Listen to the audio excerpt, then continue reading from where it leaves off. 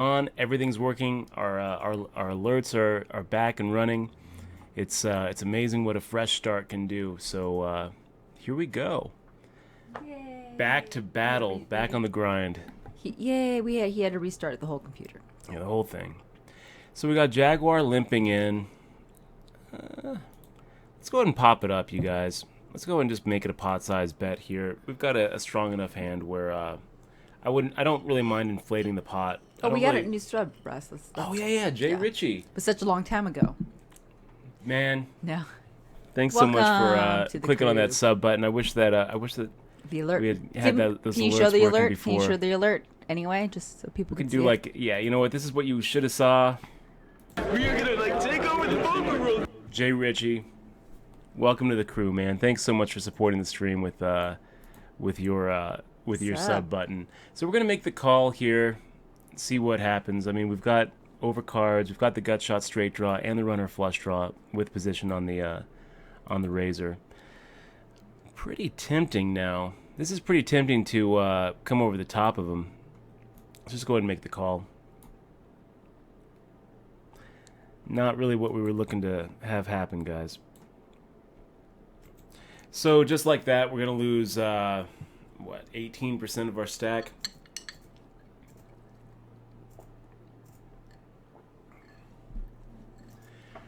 Yeah. Maybe we're ahead. You know, maybe he had something like an ace-10 or an ace-9 and was just playing super aggro. We're going to go ahead and give him credit for having better than no pair. Oh my god, I ate too many cookies. Now I'm high. I'm pretty sure that I had 10 outs there, guys. I'm pretty sure that he had something like a 5-4, maybe even maybe he even. Well, I don't know what he had. I don't know what he had. I like to think that we had 10 outs. That we were looking at maybe pocket 10s or something. The way that it went down 3 bullets though makes me think that maybe we didn't. Maybe we had 4 outs with the runner flush draw. I'll be right back, guys. where are you going? Oh, it's gonna.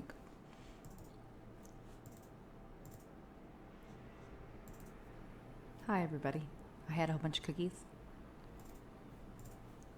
We all know that already. Dutch is not in the hand. Oh, he's back now. Yeah.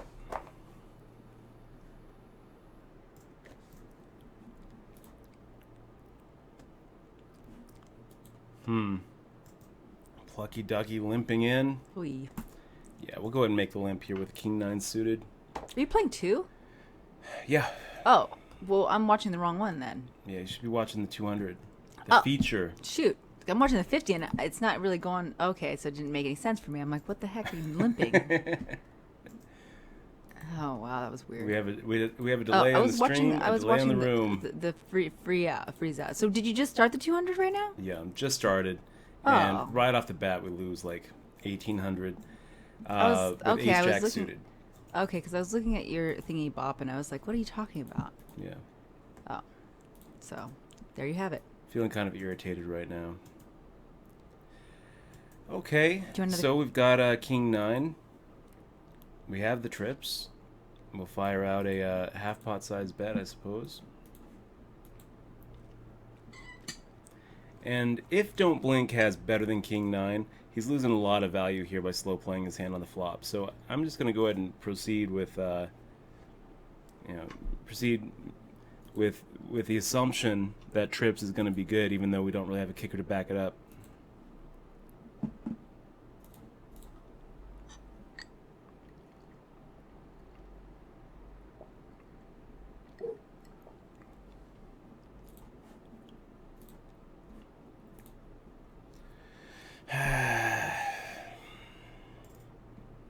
Feeling frustrated though, guys. That's not the way I want to start the tournament. 5,000 chips to start with. There's no rebuys, there's no add-ons, so every little bit really counts. And looking back at the way we played that hand, I mean, I don't really know when we're supposed to fold. The guy just donk led right into us. Maybe we're supposed to raise that flop and just try to play aggressively. I don't really know what we're supposed to do. But we did it. You know, he made a pot-sized bet on that flop. I'm watching it on the stream right now. So he makes a pot-sized bet with the 5-3-4. That's not really that bad of a flop for Ace Jack suited. So went ahead and took it for another card. Actually hit our spade flush draw. So now, like, I was supposed to just get away from it here with the nut flush draw and the straight draw and maybe the overcards. I don't think so. Maybe we raise on the turn. You know, maybe that's the way to go. There's no sound. Do you have sound on? Oh, wait, never mind. I'm pretty sure we have sound. Okay. Okay, cool. Okay, I got it. Okay, works now. Oh, he didn't have his headphones plugged in. Okay. Grateful Mouse. Causing stress, buddy. No. Okay, so... Yeah, I don't really know what we're supposed to do there, guys. I'm interested to hear your thoughts. I'm going to look them up here on the stream.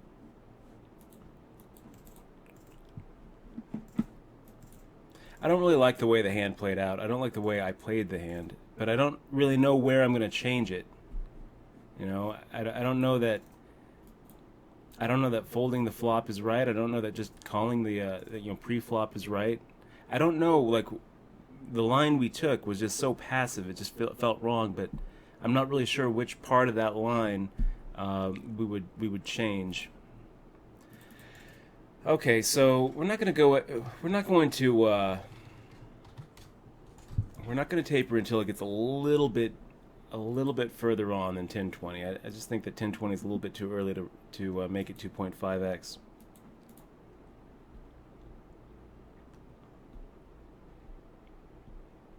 And Pat's Poker 23, thank you very much for the congrats. Doggy Style 007, 18 outs with Ace Jack suited, maybe. I mean, I think that we can count on 18 outs there, but it might not be 18. We might be looking at like 9, you know, maybe even less. Maybe even less if he has a blocker. I mean, if you give him pocket sixes with a 6 of spades, then we've got 8 outs.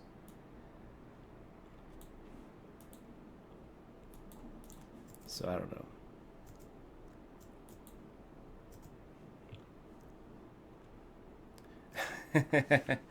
Nilesy, thank you very much for the fist bumps.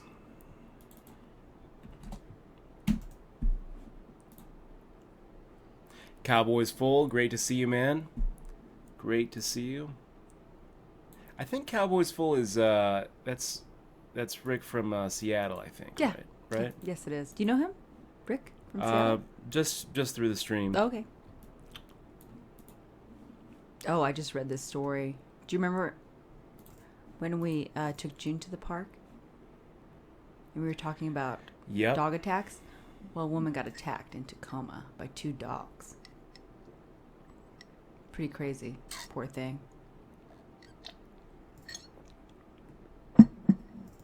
Like, she was actually going to the store, like a convenience store, to get a Coke. She got out of her car and 2 dogs came after her, attacked her. Wow. Yeah. Just thug dogs, huh? Yeah, I guess. Poor. Yeah, I don't know. It's crazy. I'm watching the video here. Oh my gosh. We got Bang Biscuit chilling out in the stream with us. Good to see you, man. Saying bet $100 there. I think that's he's talking about those Trip Kings. Hashtag Swagyo saying to do today's your day. Hey guys, take a look at this. I'm gonna show you what else is going on here. So this is the freeze out that we started the stream with. Not the featured event for us today, but how fun is this? So this guy raises. I make the call. Alright, Chip just overships for 37 bigs, and then you got Orlando Slim just making the call right there. This is why overshipping for 37 big blinds is just such a mistake, especially when you got the rest of the table to left to act. He's just wow. He's never supposed to be ahead there. It's okay though. He's gonna just slide through. Wow, crazy. Can you really blame Orlando Slim for making the call? I mean, he only had 50 invested in the pot, half a big blind. Now he's going to go ahead and put 40 big blinds in the middle with what he hopes is a coin flip. I mean, can you really think that R.I. Chip is doing that with ace-queen? So I don't really like the call from Orlando Slim. I understand. I mean, no one's going to really fault you, but the reason that people like shoving with Ace King is because you figure never to be that far behind, and you have fold equity. So you're able to turn your 48 percenters into more like 60 percenters from all the times where you get lower pocket pairs to fold. So there's a big difference between calling off your whole stack with Ace King and shoving your whole stack with Ace King when you have a little bit of fold equity. If R.I. Chip had made the shove with Ace King, I hate that shove less than Orlando Slim's call with Ace King. So what's the takeaway here? I guess what I'm saying is don't overbet the pot. Don't overship like we just saw R.I. Chip do. And if someone does overship the pot, look at it as just like a little lottery ticket for those times when you wake up with aces or kings. You don't need a call with Ace King for your whole stack. An Ace Jack offsuit, we're going to go ahead and fold that under the gun this early in the tournament. Let's get back to our feature tournament, which is the $200, the Sunday Million, the WSOP.com Sunday Million, and $5,600 up top for first. So we'll see what that number might go up if we get a few more entrants here. It looks like they are just at their guarantee right now. 100 players left, 104 entered. So how much do they rake off of this? I think they take $15 off. Yeah, so 7.5% rake. We can live with that, I guess.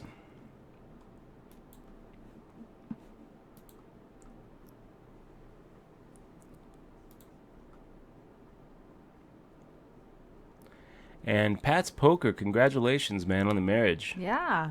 We're going to go, right, Dutch? Yeah, let's fly over there. Where is that, New Hampshire? Yeah, I've never been. I've never been to New Hampshire. Sounds awesome. It does sound awesome. Congratulations, Pat's Poker.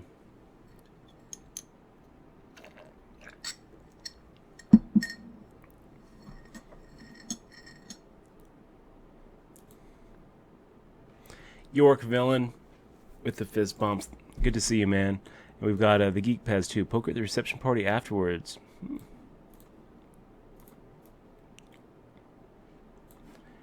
Adam Vogel, who is a friend of the stream. I wonder if he's watching right now. Adam, if you are, what's up, my friend? Let's take this down, buddy. Tacoma's literally the worst part of. I used to live in Tacoma.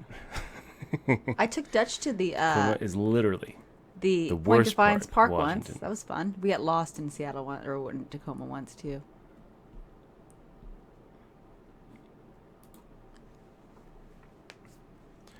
Well, Cowboys Full Vegas will welcome you. I hope that I hope that it goes well with rear view mirror. He's moving here. Yeah, he's starting anew.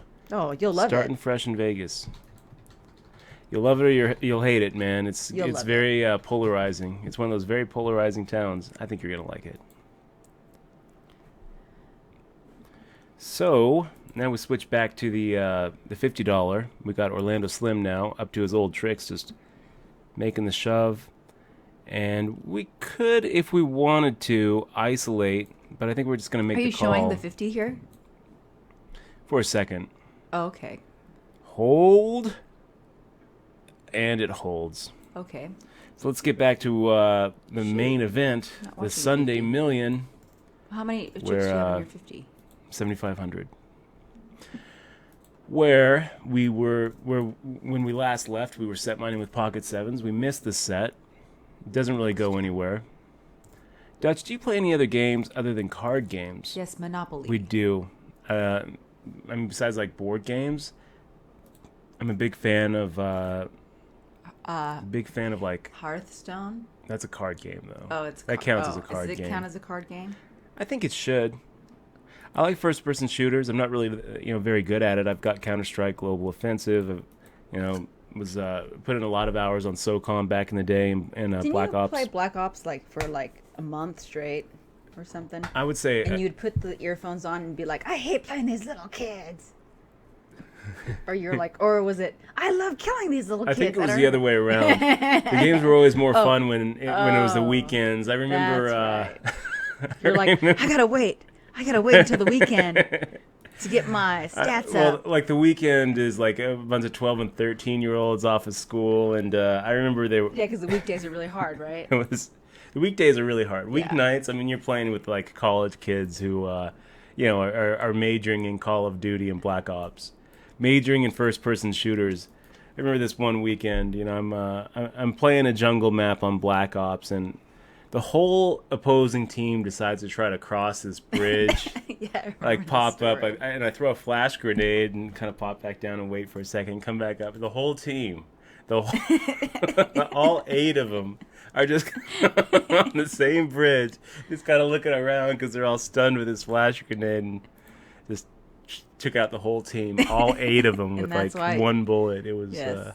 It was the highlight of my Black Ops career. I wish we recorded those because that would have been really, really funny. Oh my gosh, it was just wonderful. What does it take to record your Black Ops?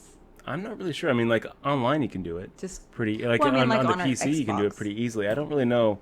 I don't think that Xbox has a way to Twitch stream, but PlayStation 4 does. Is that right? Maybe we should get a PlayStation 4 then. Anyway, yeah, I'm a big fan of first-person shooters. I play a little StarCraft 2. And I love games like Civ 5. I mean, big fan of those kind of games. I also am a big fan of like the Quad X games.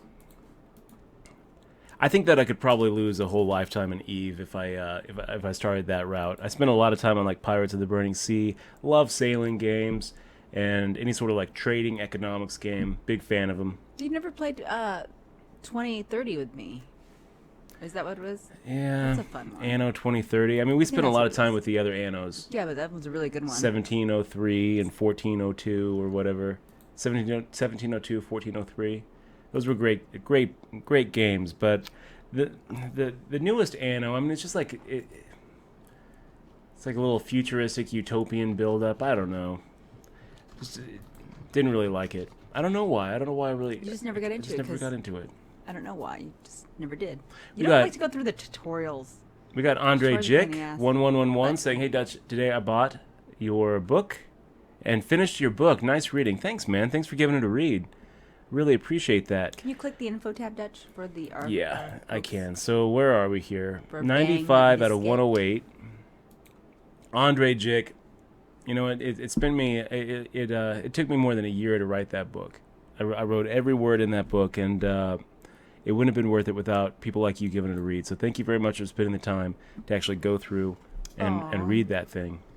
It means a lot to me.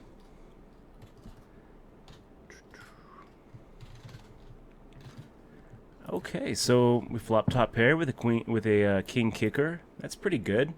I like that. That's a good flop. Jay Vigilante decides to make a quick check call. We're not going to slow down, guys. 2 of spades. It's pretty good.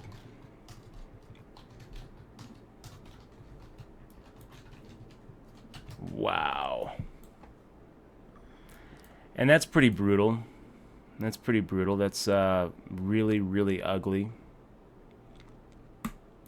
Hitting a 2-outer on the turn, man. That's salty, guys. So we're down to 62% of our starting stack in the WSOP Sunday Million. Aww. And you gotta love the way he played that too. So he decides to go ahead and check call with a 2-outer. Maybe 2 outs. Keep in mind that the flush draw was there. He didn't have the diamond, so he might have even just had 1 out. Hits his 2-outer on the turn and just check calls. He's not. I mean, he's losing a lot of value by slow playing this hand on the turn. I think that if he check raises the turn, I'm not going anywhere, and then I would end up paying a pretty big bet off on the river. As it is, there's an exponential nature to these pots where if you don't if you don't try to inflate the pot early on, by the time the river comes, you're looking at 800 in there, and you can only get like 2/3 value, so a 600 bet. Nothing really to write home about. J Vigilante, if you would have check raised that turn when you hit your 2-outer, then you got me in much worse shape. I think that we would have probably saw that pot being up to 2,000. You would have gotten another 1,000 from me.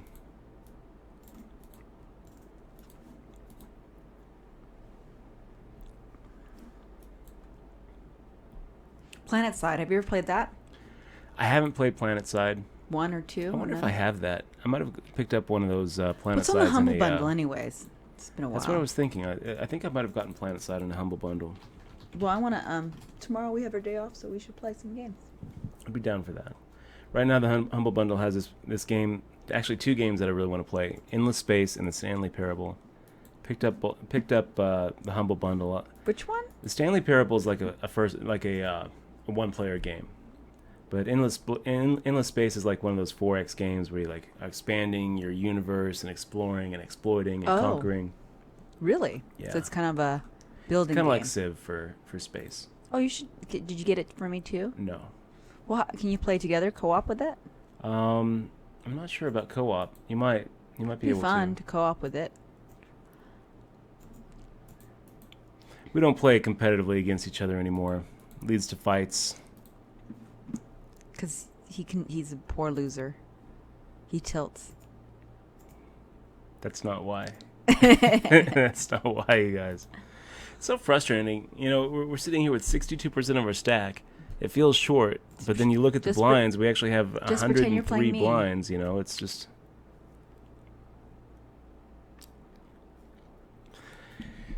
We don't really have a short stack. It's just when you look at our stack relative to everybody else, it feels short. Yes. It's frustrating. Makes you grump. Yes. Very frustrating way to start the tournament. Scoobs McGee, good to see you, man. We are gonna take over the poker world. We got DeGhoul with a sub. Man, awesome. Thanks so much. DeGhoul, clicking on that sub button really means a lot to me, man. Really means a lot to me. Pat's Poker 23, it wasn't actually a limp, it was a call. Like it was an over limp. Not an open limp. Over limp. And look, over limps are fine. You can over limp all you want. Just don't open limp. What does that mean to over limp? Over limp means that you call after someone has already limped in. Oh, yeah. Okay, so an over limp is not the same thing as an open limp. Over limps are fine. No I do that problem all the with time. over limping. Over limping is taking advantage of another player's mistake. Open limping, though, is making a mistake. So,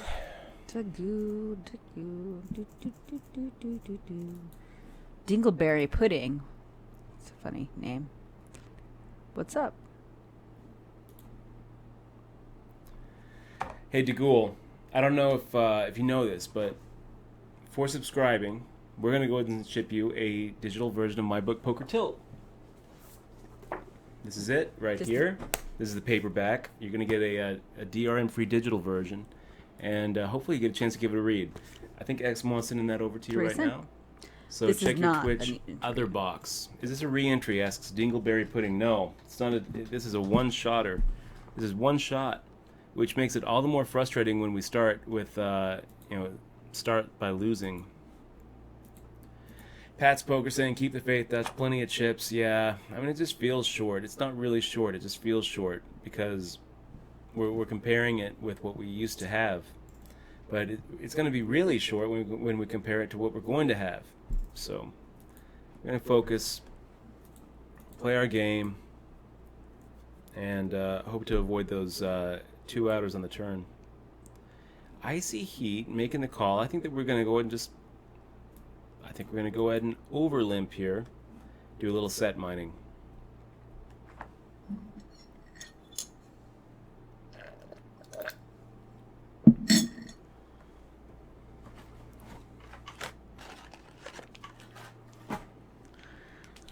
We could have isolated, guys. We could have been like, okay, we're going to isolate this pot. And we got Adam Vogel bumping it up, inflating the pot, out of position. It's a call. Let's hit a 3, and we hit that 3. We hit the 3. We finally get that gold. Is things turning around? It's yeah, things are looking pretty good. I mean, at this point, we just kind of hope that Adam has we hope he has an overpair. Icy Heat, thinking about it. And yeah, we're going to say Adam has an overpair. So we're going to go ahead and make a raise. This is, if he has like jacks or queens or kings or aces. Hey, Cakes. We're going to go ahead and get it all in here with... Oh, good luck. Yeah, thank you.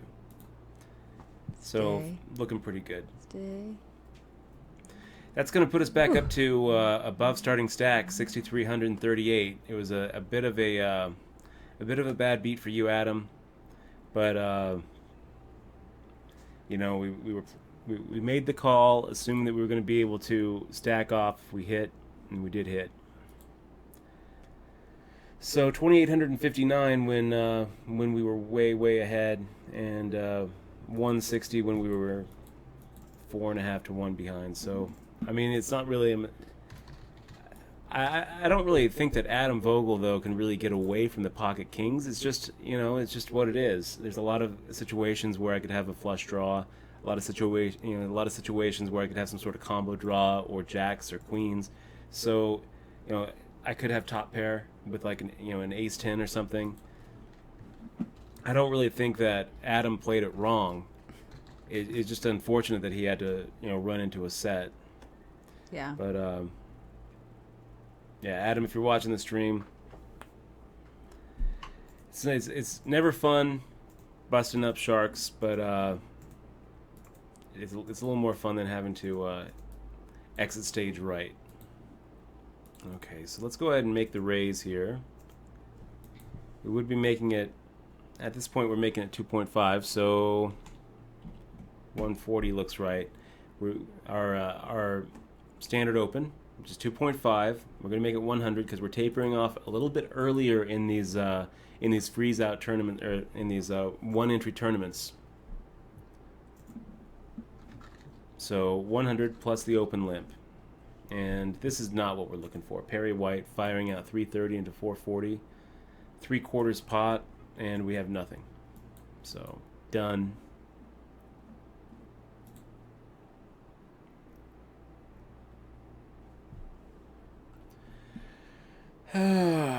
Guys.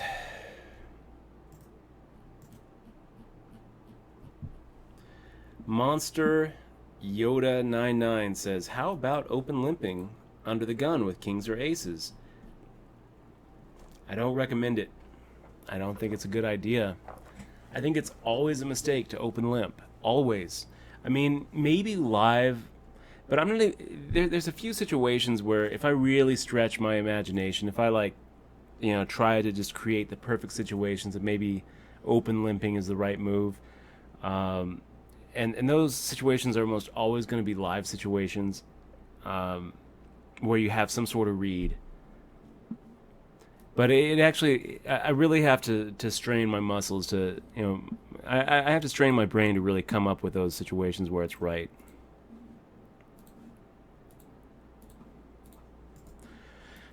So the rule is it's wrong. The rule is open limping is just a big mistake. And I mean, like, if you open limp with aces under the gun, what are you going to do? You're hoping that someone else raises for you, so then you can put in a re-raise pre-flop. I mean, is that the plan?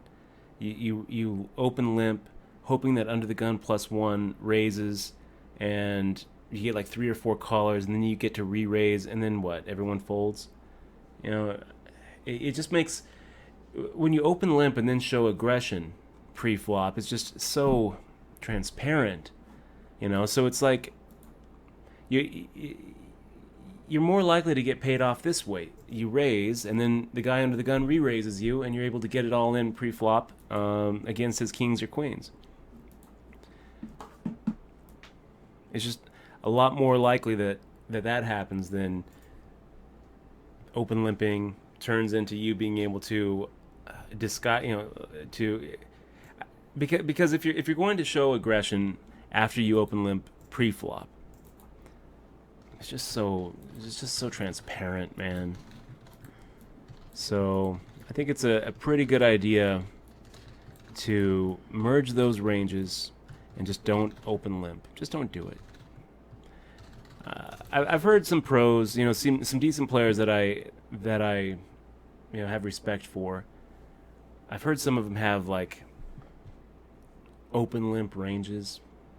I just think it's a mistake. I really do. I don't recommend doing it. Limping? Open limping? Open limping. I don't recommend it. Maynard, thank you very much. Set of threes. Feeling pretty good about that one. Wow, Sega Genesis. That takes me back. I never had a Sega Genesis, but I had a friend that had one. And we just played Sonic.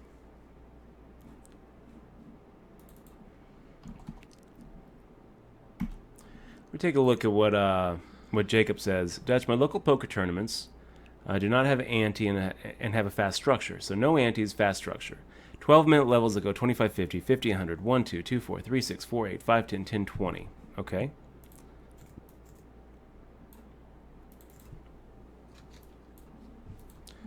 I keep finding myself at the final table without a lot of chips. Any advice? Sorry for the wall of text. No problem, Jacob. I mean, do you keep on finding yourself at the final table where you have no chips and everyone else has monster stacks?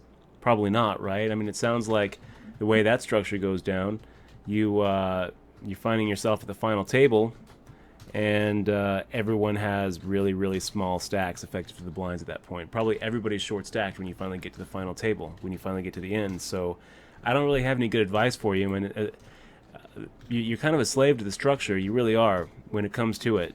The fact that you're making final tables is good. And I just don't think that you're going to be able to make final tables with that kind of structure where it's moving very quick with very quick blind levels and not be in a situation where it's kind of a shove fest towards the end and everyone is looking down. You've got like the top stack of the table maybe having 12 bigs and the average stack maybe being 8 or 7 big blinds. So no real advice, just study those push-fold charts and realize that people are going to be playing tighter at that final table than really they should. They're going to be knitting it up a little bit more than they should. And don't chop. Don't chop. You're not there to make friends. And the very fact that you're even here asking the question would suggest to me that you probably have an edge against most of those people you're final tabling with. So why reach into your money and give them $20 to gamble it off and or pay for their buffet? You're there to make money, not win friends. So don't chop it up. That would be my advice for you. Okay, we've got a little hand of brewing over in the other tournament today. Let me go ahead and show you what's going on here. Pocket Queens. Oh, this it's is one of those unbeatable 50s? hands. No. And we get through, which is okay. I'm fine with just getting through. Wow, you have Yeah, we're doing big pretty chips good here. in this one. So we've got 10,360, which puts us 11 out of 49. Not too shabby. But let's get back to the feature tournament, shall we? The Sunday Million on WSOP.com. First place, $5,600. Life-changing money. What would we do with it, Eximoa? What would we do? Quit our job and travel. I think that we Go to would be. Disneyland. Would we? You want to go to Disneyland if we just win this? Sure, we can go tonight, and then we'll bring June and leave her at a little daycare and just go hang out, take some pictures. Come You back. got it. If we win this Oh event, my God! Now we're we going have to to Disneyland. win. The next time You guys we heard it. win This. the weekly Sunday, any weekly Sunday, No, you're not we'll going to go. we'll go to Disneyland on Monday, Tuesday, Wednesday. That sounds like a good plan. Nice little break from poker. Spend a little time on the beach. Michelle, you got it. That is a good plan. We can go to Zion National Park. Second too. place. Now I feel like I Nothing. should have asked for something better. That's Damn. pretty funny. Okay, Doggy Style. Flop a set, 33%. You make a full house on river. Got it from Mike Petro's Hold'em odds book. Interesting.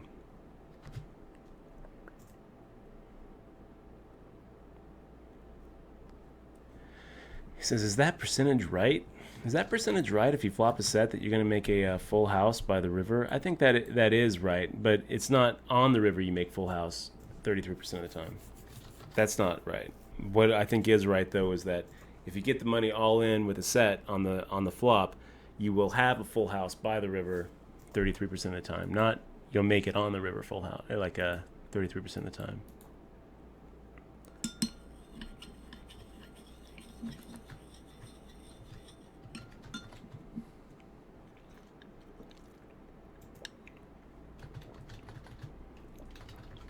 There have been a few situations where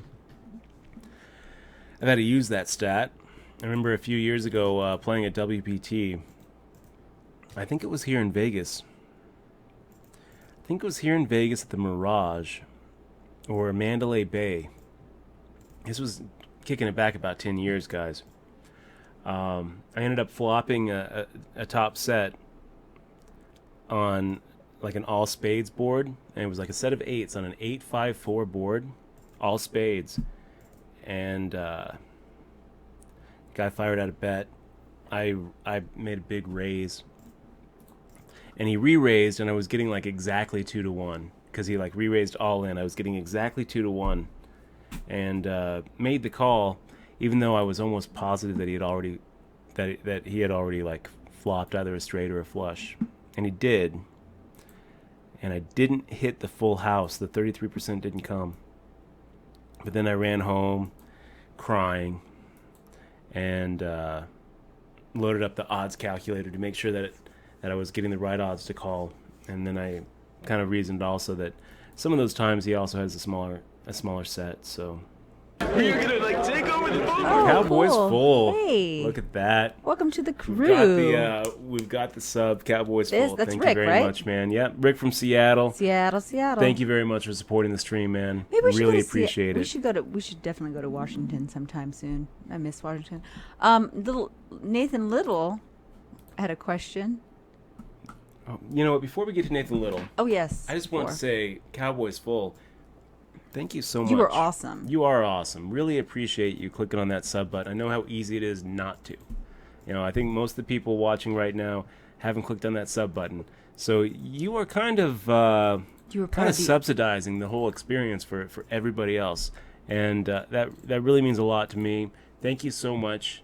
I really appreciate it. And if there's anything I can do to make your life a little bit better, Rick, I want you to let me know. Looking forward to hopefully seeing you make some big scores out here in Vegas. Oh, yeah. Hopefully we When you're run here, into it's each gonna other be at a lot of final tables.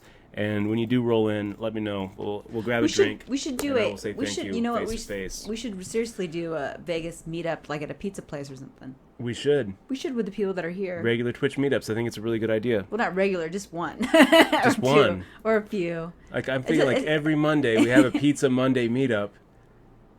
No. Hey, Rick.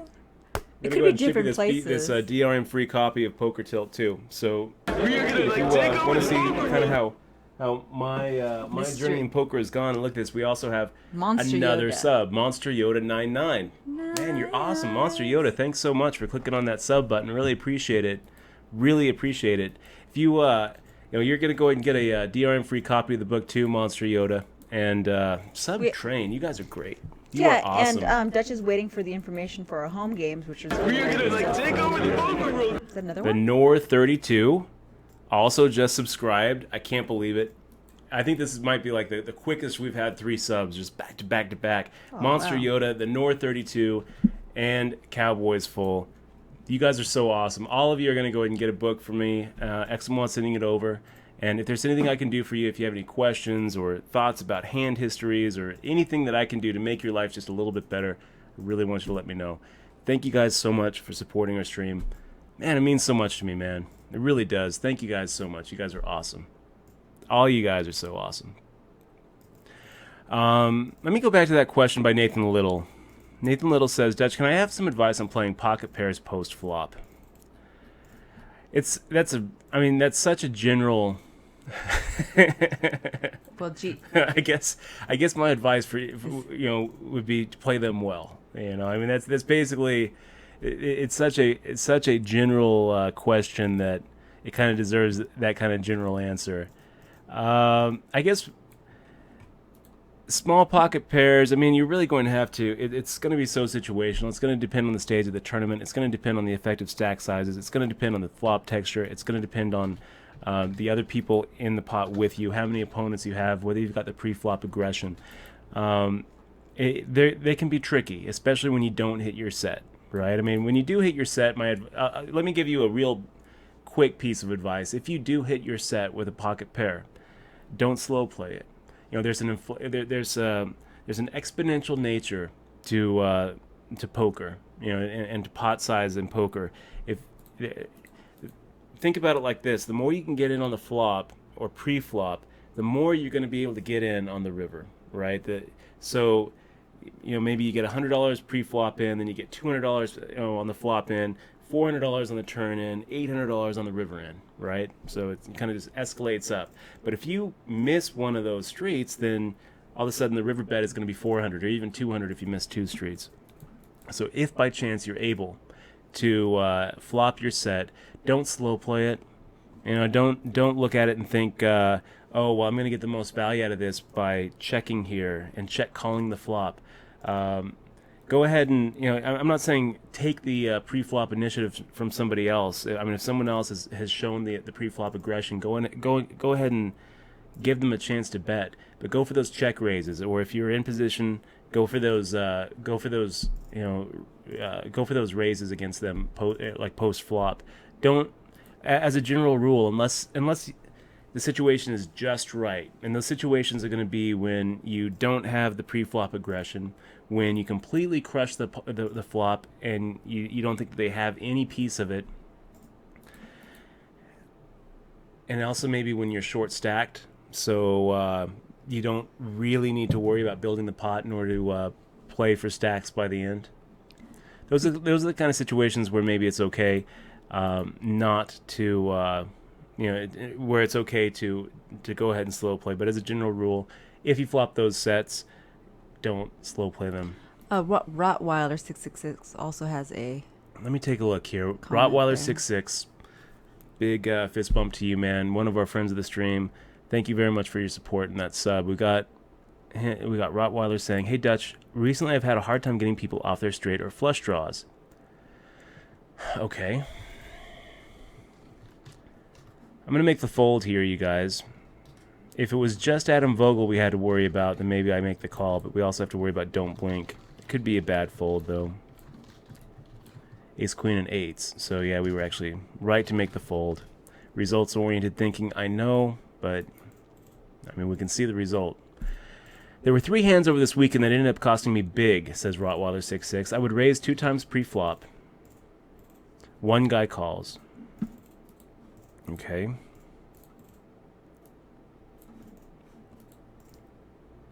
I would hit top pair but see a possible draw, so I bet half pot. Okay.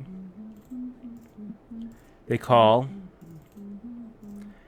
And the turn is no help, so I bet another half pot, and they call, and then they hit the river.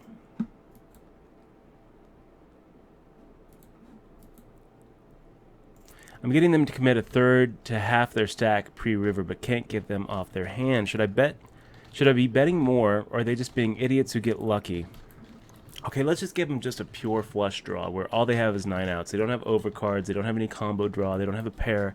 All they have is 9 outs. So on the turn, right? Let's back it up to the flop. On the flop, when you bet half the pot, they're getting the right odds to call.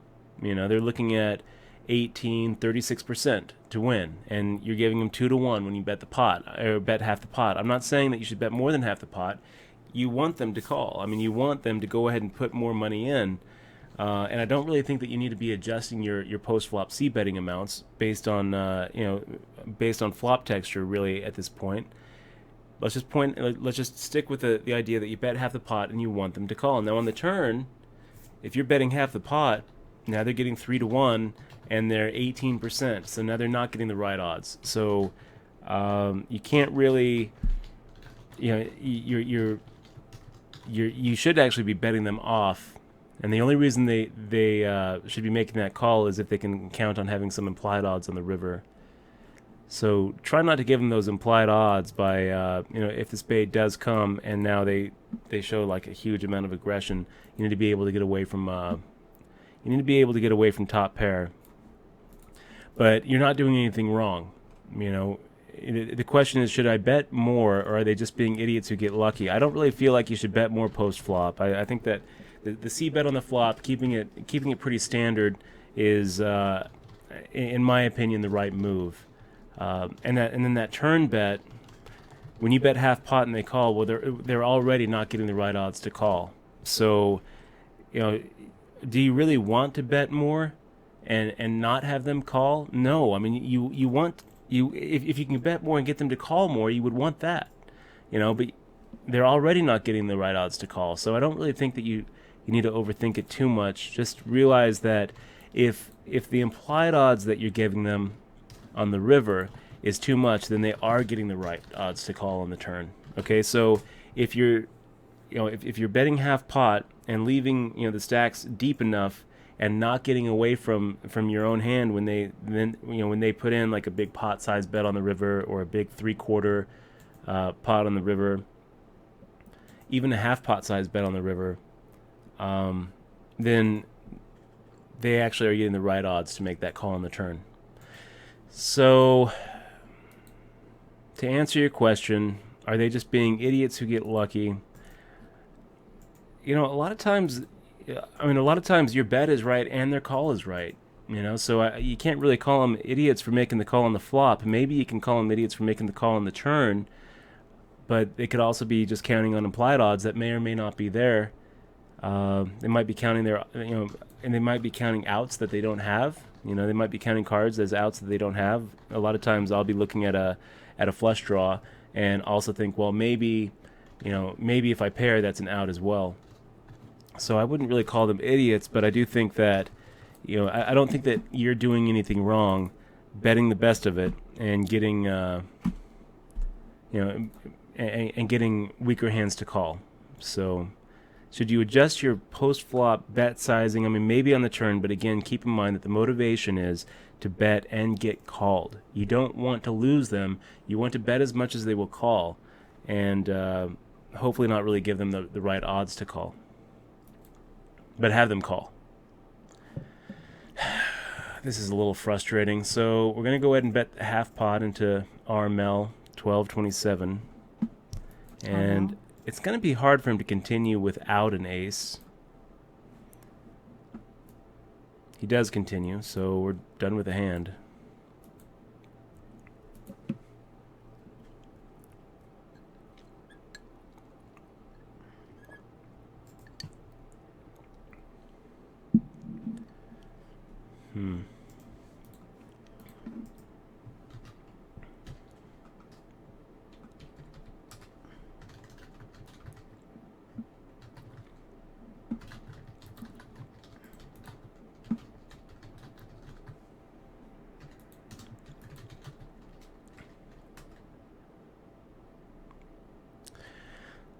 Bob Hatter, jury rigging with a screwdriver. The button doesn't work anymore. Be careful, man. Those things get hot, don't they? Yeah. Yeah, they get hot. Dutch used to put one in his pocket, and he would get it every hot once in a while. Every like, once in a while, it would that? start burning in there. Yeah, we're talking about vaping and e-cigarettes. The little e-cigarette thingy bop. Looks like my wee wee is green is very upset and sad. I'm looking at this little hand history that he just spelled out here. So he was playing the ACR $1 million guarantee. Oh. He raised 100 chips with pocket sixes at the 2040 level. Oh, right. Okay. So this is super, super early. I think probably everyone started with like 10,000 chips. Okay. You know, so the guy calls him. The flop comes King Jack 6, so he flops his set. There's 2 diamonds, and the idiot just shoves all in for 10,000. Okay. Into a 200 pot, and he has a 4 high flush draw. Oh my god. So my wee wee is green. Snap calls with his bottom set. Usually when I do that, my wee wee is green. They end up showing me something like an ace 10 of diamonds with that beautiful combo draw, or a set of jacks or a set of kings, and I have much fewer outs than being the favorite. So you're up against a flush draw with your set. He hits his 4 high flush draw, and that's it. That's the pain right there, wee wee. That is the pain. My wee wee is green. That's the pain. It's the life we chose, man. You know, it sucks. It sucks. Most tournaments are going to end with a really, really salty taste in your mouth. That's how it works. That's the rub. Sorry that didn't work out for you. You can take small comfort in knowing that if it did work out for you, chances are you would run into another idiot and another bad beat a little further along the line. That's pretty brutal, man. I'm sorry to hear it, dude. I wish that I would have loved nothing more than to have the updates here on the stream, hear that you are making a deep run. Oh my gosh, you made the money. Oh my gosh, you're at the final table with Loaded Up. We would cheer you on as you took down the $200,000, and then hopefully hit that subscribe button. Can we see how much are left in really annoying, man. These tournament Dutchie? I'm sorry? Can you see the lobby and see how many people are left? Yeah, so we got 117 left in the 200 and 56 left in the 20. Let me show you the 20. We got 9,780 in the 20, 13 out of 56, and 41 out of 117 in the 200. Well, Adam just stopped by to say good luck. Adam B. Is that our Adam? Sorry to see. I was sorry to see you go out like that. It was pretty dirty, but thank you very much for stopping by. Very sportsmanlike of you, and always a pleasure to have you in the stream. Always a pleasure to see you at the tables. Really, always looking forward to making a lot of final tables with you. Okay, guys, I'm going to take a minute and 18 seconds off. We'll be right back.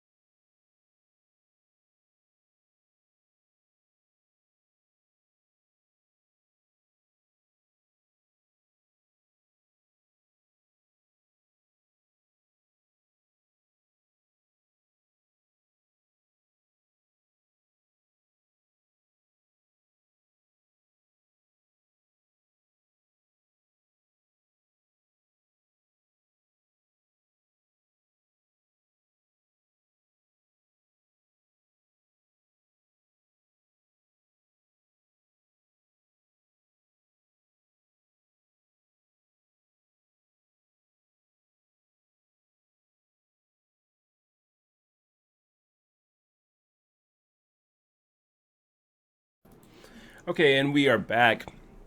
Action 325, good to see you in the stream. I guess he's letting everybody know he would have gone broke with those jacks on the Ace 8-8 3 diamond board. We, on the other hand, are going to fold those jacks when the guy makes the call and then fires out on the turn.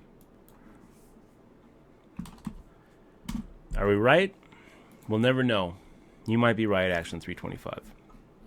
But I think that a lot of times... Oh my gosh, I'm playing this free roll right away. All in, all in. Jeez. Really? Right away. Jeez. Good luck. I could have won, too. 5 came out. Dang, and I would have won that. That's really funny. Oh. NVN177 Dutch, when you see bet a missed flop and get called, then say you'll be done with the hand. Are you worried about people who know how you play via watching the stream calling your c-bet just because they know you won't continue on missed flops like that Jack-Jack hand? No, I'm not too worried about it. I'm not too worried about it, NVN. I mean, of course, we could get exploited. We could be getting pushed off the better hand, but we don't always just give up. You know, it's really about board texture and what we're kind of putting the other person on. BTB03, welcome to the crew, man.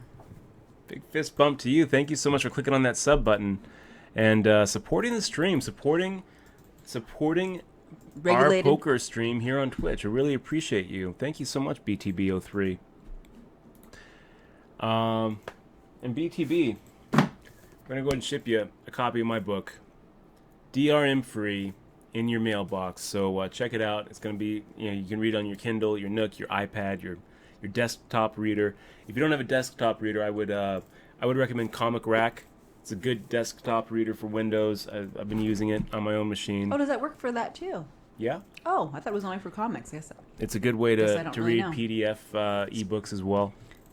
And BTB, thanks so much. If there's anything I can do for you, please do let me know.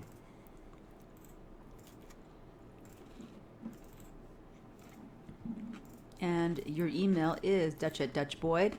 Mm-hmm.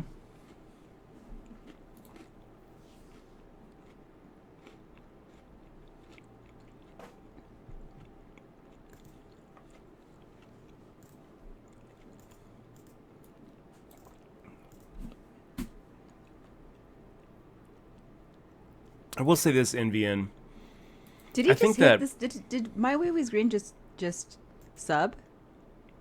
Oh no, you'll get good karma. They're telling him to sub. All right. Leave him alone. Leave him alone, guys.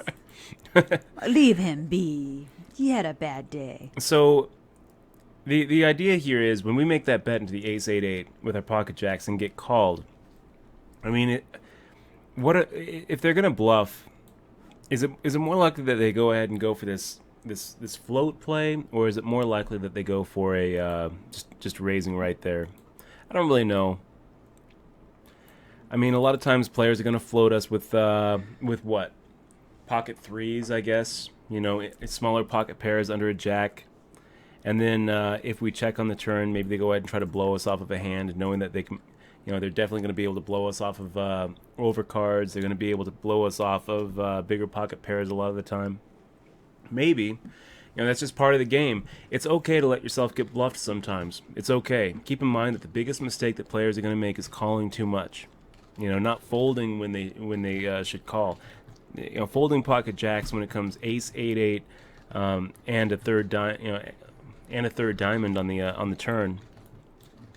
When we raise pre-flop, got a guy right next to us making the call, who goes ahead and makes the call when we c-bet. Just makes me kind of feel like pocket jacks isn't ahead. Maybe it was.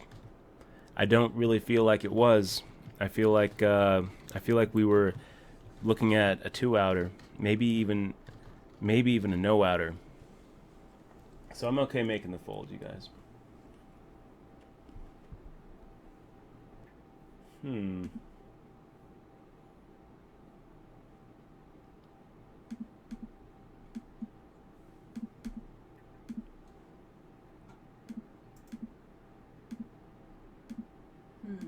What's going on now?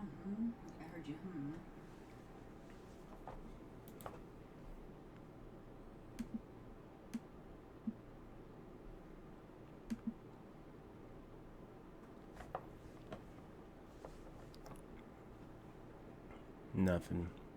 Nothing's going on. I was looking on my laptop.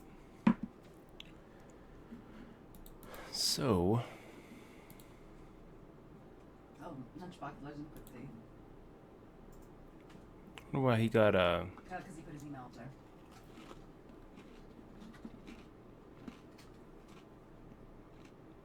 You got it though.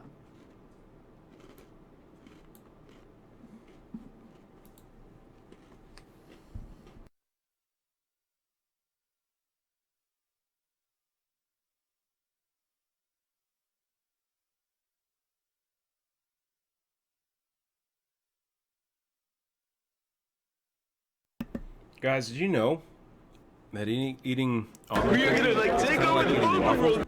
The skull bone? It's not kind of eating waffles. It has the ingredients as waffles. I found that out on break. The skull bone just subscribed. I see that. Skull bone, you're awesome, man. Thank you so much for clicking on that sub button. That's really cool of you, dude. Thank you for supporting our stream here at the Dutch Boyd Twitch TV channel. Really appreciate it. And Skullbone, you're gonna get a book, dude. DRM free. Check your Twitch message box for that. Xmon's gonna go ahead and send it out your way. The skull bone. That's all he wanted. The brain bone's connected to the skull bone. I like it. Welcome. Well, I hope that you get a chance to read it, Skullbone. He says, "Hi, I wanted the book. I hope that you get a chance to read it. It's gotten some pretty good reviews, and if you do finish it up, let me know. I'd love to hear your thoughts.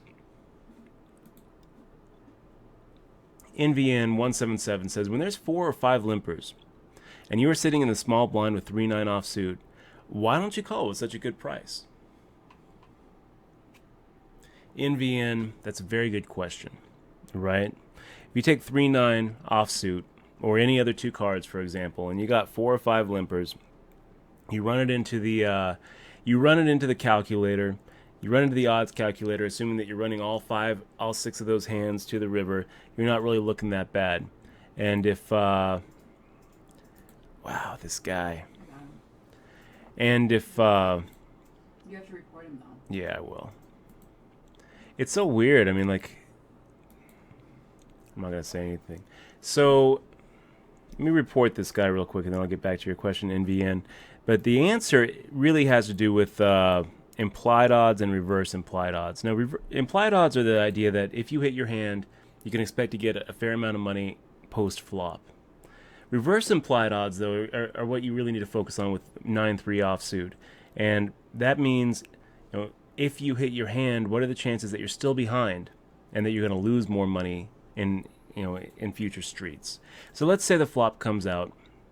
You've got 9-3 offsuit, and the flop comes out 10-9-9.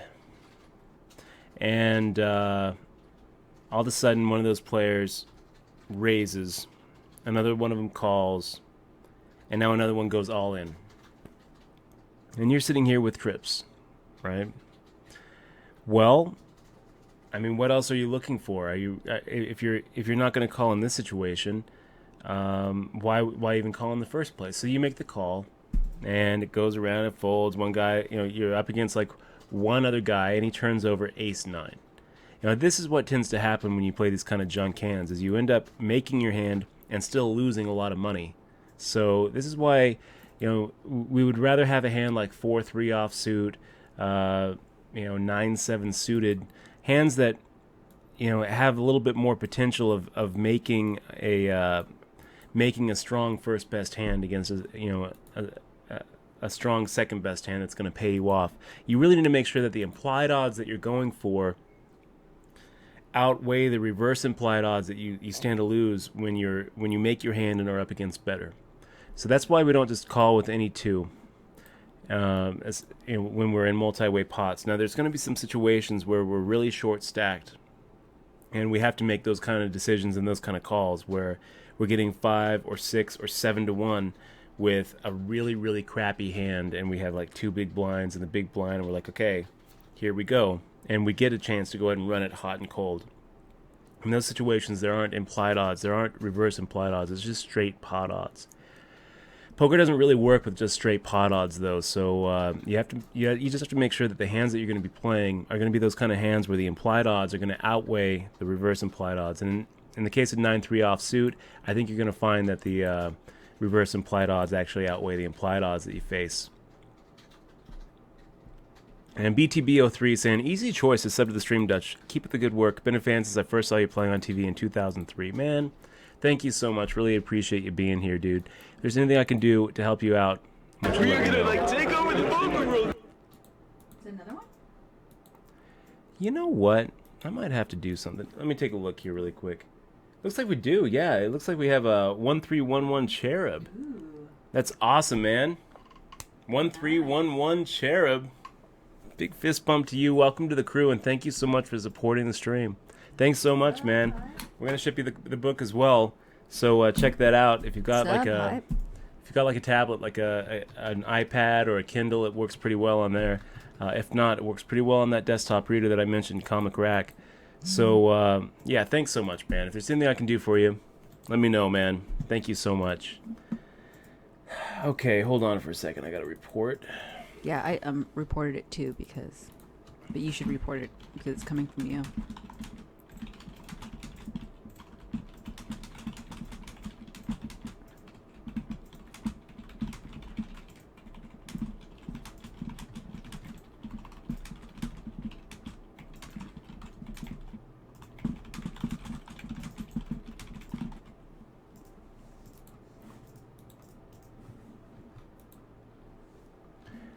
And you know what? We're gonna go.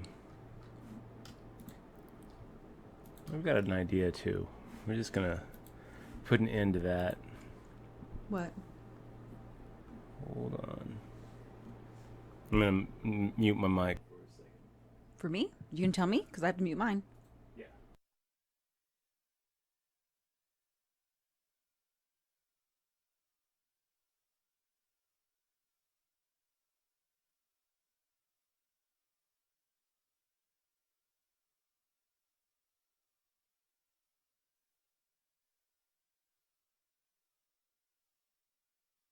I'm gonna add a couple. You should also try to get their IP banned. I did. Okay.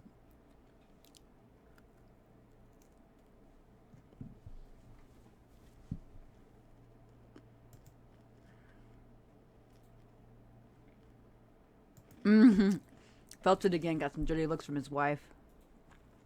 He was watching your stream last night. Oh yeah. Yeah. Apologies to the wife. Okay. Yeah. So I'm But I know how that unmuted. how it is. But I know how that is.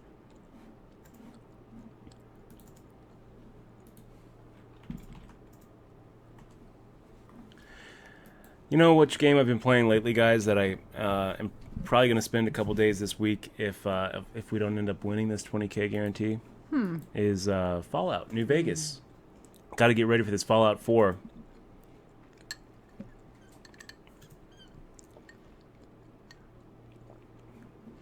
I think we should battle. I think you should play me Agricola. I want you to play me Agricola, please. Agricola? Yes. I've been reading books about it. How I can beat you. So, okay, that's what it happened. So felt it again, saying, Dutch, I watched the entire stream last night. Mm-hmm. My wife gets up at 3 in the morning to go to work. Should have seen the dirty look I got with tablet and buds in my ears. Sorry, man. You should be in bed. That's that. I've gotten those looks before. Oh yeah. I've gotten those looks before. Especially when he doesn't do the dishes. Yeah.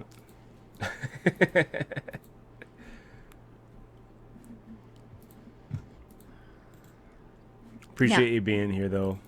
Now back to the waffles thing, Dutch. It's when the ingredients to these cookies are similar to those waffles, but a whole bunch of waffles. That's what I was trying to tell you. A bunch of waffles. And I think one waffle is like 300 calories.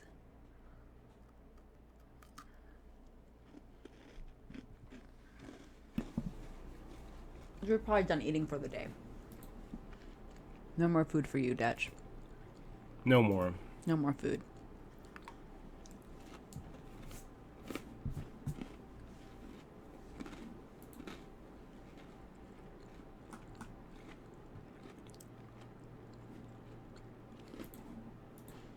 How you doing? Pretty This good. is your 200. Your 50, you're doing okay. What's your 200 look like?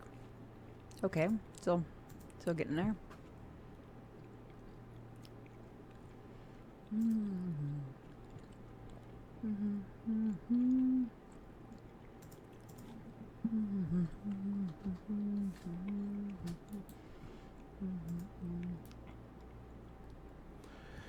Okay, Armel making the open limp under the gun. With not a very big stack here.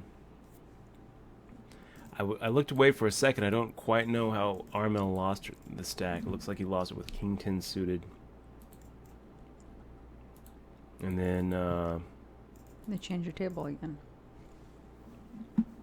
and then King Jack against a flush.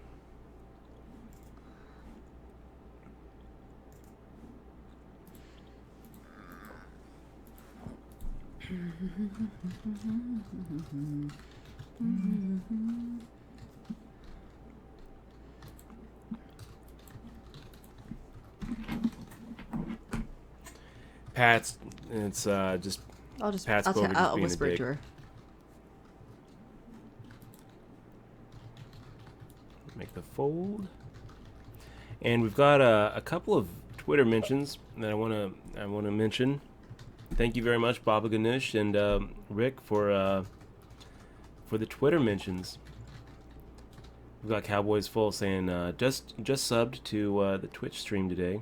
I follow a lot of poker streams, but this is by far the best. That's awesome, man. Thank you so much. Okay, we are at the point where we're doing 2.5x, so Ace-4 offsuit is going to be a raise. It just gets through. We're fine with that. And Bobby Ganoush, watch at Dutch Boyd take no prisoners in a 200 no limit 20k guaranteed tournament. I'm going to try not to. We're back to a little over starting stack, right?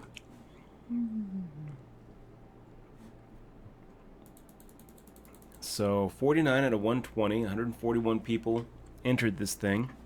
We're well above the guarantee, which is good news for the WSOP.com management. They won't have to be going into their own pocket.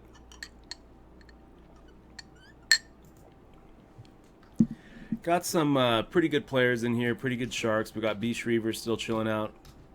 Zen Satori in the stream, in the tournament with us. We are gonna take over the poker room. And my wee wee is green. Oh my gosh, is green. We've got the sub from my wee wee is Fist bump. green. Big fist bump to you, man. Welcome to the crew, and thanks so much for actually supporting the stream by clicking on that sub button. It really does mean a lot to me, man. It really does. And if there's anything I can do for you, I want you to let me know. Thank you so much, my wee wee. My wee wee is green. Thank you so much. Thanks so much. My wee wee is green. That's awesome. Hey, also, my wee wee, we're going to go ahead and send you that book. So hopefully you get a chance to give it a read. And you'll get good karma now. And may You'll all win. your Your sets hold up. No. I don't. Yeah, that's not quite what karma means. Oh. Karma means that Good energy, Russ. Good energy. karma means that if you troll Twitch streams, you come back as a cockroach in the next life. That's what karma is actually meaning. It doesn't have anything to do with sets holding up.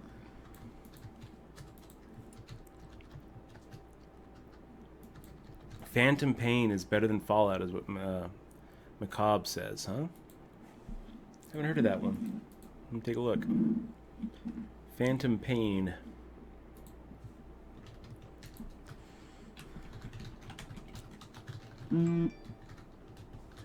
So it's the newest Metal Gear Solid. Do they have it for the PC? I used to like Metal Gear. I used to play that for the old PS2. Snake or whatever. Yeah, do they have a port for the PC? It looks like they do, huh? Aw, they said that it was awesome that your mom was watching. Yeah, that was pretty cool. She might be watching again today, so I gotta watch the mouth. She's sick. She's sick in bed.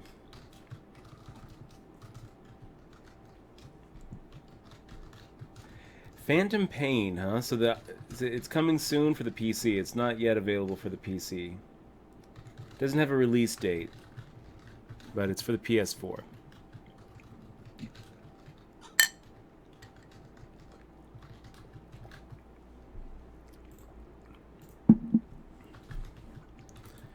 Man, guys, feeling a little bit tired. We haven't had. You ate too many waffles.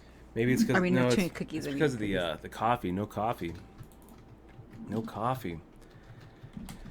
Haven't been drinking coffee for the last couple of days. Trying to wean off of the caffeine, but I might make an exception here and brew up a pot the next break. Because I'm losing steam. Gosh, I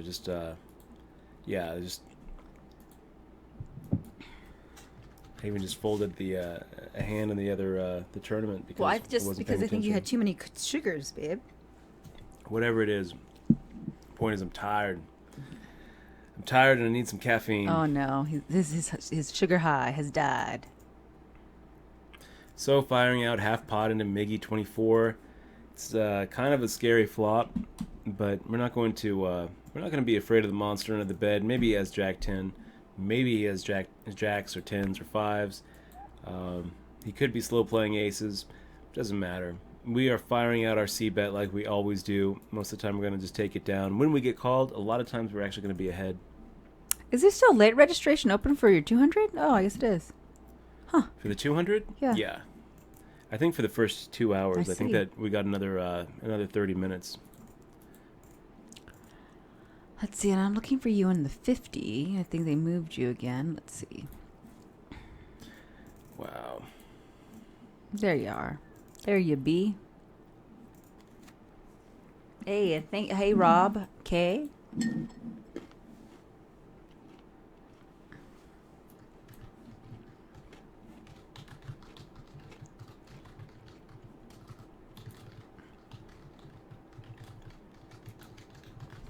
So, what do we do now with 8-4?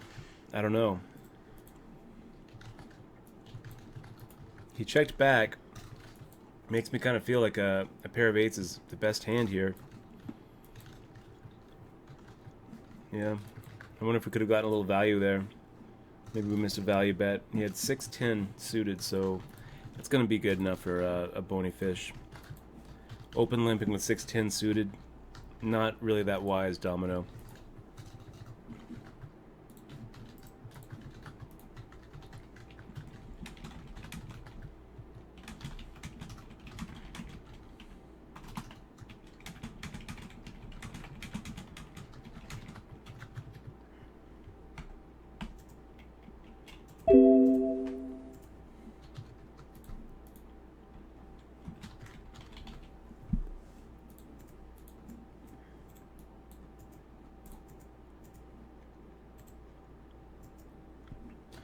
A plus game one. So the past broadcasts, those are only going to be for subs or a sub perk, but a lot of those have been exported over to YouTube, so you can check them over on YouTube.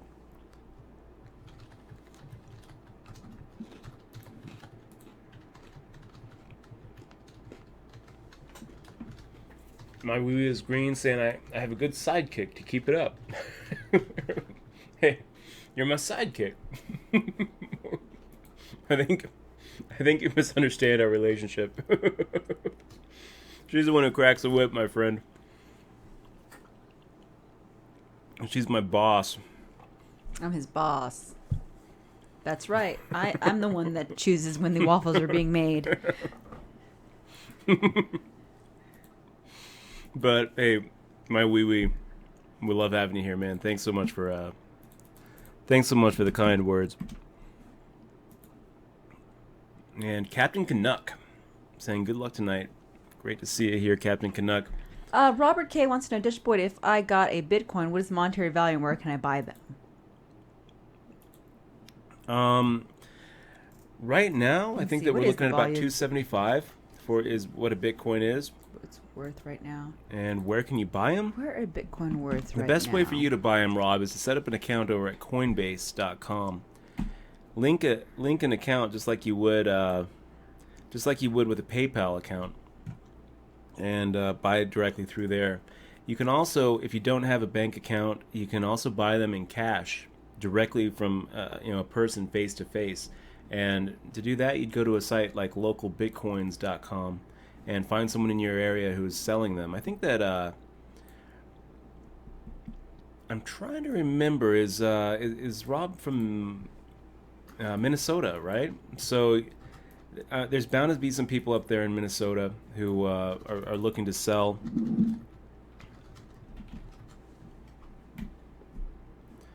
So localbitcoins.com is another way that you can go. And what you want to do, I think that the easiest way for you, Rob, to do it is if you have like an iPhone or an Android smartphone, search into the in the app stores of those and download something called the Bread Wallet, which, in my experience, that's pretty much the easiest way to send and receive Bitcoin. It's just really quick and easy. You download the Bread Wallet, then you're going to be able to, if you buy, this is for if you buy Bitcoin face to face, then you can just like meet somebody at a coffee shop or whatever. They scan your code, send you some send you some coins. You got to make sure that it gets the confirmation, and then that's it. But for you, the easiest way would be to go on Coinbase.com.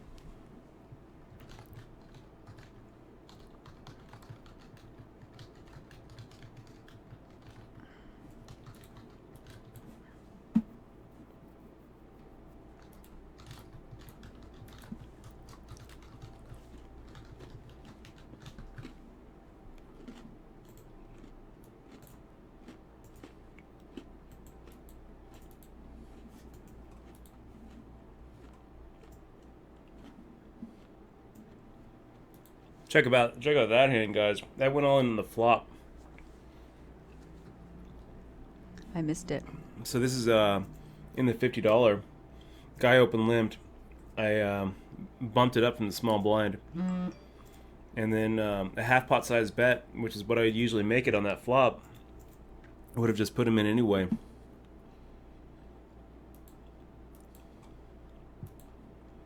Yeah, I think I'm just going to make the call here. So I just decided to shove it.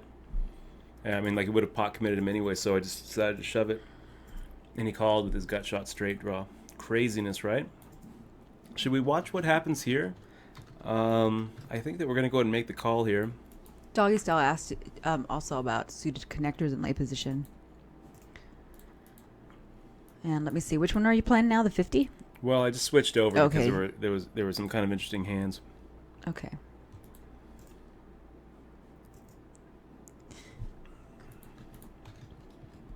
See if we can't get a little bit of value from a king queen, pocket kings.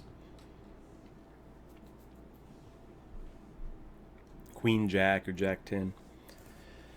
Pocket jacks maybe calls me.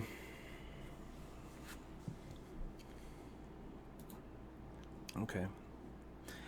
Maybe we could have made it a little bit less and just made one of those curiosity value bets where he's just going to make the call.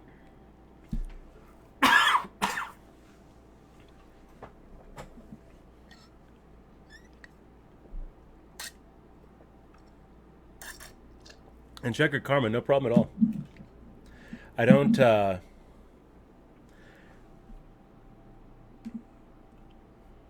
let me take a look here really quick. Did you read the suited connectors in late position? By Doggy Style? We'll make the fold here against B. Shriever, and we're going to get back to the featured tournament now, guys. Where we get moved to a new table. Bum, bum, bum, bum, bum, bum. And we got Brad Mack. Congratulations on that second last night, Brad Mack. Brad Mack. Oh, he got second yesterday? Yeah. Oh, He's the one that went nice. off on Texas to Nevada. What? I wasn't here, was I? I don't know if you No, were I was here or sleeping. not. Oh my gosh, he was a real douche. Oh, okay. Like really bad. Really? Well, drama. Okay, Dutch. Doggy Style, Doggy Style 007 asks, if you got suited connectors in lay position and number one is in the pot, do you play against the blind early in the tourney?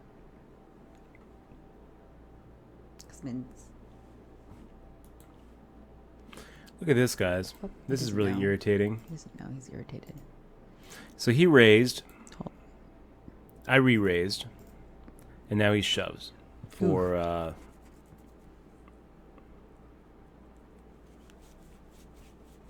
what is it, 45 bigs? 45 big blinds. He made it 2. I made it 5. He makes it 45 all in. So we're going to go ahead and make the fold there, guys.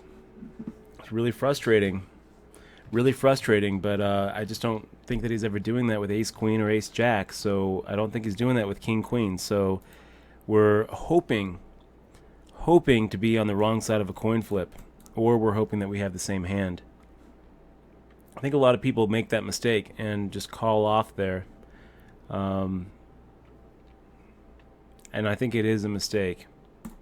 Okay, let's get back to this. And we had a question. What was the question? Doggy Style 007 saying, if you got suited connectors in late position and no one is in the pot, do you play against the blinds early in the tourney? Yeah, Doggy Style. If everyone folds to us on the button, for example, we're usually coming in with a raise. You got it. You bet we will. But there's no, it's okay to fold there too. So Brad Mack comes in with a raise. I think we're going to just make the call here. And just gang up with Koodby and Felt Junkie against Brad Mack. So Felt Junkie just firing out a donk lead. We'll make the fold. We also had a question from ETLJ89 asking, at Dutch Boy, do you have much experience playing live cash games? As a newer player, I'm wondering how much study and practice it will take to become a winning player at live 5-10 no limit. So live 5-10 no limit, you're pretty much placing yourself, really, ET. Sounds to me like you're probably watching from Evil Penguin. Resubbed. Thank you very much for being here, man. So it sounds to me that you're probably watching from either LA or Florida, because those are pretty much the only places I can think of that have the poker economy to be supporting regular 5-10 no limit. You'll see 5-10 no limit, usually here in Vegas too. But I'm going to say that Southern Florida or LA is where you're watching from. And I'm gonna say that it's probably easier to beat those 5-10 no limit games in Florida than California. See, the thing is, when you're playing cash, it's all about game selection. So, if it doesn't really make sense to say, well, how much time and study and practice do I need to make, to put into it before I can expect to beat 5-10 no limit? Well, it really just depends on where you're playing and who you're playing against. I mean, there's going to be plenty of times when the games are just so juicy that you're going to be able to beat anybody. You don't have to put any time into it. But I would say generally, 5-10 no limit is not low limit cash games. You're going to be sitting down at the table if you're in Southern Florida or or LA. You're going to be sitting at the table with some tough competition. 2 or 3 of those guys are going to have given up their jobs and are trying to make a living playing the game that you're playing. So my recommendation to you would be to stick with weekends and nights for one. I mean, if you're focus on the time when the weekend warriors are going to be coming out and the games are a little bit softer, you really need to be attacking those games and practicing good game selection above everything else. As far as like how much time and study and practice goes, I mean, I don't know. It's 6 months to a year if you really spend a lot of time reading all the material out there. I would definitely recommend the Zachary Elwood books if you're trying to attack live poker. Those Reading Poker Tells and Verbal Poker Tells are both really solid books that can give you a nice little head start. What else? What would I suggest? Wow, we got 7 deuce making the call here. A third ace comes on the turn. A little bit worried about getting out-kicked here, but I think it's just a lot more likely that we're up against some sort of flush draw. The fact that third ace came actually helps me get some value out of this hand because it makes 7 deuce think that maybe I don't have an ace. I mean, with 2 aces on the board, it's a lot less likely that I have one of them. So I think that we go ahead and fire out another half-pot size bet, and maybe we get called with a 9.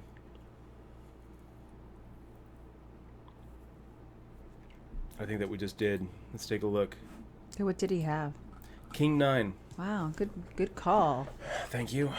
So he was drawing dead on the turn.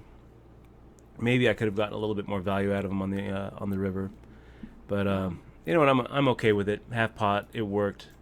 And what other good books would I recommend out there? The Jonathan Little book about beating cash games. Maybe you pick that up, and maybe you check out Bart Hansen's CrushLivePoker.com. I think that that's a pretty good site focusing on specifically beating live no limit cash games. Keep in mind that a 5-10 no limit, that's going to be a tough game. It's going to be a tough game. 2-5 no limit, you're still getting a lot of recreational tourists, and 1-2 no limit is almost always a good game. 5-10 no limit is when you're going to start running into some real sharks and some real legit players. So just be careful. Go ahead and make sure. If I can give you some really good advice, EJ, I think it was EJ, right? Who asked? Let me go back up. Yeah, ETLJ. If I can give you some real good advice, ETLJ, it's to have some real strict stop losses in your game. So a 5-10 no limit, maybe the buy-in is going to be, maybe he might not even have a cap. Depends on where you're playing. But the minimum in that game is going to be probably like a $500 buy-in. Let's say the max is $1,500, right? So, if you go to that game, whatever your buy-in is, I would go ahead and probably put a stop loss at 2 buy-ins, and have maybe even just one buy-in. You might want to just say one buy-in when you start playing the game, and adjust it up. So if you end up like tripling up, let's say that you buy in for 1,000, you triple up to 3,000, and then you drop back to 2,000. Well, you've hit your stop loss for the day. So go ahead and get up and leave. That's my advice for you, man. Adjust that stop loss upward, but don't have a stop win. That just doesn't make sense. Don't be like, well, I'm gonna keep on playing this game until I win $500, then I'm gonna leave. No one ever won 5,000 in a session who stopped at 1,000. So don't have a stop win, but have a stop loss, have a really strong stop loss. Yeah.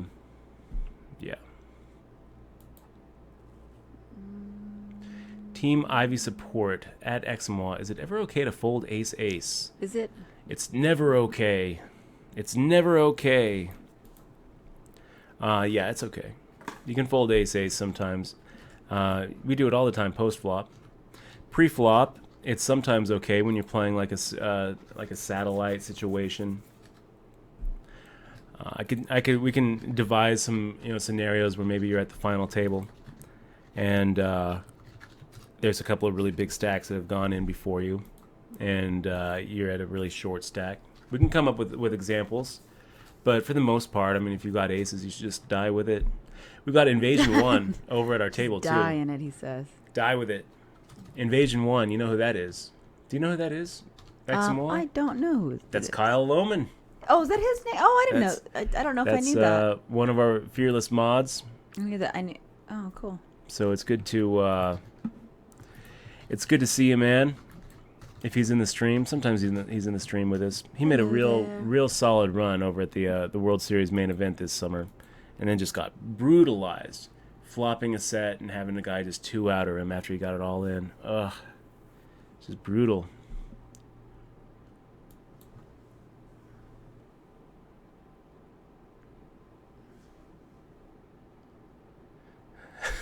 Flatty.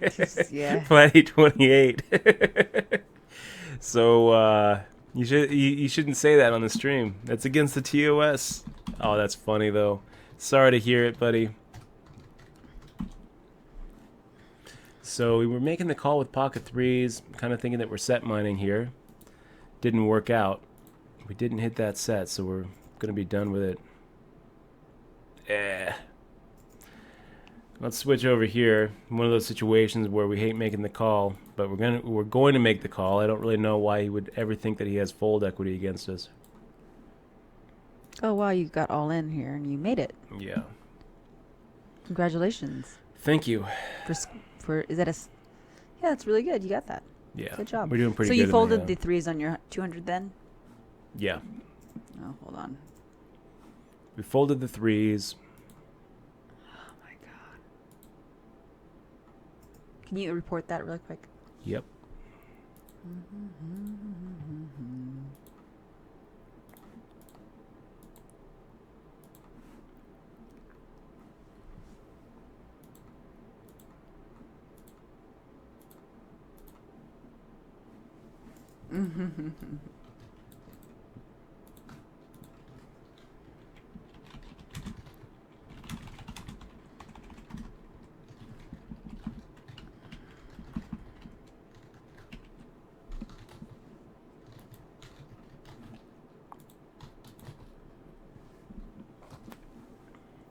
So 7 deuce making the raise, getting 2 to 1 to make the call. I think we're gonna actually make the fold here, you guys, just because I think that if we set mine there, I'm not convinced that we're actually gonna be able to get the kind of implied odds there. Out of position, would be a lot more likely to make that call if we're on the button. And we've got slow betting, slow be done. Making the raise here from under the gun +1. I think we're going to go and make the fold here with ace-10 off.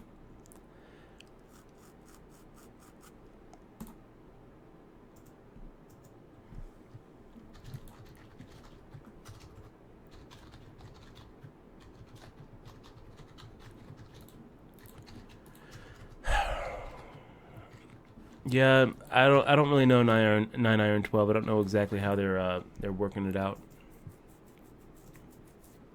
Buster said it's your tryouts. It wasn't really a tryout. It was a guest commentary. But they are, it's basically a tryout. They're having a couple of other guys come out. I'm up against some pretty good, pretty solid competition. Robert Williamson is up there. David Williams is giving it a shot. And, we'll see. We'll see.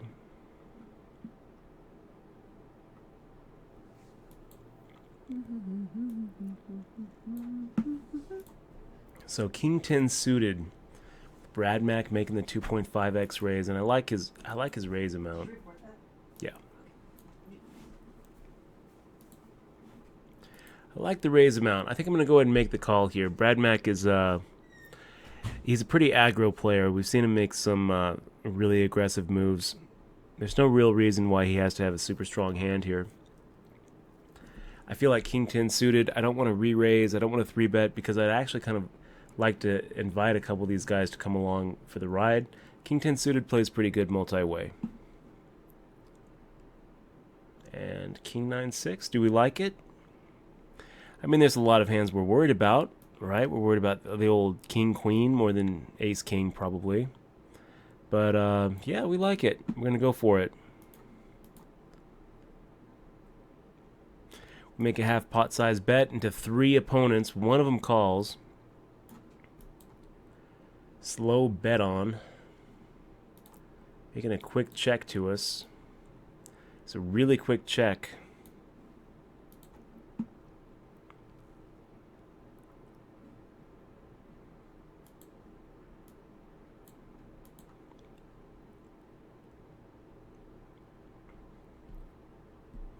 Then we get a really nice hand here. Pocket Kings. It's almost unbeatable. Almost unbeatable, you guys. Coming in with the 2.5x.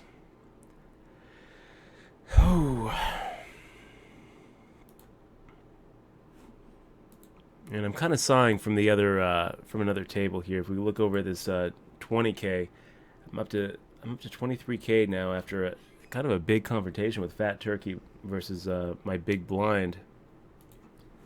So lots of good things going on, man. What happened?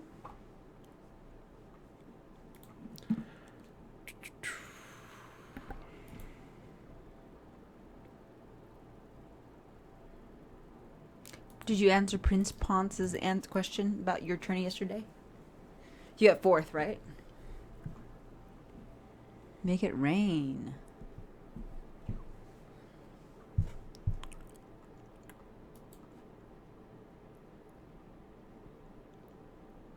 Yeah, 4th. Soundhound 101, welcome to the stream. Good to see you. Sorry to hear about Elkie not crushing it.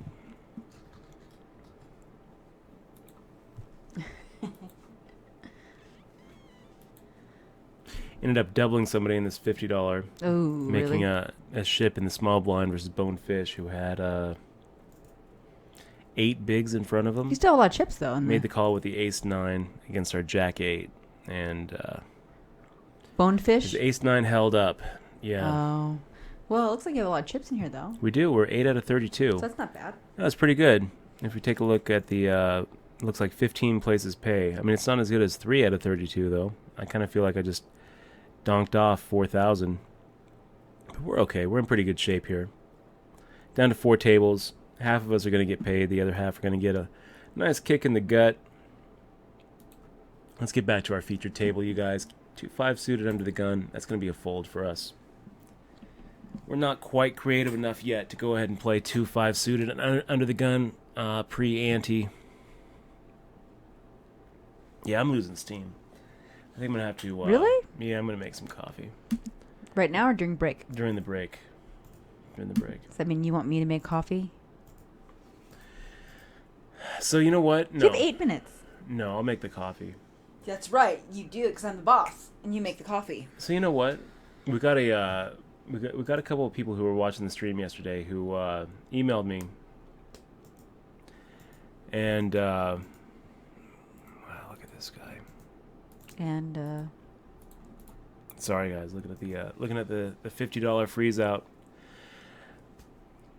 They were stressing out because of the messages that Nightbot gives them. Oh, really? Yeah, they were like, Okay. "Look, I didn't really feel like I did anything wrong, and I didn't really think that it was fair that Nightbot timed me out." Oh. Well, Guys, I just Nightbot want to make it isn't- clear: Nightbot is a machine. Yeah. Nightbot is a robot. You know, so don't take it personally because Nightbot doesn't really care. I mean, like if you talk in Let me all see. caps, I don't really care. You know, but Nightbot doesn't cares even less than I do. You know, so don't feel bad if Nightbot mutes Just you for a quiets second. you. Oh, what? It's really not a big deal. But I do think that we need to go ahead and change those messages to have custom messages because they're the default messages and they're a little snarky. The truth is they're a little bit snarky. So we made the defend in the big blind. Kind of we're expecting Legum over here to come along for the ride. Legum just kind of makes me want to shake my head. Let's see. We have What's to he find doing? out. What's he doing? What is he limping under the gun with, only to just fold to slow bedding? I don't know. I have no idea.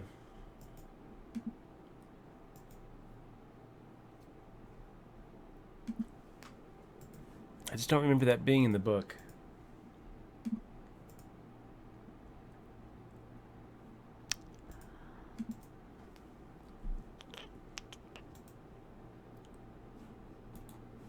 What were they doing? Dutchy poo? Open limping under the No, gun? no, no. Where are they hyping? Oh, because you had kings.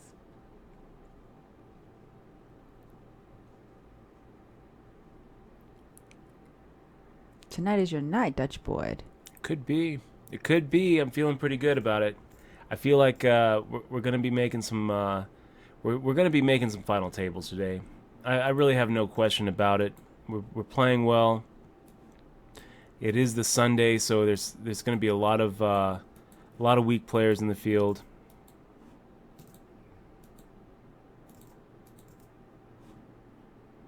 Okay, what do you want me to not time it out saying?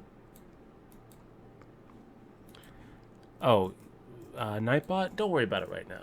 We just need to make him a little bit nicer. Please. Please. Please. Pretty much. It's pretty much all we need to do. Just make it a little bit nicer.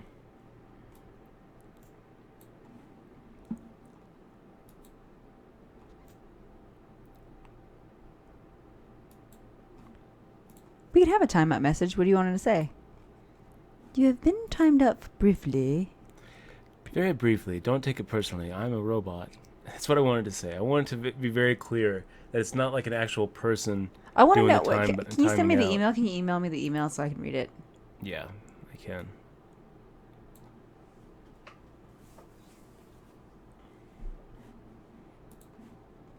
What did everybody? Where are we laughing here? Oh, let's see that one. Oh, what's this? Oh no! What are you seeing? What are you seeing, Exmois? Somebody, is that Kata? Oh, these are all. There's a lot of people. They're just folding. I'm not gonna watch the whole thing. It's 3 minutes. Just somebody folded aces, I guess, somewhere. Oh, this guy. Oh, we've seen. Fort Lauderdale, Florida has already built them. It's too loud, Russ. Yeah, sorry guys. It's- Yeah, so Yeah, this we've was seen it. this was a weird situation, you guys. Where the structure of this cash game isn't like a real cash game. This was anything over a certain Hello, amount Dut he would be Crack. able to keep, but if he was under a certain amount, he didn't get to keep anything. So he was going to be able to walk away with 160,000. And so that's why he folded the aces. I'll tell you what he should have done. Really, is he just should have open shipped it. Should have just open shipped it and then turned over his hand. Why not? Just take the blinds and antes. It doesn't make any sense. Wow, this guy. Some crazy things going on in this $50. We're getting down to the money. 8 out of 25. 15. Maybe I should switch over to this $50 as the feature table since it's actually getting kind of serious now. I'll wait. I'll wait until we actually get to the money in it, and then I'll switch over. I mean, this is the main event. The weekly Sunday is the main. You know what? No. What do you guys think? We should probably take a vote. I wish that Nightbot was set up to do votes. We could ask them what they wanted to see. You can do that, Nightbot. I know, but we haven't set it up. You just have to set. You have to just like do you type try a vote setting it thing. up? What do you want me to vote? Whether they want to see the $200, which is what we're seeing right here. You can see that we're 30 out of 111. Oh, just ask the chat. They'll just tell you. We'll see. Okay. Or do you want to see the $50, the 2K guaranteed, where we have 18,000 and 25 left, and we're 8 out of 25. It pays 15, so we're a little closer to the money, but I mean the prize is quite a bit lower, right? I mean, first place in this 50 is like 1388. Can you send me that email though? Seriously. Yeah. I want to read it. I can send it over. But yeah, I guess we'll just have people vote. Just if you guys want, What do you guys want to see? You let me know. The 200, put 200. If you guys want the 50, put 50. Easy. That is easy. 50 or 200, and we'll look and see what it is. I guess I'll see if the bot does it too, because I should learn how to use this thingy. Hello, robot. How do I use you?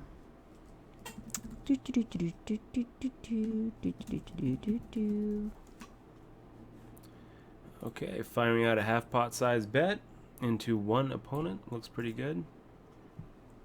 Poll commands.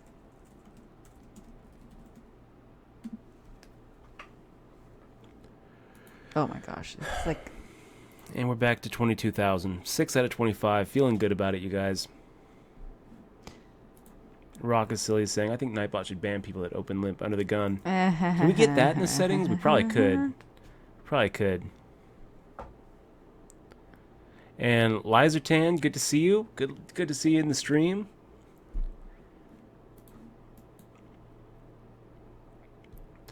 Nightbot needs matters. Nightbot Rigs, WSOP site. Gore Fresh, that's right. Sunday Poker Hype. Here we are in the WSOP.com Sunday Million. Did you send me the thing? I like Snark Nightbot sometimes. Snarky Nightbot. It's not that bad. When he does wee, wee, wee, wee. That's pretty funny. Let's see. Nightbot. Did you email it to me? Yeah, I did. Which one? Which email? My Hotmail? Yeah. So guys, we're almost ready to go on break. I'm gonna make some coffee. You can fight it. You can do it, Dutch. I'm not gonna fight it. You can do it. You don't need coffee. You control yourself. Don't let coffee control you. We'll get off the coffee tomorrow. You should take. Tomorrow, you know what? You should Tuesday, maybe. Wednesday. You know what? You should do. Kind of going out of my mind You here. should maybe do some decaf for a bit. Yeah. Maybe you would like. So here's decaf. the feature tournament. We got Dat Dude and Ice Stacks Chips getting it all in there pre-flop. Can't really blame either one of them. I mean, kings and queens. That's just kind of one of those classic coolers. And that's it. We are on break, guys. We'll be right back.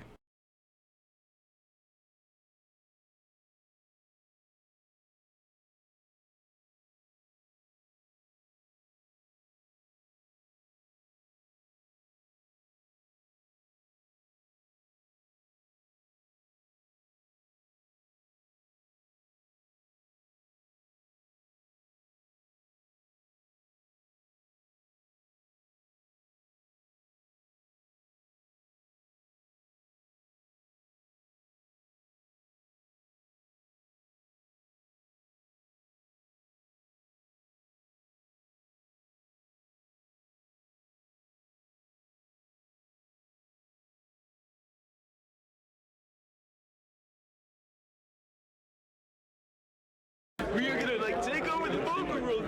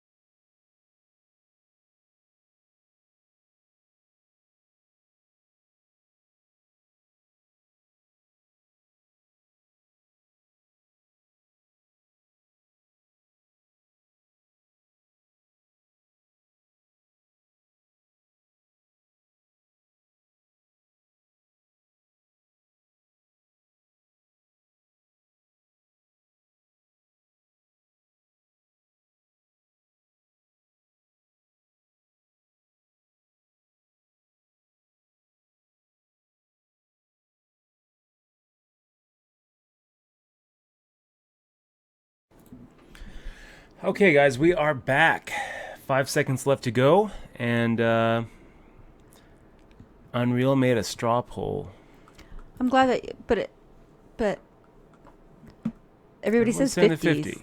Everybody's saying Everyone's saying 50s. I'm 50, surprised, so- but yeah, everybody's saying the 50s. A couple people are saying 200. Just a couple. I counted them. Look.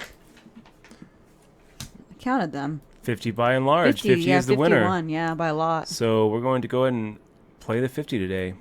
And we'll switch over to the 200 if there's interesting hands. That's right. She says she's 18. Do a Red Bull and vodka. Coffee is for squares. That is right. Red Bull and vodka for the win. That's sugar-free, though. Sugar-free Red Bull. Yeah. We got some music. Do. We should have music or something. So we will go we ahead wanted to do and that at one fire time, didn't out we? 1700. Didn't we want music at one time in our stream? Yeah, for the break time. Yeah, we need to do something. Maybe not. I can sing. We'll have June. You know what? We should have June. We should train June to dance. Sing. That's a Dance good around. idea. June dance around for the break. That actually would be a pretty good little animated GIF just on repeat. Yeah, that's right. Gifting it up. It's a good idea. So 4 agreements. Making the big blind defense, which he should. Can't blame him.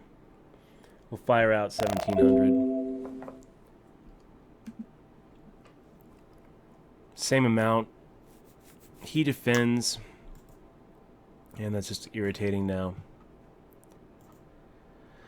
I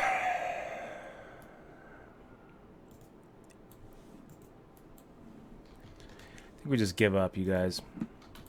We're going to give him credit for having like a Jack-9 or a Queen-Jack. We'll give him credit for having like an 8-7 or a diamond draw. Wow. Diamond draw.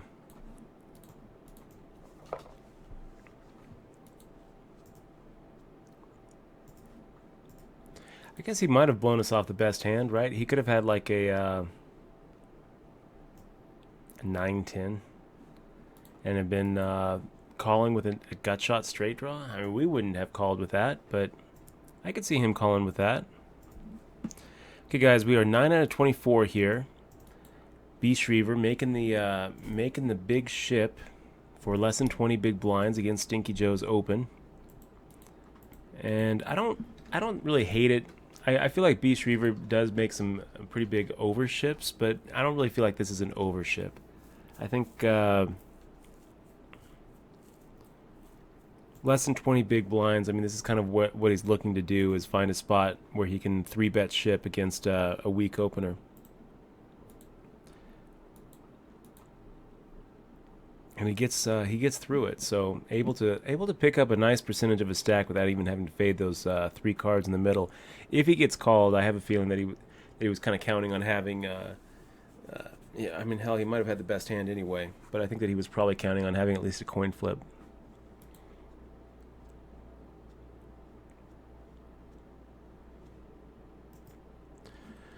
So 4 agreements, sitting here with a huge stack, making a raise. I think that we're just going to not defend.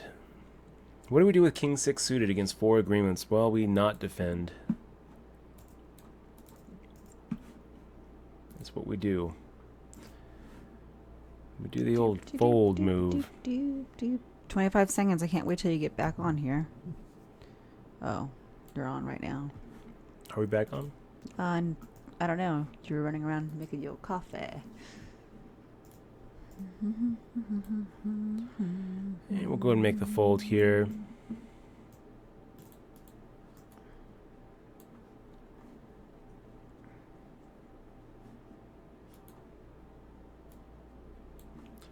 Ace-9 off is going to be an open. 11 out of 22. Ooh, it's getting close, you guys. Getting close to that money bubble. Ooh. And 4 agreements makes the open for us.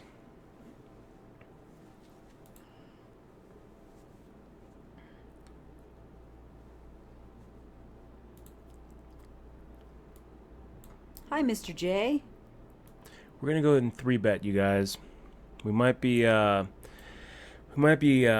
punting this tournament right here, but I just kind of feel like ace-9 offsuit is too strong of a hand to fold. So we make the 3-bet. And when we get through, we're fine with it. We're fine with it. Now 7 out of 21.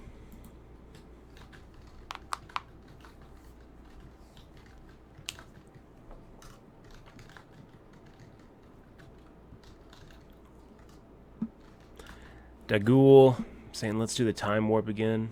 Let's do the time warp again. Do it like that, Russ. Let's do the time warp again. Zach Rickman, or Zach Rick, or Peter yes. Parker the God asking, are you out of the 20K? No, we are not. We still have plenty of chips in the 21 in the 20K. We got Legum on our left.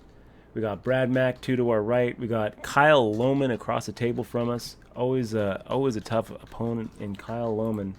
But we're focusing on this $50 as our featured tournament today because we are closing in on the money, and we're 6 away from the money bubble bursting and 12 away from the final table. So I felt like we're going to go ahead and keep this $50 up, and we'll switch over to the 200 after this is over, hopefully, once we get to the final table and win it.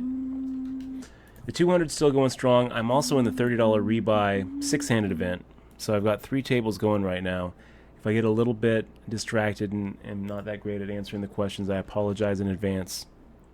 Stinky Joe coming at me for 3 times a big. I don't really know. I mean, I kind of feel like he's got less than 10 big blinds. I don't really know if raising 3 times is the right move there. I think that maybe it's just a shove.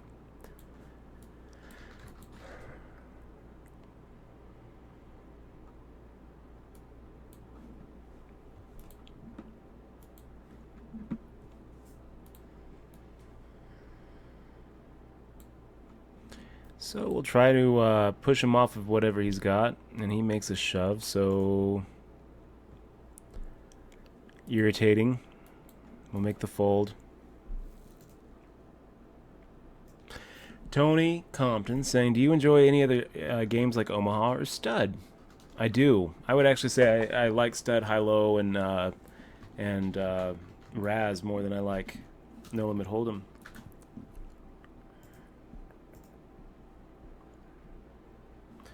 So 12 out of 21.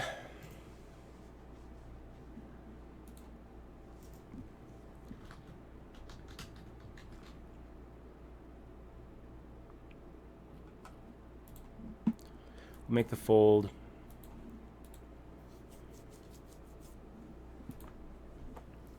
$12 out of 20, 11 out of 20.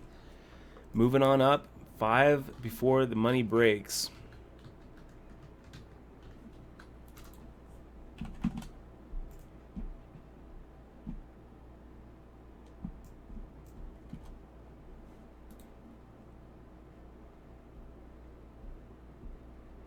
Vice Chick, keep on spouting it out. Keep on preaching, bro. I would like to. Vice Chick might be a chick. Yes. I would like to continue drinking coffee, but a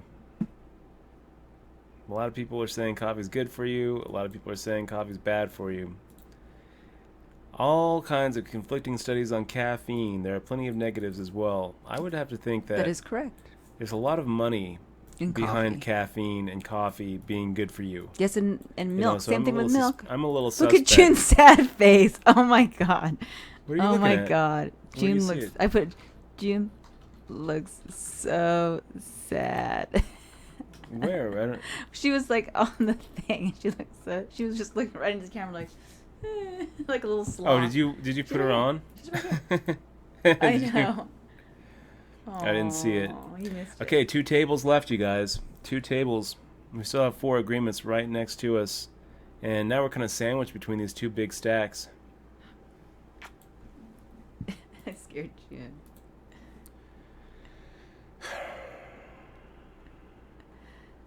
No, actually. Yeah, number 2 and number 4, right, sandwiched between us here, or on each side of us here. You gotta look.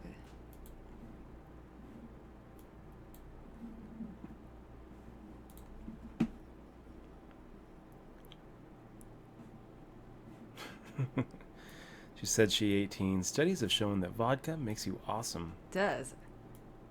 And more awesome. It does.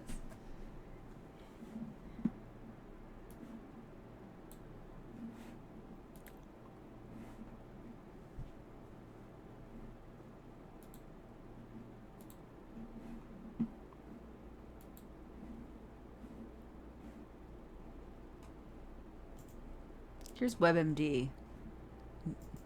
It's a lot. Facts and myths about coffee.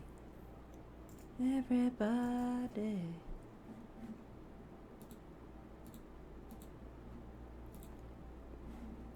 Once again, guys, I just want to say thank you to every single one of you for being here on our stream today.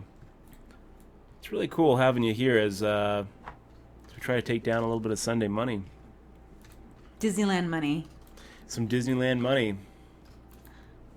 We can do it. 12 out of 18 in this $50, and then we're going to switch over to the 200 after this is over. Hopefully it ends with us making a strong final table push.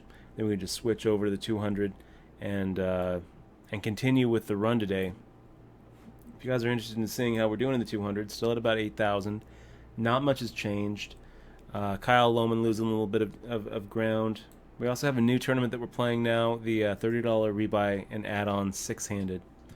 2 of my 3 World Series of Poker bracelets are in six-handed events, so I feel like I've got a pretty good handle of it. It kind of suits my my lagtard style. Gosh, Ghost Whopper, what are you doing? Especially this close to the money, you really should be punishing these short stacks.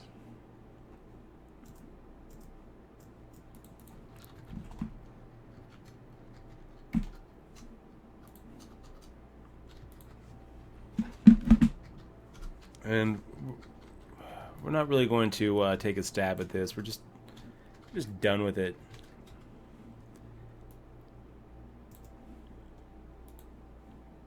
Queen Jack, nice hand, sir. Nice hand, Ghost Whopper.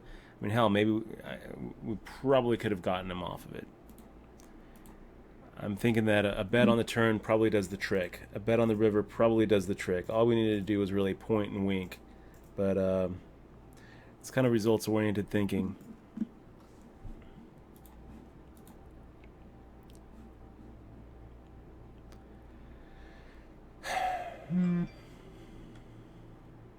Hi, Maureen. I'm awake today.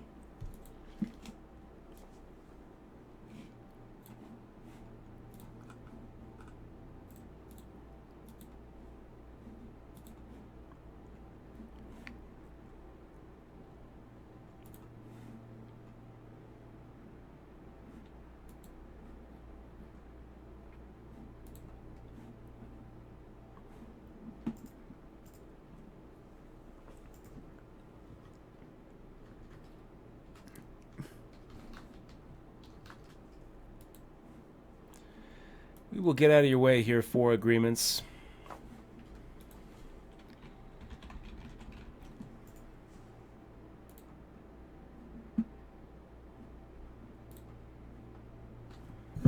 Oops.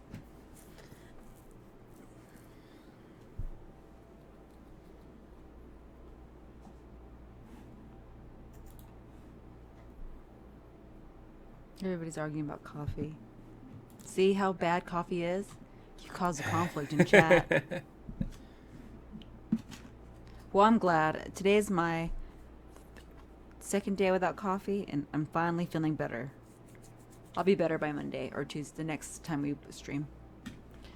Wow, so now we're hand for hand. 17 players left. It pays 15, right? Yeah. Oh my gosh. So we're getting pretty close to the money. Starting it off today. Starting the grind off. Batting 1,000. So that's pretty good. Hi, puppy.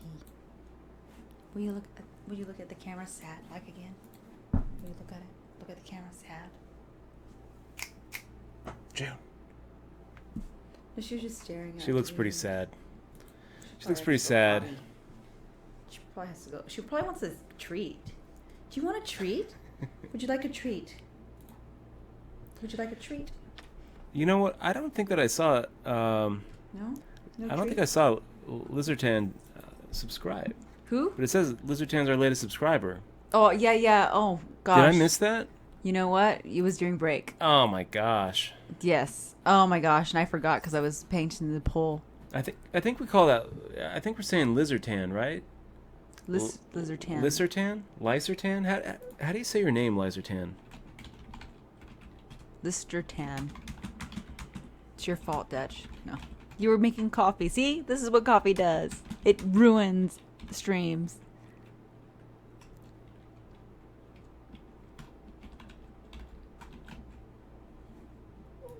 Oh, you want a treat? Well, Lizardtan, welcome to the crew, man. And I apologize that we missed you. I didn't even realize that you subbed. And then I looked down. I see our latest subscriber is Lizardtan. I'm like, wait a minute. Our Euro friend, how are you doing? Thank you very, very much for supporting the stream, Lizardtan. I really appreciate your support. And Exmo's going to go ahead and ship you that DRM-free digital version. She already did. So check your Twitch message box for my book. And thank you so much, man. Welcome to the crew. Big fist bump to you. Sorry that I didn't get you. I guess it must have been on break while I was making the coffee. Thank you so much, man. It really means a lot. It helps out. It really helps out. We're not that many subscribers away from getting back over to the the point where we get to have a few more emoticons. So yeah, thanks, man. Big fist bump, and sorry that I missed you, dude. Hey, let's take a look. We got Kyle Lohman, Invasion 1, making the ship here, 2000. And what do we think? I mean,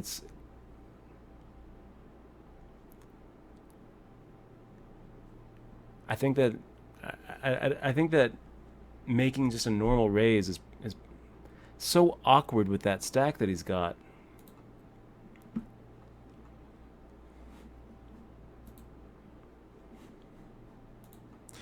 $14 out of 17. I don't really feel like I can't really point to any specific hand where we've slid downward. I mean, we've just kind of eaten a couple of blinds, and in another 8 minutes we're going to be under 10 ourselves.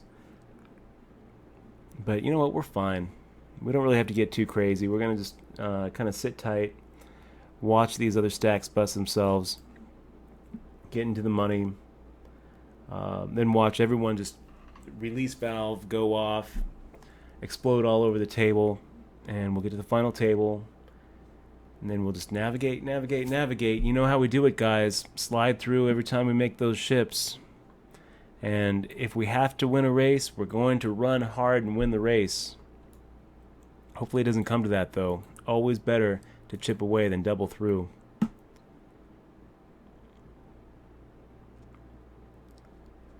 Yeah, Zarekman, we don't play on ACR. I actually looked this up. So not only is it illegal for me to play, because there's actually a state law in Nevada that makes it illegal for me to play on online unregulated sites like ACR and Bovada. So not only is it illegal within the state of Nevada for me to play on these other sites, it turns out that it's actually also against the terms of service of America's Card Room for Nevada residents to play on their site. So I could end up winning the $1 million guarantee and not getting paid, and them saying, you know what, you violated our terms of service. We're keeping the money, giving it to second or whatever, however they would do it, move everyone up a prize ladder or something. Stupid 1622, great to see you, man. How is the day treating y'all? It's treating us pretty good. I mean, we're sitting here, got three tournaments loaded up. Right now you're seeing the $50. We also have this 200. This is the main event today. Little Jack 10 suited action going on. We're probably going to be raising this one. Look at this. We got Aces up 316 with a sub. Big fist bump to you, man. Welcome to the crew. Aces up. You're awesome. All you subs are so great. Aces up, our newest sub. Welcome to the crew. Thank you so much for supporting the stream. Besides all those really cool emoticons and just the feeling of helping us out, you're also going to go ahead and get a book, man. We're giving all of our subscribers a DRM-free digital version of my book, Poker Tilt. So thank you so much, man, for being here, supporting the stream with your subscribe. It really makes a difference. Really makes a difference. And if there's anything I can do for you, Aces Up, and also you, Lizartan, and all of you subs, I want you to let me know. Dutch@DutchBoyd.com. I'm always here for you because you guys are so great. You guys are the reason why we get to be here, and I just really enjoy this, so thank you very much. Okay, so ended up having a little flush draw here. We'll see what happens. Do we get bet out of it? LG 2015 raised pre-flop, and now we're getting like 4-1 to make the call. Get there? No, we didn't get there. 7 deuce checks. LG checks. It's so tempting to fire it out. And we would have, our little bluff there would have gone down in flames. So showing some restraint, that turns out to be the right move.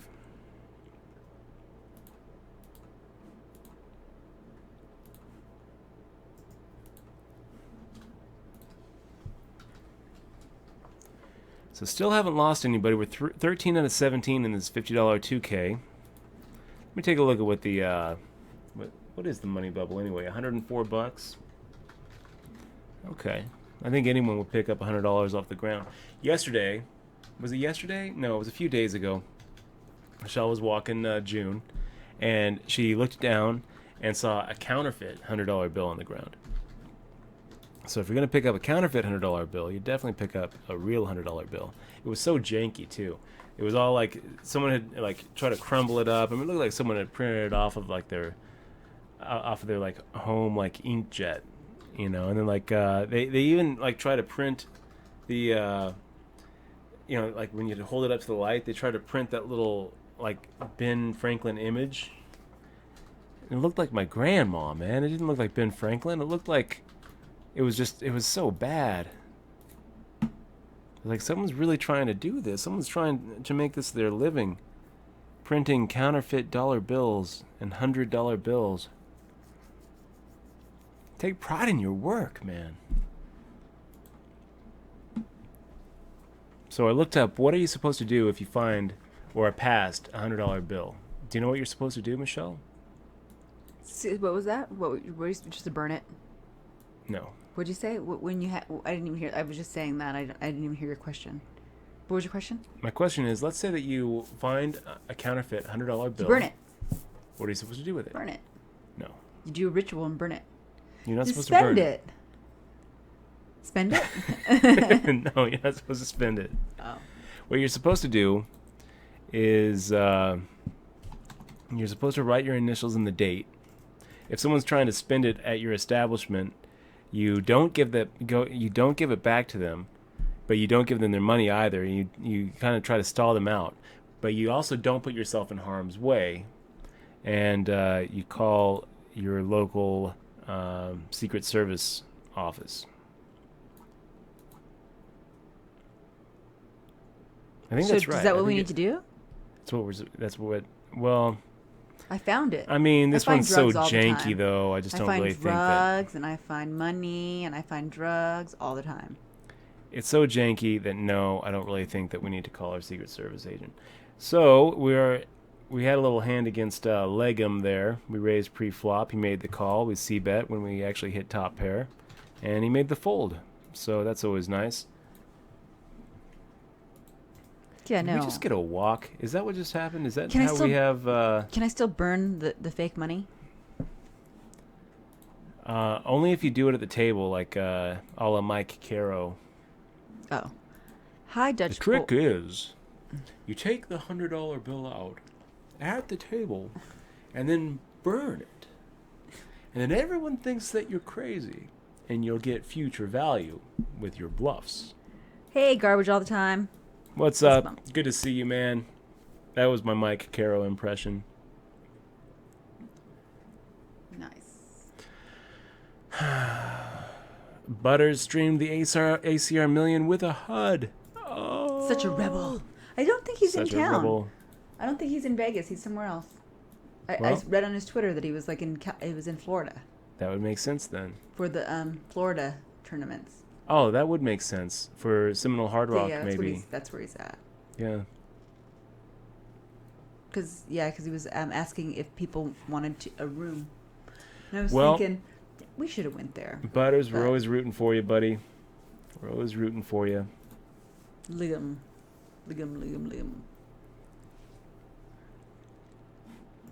I made some legumes. I made some beans. Do you know how many calories are in beans? A lot.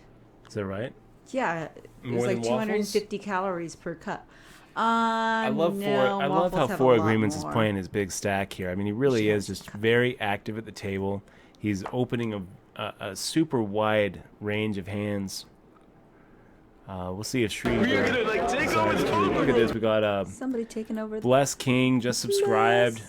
Bless King. I feel like that might be a resub from way back in the day, from before our World Series, but it doesn't matter. Bless King. Welcome to the crew. We really appreciate you being here, man. Thank you so much for clicking on that sub button. It means so much to me. We're going to go and ship you that DRM-free digital version of my book, Poker Tilt. You can read it on your Kindle or your Nook or your iPad. And if you don't want to read, just send it over to a buddy, because it's DRM-free. You can send it over to a friend. But I hope that you get a chance to give it a read. And Bless King, if there's anything I can do for you, I want you to let me know. Dutch@DutchBoyd.com. I'm here for you, buddy. You're here for us, so I'm here for you.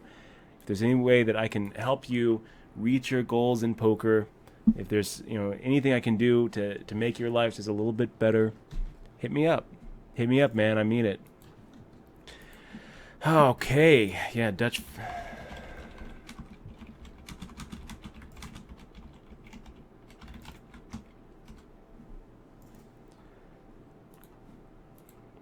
What are we at still? 12 out of 17. We haven't lost anybody from the other table. We haven't lost anybody from this table. Everyone's just kind of moving around. Stinky Joe is getting pretty short. B. Shreever, kind of expect that he's going to make an aggro move pretty soon. Wow.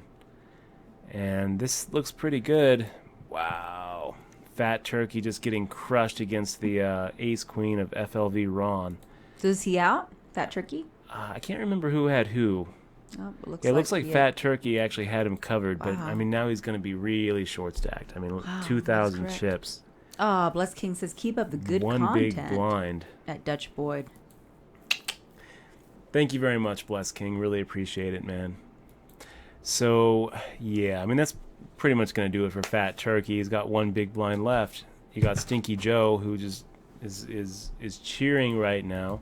But he would have much rather saw Ron lose to Fat Turkey. Sure. All of us would have, really. Would be back to the stone cold pure bubble. Fist bump, fist bump. And an interesting hand coming up at the other table. What do we got? Pocket tens versus pocket queens, and pocket tens just slide right through the queens like it's nothing. No problem, huh? No problem. So how that went? Slickest raised. 2 right re-raise, slickest calls, just flops a set, no problem. Just slide right through that, buddy. We'll make our fold with queen 10 suited.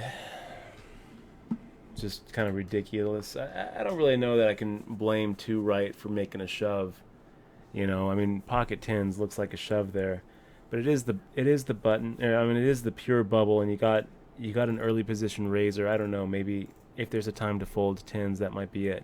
He obviously didn't have any fold equity, so if you're going to play it, maybe even better than shipping is just to call, see a flop, and try to push him off of it post flop. So we got Stinky Joe getting it all in there with the ace-8 offsuit. 4 Agreements doing his job and making the call, and Stinky Joe just sliding through. No problem, buddy. Hey, no problem. It might be a very long bubble, guys. It might be a very long bubble. Yep, what's good, Beantown Red? Good to see you, man.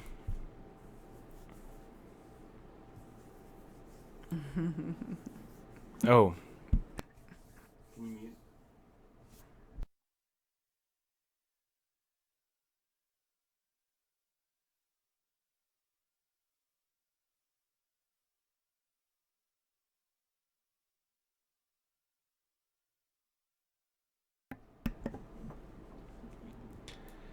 Why are we covering our mouth?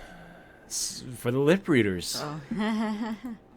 You could whisper me in here, dude. I forgot. Okay, we're going to make the fold here with a 4 high. Fat Turkey getting it behind. We'll see if the trend continues. The trend does continue. They go ahead and split that pot, and Fat Turkey goes from a big blind to 2 big blinds now.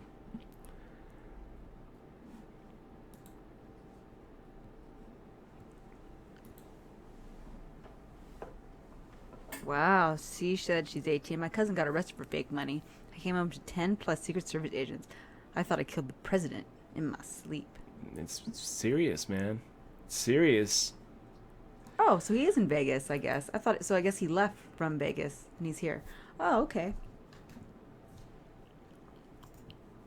Well, if he's also playing the America's Card Room, it's not a good idea. So Ghost Whopper, we're sitting here with less than 10 on the Stone Cold. Yeah, let's just make the ship. Most of the time, we're going to just be able to get through. When we don't get through, we just have to slide. If we hit a $100 bubble, that's fine. But I don't really feel like just folding our way into the money, just so that when we hit the money, we have no shot at actually making the final table. So.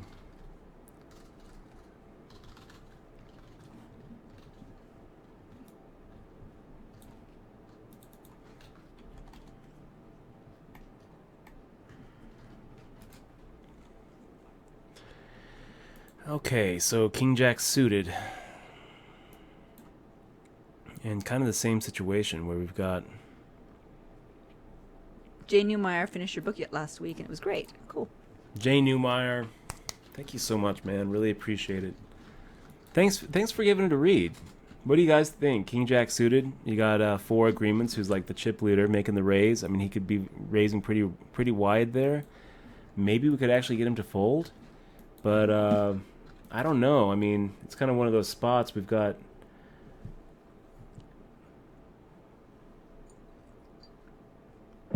Wow. A really big hand just happened on the other table. So we are on the Stone Cold bubble with a guy who has less than 2 big blinds, and we got Stinky Joe here with 5?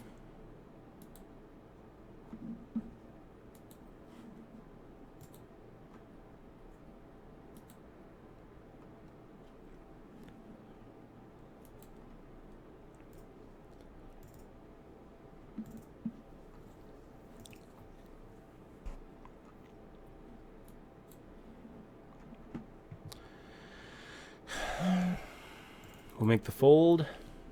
Oh, you know what? Are we allowed to give spoilers on the fight last night? Who won? Do you know? Yeah, I think that's fine to give spoilers now. Ronda. Really?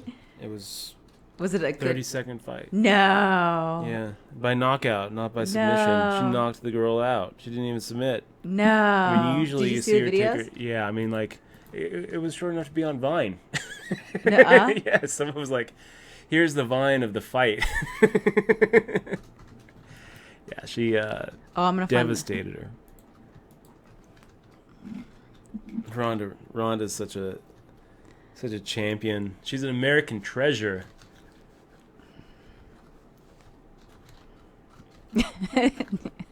She's cool. I remember when you first discovered her. Yeah, I was watching that documentary when she. Yeah, I never watched the documentary. I mean, it was heartbreaking. I don't even know. Why is it heartbreaking? It's heartbreaking because here's a girl who, I mean, she meddled for our country, and then she comes home and she's just kind of forgotten about, neglected, and she can't find a job because, I mean, she didn't go to college. She spent all of her time. Is this it? Wait, this is the fight here. Oh my gosh, you just hit her once. Oh my gosh. Oh my gosh. Is this the same girl that she was supposed to fight? It probably is, yeah. So, we've got Fat Turkey, we've got Cheeks all in. Just 4 Agreements, make the call. Teach Cheeks a little something about ICM here.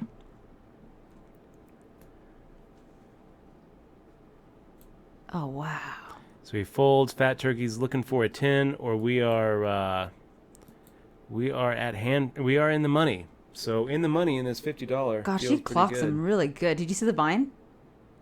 Dutchie? I'm sorry. Yeah. Did you see it? Oh, I'm just catching up. I mean, it doesn't take long to catch up. Wow. It's amazing. That's scary. I wouldn't fight her.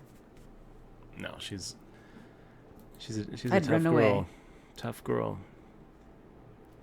Ace is up 316 asking if you had $500 in your online roll, what would you play to build it up? It's a good question.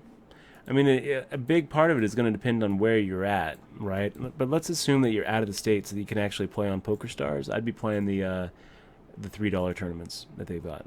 The massive field $1 and $3 tournaments is probably what I would play.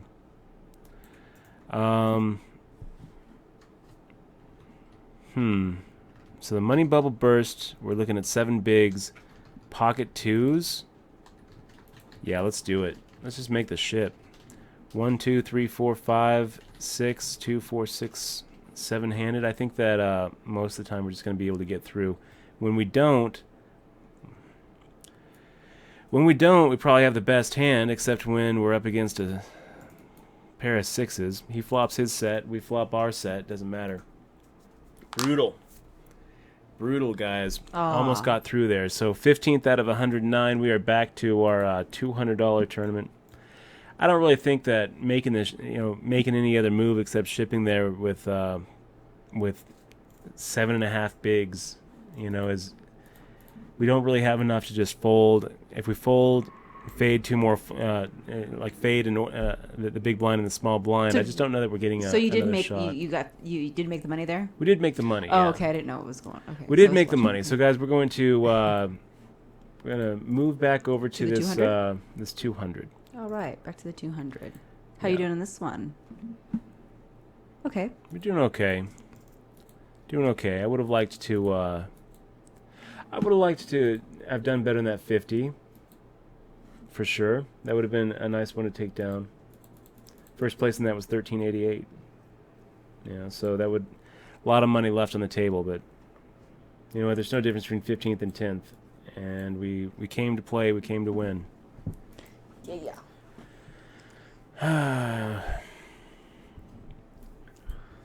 And Maynard saying I would say 50 cent a dollar blinds for 500 bankroll might be a little bit high. 50 cent a dollar.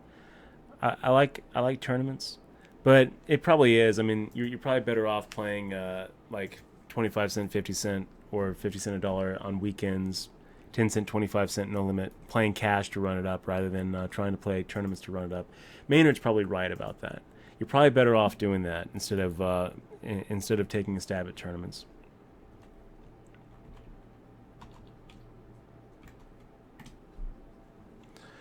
Okay, so LG 2015 making the raise here to 462, and we're going to go ahead and raise that to 1124. About 2.5x is what we're coming up with here.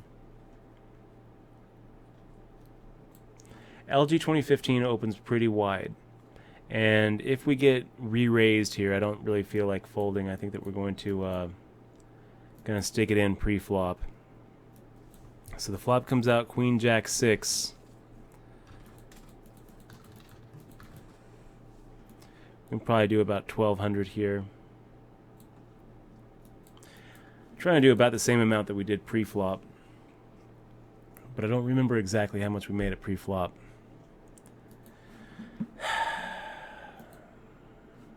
Why not, you ask? Because I haven't had my coffee. Make it 500 here. See if we can't just get through.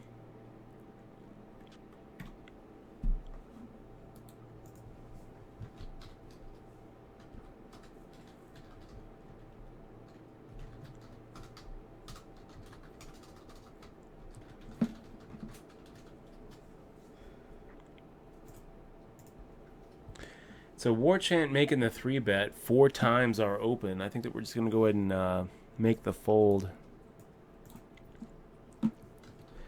And guys, I think I'm going to take a second and go pour myself some coffee.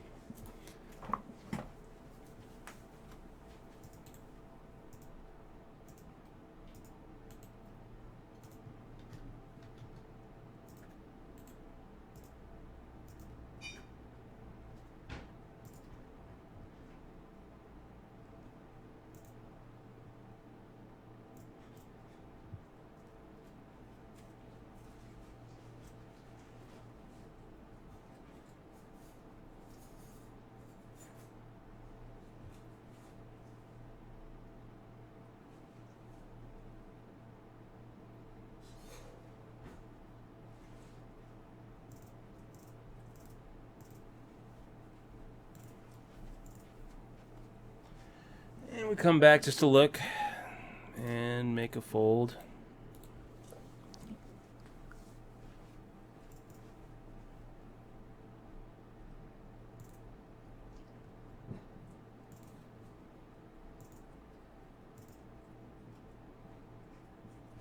Jesus, you gotta report that guy again.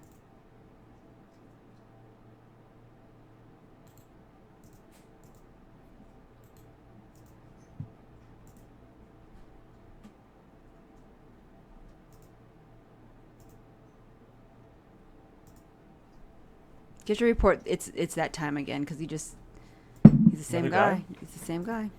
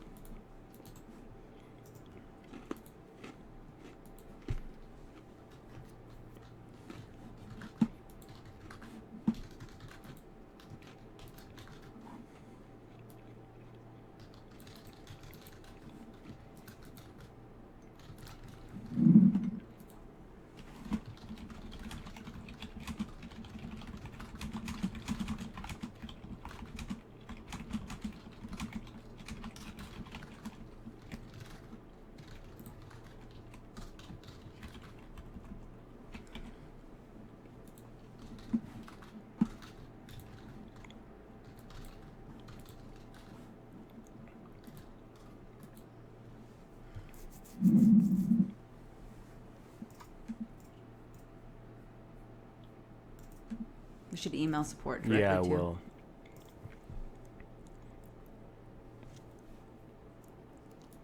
So I stack chips, making the open limp here.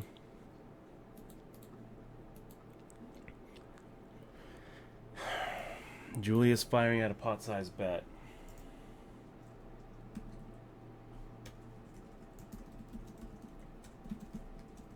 You're emailing him right now? Yeah. Good. You'll forget if you don't.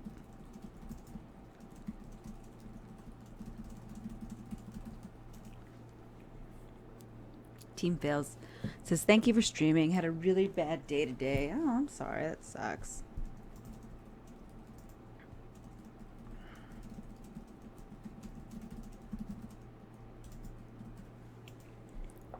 I have 2 of the names if you need them. Do you have one of the name? I have another name too. This one too. I'll whisper it to you. No, it's okay. You got him? Yeah, you can whisper me. Actually, yeah, go ahead and whisper me another one.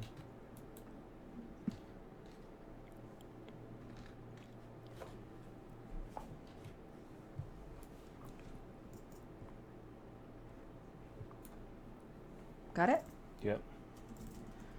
Then you got the other one, right? Yep. Okay, great. Creek Hero says, good luck, Dutch. Ship it. And then Bang Biscuit says, damn, Dutch, you can't be pulling that pocket 6s or higher, he says, about your 2s a while back.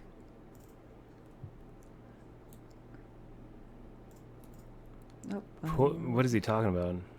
Yeah, I know. Oh, he thinks that's a fold. Yeah. He thinks that's a fold 7-handed with 8 big blinds. I see, Bang Biscuit. Well, you're wrong. you're wrong. We can go ahead and pop open the. We can go ahead and pop open the check shove fold charts, the push fold charts. I guarantee you, I will make this bet. No bets. Fold every day. Well, guys, we've been doing this a few times here. Shoot. You know, I'm supposed to make the C bet here, but I feel like I've done it. I've taken too long to do it. So we're gonna make the check back.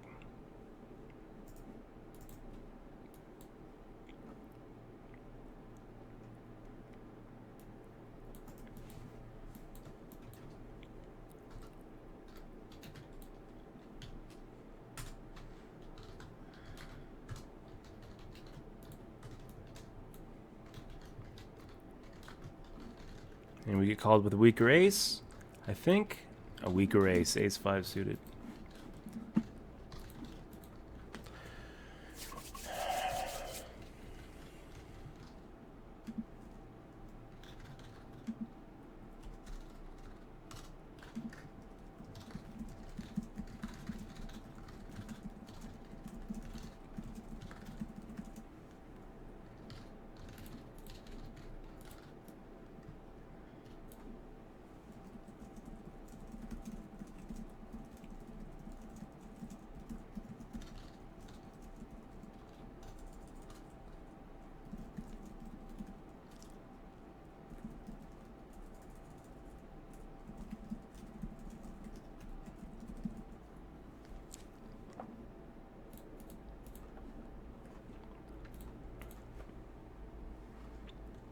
Okay.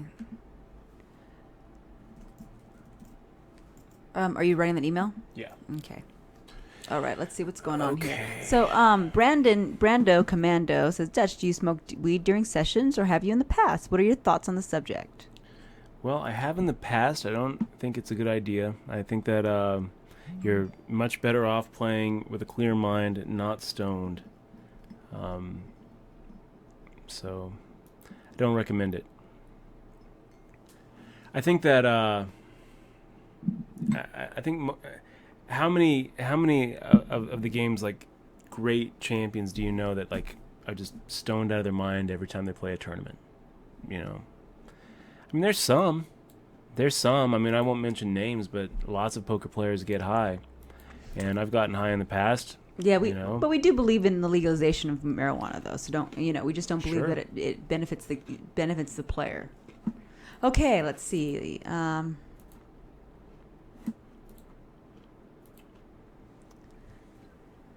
I don't know why he said that. I'm gonna whisper something to you, baby doll. Okay.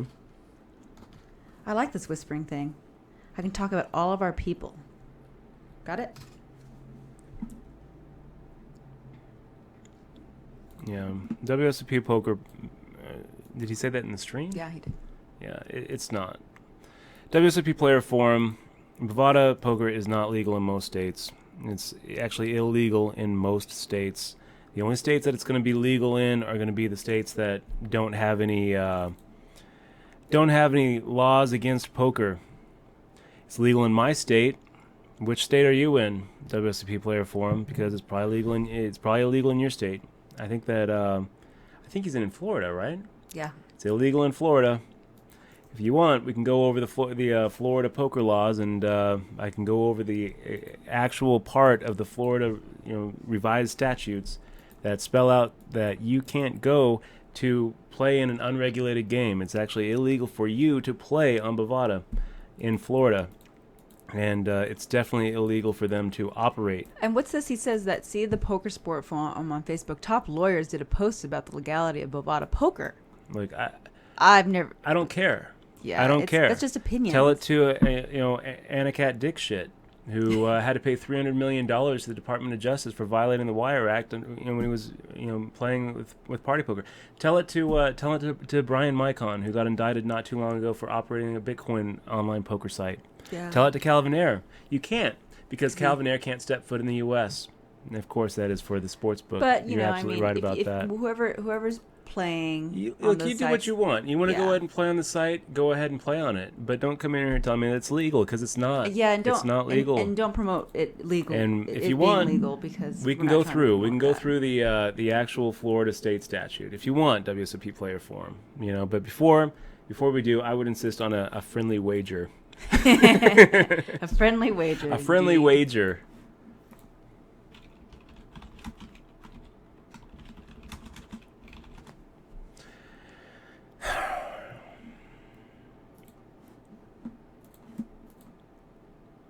Bovada poker is legal in most states.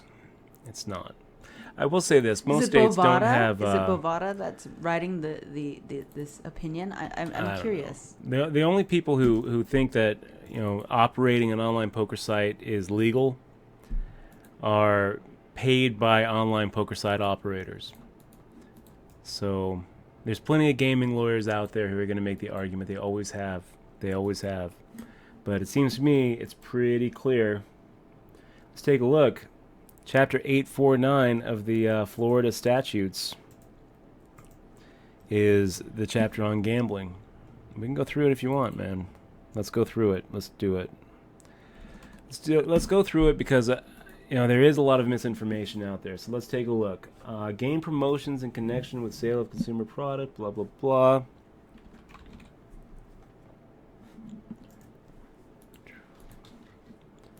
$520. iStacks Chips makes it $520. We're going to go ahead and just make the fold here.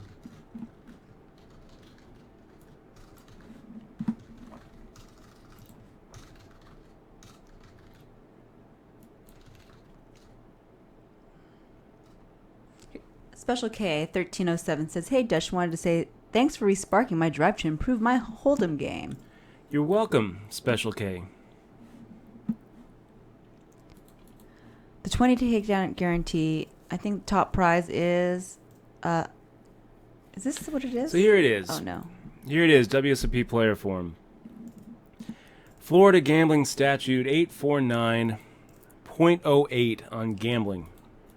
That is the actual law we're looking at. Whoever plays or engages in any game of cards, Keno, roulette, faro, or other game of chance. What do we do against lighter days? Is making the 4x here. Crazy. That's a huge, huge raise. We're going to see a flop. At any place, by any device, whatever, for money or other thing of value, shall be guilty of a misdemeanor of the second degree, punishable as provided in 775.082 or 775.083.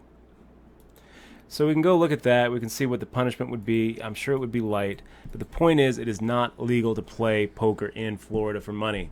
Unless you are going to... I mean, I'm sure that there's exceptions if you go play in regulated Indian casinos down in like Seminole or whatever. It says legal in Florida. Yeah. That's what this It's illegal in Florida. I just read it. 849.085 of the Florida statute. It is a misdemeanor to play. So as far as operating goes, that's going to be even worse. We can find that. We can find that too. Probably looking at 849.01. Keeping gambling houses, etc. And it looks like this is a felony. So if you operate an online card room in Florida, you're violating 849.01. There's probably any sort of promotional laws that you're also violating, permitting agents or employees of keeper of gambling house, whoever acts as servant, clerk, agent, or employee of any person, the violation of 849.01 shall be punished in the manner and to the extent therein mentioned. So actually being an employee of Bovada is illegal in Florida. Anyway, guys, I don't care.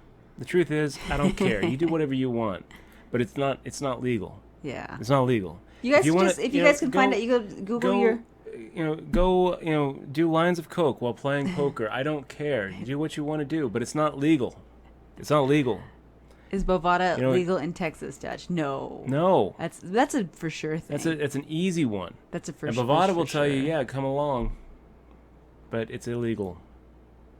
So I'm so tired of people saying that it's legal. Yeah, it's not. And the only people who are saying that it's legal usually have affiliate accounts. Yeah. That's the truth of it. The only people who say that it's legal to play on Bovada in Florida or Missouri or Nevada, the only people who say it's legal to play ACR when you're in California or, usually these are the guys who have a financial stake in it, who just either are getting paid to promote the site or, we'll give them the benefit of the doubt. Like a couple of these guys, like WSOP Player Forum, for example, I'm going to give you the benefit of the doubt and just say that you just want it to be legal. You want it to be legal. I want it to be legal too. We all want it to be legal. I want it to be legal too, but it's not. It just irritates me. Or we can all move to Europe. We can all move to Europe where it's legal in parts of Europe. In parts of Europe, not even in all Europe.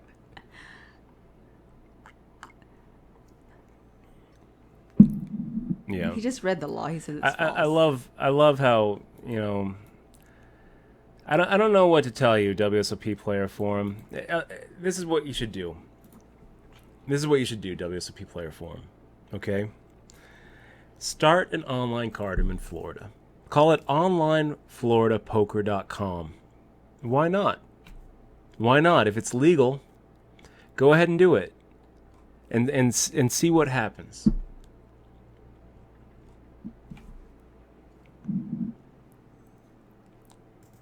Well, it's because of this it's because of that cards chat gray area link. If you look at it, it says Cards Chat's worldwide poker community, and it's talking about there is no law in Florida that specifies. Okay, yeah. But wait. That's what it says. Now look at the banner up top on Cards Chat. Okay. And you click on poker sites, and you look down here, and you see, oh, here they are. Because there's affiliates, guys. They're They're an affiliate It's a site. trick. They're making money by being affiliates. Yeah. They're doing a good job at it too. Yeah, they make it You look know, it legit, looks so like, everybody thinks it's okay, and they make a lot of money. How much money does affiliate make, Dutch? That's the core of it, the issue, I suppose. How much money do affiliates make? How much, I mean, how much do you think this affiliate's probably making? I don't know. They're doing a good job. They're reading my IP address, I think. I'm going to guess that if I look at it from another place, they're not going to be promoting WSOP. Anyway, doesn't matter. I don't really care, guys. Like I said, we're on the same page. I want poker to be legal, but it's not. Hashtag Schwagio. I hate reading laws because of the way it's written. If poker is illegal, the law should read poker Is illegal. That shit ain't happening here. Yeah, exactly. That's right. Hashtag.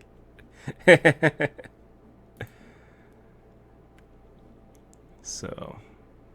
Well, I know he WSOP forum. You're arguing with us, and the fact is that we the only place we can play poker is WSOP.com. Pretty much. And you know what you're saying. You may want to believe it's true, but saying that the federal courts ruled that the poker is not gambling and so on and so forth, that doesn't really apply to what's happening in the current state of the U.S. Right now, people can't play. I'm just trying to play poker here. Yeah. I don't really care. You do what you want to do. I would encourage anybody who really But if thinks you that guys it's are legal on to those play online poker sites, to go hire an attorney and Ask. and ask them. Don't yet. And I'm the telling internet's not going you, to be. I went to law school. My interpretation of the laws are that it is illegal. But if you think it's legal, I would encourage you to go ahead and set up your own online card room in Florida because there's certainly a lot of money in it. He says that you're quoting gambling statuses that don't apply in poker. How does that not? Yeah.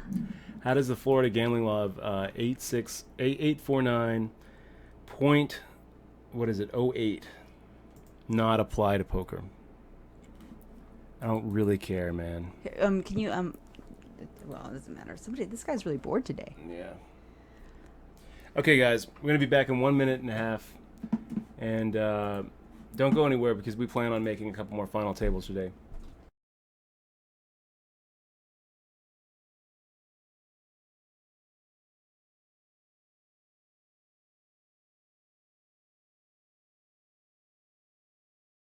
We are gonna take over the poker world.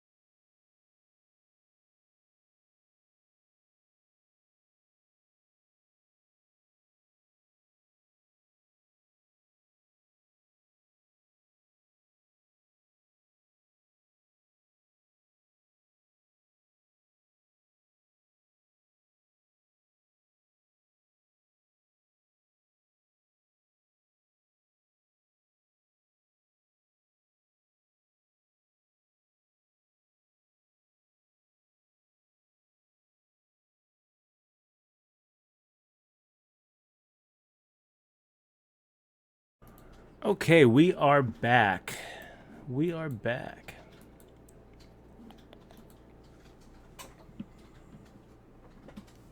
I'm feeling tired, guys. This coffee needs to kick in.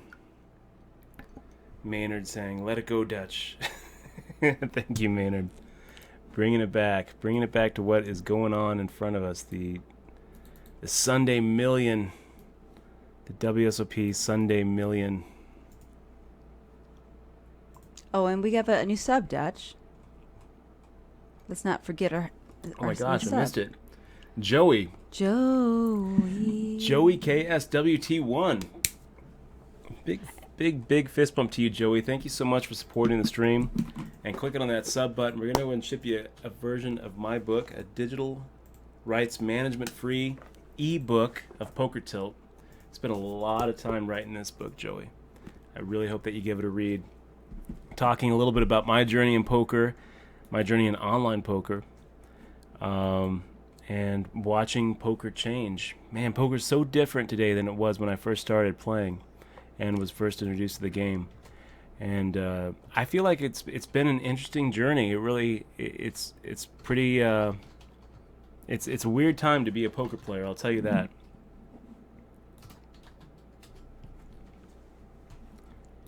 So 10-4 off will make the fold.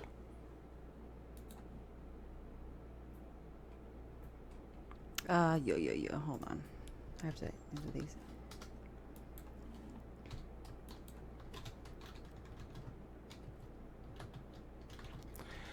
Pat's Poker, why don't you play on Poker Stars?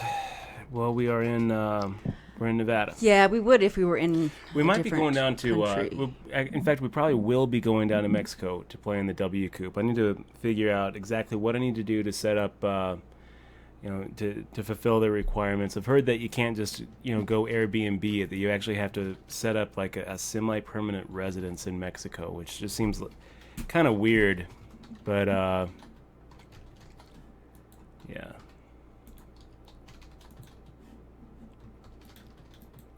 I'm gonna have to figure out what we got to do it, but I think we're gonna go down and play the W Coop.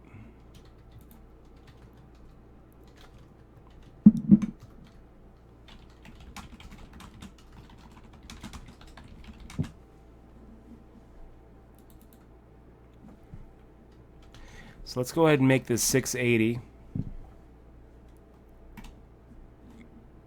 which is what our pre-flop open is going to be. So I'm going to just say a couple more things about it, Michelle, and then I'm going to give it a rest. Okay? WSOP Player Forum.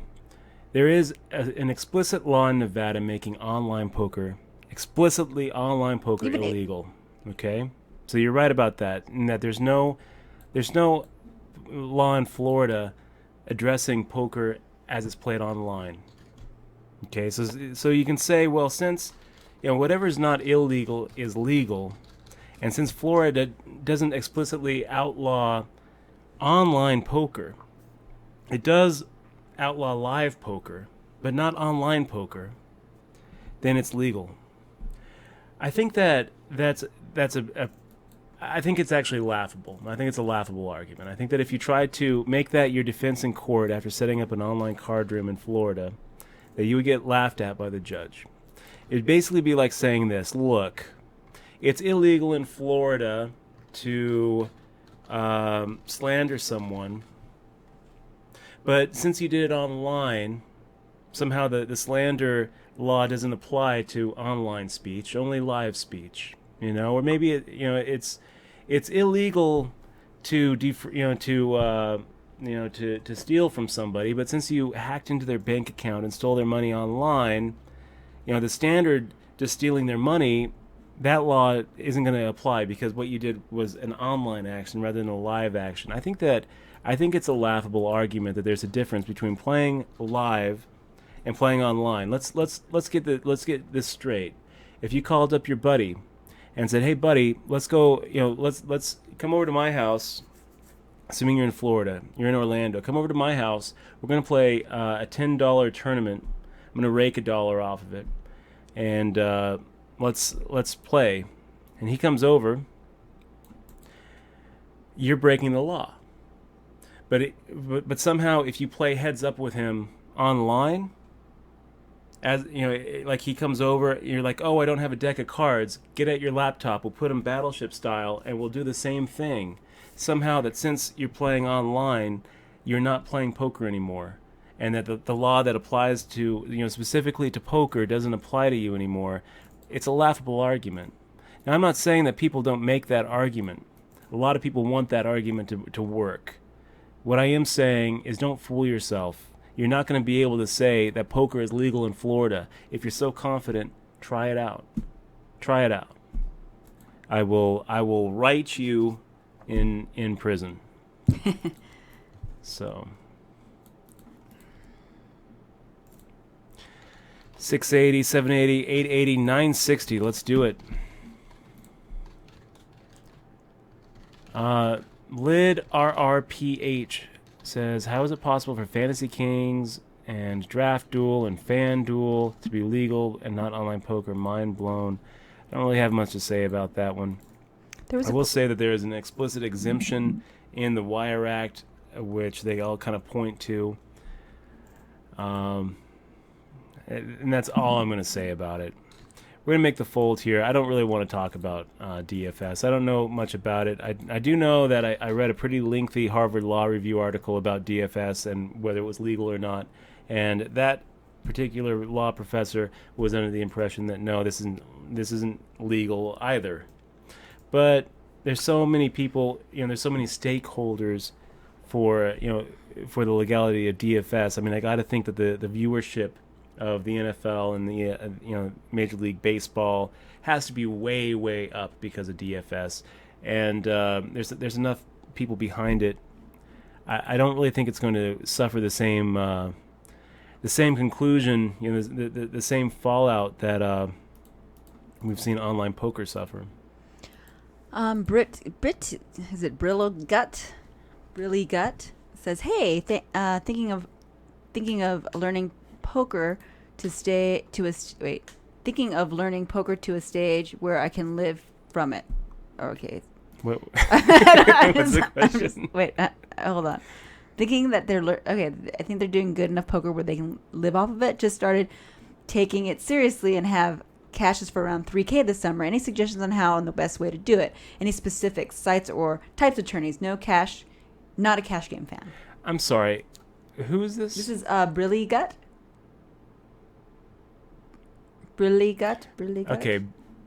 He said, I'm thinking of learning poker to a stage where I can live from it. I'm thinking of learning poker to a stage where I can make a career out of this game. Just started taking it seriously and have cashes for around $3,000 this summer. Any suggestion on how the best way to do it? Any specific sites or type of tourneys? I'm not a cash game fan. So, Brill Gut, I would say that if you're going to try to make a living at poker, at this point in the game, that you're really either going to have to pick up and move to Vegas or LA or Southern Florida, or you're going to have to. The better option is to pick up and move up to Canada or Mexico, where you're going to be able to play on PokerStars and some of the other online sites like Full Tilt, Party Poker, 888, all those European sites.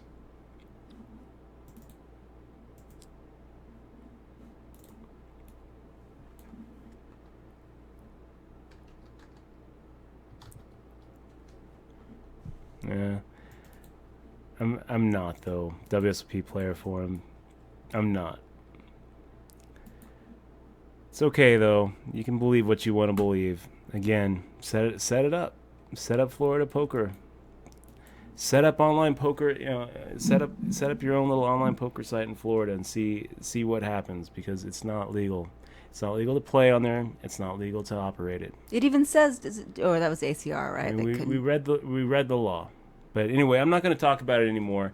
I'm going to go ahead and ask, if you believe that Bovada is legal, go ahead. You can go ahead and believe that. But I'm going to ask you not to say that in our stream. You can say it on whatever forum. other. It's your forum. You have your forum. You don't. Yeah. You know what? It's not really going anywhere. It's beating a dead horse. Because we're not going to change our mind. Black Friday affected us. Oh my gosh, this is just so tilting. And now we got WSOP Player Forums, going with it's a game of skill, not a game of chance. Did you just delete him? No, I didn't. I muted him. Okay. That's just tilting. I mean, just because there's some skill in this game does not mean that it's not gambling. Anybody who says, oh, well, it's a skill game, Joe.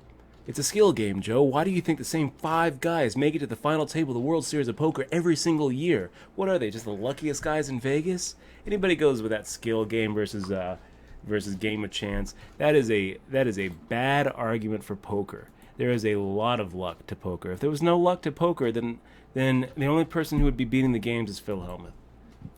So it's just that's just such a ridiculous argument.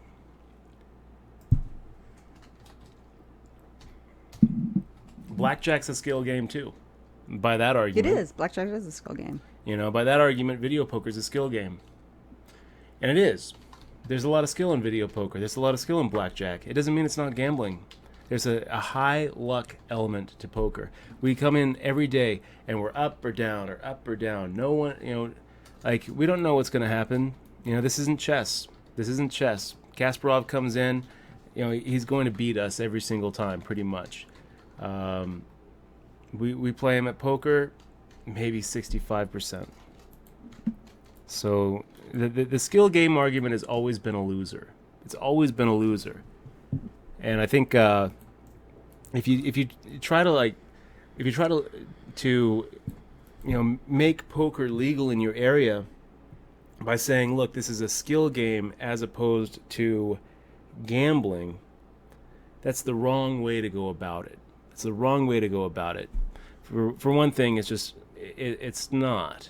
I mean, it is a skill game. It is a game of skill, but there is a high element of chance to this game, especially when you take hand for hand and tournament by tournament. I mean, you can make the argument, and I think that the judges who have ruled that it is a skill game have bought the argument that over the long run, skill prevails. I don't really think that that is the right way to go about the lobbying effort and the PR effort. I think that you're better off going just accepting the fact that making the distinction between gambling and poker, the distinction just isn't really there. And they've tried to actually take the luck out. They've done duplicate poker, which is just kind of silly. Anyway,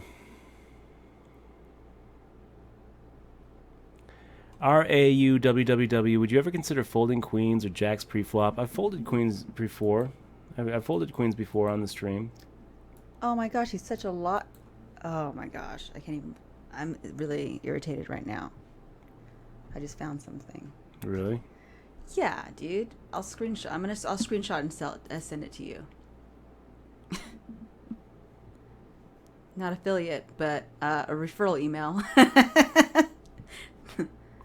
Love Stars saying if you decide something that's illegal should be legal, like smoking marijuana or playing poker, and its illegality is not enforced, then what reason do you have to not do it? Love Stars, if I was in Florida, I'd be playing online.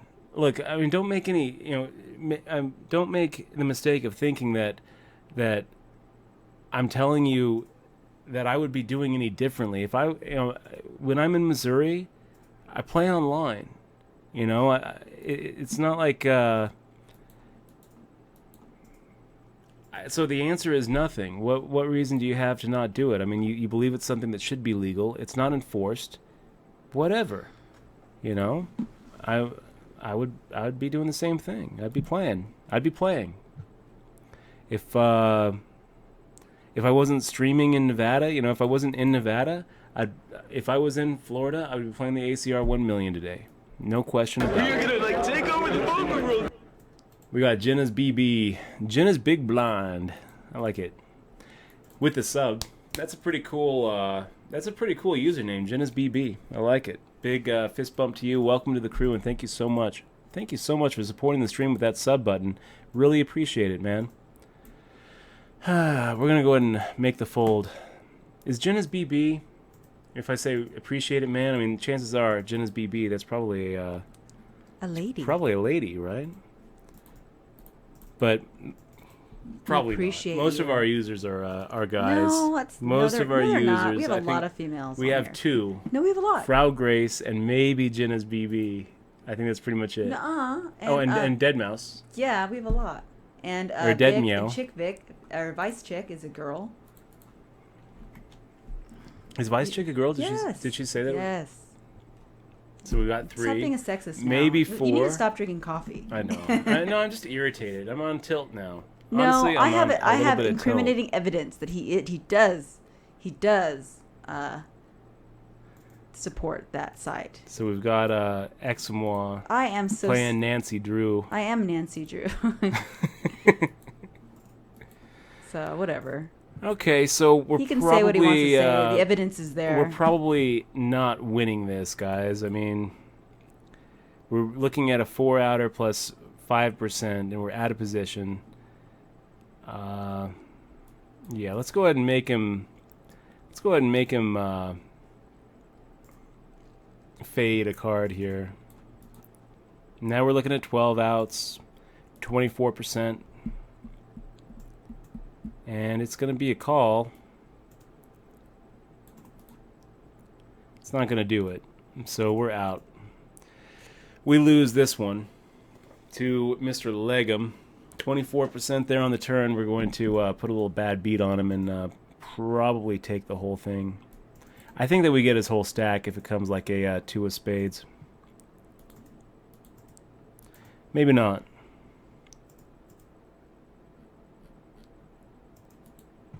So now we look at 12, 13 bigs.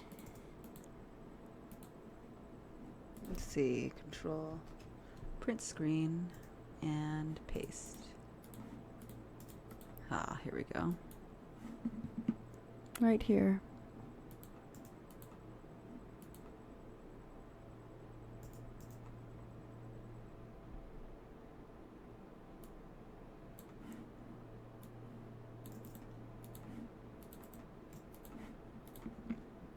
Make the fold here.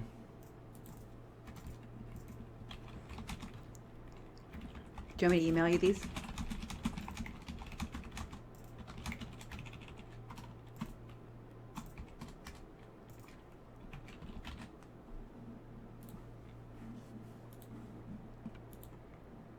Who did we ban?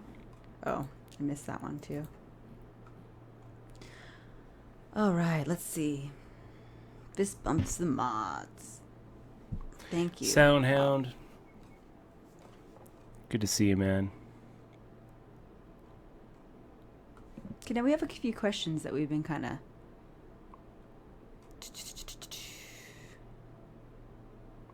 Good old Kevin saying, please remember you're actually playing a $200 tournament here.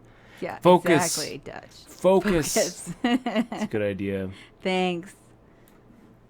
I don't think that we have fold equity here. I don't like Lindy Lou making that that open limp. I think it's pretty bad. And Kismiff making that little pot inflation bump it. We kind of hit the flop, right? Kind of hit it. 6-4.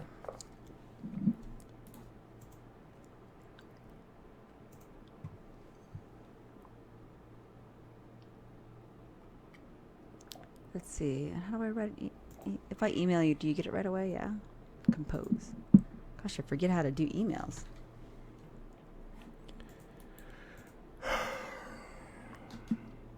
Wow. I mean, do we have fold equity here? I don't know. I don't know.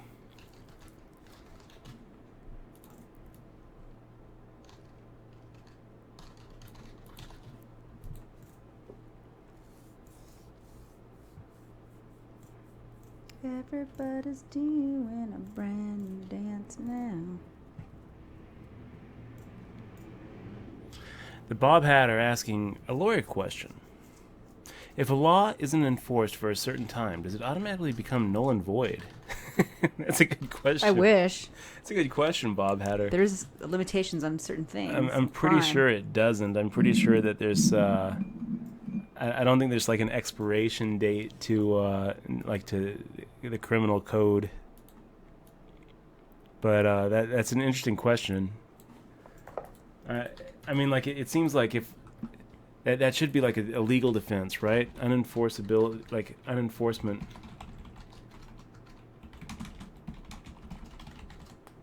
Like if they finally try to enforce the law against you, and you're like, well, but wait a minute, they haven't actually enforced this for a long time, so I don't think they should be able to enforce it anymore.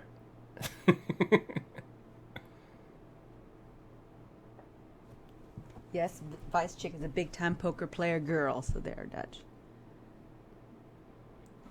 So I'm looking at the wiki. They're saying that adultery is actually illegal in Colorado. The damn right. No. Is that true? Probably, yeah. There's a lot of things that are illegal. Yeah, let's go. Let's we're stop not going to go in yeah, through a lot that. of people. Let's keep it to the poker now. I mean, it's done. I've kind of tilted myself, and here we are, 48 out of 52. We have very few chips left. We have 13 big blinds, and I have no idea what to do with our queen jack suited. Seems to me like we probably should be making a raise here, but should we just shove it? I don't know. Well, here we should shove it. We got Sam 0002. I think that we've got some fold equity here. Yeah, we've got some fold equity. If we get called, we're just going to have to slide through his pocket sevens.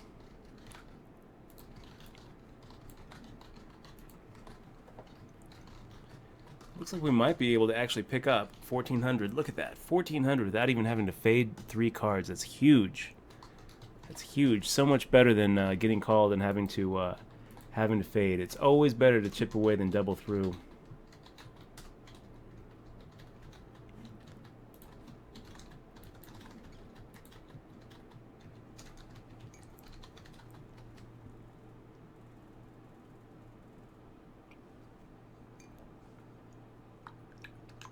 Oh, I sent you an email. Yeah. If you want to look, but no tilting. Okay. But now I have it saved. Now, I have the information saved.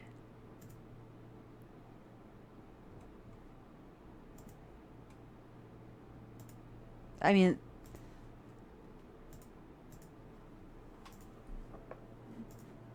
no, okay, so I guess not. we're supposed to use. You say that it's channel chat ban invasion. So, do you have that other person's username? No.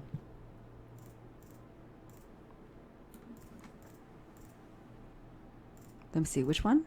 The last one? No, I don't. Which one? All of them? No, I sent it for you, so that's all I have. All the information is what I have.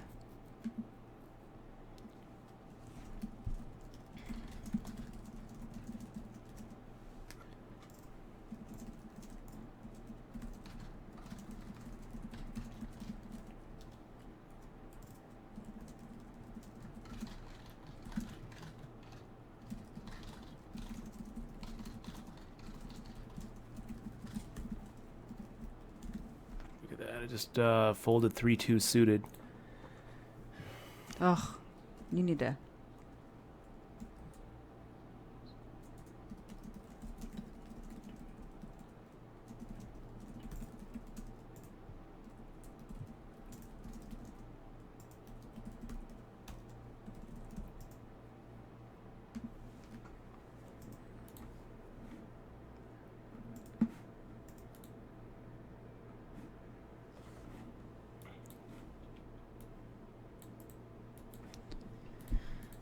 So yeah. Do you have a clinic about open limping? What? Every time, what we need to do is I'm going to go to the Google Drive. I'm muted, by the way. Can you mute?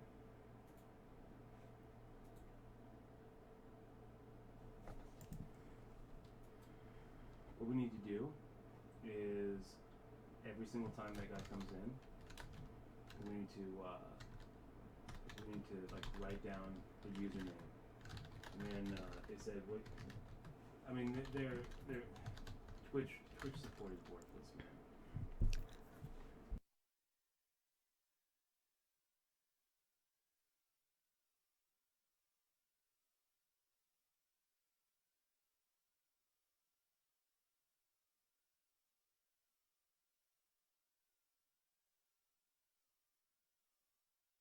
Okay, guys, so we make a little defense here with the 10-2. This might be a little bit of a bad defend, but I just feel like we're getting enough straight pot odds plus implied odds that maybe we make the call here. 16, 17 bigs is what we started the hand with.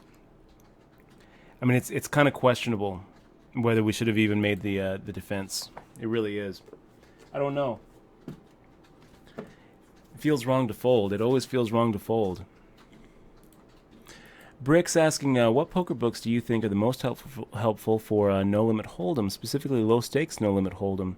It's a tough question, Bricks. I like the Jonathan Little books. I definitely like, if you're playing live, I definitely like the Zachary Elwood Tells books. I'm gonna have to put together a real nice book list for all of you guys on my site, pokerbooks.com.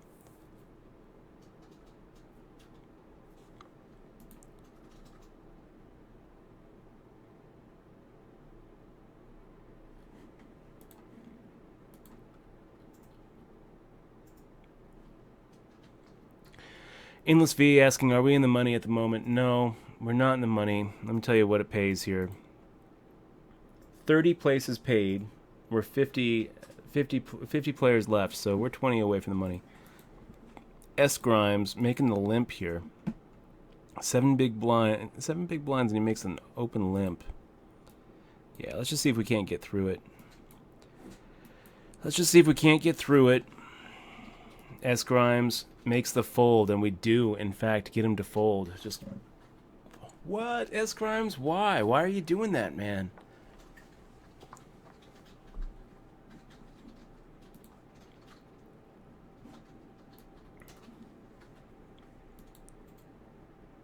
And Vice Chick, Megastack, had 912 players down to 29, and Vice Chick is 5th out of 29, which is huge.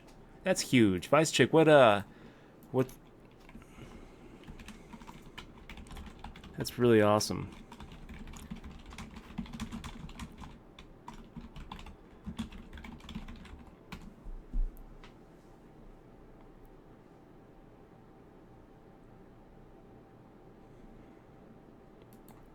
And Bony Fish, thank you very much for the congrats. 8,000 followers. It was pretty awesome.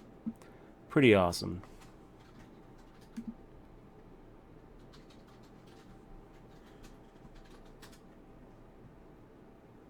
Oh, that's really good.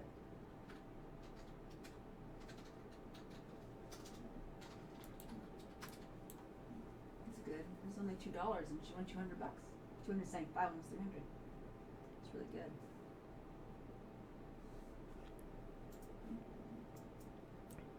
That's a nice return. Vice Chick, we're really rooting for you.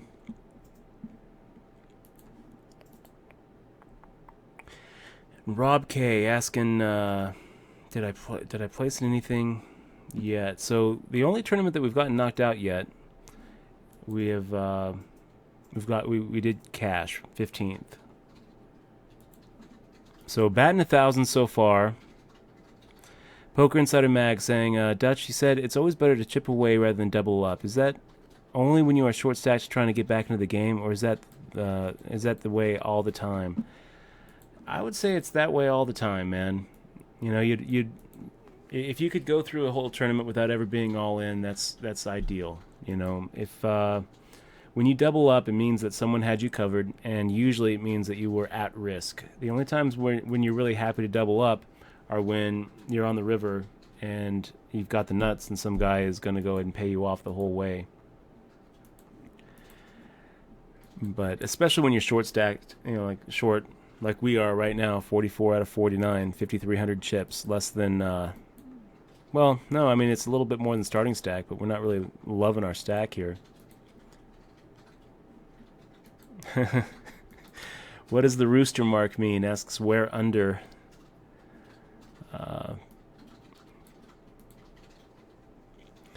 So the rooster mark means that. Well, I'm not gonna say. Rooster. Means he's a rooster. Means he's a rooster, guys. A guy rooster. Usually, it means that we're playing against somebody who goes saying? off on people in chat. Oh, is that what they're asking? What we're saying? Yeah. So we need to write down their names now. Yeah. Is that what you said? Oh, well, shoot. Now what? Because I don't have any of the names now. I could probably find out, I guess. We can find out. Just look on your, babe, just look on your thing. Look on my what? Your band thing. Your band list. Oh, yeah. Duh. There you go.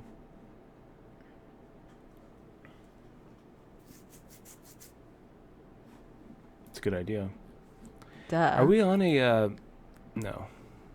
Rebuy period is over in this 6-handed rebuy and add-on, so we're going to be able to get into Are you buying another one? Are you playing another one? Yeah, I've got another one going. And it looks like the Sunday Reloader has started too, so I should probably put this up as well. You should. I feel like good times are coming. You know what? We'll just late res for that one. Okay. We don't need to put that one in the background. I'm going to just have these two going.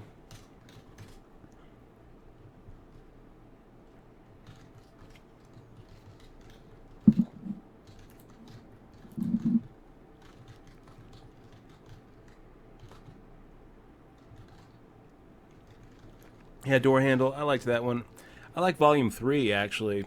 The gray one, the workbook. Door handle. Yo to the yo, says, hey Dutch, just watch your 2006 WSOP final table. Nice. Luck versus skill. Consider all the times he put Joe Hatchman heads up in 2006, even though he was ahead every time. Luck is involved in poker, yes, but the succession of all ends with the worst hand to finally win with a 3-outer makes that performance pure skill. Nice. You know what? I appreciate the I appreciate the sentiment. Yo to the yo. You know, I was kind of mentioning that on the stream, but I don't not on the stream, on the ESPN thing, but I don't think it really, you know, I don't think it really resonated with a lot of people. So yeah, most people are going to look at that and say, "Wow, you got so lucky, Dutch. You got so lucky." They just don't. I mean, a 1-hour ESPN show doesn't really tell the whole story. It doesn't show how many times, you know, I was able to push him down and then get it all in, and then push him down and get it all in. He was never at really a point where he never had me all in. It's not like it went back and forth. They kept on pushing down, doubled him up. Pushed him down, doubled him up. Pushed him down, doubled him up. And I think I doubled him up 4 times before finally, you know, he didn't survive. So Legum coming in with a min raise, and we've got pocket 2s. Do we set mine? No, we'll just make the fold. And Maddaw83 is saying, thank you. I really can learn a lot from you, and I can keep watching you for hours and days. Great stream. Maddaw83, thank you so much. If you haven't yet clicked on that follow button, Maddaw, and all of you guys, I'd really encourage you to click on the follow button. You know, we definitely appreciate the subscribers. And it's the subscribers here that really keep us going. That $4.99 is just, you know, it's such a huge help to us. So thank you so much to all of our subscribers. You guys are the best. But I don't want to understate the value of just you being here and watching. So I'd really encourage you to make sure that you click on the follow button, get notified when we go live. It definitely helps us out.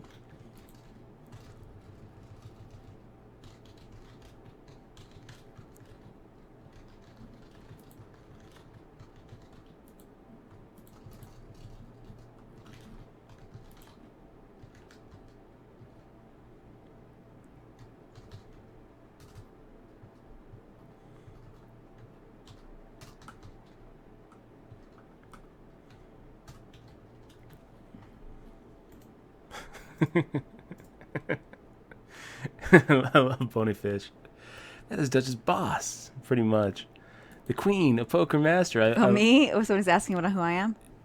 Seaman Stains was asking. And then Beantown Reddit, someone banned Seaman Stains, please. And I did. And then I looked, and then I saw right before I banned him, Seaman Stains was like, thanks. Nice of you to answer me. You should put that on the list, because that's probably the guy. I don't know. Dude, look at his name. His name is a dick name. It is a dick name. Yeah, you should definitely do it. It's the same dude, for sure.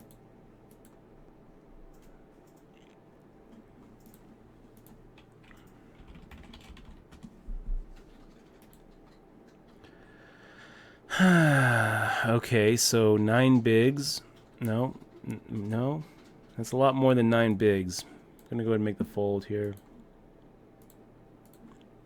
Can't even do math right now, you guys. Shoot, what am I doing here? 12, 13, 14 big blinds is basically what we're looking at. 13 and a half big blinds. So maybe we should have raised there. But we have an awkward stack. We have an awkward stack where it's like, how much do you raise? If you're going to raise, how much do you raise? Are we trying to do a normal raise, or are we just shoving? I don't know. 40 out of 44. 30 paid, so it's not like we can just fold our way to the money here. We really need to pick our spots and go with it. And picking up that pot without having to fade the flop is pretty significant here. 1,000. So what is that? 18, 19%, 18% of our stack. Is that right?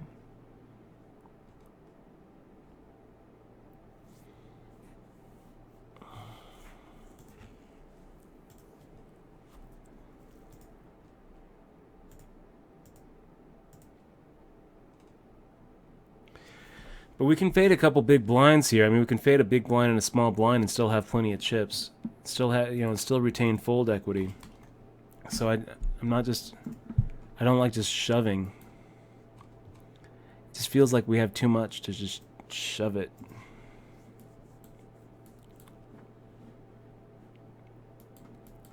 Yeah. That tween stack, you guys. How do you play a tween stack? When I have it figured out, I'll let you know. Because you look down at ace-6 suited, and it's like, are we really just raising to 900 and then folding to a re-raise? I mean, that's what we'd be doing, right? If we're going to raise at this point, we're not shoving. We're making it 900, and then we're folding if checkmate makes that 3-bet like he just did with Lindy Lou. At least Lindy Lou has more chips, though. I mean, it's really risking way too much of our stack just to fold to a 3-bet, but that's what we'd be doing. RAUWW, I'm really happy you answered me about the queen, queen, jack, jack, but didn't really think you explained a lot of when you would fold them or how to react to all-ins pre-flop with these hands. Yeah, I'll tell you, RAUWWW, I think maybe it's only been one time when I folded queens pre-flop here on stream, and I got completely torn apart for it. Most of the time, let me take a look here really quick. I just got an email.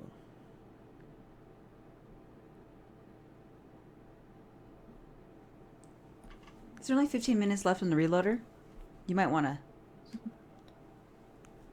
How many more minutes left?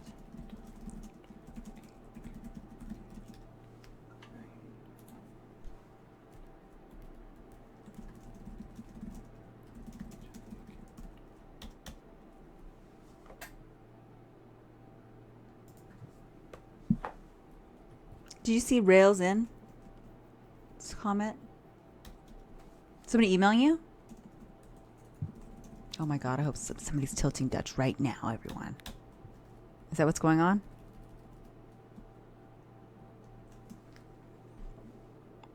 Okay, guys, ace-5 suited. Fish and chips, everyone folds to him. Who makes the raise? Okay.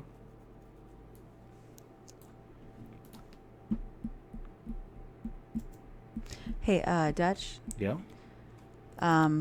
You might just spite call me with like a queen 9 here. Rails TN or Railston, yeah, says Dutch just played my first big tournament and cashed 15th out of 200 and change. So this is basically a slow roll.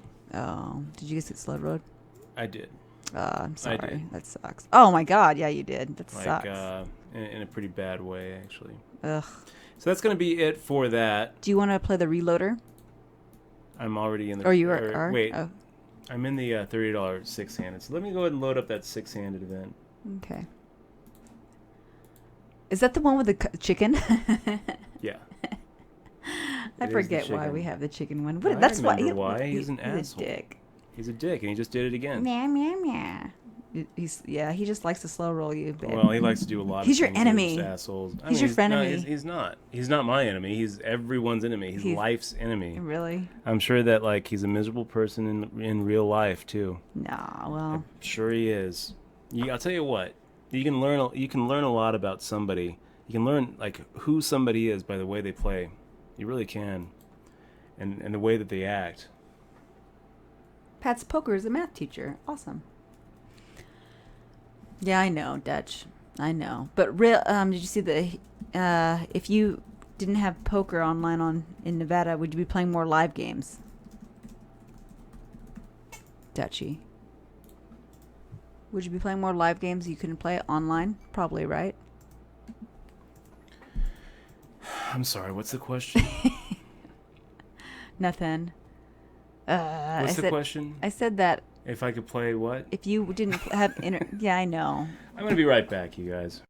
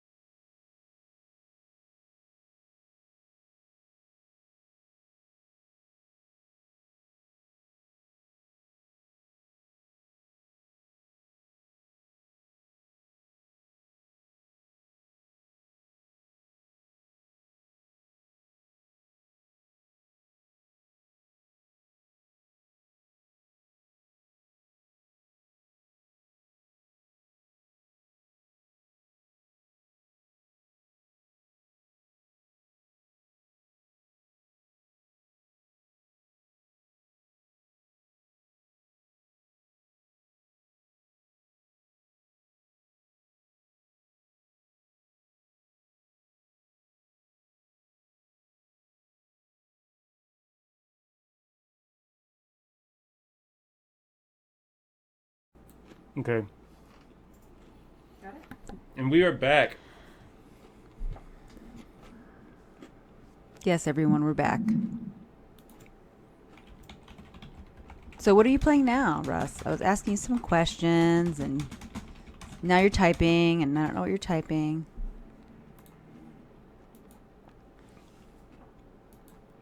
Yeah. They have history, guys. That's why he has a chicken on him. Mm-hmm. Anyways, so what are you playing now, Dutch?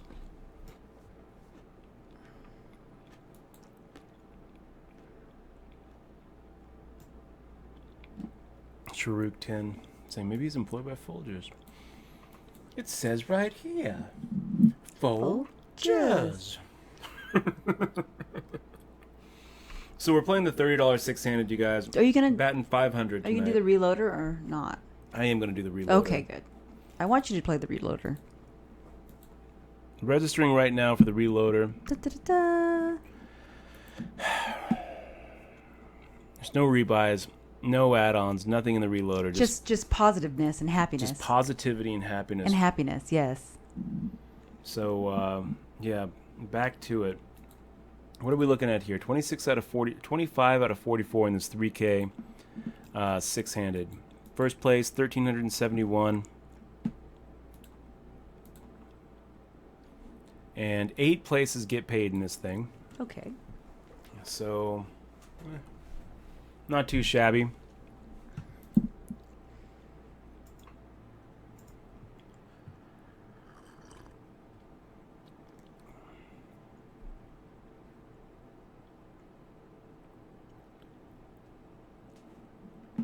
And you did the reloader. Are you going to go in the reloader? Running. +1 as Where wood. is it?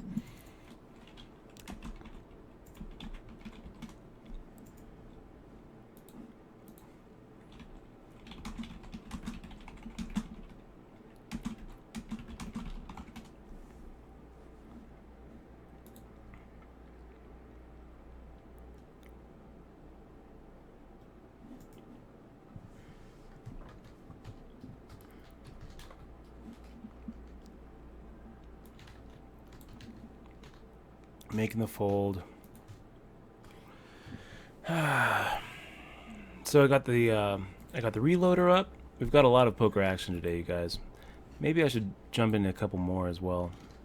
There's the $10 deep stack rebuy and add-on we can jump into. The 1K guarantee. There's a 2K guaranteed. I don't really want to get too many tables going at the same time. I feel like we could probably handle 3 though. Could probably handle more than 3. So I want to do the 10 and I want to do the 30 rebuys today. Okay, Surge Wob making the raise, kind of a min raise here, so shooting for about 2.5x. And we'll get it all in there with you, Surge Wob. If you decide to go ahead and make the ship here, we're not folding 9s. We're gonna go ahead and put you on, as many pocket pairs under us that are over us. Flop comes out, Queen Jack 7. Man, that was a really quick check by you, Surge Wob. So we'll fire out 1,200. Try to make it the same amount as we did pre.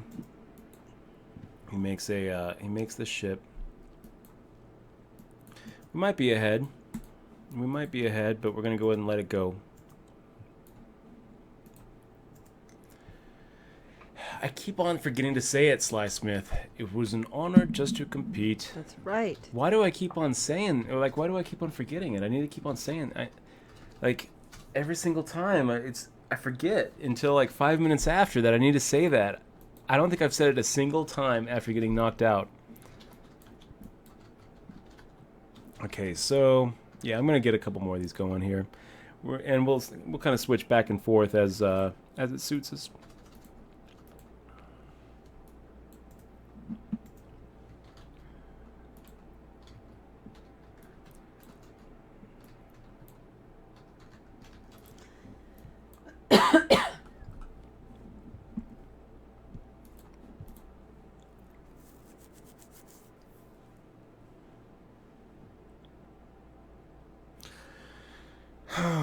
Okay. Deep breaths. How are we doing today? So we're out of the 200. So that's minus 200. Plus 50 in the 50. So that's minus 150 on the day. So we have a little ground to cover just because we're out of the main. We are out of the main event, the Sunday Million on WSOP.com, which is actually the Sunday 20K.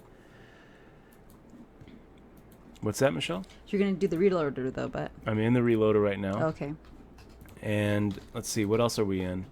We're playing the feature tournament right now is the $30 six-handed. We're also in the 1K guaranteed. I'm getting into that right now.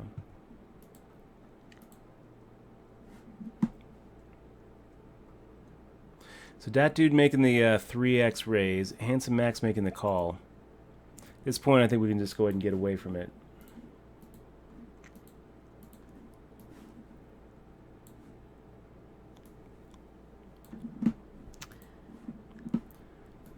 And what else do we have here? Strike It Up saying, since you're in Nevada, would you say that live is softer than WSOP.com for cash or tournaments? Absolutely. Absolutely. If you're going to play, cash, you're much, much better off in a live game. The nice thing about playing online is you don't have to leave. You don't have to leave the house. You get to, just to chill out, relax. I mean, it has some benefits. But as far as skill level goes, I definitely feel like the skill level of the online sites on WSOP.com is higher than what you can find on the Strip.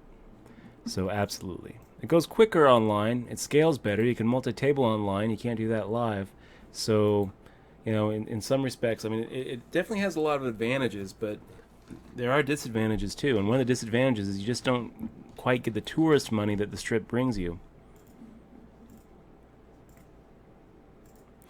And Brilligut saying, poker just got legalized in Norway, so I'm attending my first live tourney. What to do? Wow. Win it. That's what you do, Brilligut. Good luck in that thing, man. Gosh. Really wishing you the best. How do you say good luck in Norwegian? Remember that it's loud, Dutch, if you look it up. What's that? Oh, I'm not going to. Oh, okay. You know what? I will look it up. But it's loud, so don't let him say it. And we got I Roll Tide coming in here with an open limp. We're going to go ahead and give him the bony fish for that. And we just smashed the flop here, so try to get him to catch up, I guess.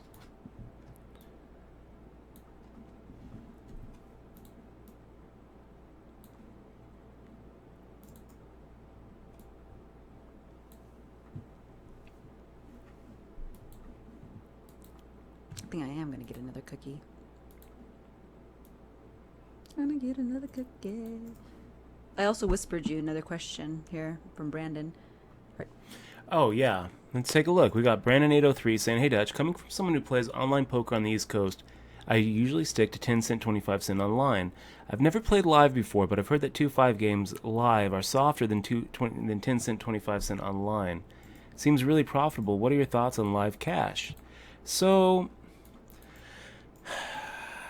I don't know, Brandon803. It's a good question. I mean, every game is going to be its own little universe, right? So can we say, on general, 2-5, the skill at 2-5 is worse or better than the skill at 10 cent, 25 cent online? I actually think it's probably better. I think that if you take all the players out there and you average out their skills, and like the 2-5 no limit live players might be a little bit better than the 10 cent, 25 cent online players. I think it'd be close, though, to tell you the truth. I mean, the thing is with online, that the bad players just get weeded out so quickly. So if you can beat 10 cent, 25 cent online for any decent, big blind per 100 win rate, I think that you're probably going to do okay in 2-5. One thing that I would suggest to you, Brandon803, it's a completely different game in that it moves a lot slower, and you have those live reads to to protect yourself against and to pick up on other opponents. So do yourself a favor, Brandon. Go out, spend the money and buy the Zachary Elwood tell books, Reading Poker Tells and Verbal Poker Tells. Read both of those, then reread them, and think about what what kind of informational leakage you have in your own game, and what you can pick up on your opponents. It's definitely a completely different game. Also, make sure you stick with a real strict stop loss. If you end up losing a buy-in, for me it's a buy-in. If I lose a buy-in, I look for a different game, and if I lose another buy-in in that different game, I look for another day. So make sure that you stick with a really strict stop loss, even if you are sure that the game is good.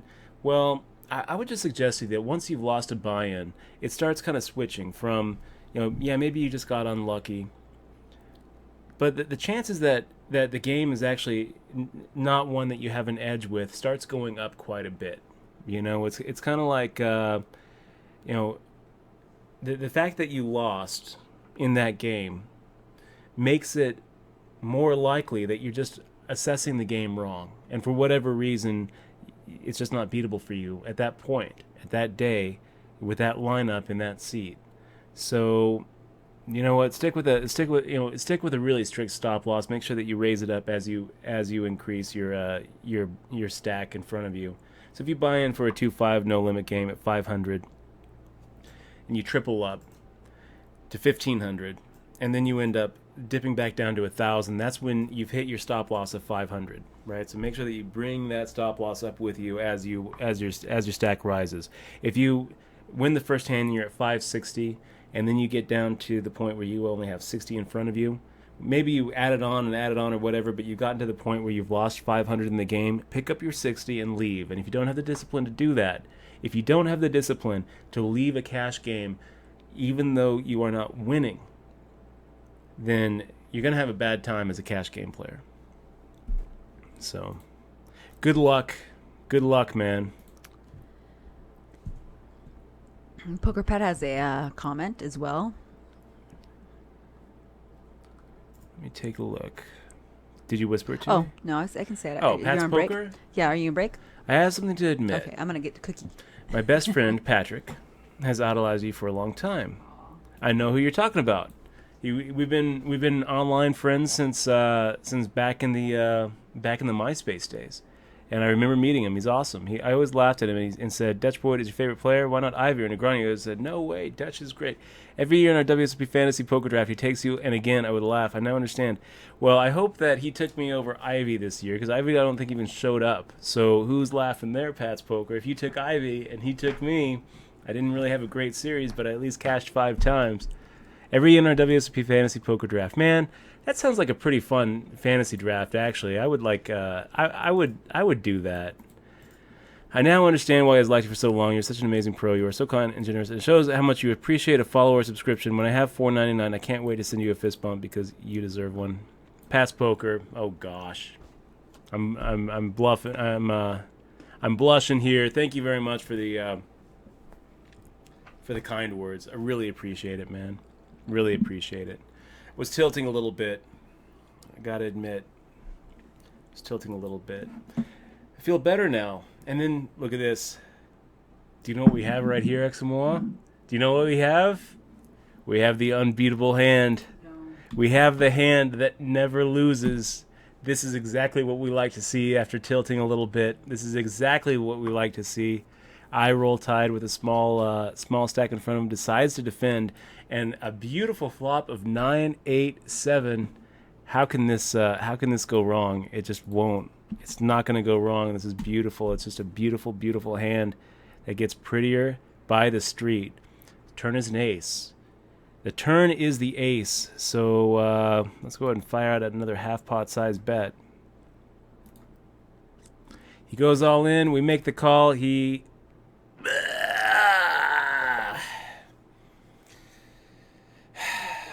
So hands since aces have been cracked. No, got cracked today.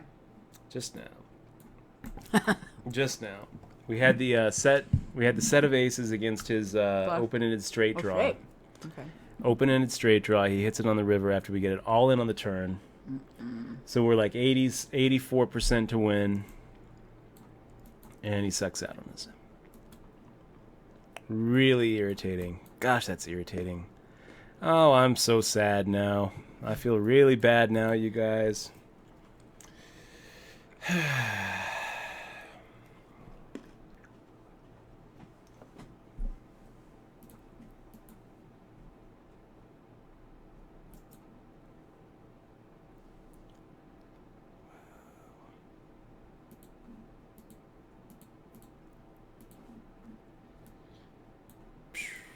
So that puts us down to less than 7,000.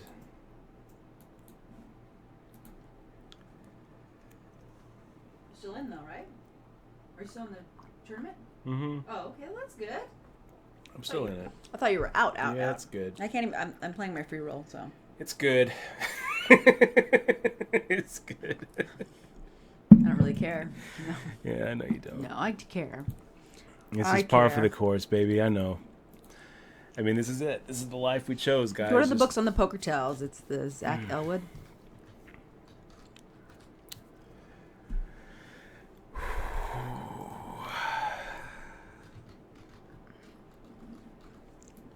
Let's see. We have been running pretty good with our aces. That was a long time. I mean, that was the sixth. a pretty long stretch since we've had aces cracked. Six aces. Exmoor came up with the idea that we need to have like a little sign here on the stream that says like X day, or X times since aces have been cracked. And yeah, that's frustrating. So the WSOP.com is actually running a promotion right now, where if you get aces cracked on the river like we just did, then you would get a minimum buy-in back in the cash game that you're playing. It doesn't apply to tournaments. And it doesn't apply to, when I read it, I was like, oh, wow, this could actually be worth going for. And I started like doing the math and I was like, how much are they actually losing? Like if you start multi-tabling 1-2 no limit and every time you're getting, $100, and then I was like, oh, read the fine print, and it doesn't apply for any games that have a minimum buy-in over $20. So like all the dollar ones?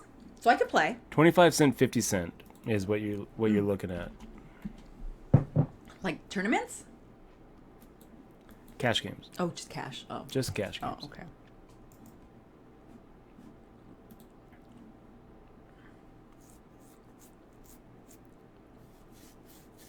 Oh, cool. X37E says, just played my first live cash.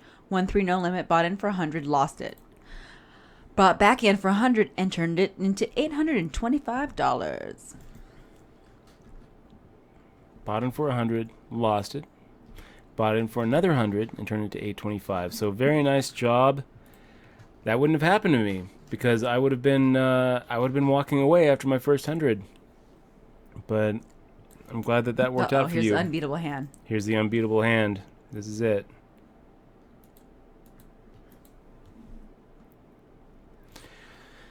Looking at it on the stream. We've got Handsome Max sitting here raising. We make the 2.5x. We get the call. A little bit irritating here. King 7-5 comes.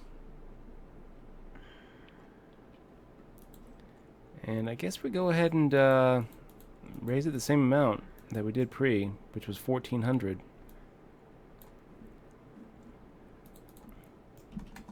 Oh, everybody's so sad about that. We get the call. And now it's just like, what do we do? What do we do, Handsome Max? Probably looking at a smaller pocket pair. 9s, 8s.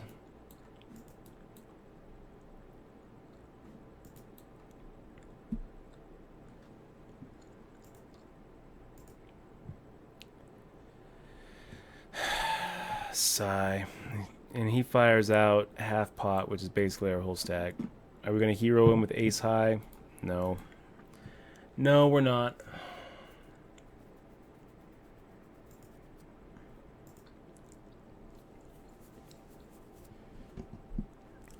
So now we're sitting here with ace 9 offsuit. We still have more than 10 bigs, so it just feels awkward to shove here. So we're just going to go ahead and make a normal And normal raise 680.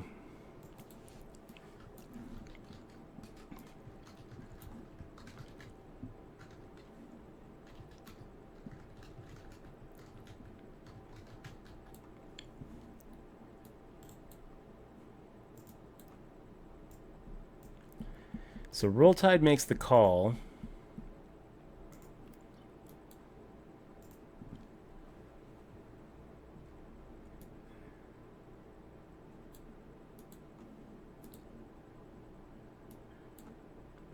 And we get through with our C bet of half pot. And again, we've been adjusting our post flop C bet. We used to just make it the same amount against the small blind. Now we're making it half pot against the small blind. So it's just a little bit of an experiment. I think it's going to work better. And we move up a little bit. 4,572 now. 36 out of 39. What does it pay? 8, I think, is what we're looking at. So a long way to go before we actually have money in this thing. See how it goes.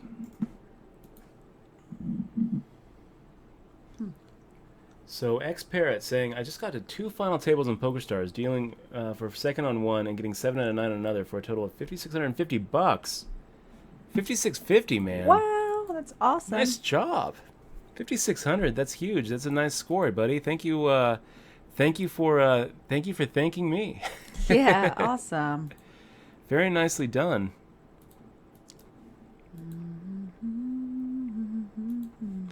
I'm glad that I'm glad to hear it. I'm glad that it's going well for you at the tables. But it's awesome. Can you give us some of your luck? Let's see. Getting hit in the nuts. Sorry. Aw.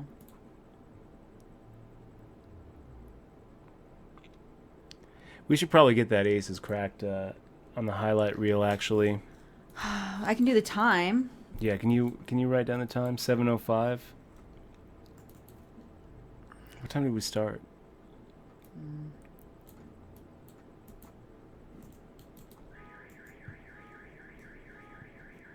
Okay, we can do uptime.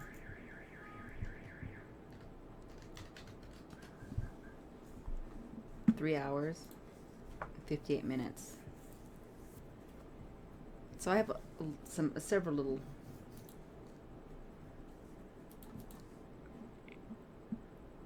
Yeah. I don't know if I can read my own handwriting, so we're gonna have to probably.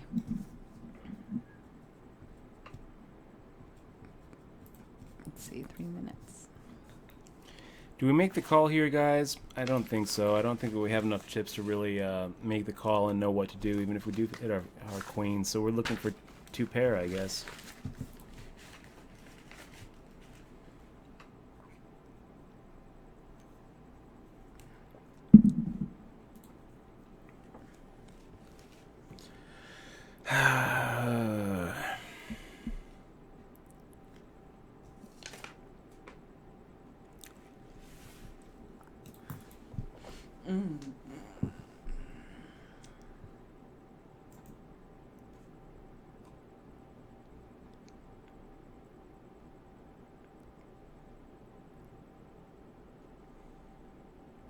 So Bob Hatter asking, I noticed in some poker tournaments that people will min bet post-flop into a multi-person flop. What is the reason for this? It's a good question, Bob Hatter. I mean, I don't think there's really any generalities there, but one thing, in my experience, most of the time when that happens, it's usually like one of the blinds min betting into a big field. Usually they're min betting into a. I'm gonna go ahead and make a raise here, guys. Usually they're making the min bet, into a pre-flop aggressor, and in my experience, it kind of serves as something of a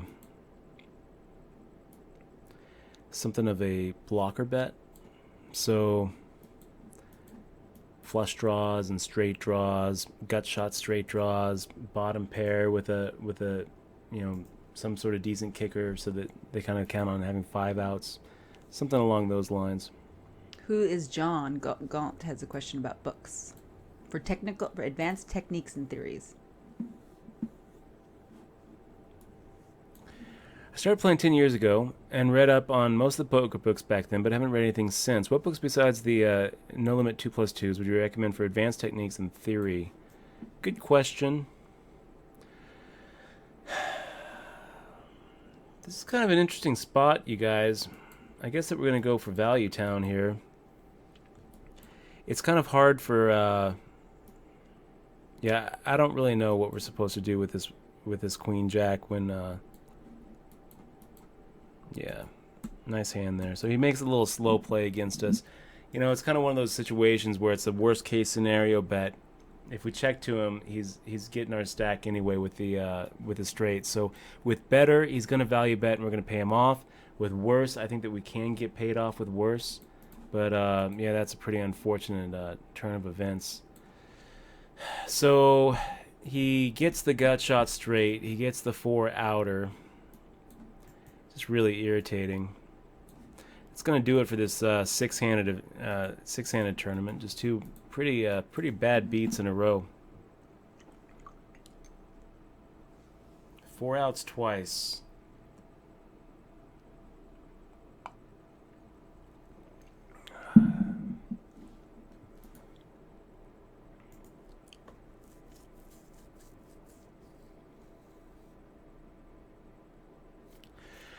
Okay, we're going to jump into the, 100 reloader here. We're already in the 100 reloader. Let me go ahead and load it up. Got some ground to cover here, you guys. Not really turning out to be a very good Sunday. Sundays can be pretty brutal. I'm not so sure how much more of this I can take, honestly. Well... Might be a short stream today. Everything started going down when them coffee, actually. It did. Oh, man. The coffee tilted you even worse. I'm so tilted right now. Oh, man. Yes, the coffee is tilting me.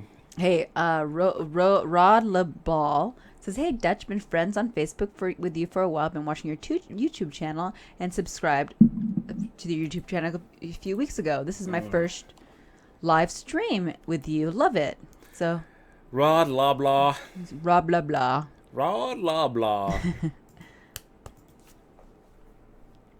Thank you very much for being here, man. I really appreciate it. He's a Chachi fan. Oh, Chachi? Chachi from Rob Loblaw.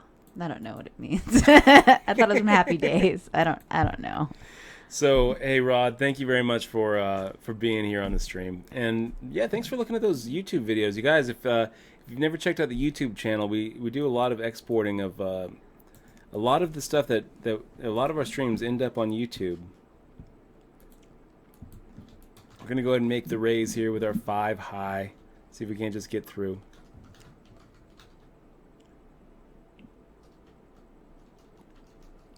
Samantha A. You know, I think I know who that is. That might be Samantha Abernathy. Ross, you shouldn't call out people if you're playing on them. Oh. We do it all the time. Yeah, we do it all the time. You shouldn't, though. It's okay to call out people. Why doesn't the credit card work on the stream, Mr. Grumpy Butt? I'm not sure, Grumpy. Why don't you email me your credit card number and I'll look into it for you. What? Just kidding. Just kidding. Never email me. I was calling you Grumpy, Russ. Me? Yes, Dutch. I was calling you Grumpy. I am grumpy. I'm gonna smack you. I feel really bad right cookies. now. It hurts. Yeah. It hurts to lose. It hurts my heart every time we get knocked out of a tournament. It's not the coffee. It's not the coffee. Everything went crazy. You went like crazy when you started drinking coffee. I'm telling you, man, you should quit. So you don't think it was when we got the aces cracked? That wasn't when things went down? No, or? I think you just kind of went crazy you don't think after it was that. when, no, I think the exact moment is when you had coffee. We had a little argument about the legalities of online poker. That wasn't the only reason why you got in an argument about legalities of poker because you drank coffee. I drank the coffee after, though. No, afterwards. You drank it during. I remember. Maybe that's true. She might be right, guys. I am right. It's making you hypertension. You have hypertension. I suggest. I do feel a little tilty right now. Yeah. I do. I know. I'm thinking about that 200, and I'm trying to figure out where things went wrong. Yeah, we're gonna make the call here. Pocket sixes against ace. I just king told you suited. when things went wrong. Looking pretty good. Looking pretty good. Okay. Holds up. See? It holds up. The worst king holds up. Because I'm correct, it held up. That's just the universe telling you how right I am. I don't need the universe to tell me how right you are, because you tell me how right you are. Ha ha. Ha ha. Seriously, I am like just really irritated right now. Maybe it is the coffee. We're gonna get off the coffee this week. You were guys. not. You were tired before instead of irritated. I was tired, and now I'm not tired. I'm not tired anymore. Now I'm just irritated. Now you're just a mean old grumpalumpus. Mean old grump. So I'm. Well, if you win this, we can. You know, the We are good gonna news is it like also take over the doesn't poker matter. world. Your friend That's not just good subscribed. news. That's not good news. Rod Loblaw with the sub. Look at that. We had the alert below our table. So Rod, I'm really sorry that the alert didn't come up, but you kind of got like the very very end of it. And hey Rod, thanks so much. Thank really you. appreciate you being here. Love having you as a subscriber here on the happier, stream. Russ. Dude, happier. I actually feel really happy now. Dude, That- happy, That really happy. cheers me up. Come on, smile. Rod, thanks so much, man. Big fist bump to you. Welcome to the crew. We're going to go ahead and ship you that DRM-free digital version of my book, Poker Tilt, also. So check your Twitch message box for that. Eximo's going to go ahead and send that over to you. I certainly am. And if you've been enjoying the YouTube videos, if you enjoy the stream, I think you're going to enjoy the book too. I have a feeling that you're going to enjoy the book. So I hope you give it a read. And Rod, if there's anything I can do for you, let me know, man. Dutch@dutchboy.com is where you can get in touch with me, and I want to help you out. I really do. Anything that I can do for you, because you're helping us out. You know, when you click on that sub button, you are the reason we are here. So thank you so much. Oh man. Oh man. So Vicious Violence, Nevada is one of the 3 states that have actually legalized online poker. So we get the opportunity to play legal online regulated poker right here in the States, and it's pretty cool. It's pretty cool. Rick Dirty in the big blind sitting out. We got Big Mike 51 making the shove. I don't blame you, Big Mike. Can't really blame you. I would look at that I would look at that big blind sitting out as an open invitation as well.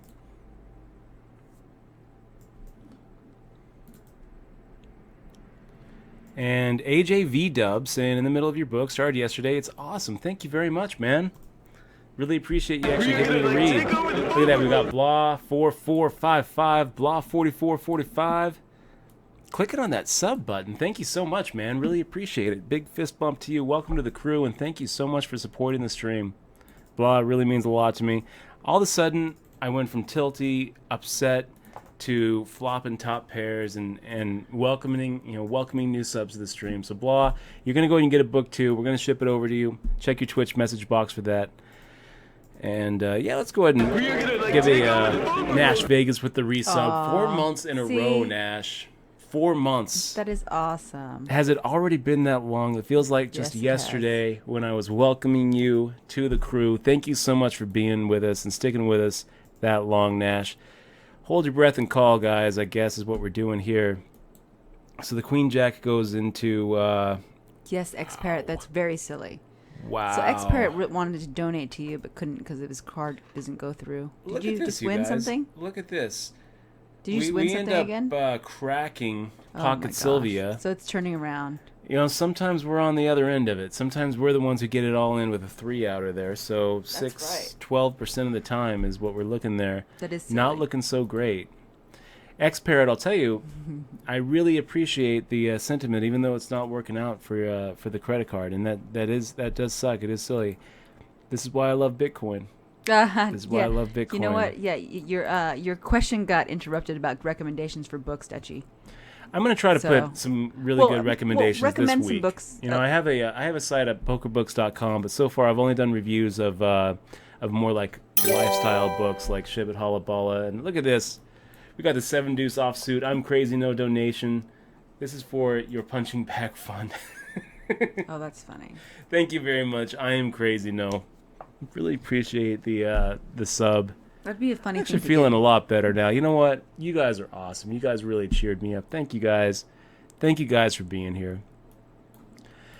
Oh my gosh, Vice Chick, when I read the first story in your book about Moneymaker taking you out, I went and watched it on YouTube. Threes against King Queen. You detailed that really well in your book. Vice Chick, thank you very much, man. I keep on calling you man, but thank you very much. Thank you very much. Thank you very much, player. Chick. Vice Chick. Thanks very much, Chick. Her name is Vice Chick. Chicky. Trying to think, what's a good slang? Chicky, Chick. What's a good slang for a guy to call a girl? I like Chick. Is my thing off here? Yeah. Chick, Russell Bustle. Let's see. And the books, babe, the books. You're getting distracted from the books. He asked thrice. The books? What was the book? Oh. I don't really have any good recommendations right now, to tell you the truth. I really don't. Inspector Bacon just subscribed. You know, I feel like we've had Inspector Bacon as a sub before, but Inspector Bacon, if it's... Maybe I'm just misremembering and just remembering the name. I love the name, by the way. Inspector Bacon. It's good to have you on the stream, and thanks so much for clicking on that sub button. Wow, we have a little bit of a sub train going. You guys are the best. You really are. Inspector Bacon, we're going to go and ship over that copy of Poker Tilt that we keep on talking about. I hope that you get a chance to give it a read, and if you do, let me know what you think about it, and feel free to ship it over to anyone that you want. Hold on for a second. I'm getting a glare. Getting a glare. Books that I recommend. Okay. And who was it that asked? I'm sorry. I've got multi-tables going here. I've got so much going on.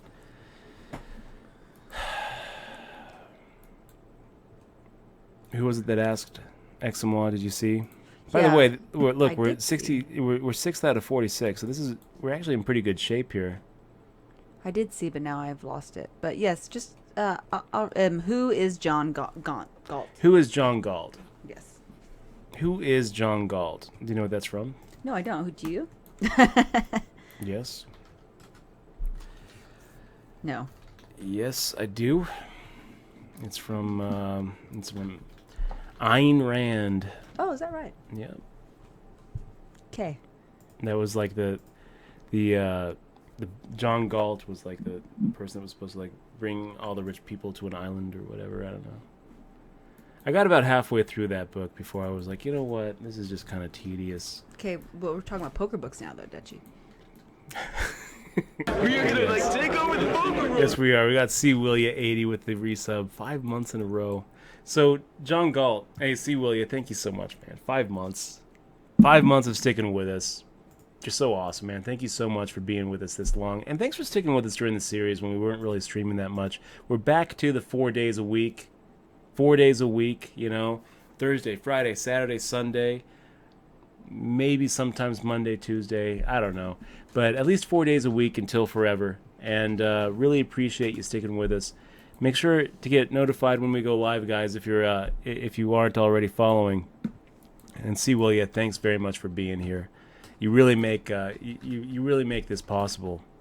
So John Galt, who is John Galt? I've got a domain name that I've been developing, pokerbooks.com, and I'm gonna go on there and I'm gonna put up a book list sometime in the next 3 days. But just for now, what would I recommend? Well, besides my own book, Poker Tilt, I'm a little biased, of course. I would say the Jonathan Little books are all really good. I would definitely recommend the Zachary Elwood books if you play live. These are, Reading Poker Tells and Verbal Poker Tells. Verbal Poker Tells is just great for live poker. It's just great. Wow, this guy making a min bet into us. Is our king good here? Are we going to run into kicker problems? Are we worried about an 8?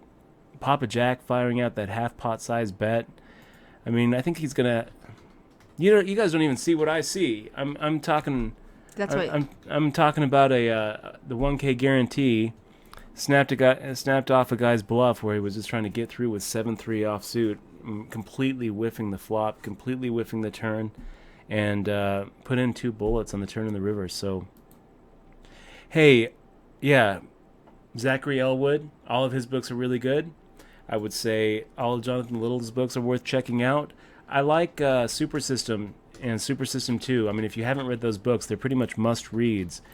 There's not a lot of must-read books, but I really do feel like those are must-read books, Super System and Super System 2. Even though a lot of the information isn't, really relevant to today's game, it gives you, a historical foundation, and I mean, it's basically what everything else is built on. So Super System. What else is good? I mean, you pretty much have to look at what you're trying to specialize in. So if you're trying to specialize in, sit and goes, maybe the Moshman book. If you're trying to set, heads up, I think Moshman has a book on heads up poker too. If you're trying to focus on MTTs and multi-table tournaments, I like the Jonathan Little tournament book. I like the Harrington book. What other? Maybe the John Turner One Hand at a Time book is pretty good. I'm gonna come up with a real nice list of books for you though, man. And I'm gonna put it on PokerBooks.com in the next 3 days. You know what? It's going up.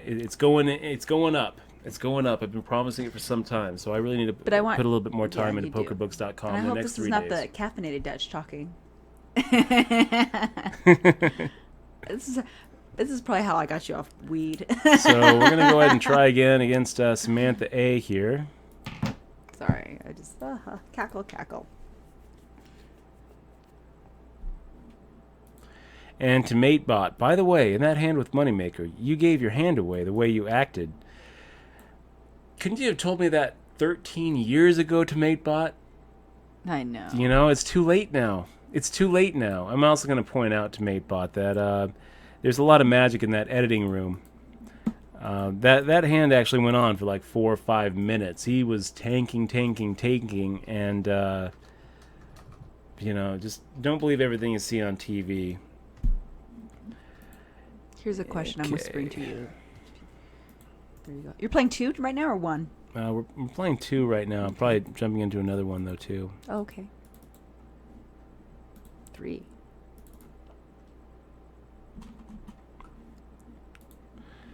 So, Kill Nits making the open. We've got Ace-10 offsuit and kind of looked away for a second, so we're going to go ahead and make the fold.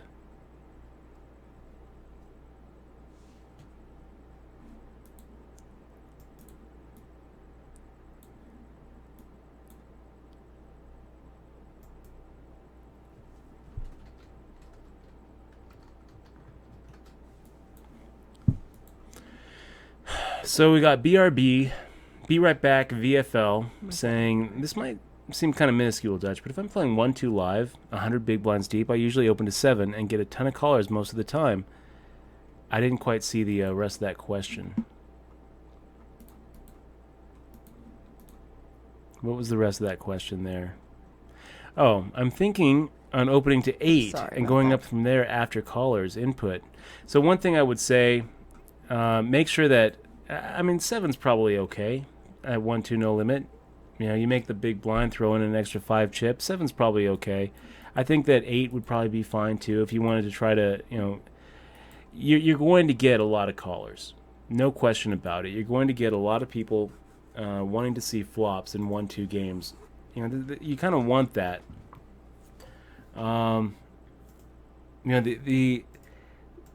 The mistake that you're really trying to take advantage of is people calling too much, and so the way you do that is to value bet more post flop.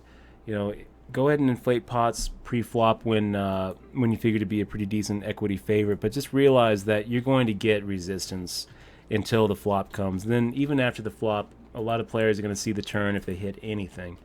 By the river, sometimes you can make bluffs, but by and large, your profit in those games comes from making thin value bets on the river. Value betting thinner than you even think possible, and from getting away from hands when you're getting, when you're getting a lot of resistance from from tight passive players. I mean, if a tight passive player check raises you on the turn, and you've got top pair, a lot of times you can just let it go. So your question being, should you raise your open, your standard opening amount in a 1-2 no limit game from 7 to 8? I don't really think it matters that much, to be honest. But there's no reason not to. They're going to call you out one way or the other. So go ahead and make it 8 if you want. Just keep in mind that if you got a couple of limpers, you need to go ahead and add those limps to your standard opening. So if someone limps for 2, another person limps for 2, and another person limps for 2, don't make it 7. Don't make it 8. You need to be making it 7 plus the 6, so 13. You need to make it 8 plus the 6, so 14, something like that. You can even make it just round up to the nearest 5 chip. So good luck in your cash games. If there's anything else that you'd like me to answer, feel free to pop it up in chat.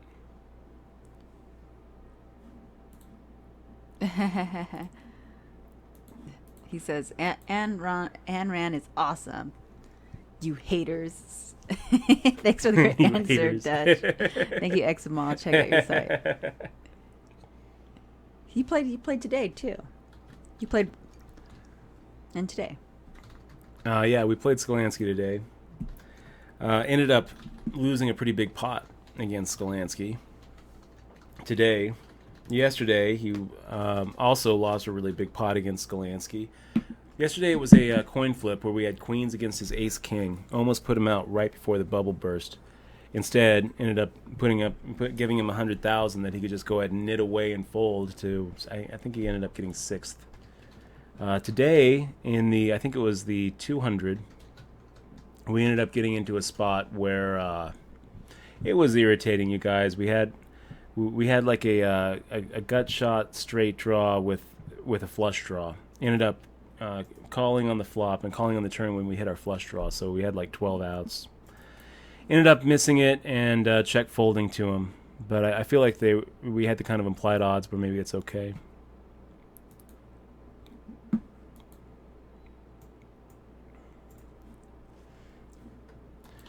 So, Wolf51 coming in with the min bet.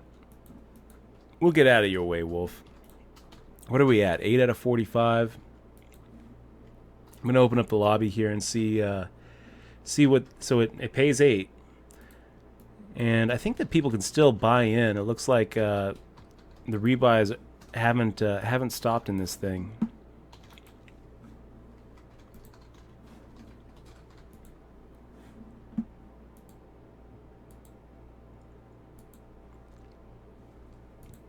I wonder if I can... Have you read Ray Z's books on high-low? I have. Okay. I have.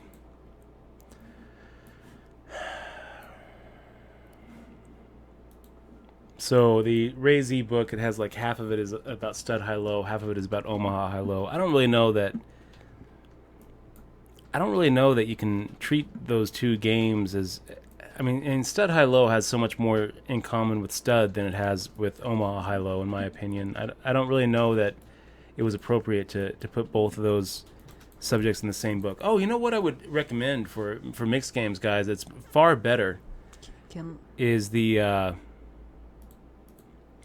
Ken Lowe book. Ken Lowe's, yeah. The Ken Lowe book is just amazing for mixed games, and it has a lot of information that you just can't find anywhere else. And he's a great guy too. He's really nice. And he's a great guy, so I would recommend that.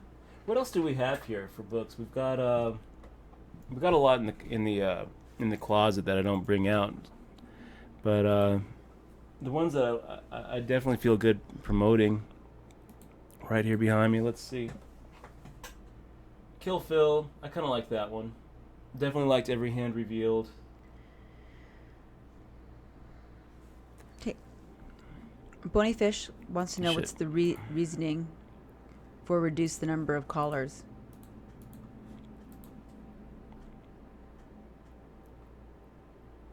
I'm not really sure what you're asking there. What is the reasoning for reducing the number of callers? You must have been a hand that you ran. Man, guys, I almost feel like You in this hand here? Yeah, I mean, can we get better to fold? Can we get like 5s or 7s to fold? I almost feel like we could.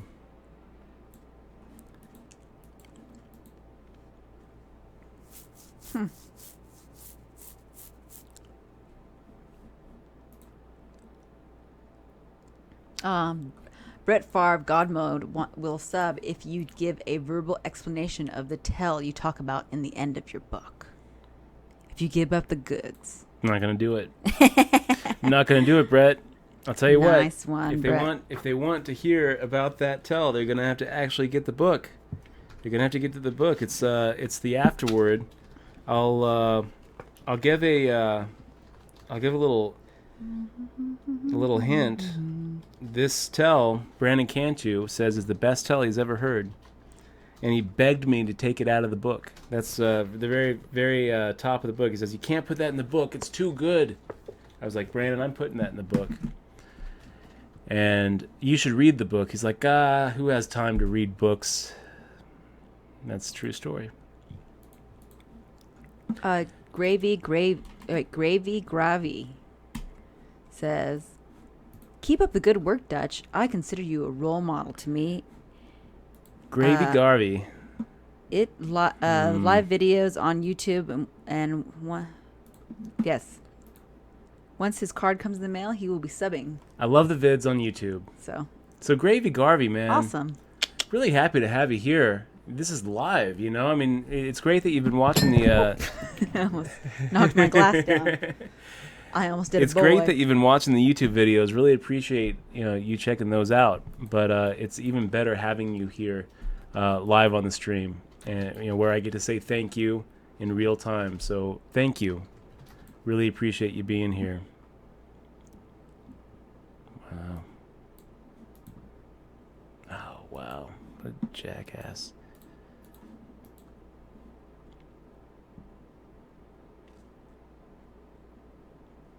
Guy just fires into a dry pot, puts me off of it. Sipping Remy, hey Dutch, you better marry this girl. She's beautiful, smart, and willing to be around poker. But I'm funny too. She's also very funny. I'm hilarious. She's hilarious. Every morning I sing to him hilarious songs. Yep. Every morning. Every morning.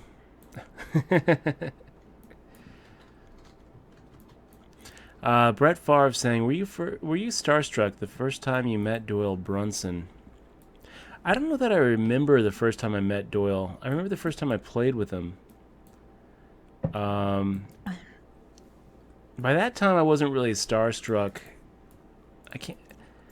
I do remember the first time, I remember being starstruck was when probably when I met Lane Flack.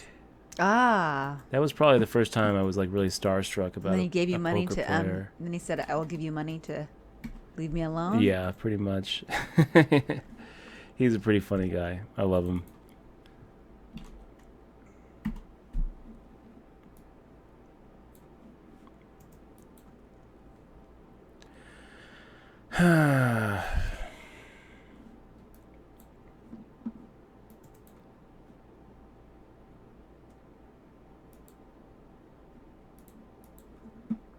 Make the fold. Get out of the way of fade to black with our 10 high.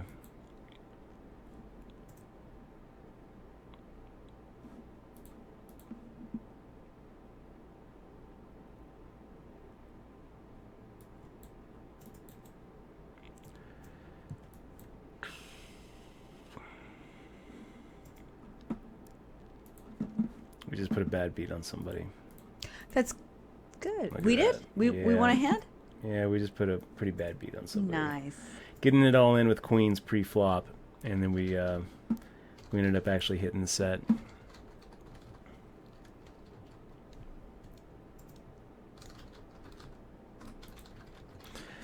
Do I feel bad about it? I don't. I don't feel the least bit bad about it. Deuce high flush draw. Kind of sounded like you kind of felt saying, bad. why is this a reverse 4-color deck? This is opposite from the usual 4-color deck that they use on any other site. Good eye. Deuce high flush draw. Very observant. Big fist bump to you. Very for being observant. Very observant. You are absolutely right. The hearts are supposed to be red. The diamonds are supposed to be blue. Like the street in Las Vegas that has more fatalities than any other street in Vegas. Blue Diamond. That might not be true now that they made that a separated highway. But, man, that used to be a scary, scary road to go down. Oh, Vice Chick is in the final tape? Wait. It's supposed to be black spades. It's supposed to be green clubs. So, well observed there, Deuce High Flush Draw. Why is it opposite here? Why is it opposite day every day on WSOP.com?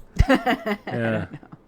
Your guess is as good as mine. They just don't know. They just want to be different, probably. You know, same reason why they same reason why they try to put. I think Vice Chick is at a final table, by the way. Oh yeah, Vice Chick, and she's 8th. Oh, nice job. And still That's going. that $200 up top. Mm-hmm. $250 up top. We're really rooting for you, Vice Chick. You can do it, player. You can do it, player. Take it down. Spots, not hands. Make the strong moves. Make the aggro moves. You can do it. You can do it. I believe in you. Don't be afraid of the monster under the bed. That's right. Is that what you? That's your don't thing, attack right? a drowning stack. And don't attack a drowning stack. But if you're 8th at the final table, then you're probably the drowning stack. Team Ivy support says, Dutch, what would you say to a kid who wants to be a pro poker player? Follow your dreams. Follow your dreams, kid. Follow your dreams. I don't think there's anything wrong with it. Bring your allowance right here, kid. Go ahead and sit right here next to me. I want to point out that we live in a time where people video game for a living, and they didn't think that was going to come. Yeah. Look, I don't really know what to say. I would say this. There's so many benefits, so many fringe benefits to playing poker online. Or not online, to playing poker for a living, as a career. There's so many benefits to it. There's a lot of downside to it, too. A lot of downside. I don't know that I would really recommend it as a career if some kid was like, what do you suggest? But, I do it, and I love it. You really do have to have a love for the game if you want to make a living out of it, because you will have times where poker can get pretty bad and pretty deflating. You will have times when you run bad. You will have times when things just don't seem to be going your way. So what kind of advice would I give a kid? First off, I would say, kid, make sure you have a backup plan. Always leave yourself outs in life. Don't be one of these kids who drops out of college and puts all of his eggs in this game, expecting that nothing's ever going to change, and expecting that they're always just going to be able to crush it. A lot of people found themselves without options, after Black Friday, and don't be one of these people who don't have a life out. For me, what would I be doing if it weren't for poker? I wouldn't be, as free. I wouldn't be as happy. I'd probably be better off financially. And what would I be doing? I'd either be doing web development or law. I have 3, advanced degrees. Does an associate's degree count as an advanced degree? I don't know. I don't have degrees, honey. But, a law degree, a bachelor's degree. So, I actually finished school. I would tell the kid, finish school. Build up skills outside of poker. Try to balance your life so that you have other things that you enjoy doing that are productive. I think a lot of professional poker players run into this kind of an existential crisis where, they go through the little Dan Coleman, very dark game kind of phase of their career where they don't really feel like they're producing anything. They don't really feel like they're helping anybody out. A lot of them turn to like charities and they're like, okay, well, I'm going to donate X% of my winnings to charity to kind of balance out, the negativity of the mind sport. I think that's fine. I think that you're probably better off actually trying to balance your poker life with other things in your life that you can really feel good about. But I feel fine about playing poker. I talk about in my book. There's a lot of good that this game has done. There's some problems with it, but the problems aren't really from the player's point of view. I mean, the problems are from the operator's point of view. It's not the players who are making the games, such a negative sum game to begin with. Anyway, follow your dreams, kid, and always leave yourself outs. I think that is pretty good advice. Did you ever meet Stu Unger? No, I didn't. He was gone before I was over 21. I thought he played. Oh, was it 97? I met his daughter. Yeah. And actually, I think his daughter actually might subscribe to this stream. Maybe. I actually think that... Or someone of a similar name. Yeah. Well, I'm pretty sure his daughter's name is the name. Like, I mean, let me take a look here.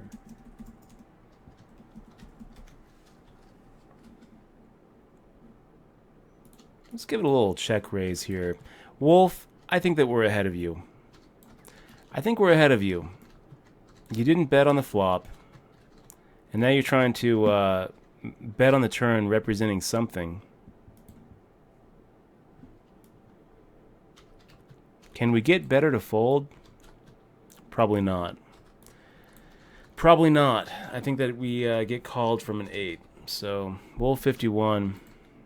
Actually, we're going to go ahead and give you a little bull icon there because you are pretty aggressive. I kind of feel like opens pretty light.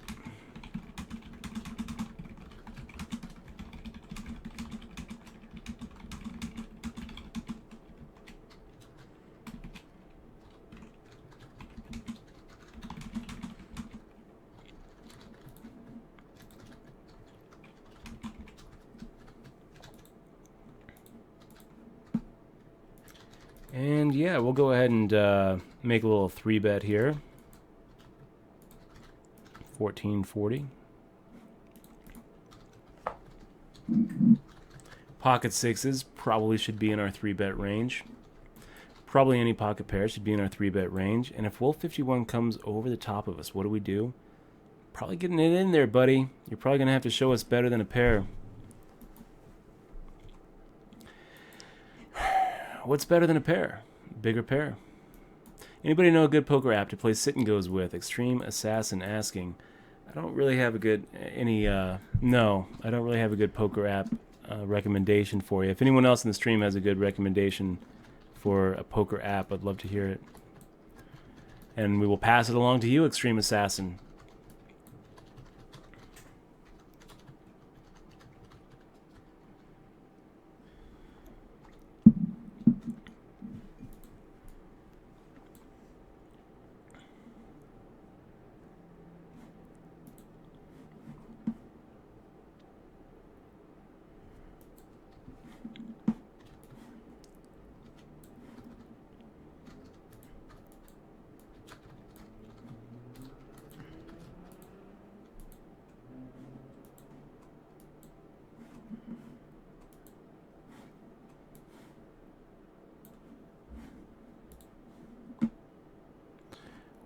NV bail, open limping, give the bony fish, and we will go for a 840 raise. So this is a 2.5x would be our open here, making it 600. So against the open limper, we're making it 600 plus the open limp. We're going to put him on a weak ace. We're going to put him on small pocket pairs. Basically, we're putting him on, god damn it, Katie. Katie and M1 is going to get through us here, making the ship. Oof. We'll go ahead and activate our time bank, give it some thought, think about the mistake, think about the ways that this hand could have gone. And it's weird. I mean, we're getting 1.5 to 1 to make the call. It's almost one of those spots where it's kind of tempting. But of course, we're not calling with 8-3 offsuit.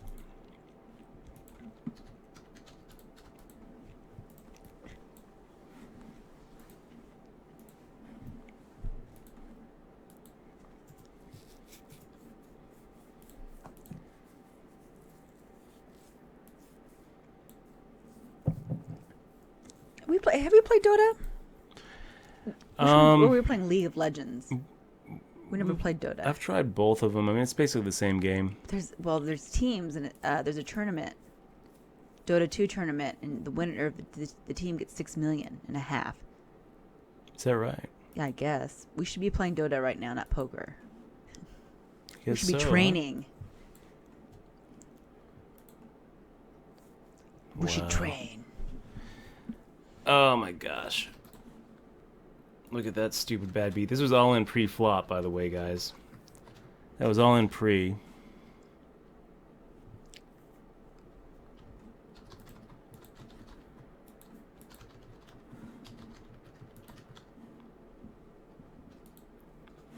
Brutal. Is this the other tournament? Yeah. Is that the okay? So right now the 100 is the one that you're showing. Is the one? Yes, the 100 Reloader is the feature tournament of the day. Yeah, I didn't see. Are you out of the other one? No, but we got it all in pre-flop with Ace King versus 8-7 and Ace 10. Flopped Ace King 8, and the guy hit his 2-outer to survive. But we ended up getting a little nice side pot. A nice little side pot. Negative EV saying, loving the stream. This is after he just put a little bad beat on us with the 8-7. That's all right. Thank you, Negative EV. Yes, I'm glad that you're loving the stream, man. Thank you, Negative AV. He's like, a shout out to my hand, my amazing play. Good. What is this, Negative EV? Negative EV. You rock. Getting it all in there with the 8-7. You should sub now. Make us feel better. Yeah, I'm glad that you're enjoying watching the bad beats. Negative EV. Sigh. So which one is that one that you're playing? Because I wanted to watch that one too. Let's see. That's the $10 deep stack rebuy net on the 2K guarantee. $10, 10K guarantee. 2K guarantee. 2K. I was gonna say that's a lot. So 8-5 off. We'll go ahead and make the fold here. There you are. But you have a lot of chips. Rod Loblaw, you got the gift of gab. Blah blah blah. Thank you very much, Rod Loblaw.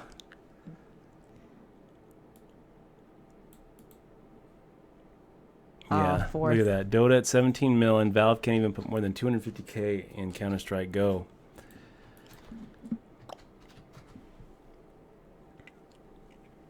Yeah, there's a lot of money in esports. Very tough, very competitive.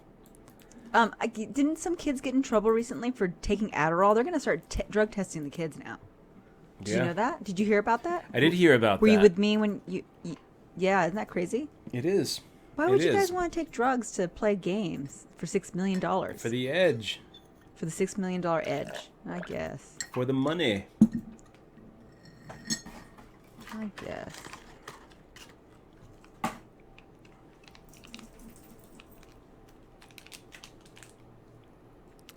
For the money.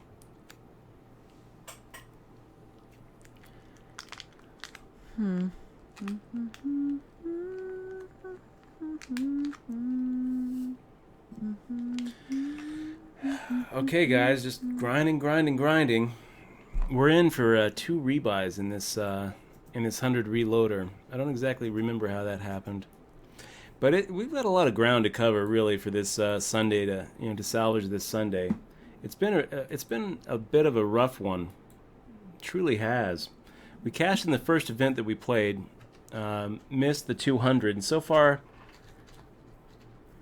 and then and missed the $30 6 max. You got 4th last night, right? Right? I'm sorry. What, did something bad happen? I mean, it's about to happen. I don't really know what I'm supposed to do with this hand. Oh, God. Not the Queen 8, guys. I've got another hand over here where I've got 6 big blinds, 7 big blinds to start the hand. And the big blind casino exec coming at me. Who knows? Okay, here, though, we're going to go ahead and just fold against Katie and I was so confused about what just happened. It sounded like very, very stressed. I was a little stressed. Guys, we're going to take a little bit of a break. We'll be right back in 4 minutes, 26 seconds. Thanks very much for joining us. Don't go anywhere. We're going to be right back with a lot of awesome poker action, so stick with us.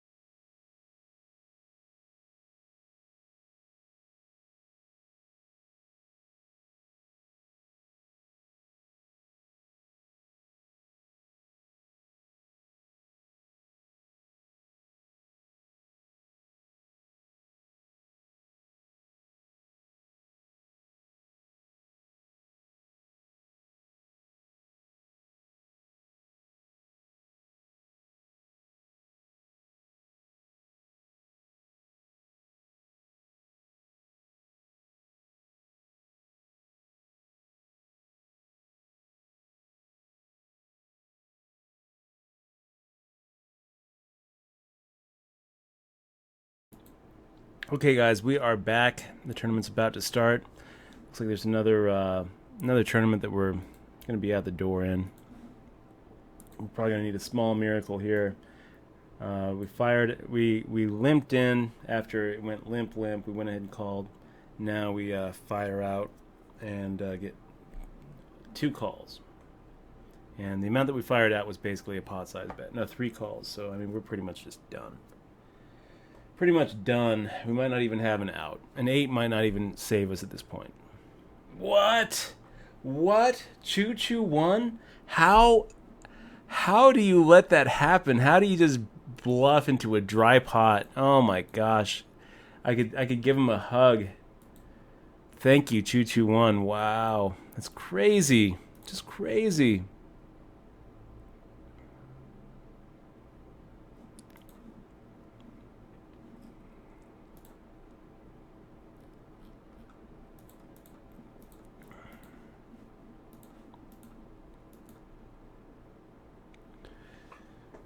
Oh, man.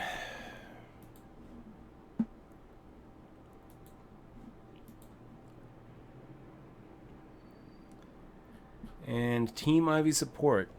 It's a rare person who can go through life without ever taking a drink. So hats off to you.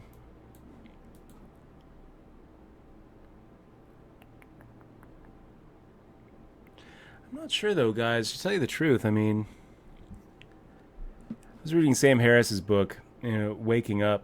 He says something in there that kind of resonated. He says that to go through life without ever trying a mind-altering drug seems to be like, denying yourself one of those experiences that is kind of game changing. I don't know. I mean, I'm not suggesting that everyone goes out and shoots some black tar heroin, but I do kind of feel like if someone were to say, hey, should I try a joint once in my life, or try getting drunk once in my life, I mean, I feel like yeah, you probably should. You probably should try to get drunk once in your life and see what it's like. You probably should trip acid once in your life just to see what it's like. Exmo's back with the dog, so let's change the subject.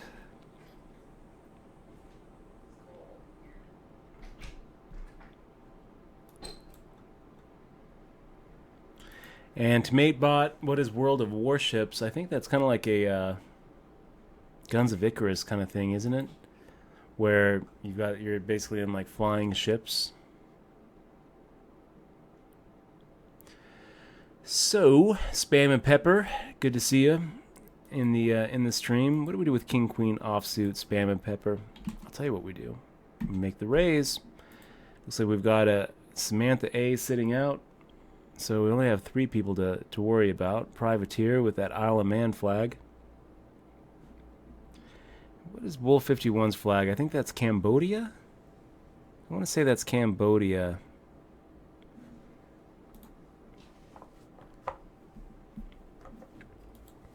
Okay. Yep.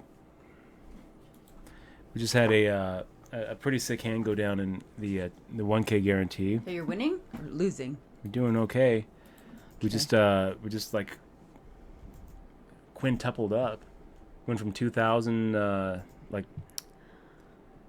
oh my gosh, 2,200 or something to almost 11,000. It was weird. It was a weird hand. We ended up getting it all. Which in one with is this pair of one? eights. The $10 one or the? Yeah. Okay. But the one that we're looking at, the feature tournament, is the $100 reloader. You'll see that we are 22 out of You have a lot of 44. chips in both of them. Doing pretty good. 39 people added on. So of the 73 players, if you look at the add-on, it is a double add-on. $100 gets you 8,000 chips. So it's a pretty big mistake not to put yourself in a position where you can add on. Yet a lot of players did just that.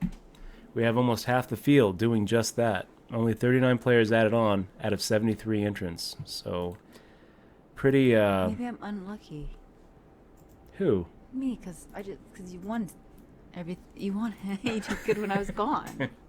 Well, Maybe. No, I'm teasing.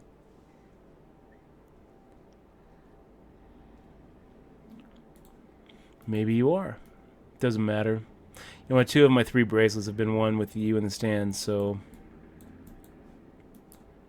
But shoot, maybe I'd have like 9 bracelets. Because of me? Nah. Okay. Michelle's very lucky. I'm very lucky to have her.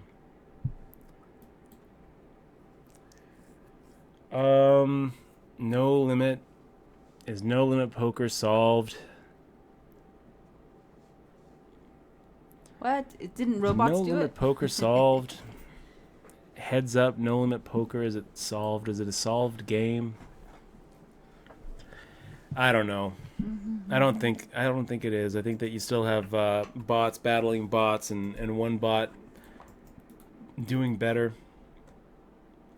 You know, they had that big Doug Poke challenge here on the Twitchverse where humans came out on top, and it was pretty definitive. So is it solved? I think not. I think not. Not only is it not solved, but we still have the situation where humans are beating humans are still beating the machines. So we get Fade to Black to make the fold. We're fine with that.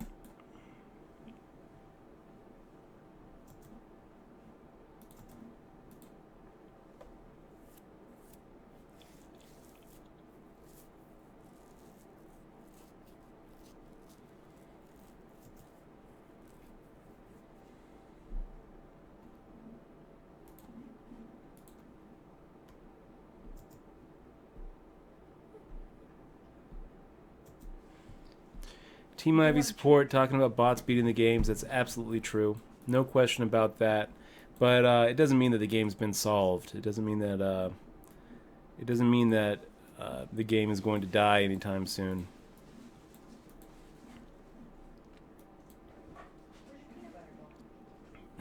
Emerald 17.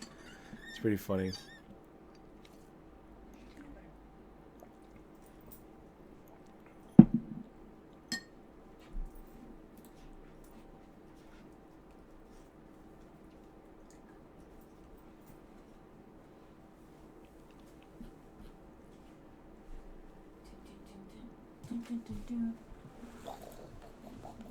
Queen 7 suited. We got Wolf 51 coming over. Fade to Black re-raising. Such an inviting spot. I think both of these guys are wide open. Both have the bull. Both looking at Samantha A sitting out in the big blind. How can you be sitting out in the big blind in this tournament? I mean, this is kind of a big deal. We're past the point where you even have to be tied to a laptop or a computer. I mean, you can play on your mobile. It doesn't really make a lot of sense to me why someone would just be, sitting out this long. But yet there she is, sitting out. Samantha A is sitting out? Yep. Maybe she's tired. Maybe. Who's sitting out? Samantha A. Oh. Yeah, maybe she's sleepy. Maybe she's sleeping. Maybe she's sleepy.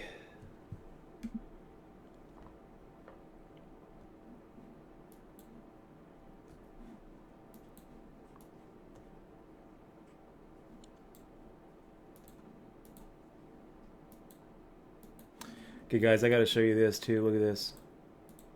Where is it? So here we had Papa Jack limping. We decided to isolate, and Brad Mac 3-bet,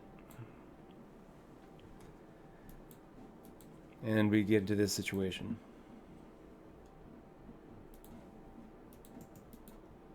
Yeah.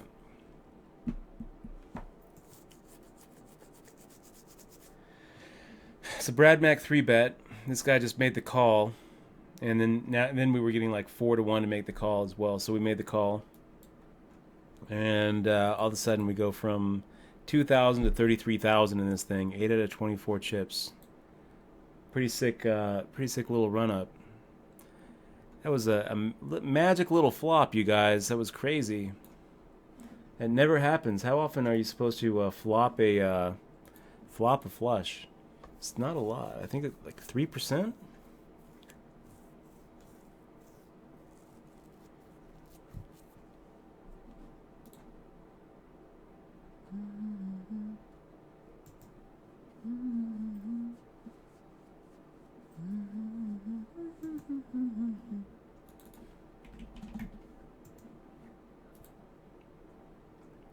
Pocket sevens looks pretty good to me, guys. Looks like a pretty good hand.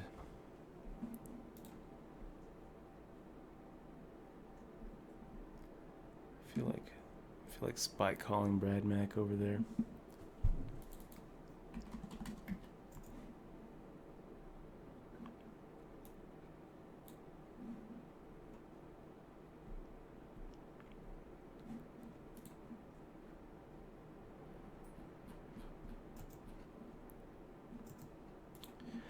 So once again, we're making the raise here, 700 plus the open limp. And the open limp just folds. Pretty crazy.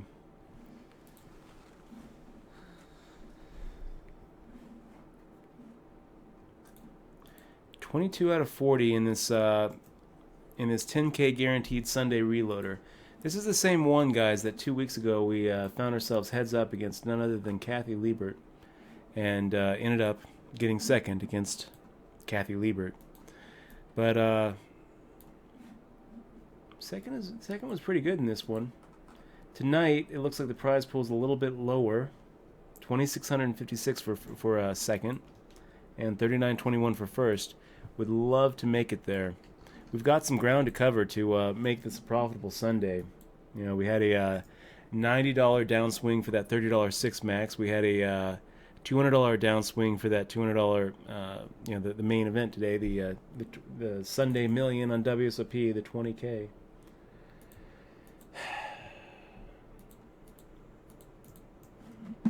I should probably get into this $30 rebuy add-on as well. Oh, wow. How much are you playing now? Like how many tournaments? Is that what you're asking? Yeah. We're 4-tabling it. Okay. 4-tabling it, you guys.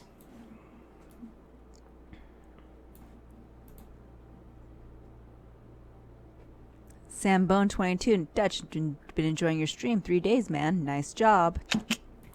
Sambone. It's good to see you, man. Thank you very much for saying it.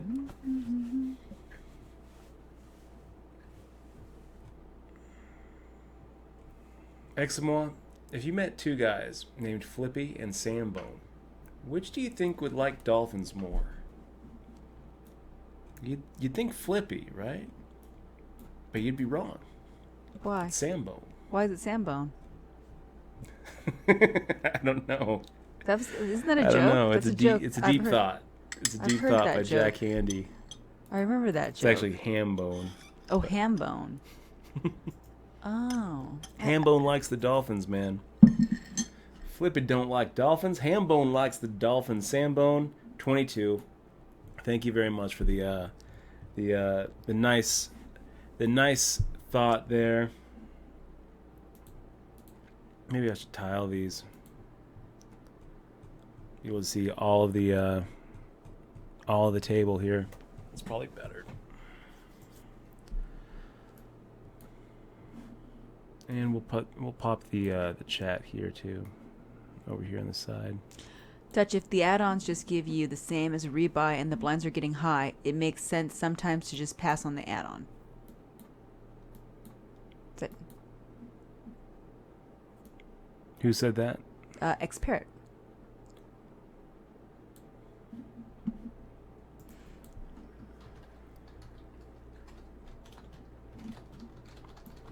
See what we're actually doing here.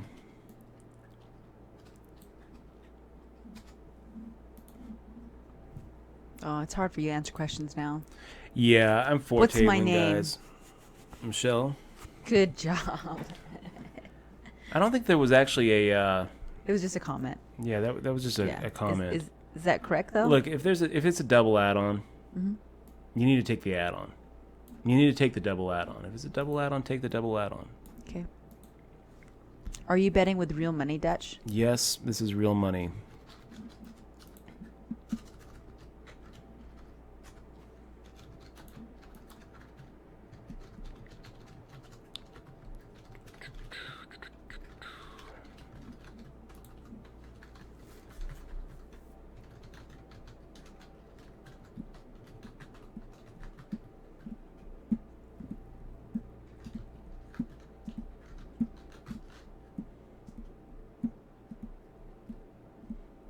Sharuk 10 saying flopping a flush is under 1%. That might be right.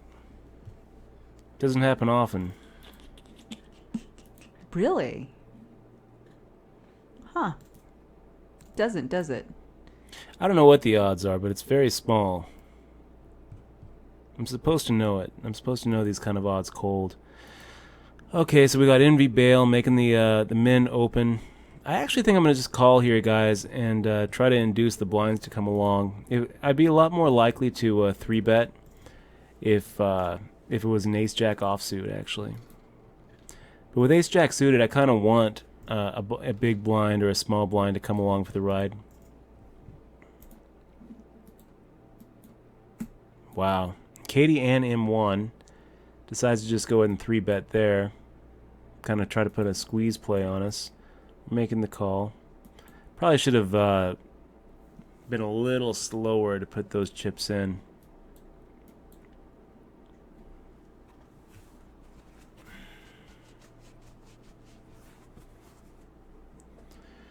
$33.65. Can we get him off of a hand?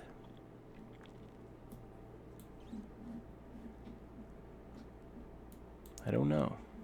Maybe.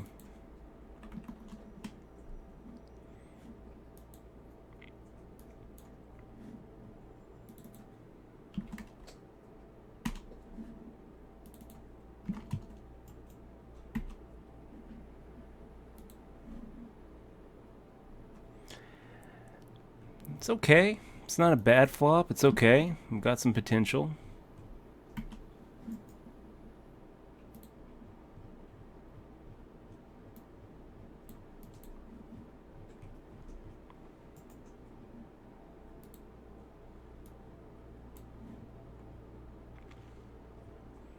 We'll take it like that. That's not a bad way to go.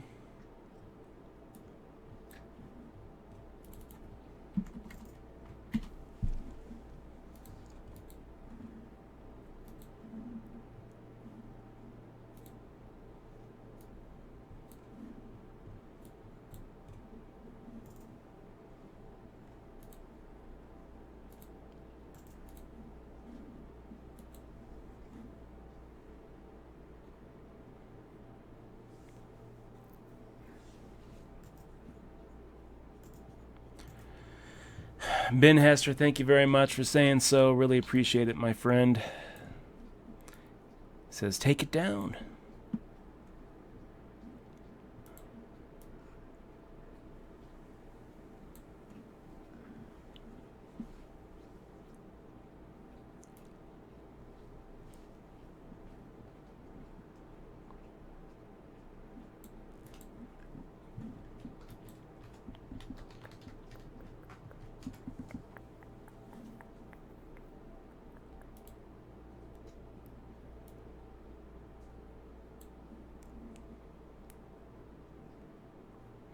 I think we're going to make this fold, guys, with ace deuce off.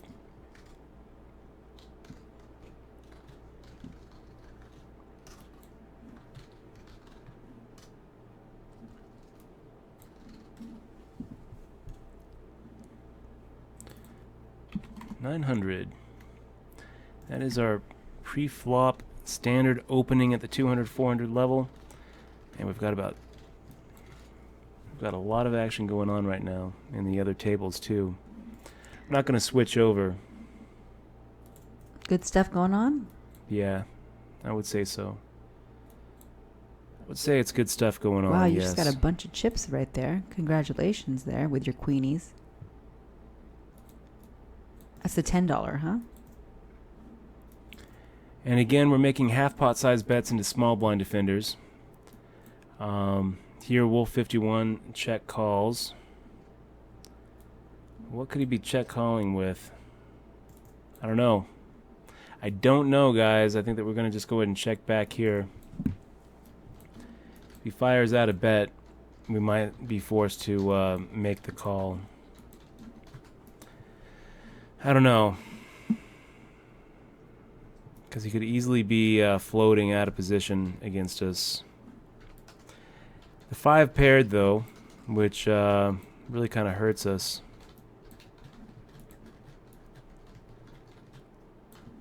Okay, we're going to make the fold. It always feels wrong to fold, guys, especially against a player with a big bull over their name. We know these guys are just playing cray-cray. Okay, privateer. I mean, raising here would be making it 2,400, which is basically committing him. So let's just put him to the test. We're probably ahead if he calls. We're probably on the right side of that coin flip. Sometimes he calls with a smaller pocket pair. I think that he's just as likely to have a smaller pocket pair as a bigger pocket pair. Probably even more likely to have a smaller pocket pair. And when we get through without having to fade those 3 cards, we're fine with it. X Parrot says, I admire a player who can stop screaming at the screen when he gets a bad beat. Twitch and Exmo are the guardians stopping touch, I guess. Pretty much, man. Don't yell at the screen. Pretty much. Yeah, we've lost it a few times on the stream for sure. No, we turn off the screen. Noon Team says, what are the odds of all 8 players being rolled up in a stud hand? It's a good question. I guess, you know, it's probably a similar question to how many atoms are in the universe. It's going to be pretty unlikely. Pretty damn unlikely, man.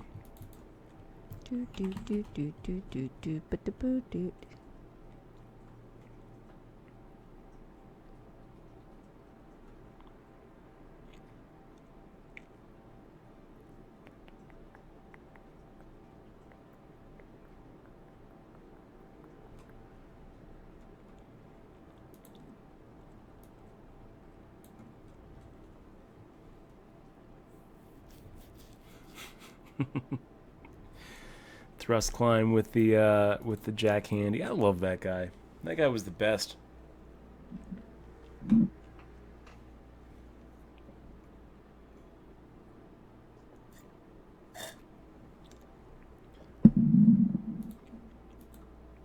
Pat's Poker 23. What's the difference when you bet half the pot versus third or 3/4? Kind of hard to make kind of hard to answer the question. We pretty much try to keep our post flop C bets around the same size, based on our position, based on how many players we're up against. So if we're up against a big blind, what we've generally been doing is C betting the same amount that we made it pre-flop. If we're up against a small blind, we've been trying something different and making it half pot. If we're up against one opponent behind us, like the button or the cutoff, we've been making it half pot.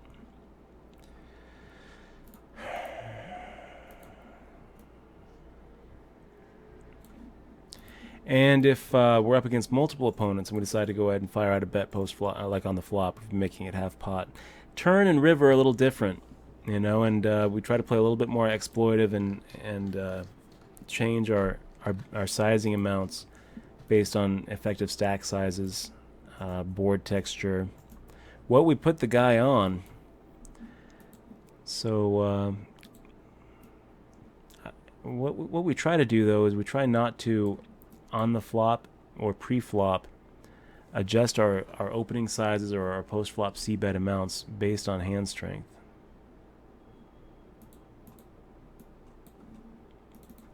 Okay, we'll go ahead and fire out 900. Wait for it to get down to that trailing digit.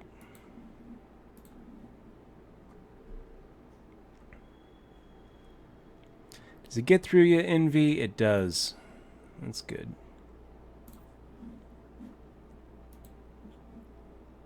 Ace Queen suited. It's a pretty good hand, you guys. Pretty good hand. I like it. We'll go for it. Another 900.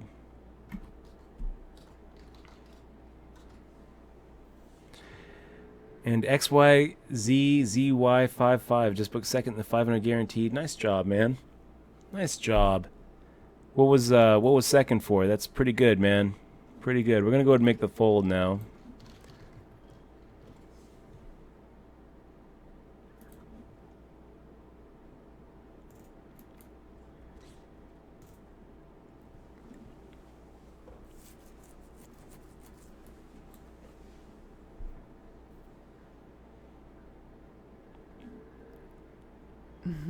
Deep thoughts are funny.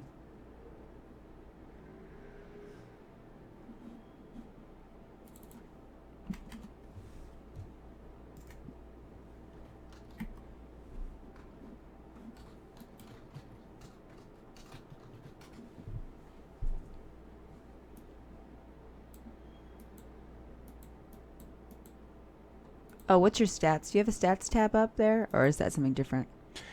105 hands. These are the stats. Oh, for what you're doing? Yeah. Now I feel like I have banjo music in my head. Someone in stream recommended, since you're not really talking much and I'm just kind of sitting here, that I play the banjo. Now I'm hearing banjo music in my head. Which would be a good idea if I knew how to play the banjo. Huh? Yes, I would say so. That wouldn't be a good idea. I tricked him. Okay, let's go ahead and defend here with the ace jack.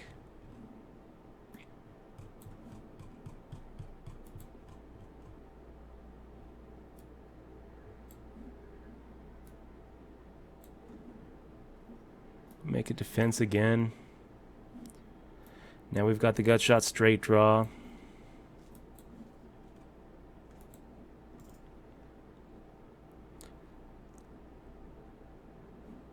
Yeah.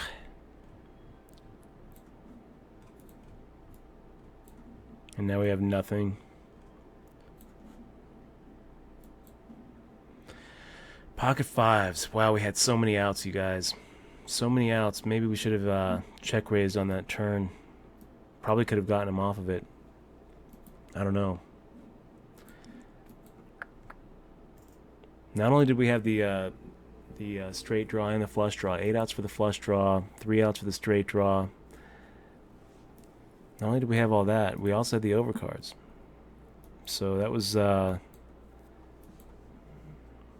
don't know. Maybe we should have raised pre-flop. I'm thinking about the line. I don't really know where we should have changed our line there. It does feel like we played that awfully passive, though.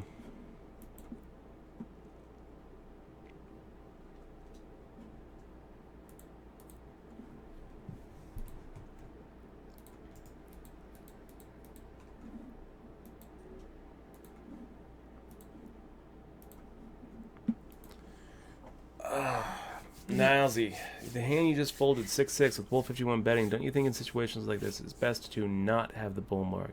Like, shouldn't you judge based on how he's playing in this game? Maybe when you place the bull, he was having a rough day, crappy poker day, but maybe they are a solid player overall. It's a good point, Nilesy. Why does he have a bull anyways? Do you remember? Are we putting he bulls opens on pretty everybody? light on the button is what I have on me on my notes. Guys, this could be a 3-bet. It could be a 3-bet, but instead we're going to just make the call here. We've got position on him. Hopefully we don't have one of these guys pulling a squeeze play. I've kind of seen Katie Ann M1 is pretty quick to click that 3-bet button.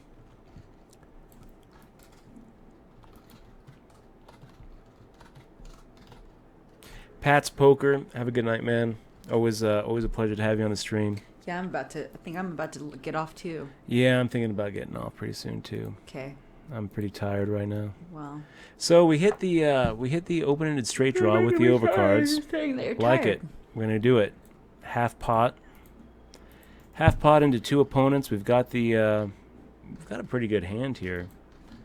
If we get check raised, I don't know what we do. But we're going to count on having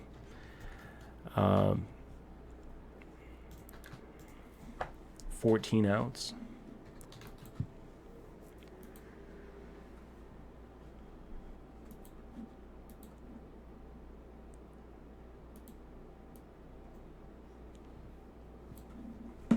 Wolf 51 just keeps on doing it. Just keeps on opening.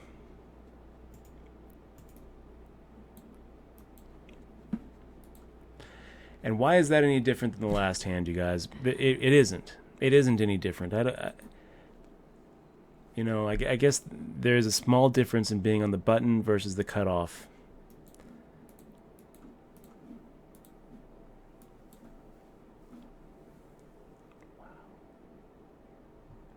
That's a funny one. Wow, and a guy just shoves for 100 big blinds in the 1K guarantee that I'm in. Just shoved, open shipped for 100 big blinds. Choo-choo one. Jeez.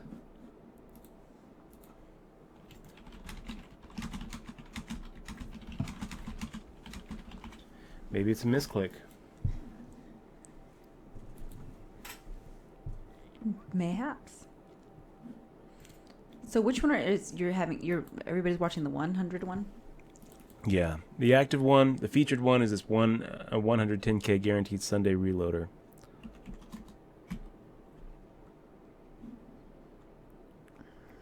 These are funny.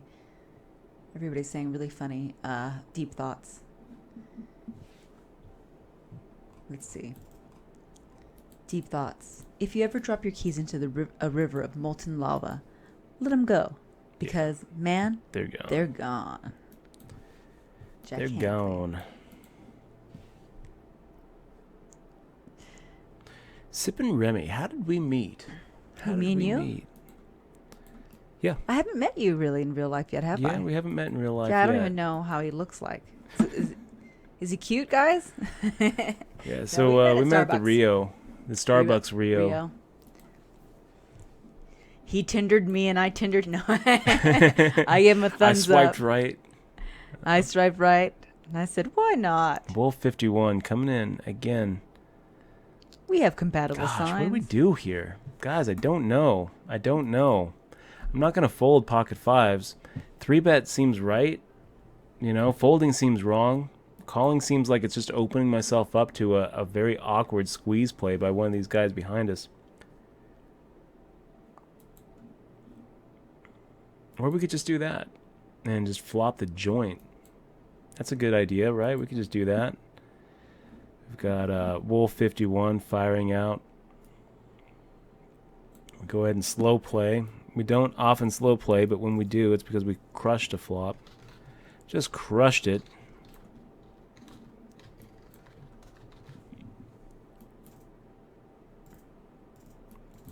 Firing out a check.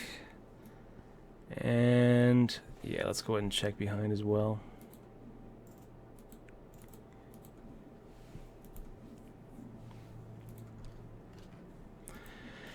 And we get him to fire out, so let's get it in there.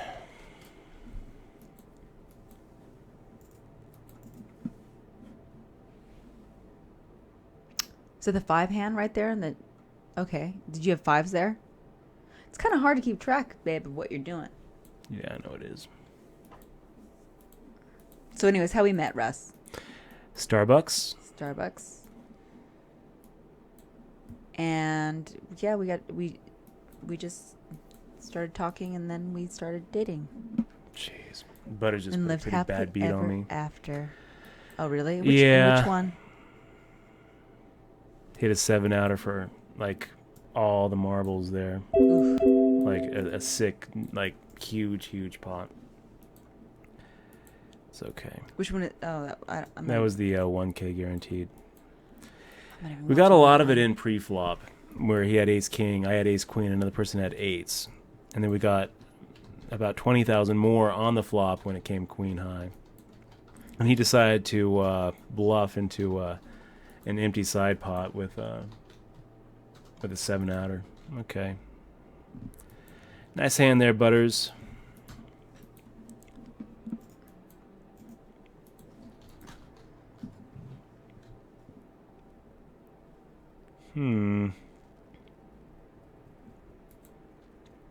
Kind of irritating.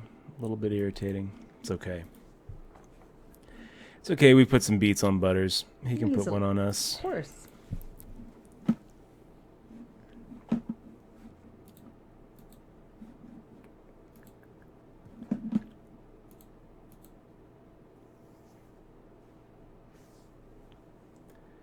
think that I don't think that we're gonna jump into anything else right now. I think Yeah, we're I gonna think just keep these 3 going. Okay, I think you're doing a lot right now. Actually, doing Yeah, 3. we are.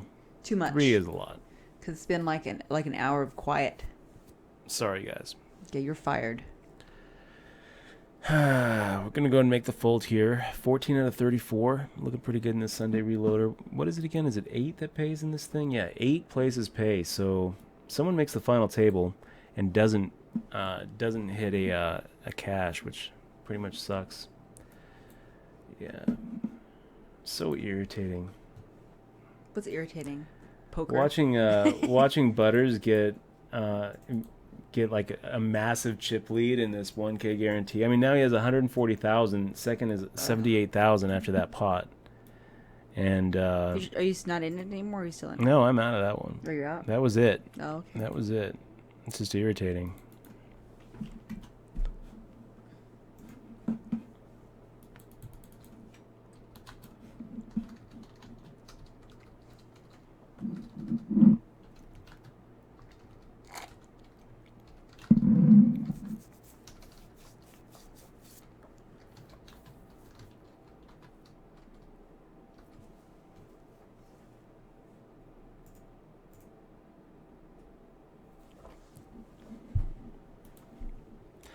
So what else are we looking at? So we're 10 out of 86 in the 2K guarantee, and we're in the 30K or the 3K, the $30 rebuy and add-on.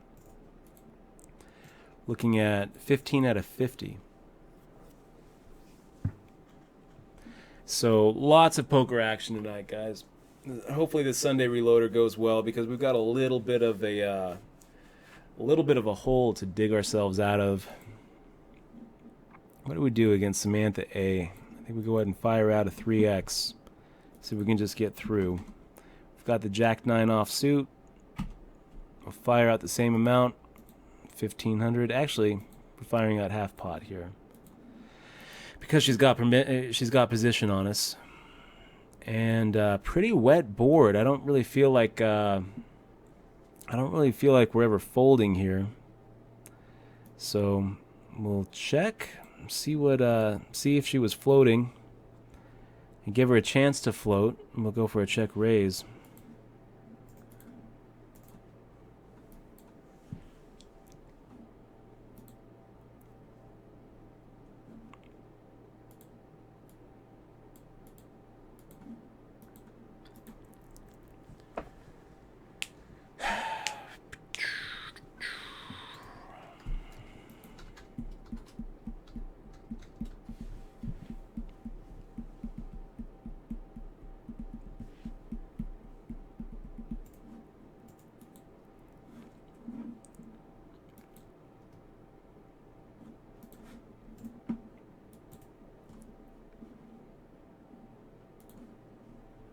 Let's see.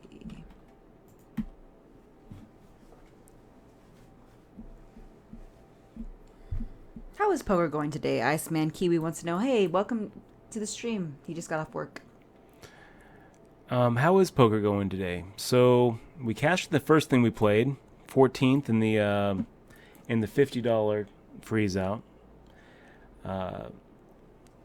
Crashed in flames in the 200. So minus 150. Then we played the $30 rebuy and add-on 6 max where we lost in that. So that's another 90. Down $240 so far. And then that Butters one where that's another 30. So down 270. Not too good. Not too good. In the money percentage of 25%. No final tables yet. Wouldn't say that things are going really all that well. Nothing to write home about yet. Plenty of action left though, and all it takes is one decent score. We were in 3 tournaments right now, 30 out of 50 in one of them, 11 out of 82 in another one, and then we've got the Sunday Reloader, which is the featured tournament of the day for us. So, how's it going? Bad. But not horrible. It's not going horrible, and it's a lot better having you here, so we're okay.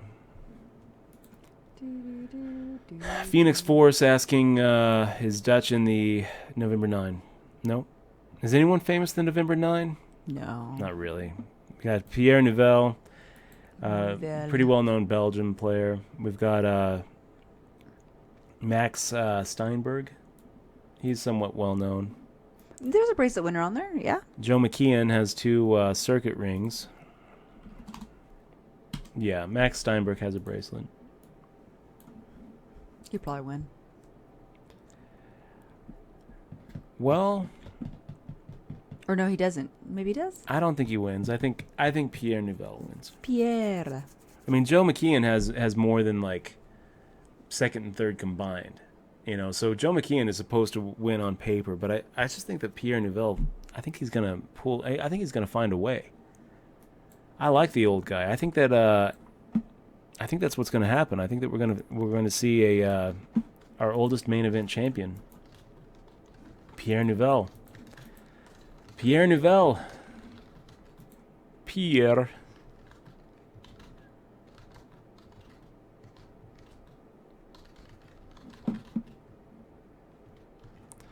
Doing Dabs asks, does Envy Bale ever play a hand? And as we can see, the answer is yes. Yeah, let's see. I'm going to go ahead and... Let me see what his notes are. I've got some notes for Envy. I'm not going to tell you guys what they are. Just know that we've got a couple notes on that guy. Wolf 51. You know, Fade to Black, if you didn't do it, I think that we would have. 10 out of 32, 8 pay. Feeling pretty good about this event, you guys. I think this might be the one to turn the day around. First place in this is 39.21. Really, any cash in this is going to be a good day. We are in for quite a bit, though. Actually, when I look at this, we're in for 400 in this event. So, the difference between a good day and a bad day is going to be a cash in this event right here. Well, King 5 off, making the fold. Making the fold, boss. Making the fold.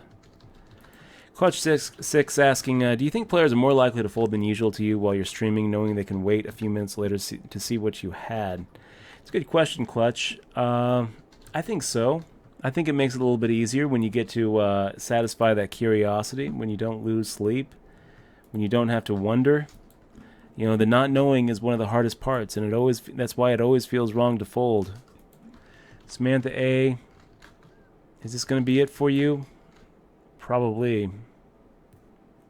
Probably looking at Samantha AA, looking at overcards, and maybe she was getting the right odds to call with a 6-outer. It's kind of hard to call for your whole stack with no pair there, so I can't really blame her for making the fold. Wolf 51 coming at us. Why not? You're on the button. You've got position. We've got somewhat of a hand. I'm going to go and defend it. Not really the flop we're looking for. I wonder if we can move him off of his hand. If he doesn't have a heart, I think we probably could. He fires out a C-bet, right? Yeah. He does. Let's go ahead and try to half-pot raise it and see if we can't just get him off of it.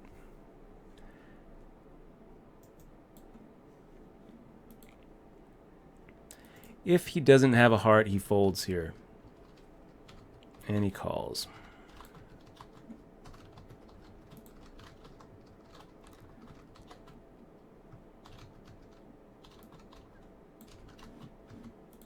Yeah, I think we're just going to be done with it now. We tried, we failed. You don't hear much about guys who take a shot and miss, but I'll tell you what happens to them. They end up check folding to Wolf 51.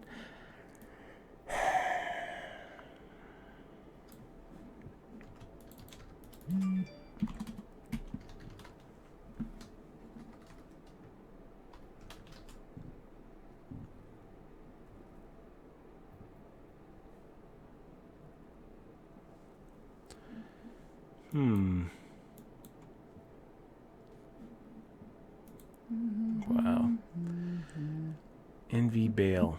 Making that open limp. And you know what? I think that we are going to go ahead and raise it to 2,400. Maybe we can get Samantha A to fold. If not, she's probably going to push, and the Envy Bale folds, and we just make the crying call, getting exposed 4-1. See if we can't put a little bad beat. Yeah, a little bad beat. That was good. Good. Lucky there. I mean, it was pretty lucky, I think but someone said we're not that supposed to Samantha fold. A is somebody else, and they say the person that you think it is had a different name. Oh, yeah? Yeah. So, yeah. Who do we think that is? The name? It was way Yeah. back, like an hour ago. I don't even. Yeah. Somebody mentioned it in chat.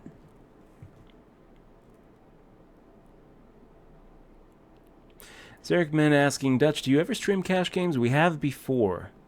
Zarek Man. I'm sure we will in the future. Rod Loblaw asking, Dutch Boy, it would have been nice if Kid Poker made the final table. Any comments on the hand that bounced him out of November 9? That would have been very nice, man. That would have been very nice. I kind of feel like where Negreanu went wrong was open folding his ace-king. I think he did that right. Pre-flop. I think we learned later that the guy had aces. Is that right? I think so. It doesn't matter. I don't mind the fold. What I do mind is folding face up. Oh. I mean, that pretty much signals to the rest of the table that, hey, I am so concerned with making the November 9 because I'm Kid Poker. I'm Daniel Negreanu. Go ahead and just, come at me, guys. If I'm in the big blind and you've got jack shit suited, come and raise me because I'm probably not going to defend unless I have a decent hand. And Joe McKeon went ahead and took a shot at him.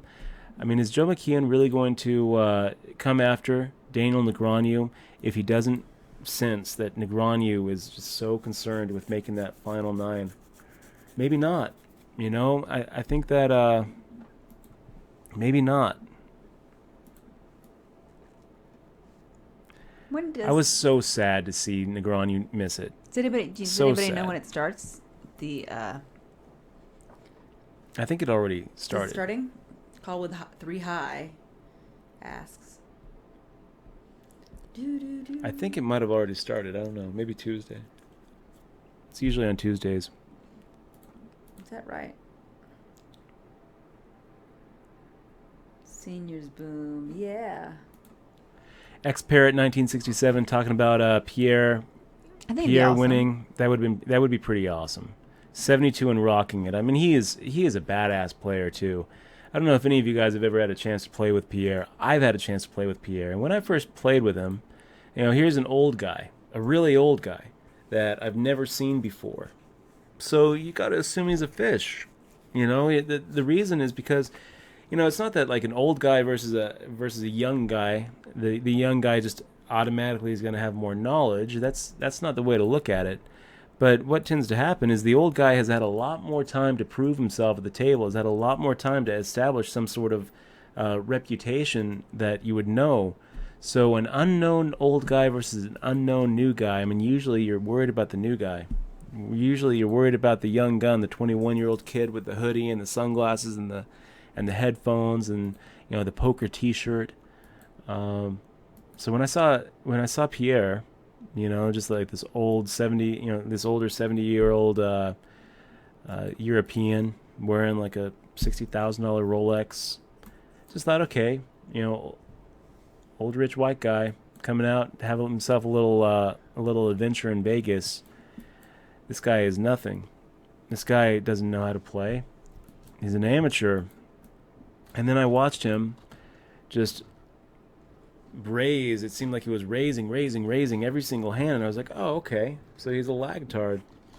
He's just he doesn't care about money. He's raising. He's just going to be reckless with his chips. But then I saw him making like just sick laydowns and then sick bluffs and like sick value bets, and I was like, oh, so good. This guy's really good. This guy is like really good. I remember telling Michelle, during the tournament, during one of the breaks, it was a couple of years ago, I was like, you won't believe it. See that guy right there? That guy might be the best I've played with so far this whole series. Asked around, figured out who he was. It turns out that he'd been making some pretty nice waves out in the European tournament circuit, and he just hasn't had a lot of time to actually establish a reputation. Why? Because he was the vice president of Hasbro for a while, actually doing things in real life rather than playing poker. So now he's retired. Poker's just kind of a way to waste a little bit of time, and keep his mind sharp. I'll tell you, I really like his play, and I'm really, really hoping that he makes some waves. Okay, guys, so pocket jacks. We're never folding it. The question is, do we 3-bet it here? We can. Let's do a little 3x. And are we worried about a 4x? I mean, when Fresh Fish decides to 4-bet it here, are we just going to ship it in? Probably. So, Dutch, probably. And Zach the Reaper just wanted to say that he finished your book last night. Really enjoyed it. No kidding, man. And Zach, thanks so much for actually reading it. I really appreciate it. It wasn't so long. I think we just shipped it to him like the other day, right? Yeah. And Zach, one of our newer subs. So big fist bump, man. Thank you very much. He says he's really enjoyed it. You've come a long way in the poker scene with plenty of ups and downs over the years. Hoping for some more ups in the years to come. Me too, buddy. Me too. Let's start with today. Let's have some of those ups today. But thanks for giving it a read. I really appreciate that. 7 out of 28, guys. 7 out of 28. We are almost to 3 tables. Uncode, good to see you. Asking how our Sunday's going. Hope all is well and going good. Thank you, man. So far, so good. And it's better having you here. Truly is.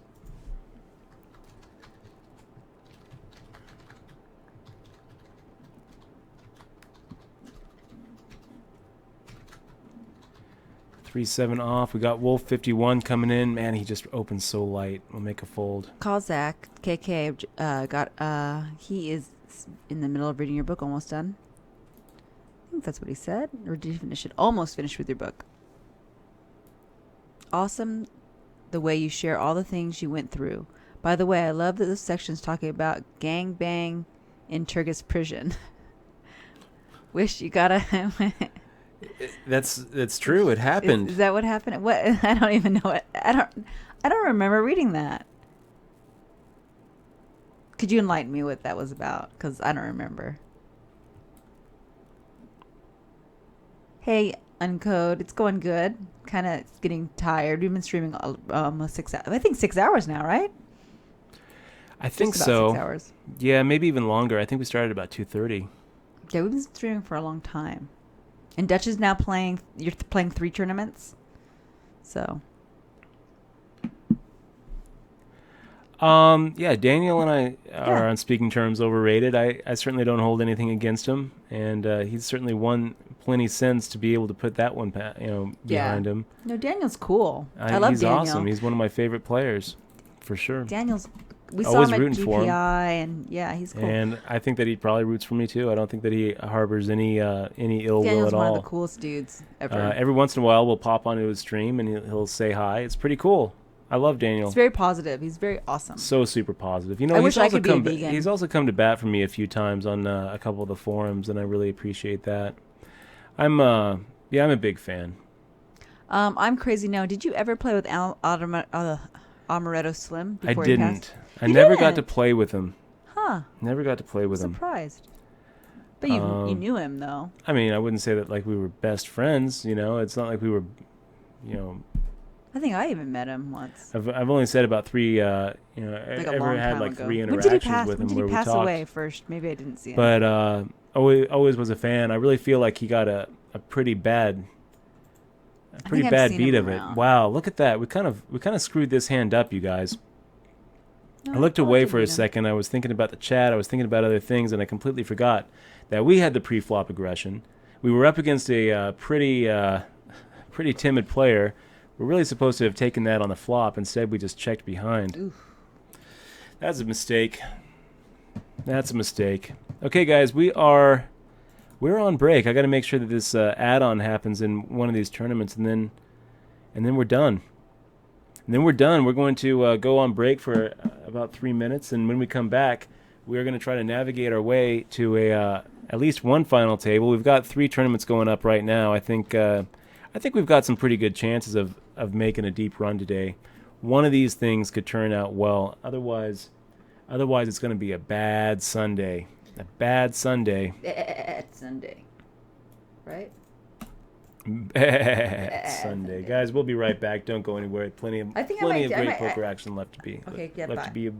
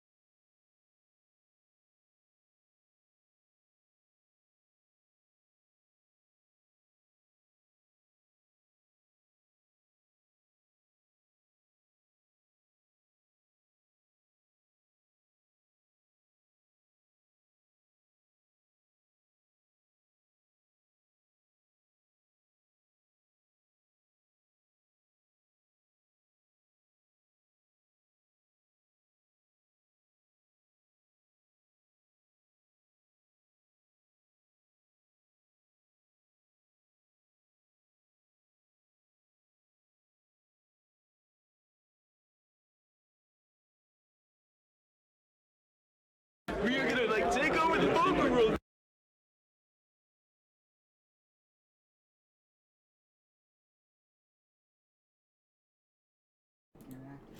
Guys, we are right back. And we just got a sub. Zeroka. Zeroka. Fist bump. We need to get some energy here. We need a wiggle. we need a wiggle. shake. We need to do a dance. Zeroka, thanks so much, man. Thanks so much for supporting the stream with that sub button. I'm going to ship you that DRM-free digital version of my book, Poker Most Tilt. importantly, My way of saying thank you to you. Fist bumps all around. Welcome to the crew, man. Thanks so much for supporting the stream. Thanks so much for supporting poker on Twitch. Thanks so much, man. If there's anything I can do for you, I want you to let me know. We're going to go ahead and fold the 3-6 offsuit. Maybe we should raise. Maybe we should raise in honor of our new friend, Zeroka. Yeah, Zeroka, check your Twitch message box for that ebook. Xmal just sent you the link. Oh, this is the first Zeroka's first sub channel. Ever, huh? Ever. No kidding. Well, I'm honored. We are honored. I'll definitely, I would encourage you to go ahead and look around at some of the other Twitch channels and sub to some of the other guys. There's some really good streams out there. But I'm really happy to have you here on my stream, Zeroka, and thank you so much for supporting our stream here. Really appreciate it. I can't overstate it. I wouldn't be here without you subs. Do you think that I'm tired because I got up early or because I had too many cookies? We got up pretty early today, Michelle. I think that's probably what it is. We got up pretty early, maybe a little too early. Probably should have tried to push myself to stay up a little later. It's okay, June. June. There was a question about the largest. Zach Rickman? What's the largest online tournament you've played? And money-wise and player-wise, the biggest cash.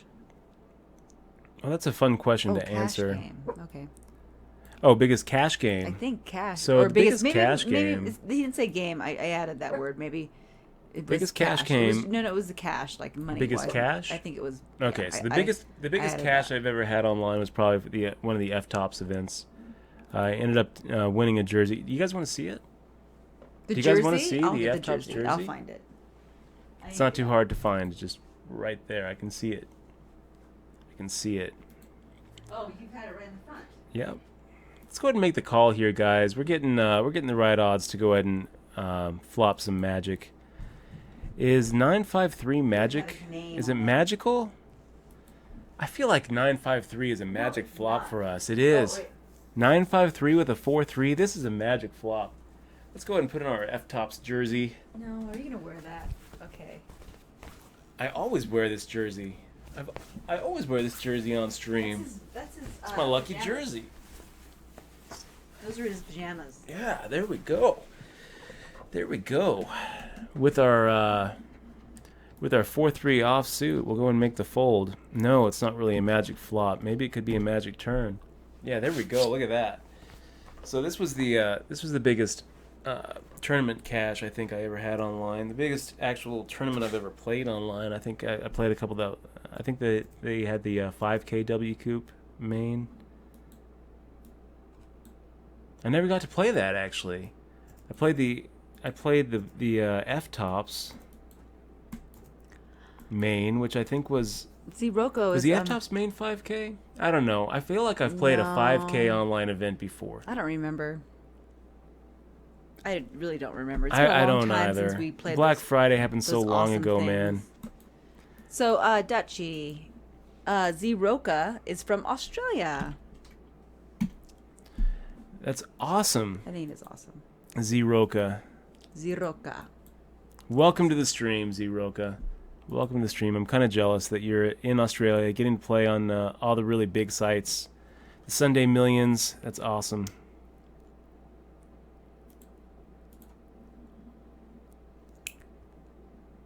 Well, Look, we got Jimmy H. Jimmy,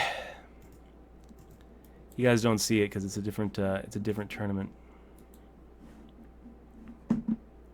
yeah, we don't see it. Don't worry about it.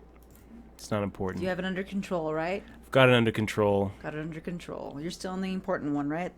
The featured tournament, the $100 reloader. We're That's 10 out of good. 26. We're doing just fine. Down to 3 tables. You didn't shove there? One table gets paid. Steven. Serious? I'm just kidding.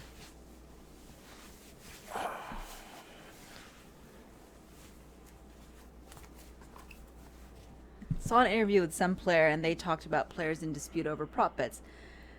They asked what they did about it, and the player said, "We called Dutch Boyd." The player might have been Daniel Negreanu. I don't know.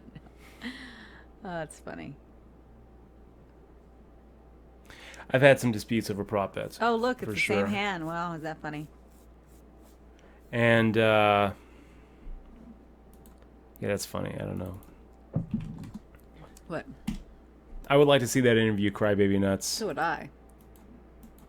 Because Dutch would put it in his Hall of Fame. Yeah, for sure. Ace 7 of hearts. I like it. I like it. We got Fade to Black. That bull coming in very, very wide here. And, yeah, I think we're going to just make the call. I don't really feel like we need to... We could, though. We could isolate. Let's do it. Let's do a little isolation move.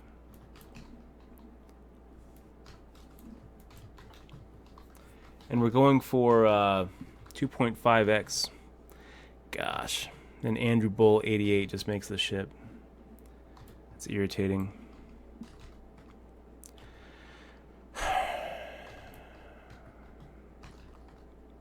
It's irritating. You know, we're supposed to call if he's got a smaller pocket pair. We're supposed to call if he's got a any pocket pair except aces, because we're getting like 2-1 to make the call here.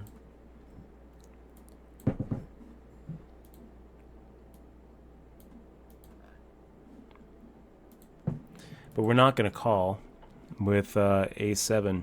A a lot of times we're actually up against a bigger ace. So it's a tough fold for us, really. We don't like it. You still wearing that jersey? No, I took it off. Oh. Took it off. What? You didn't even show the back, did you? Oh. The back says your name, yo. The back shows my name just in case I want to wear it out. Yeah, so everybody knows your name. Yeah. Well, I showed the back anyways. We'll be auctioning that off. No.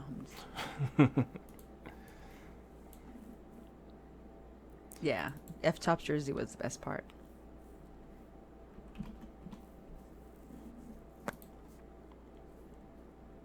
Ed Leon, 44. Ed Leon, 44. Dutch, when you first made your choice to, when did you make your first choice to go pro, and when did you tackle your first tourney or cash? How old were you? It's kind of funny, E de Leon. I don't really know how to answer that. I don't know that I really can point to a specific time when I was like, you know what, I'm going to go pro now. It's just kind of something that I did to, between things, and then the between time turned out to be the time.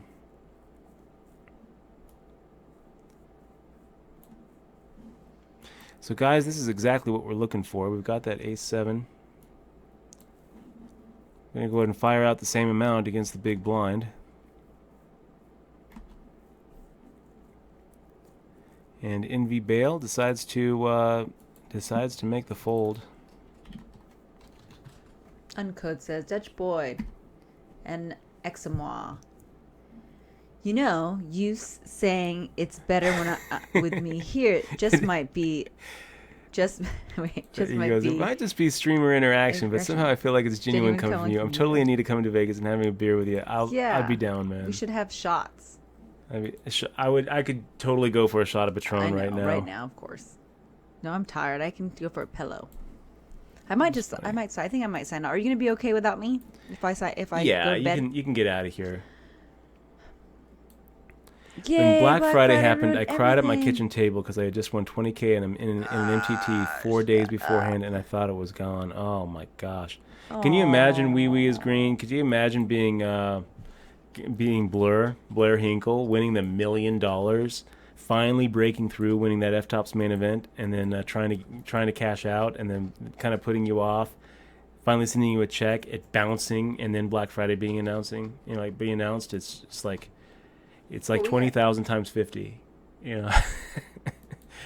We all had a lot of pain on Black Friday, man. Yeah, we were scared. We all had a lot of. I mean, we personally were affected pretty hard by Black Friday. We had some money locked up, but it was more the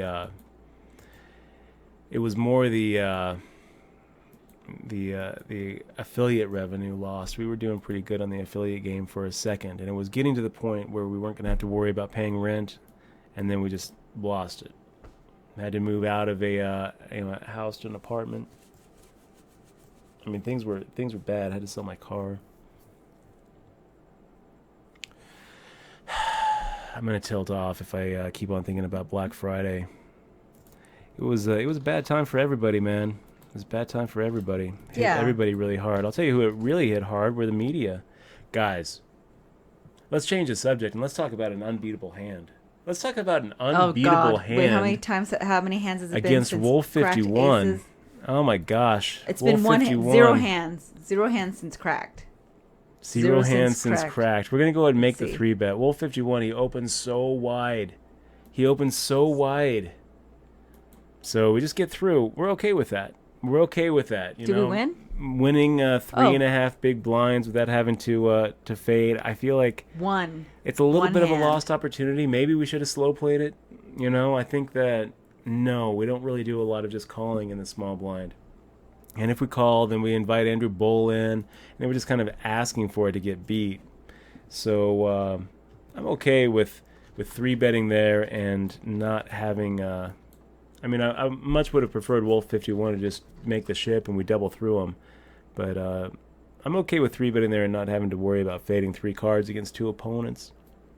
Of course, maybe calling sets up Andrew Bull 88 for a squeeze play. I mean, that could have happened.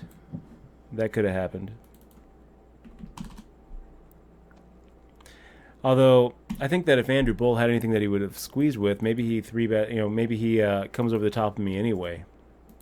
I don't know. Did you make a mistake then? Is that what I'm hearing? No. Oh, okay. What I'm saying is we didn't make a mistake. Three-betting there with aces is not a mistake, but we would have liked to have actually gotten called, or have had him re-raise. Well, it's one hand then, since aces have been cracked, so that's good. Yeah. One hand. You're not going to be able to play for stacks unless you get a little bit in there pre-flop, so... We should have a little clock there, though. It would be kind of fun, right? Yeah, you should. It's probably be really easy to make, right? Would it be easy? I don't know. All you have to do is change it to like a number. Probably. You can just probably make hand. Hand since aces cracked, just like right at the top. Or in I don't the exactly bottom. know where we'd put it. Just put it right. Put it right. Maybe we'll make the all-in. Yeah, we could find a spot. So now we've got Envy Bale, pretty much the tightest player at the table, making an open here for 2x the big blind. And we actually have a pretty big hand. Against most players, we're going to go ahead and make a 3-bet. But I think against Envy Bale, we're going to make a call and see what he does on the flop. And we're going to proceed putting him on an ace-king or an ace-queen. Oh, come on, J-Chak. What are you doing? Why? Why would you do that and put Envy Bale in an opportunity to go ahead and just shove against you? We're going to go ahead and make the fold. What's the biggest change in poker you believe since your main event run in 2003? Yeah, so, Hokeman 26, that main event run was 03. The biggest change is Black Friday. Online poker was probably It's not even really huge. close. Black Friday is the big change. Wow, how does Envy Bale get it all in there? Nice hand there, J-Chak. Aw, Way too... Wisco Al. I'm really surprised that Envy Bale decided to go and just bluff into him like that. That was pretty crazy. Wisco Al just ended up finishing 13th in his WPT deep stacks. Wow. Wisco Al. Yeah. I'm sorry to hear it, even though, 13th isn't losing, but it sure is leaving a lot of money on the table. I'm sorry to hear it. 3.9K. Sorry to hear it, Wisco Al. So Katie and M1 making the ship. I think that we're probably going to call her, you guys. I mean, I don't really feel like folding ace-10 offsuit here. I feel like a lot of times we're going to... I feel like a lot of times we have the best of it here. I think that she's just kind of looking for, a good situation to ship with maybe... Well, now we can fold. Yeah, so we would have been making the call there.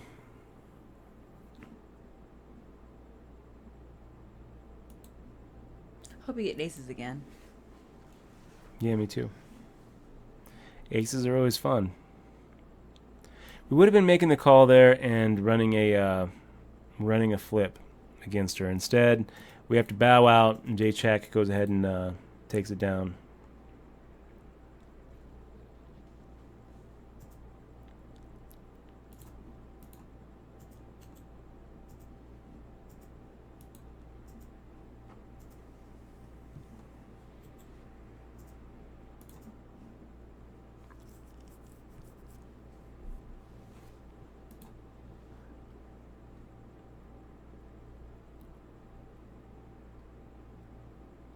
Doop doop doop doop doop doop doop doop doop doop doop. They were just running the unbeatable hand. Unbeatable hand. Let's see. Oh, you have a lot of. Oh, that's a good documentary. Bet Raise Fold. Was that a good documentary? Bet Raise Fold was a great documentary. Is that the one that was on Netflix? Right? No, Bet Raise Fold. You have to buy it off the iTunes store. It's not on Netflix. Oh, okay. It's really good though. It's a very good documentary. I'd recommend it. It was produced by Jay Rosenkrantz. That's the one that has Did you watch it together? Or kind did you of watch features it D without Moon me? Girl and Tony Dunst. Oh, okay. We watched it together. Oh, it was a while ago then. That was okay. I guess Black Friday was a while ago, wasn't it? Yeah, it Gosh, was. time flies. It's pretty crazy. So he just makes the ship here. Now we have to kind of think. You know, it's a pretty big ship from you. We've got 20 bigs. We make it 3. He makes it all in. It's pretty close, you guys. It's pretty close. It's closer than it looks. We're going to make the fold. But I don't really like it. I feel like he's just kind of bullying us. I feel like a good chunk of the time he's going to like show up there with like a queen 10. Oh, that's a good one. Look, Checkered Karma has a good one. A little AA Nightbot. Oh, that's a good idea. I like it. It's a good idea, Checkered Karma.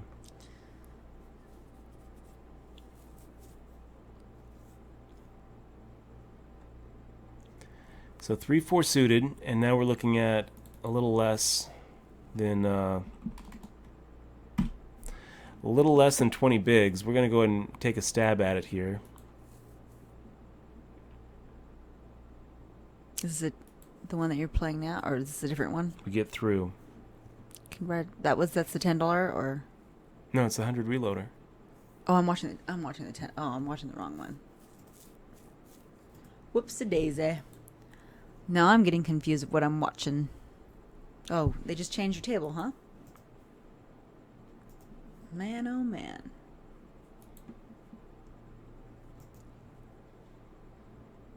Oh, looks like there is only 21 people left. Oh, wow. They only play 8, huh?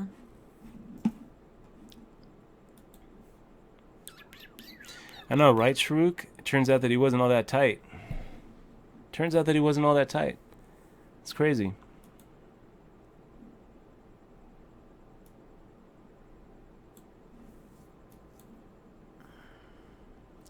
Sharuk. Okay, Dutch, I'm gonna have to leave our wonderful, wonderful chat. Maybe Okay. I'll come back, but I'm getting tired. I feel like I'm falling asleep. I don't blame you. You want to say goodbye to everybody? No, yeah. Goodbye, everybody. We'll see Goodbye, you everybody. later, Examois.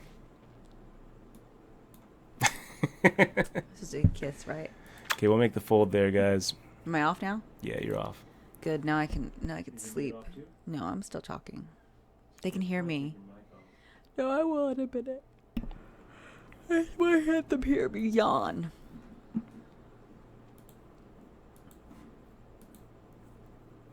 Okay. Don't forget to talk to everybody.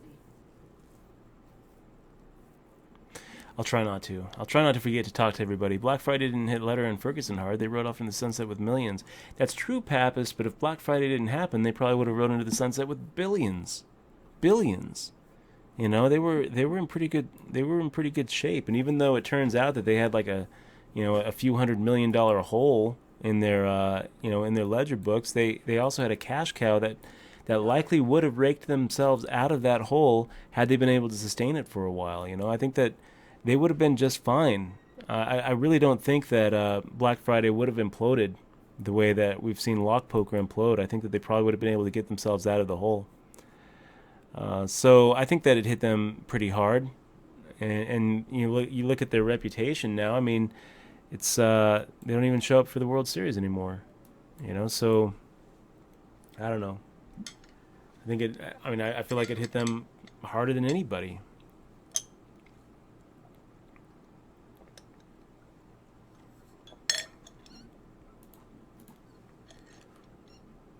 So I think that 12 out of 19, almost down to 2 tables now, and we're not really looking that great.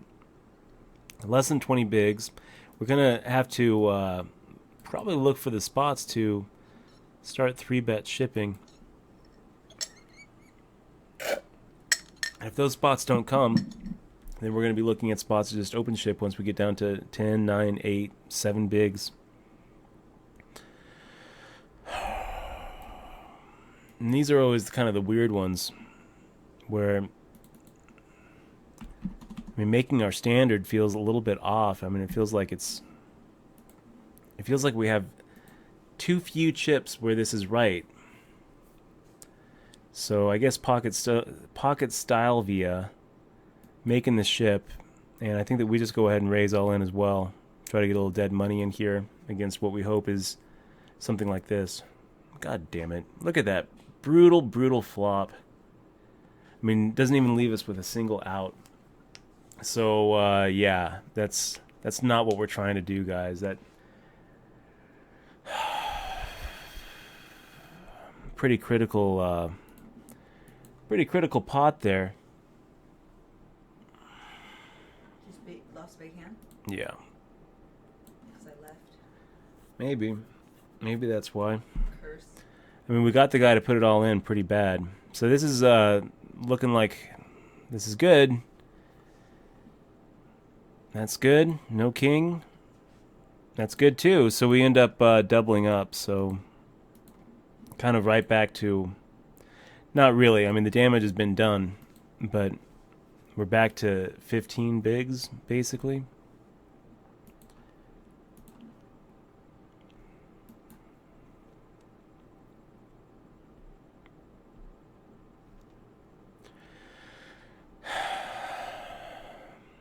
It's frustrating.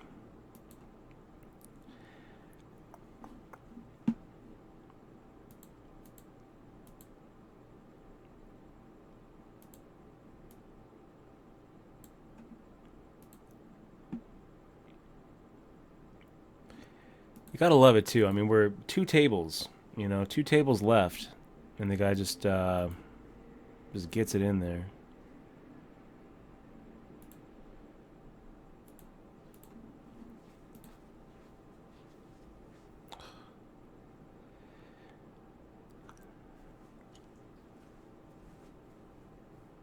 Just lost a big pot again? Yeah, I mean, the guy put half of his stack in with Queen 10 before the flop against my Ace King. And then flops his Queen against our, yeah, just irritating. That's in another one, though. That puts us at 35 out of 58 in the 2K guarantee. It's kind of going the wrong way in a couple of these guys. Going the wrong way. 15 bigs. What do we do? What do we do with 15 bigs? I don't know.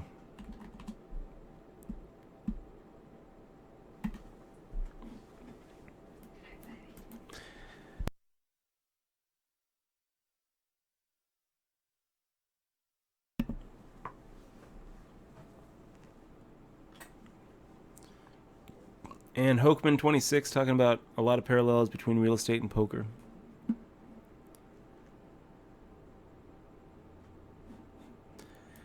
A lot of poker players also dabbling in real estate for sure.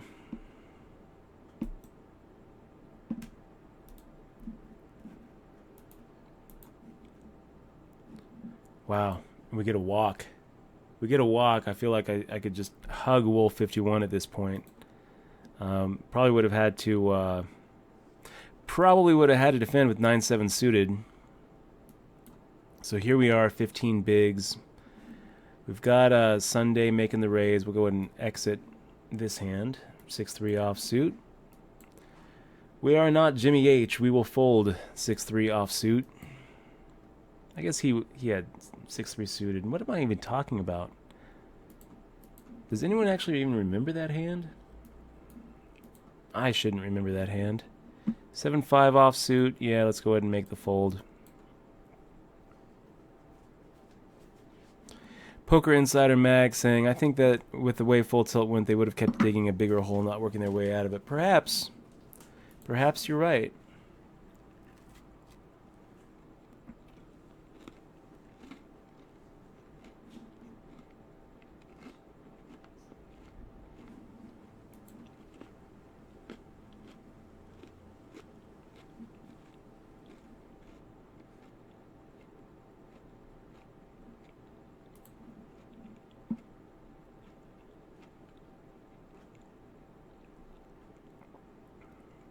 And suddenly we have 11.5 big blinds. Price going up.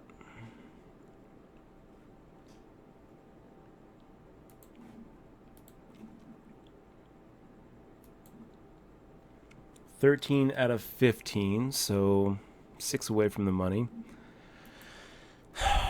Pretty stressful, you guys. This is a pretty big psychological inflection point. Kind of have to start looking around the table, realizing that a few of these guys should be opening up their game pretty wide. Wolf 51 being one of them, who he already has a super wide game.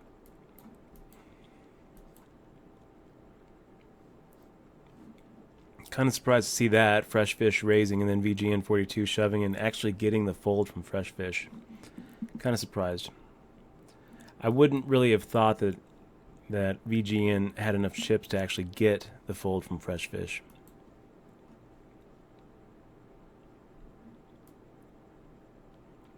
Making the all-in shove here. Irritating, buddy. Pretty irritating. Down to 10 bigs, guys. 12 out of 13 now. Looks like, I mean, people are dropping pretty quick, really. It's kind of surprising how quick we're losing players.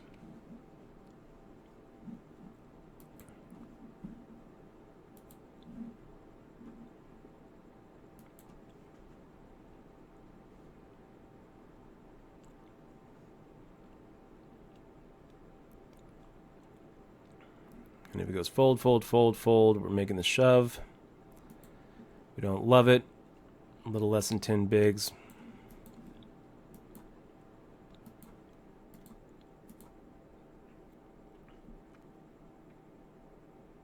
Do we get through? Slide through. Come on, Pocket Sylvia. Just muck that hand. There you go. There you go. 12 out of 13. Jeez. And again with the shove.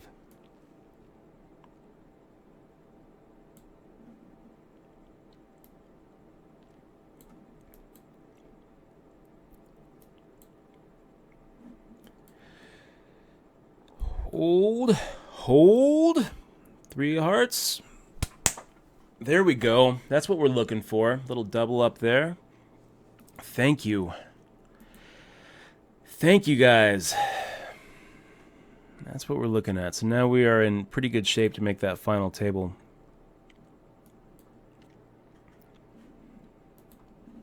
And Pocket Sylvia making the call there. You can't really blame him for making the call. I think a lot of times he makes the call there and he's well ahead.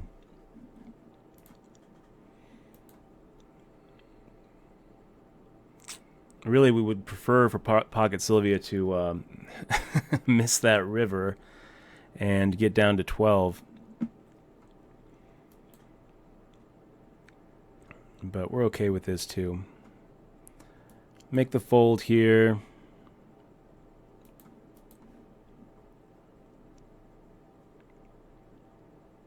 Little ace-queen action.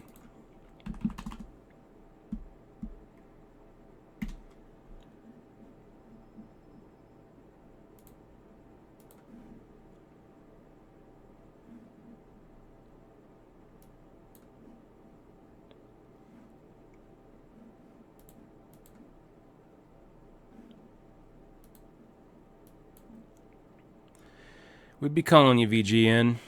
We're calling you. Oh, God. No. Okay. I was going to throw a fit here, you guys. That was pretty close to me. That was pretty close to me just losing it on stream. 8 out of 13. We will make the fold to you, Wolf.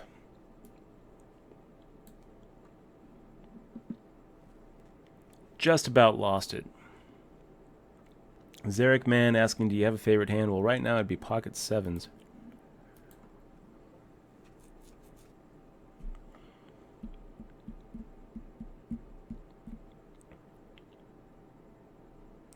Noon Team saying, Dutch, I have money locked on Ultimate Bet. Think there's any chance I ever see it? No. No, I don't. I think that money is probably gone. Ultimate Bet is never going to pay off. Pocket Style, surviving another coin flip. And Andrew Bull goes out in 13th place. Not where you want to go, buddy. I feel your pain.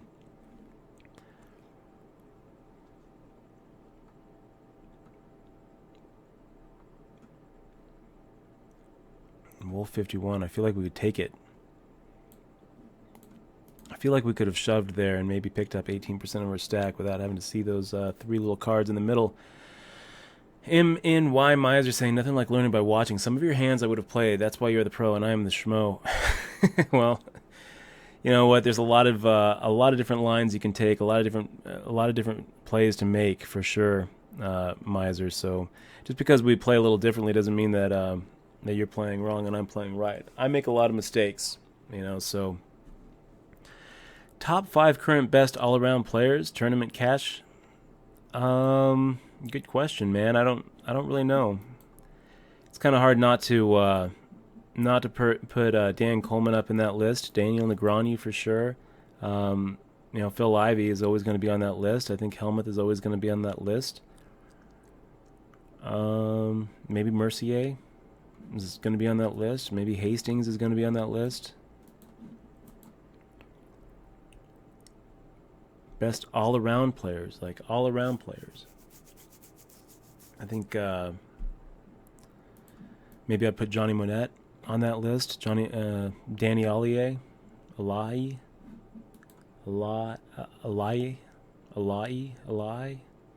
Danny Alai. He's probably going to be on that list. Maybe Nick Schulman, you know, maybe.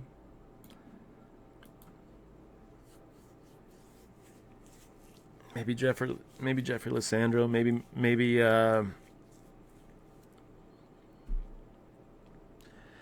Madsen. I've given you a lot more than at this point I've given you more names than 5, so look at Fresh Fish. Just open limping there. Worried about bubbling. I don't blame you. And Wolf 51 taking advantage of that open limp, and I like that move, Wolf.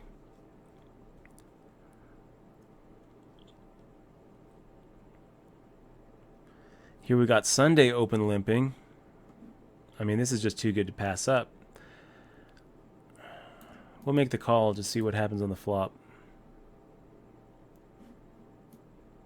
Okay. I don't really know if that's good or bad. It doesn't really look good to me. I guess we've got outs here, right? Any king, any jack. Makes us feel a little better about the hand. Everyone checks behind us. Maybe we're ahead. Maybe we don't even need to improve. It could be that we're just ahead. Okay, now that the chances of that happening just go way down. So we're done with it. Making the fold.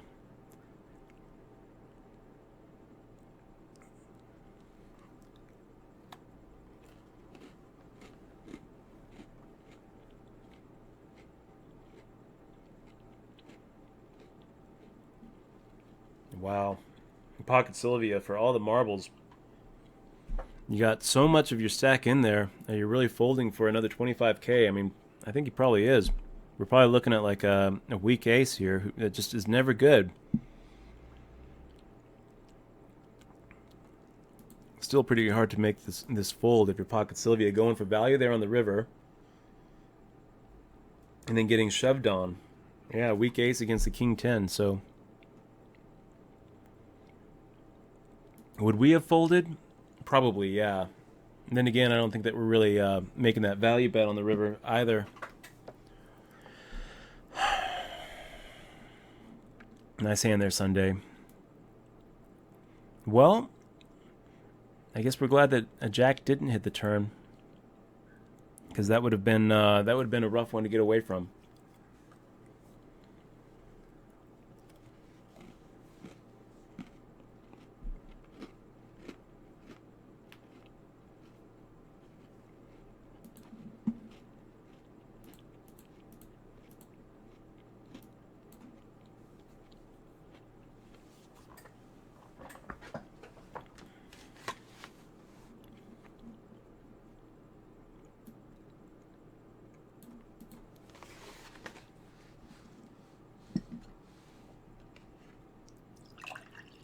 And X Parrot, good to see him, man. Hey, X Parrot, I wanted to say thank you too for mentioning me on that player forum on Facebook. I saw the mention. I really appreciate it, man. Big fist bump to you. He says, I was in last 5% for a tourney from 150 onwards. Still made it to the final table, though. Take it down. Nice way to, nice job sticking around, man. Always, that's some alligator blood right there. Some alligator blood, my friend. Kind of weird stacks, too. It looks like all the big stacks are at the other table. And Castor has a huge, huge stack at the other table.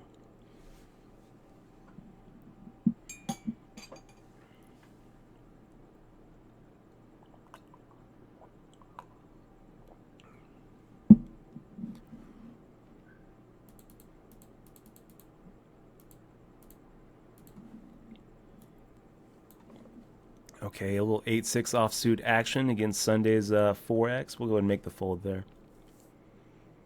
Hand for hand, huh? Look at that. We are in the stone cold bubble now. And what a bubble. It's actually a pretty big bubble. It's how big's the bubble, you ask? Well, I'm glad that you asked. 8th place. Well, I guess it's not stone cold, is it? We're on the bubble to make the final table, and someone still hits 9th and doesn't cash.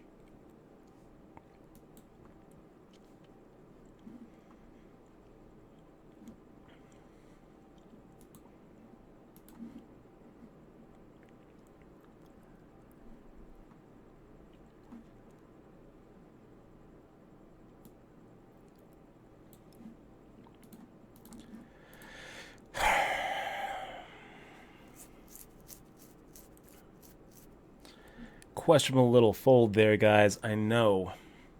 But we've got Sunday with 4 times our stack, and we're on the final table bubble. I just feel like it's too easy for him to make a 3-bet shove if we decide to go ahead and make an open. So we're going to be playing this pretty tight, and it's going to suck.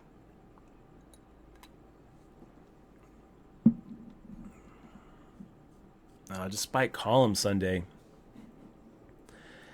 Yeah, VGN42 decides to show, just to let him know, yeah, I'm willing to go all in with no pair, ace high. I mean, obviously ace queen is a good hand, but I just think it's always a mistake to show your hand, you guys. It's always a mistake.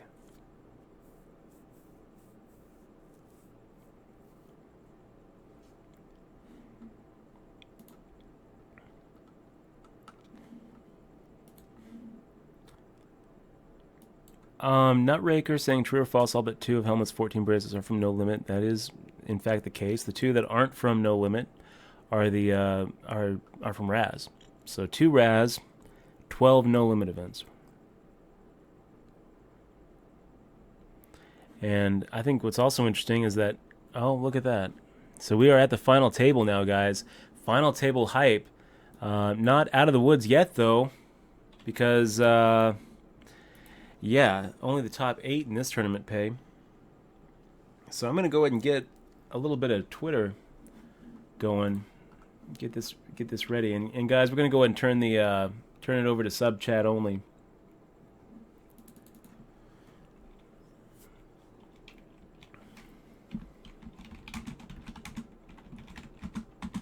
Final table in the Sunday Reloader. Feels pretty good, guys. Feels pretty good to be here. Feels really good to be here. And we are 8th out of 9, so there's only one player at our table who has less than us. Look at Castor. Look at Castor just shoving. Oh, this is really bad. That's a pretty bad beat for us with Fresh Fish making the call. That actually puts us at the very bottom of the barrel.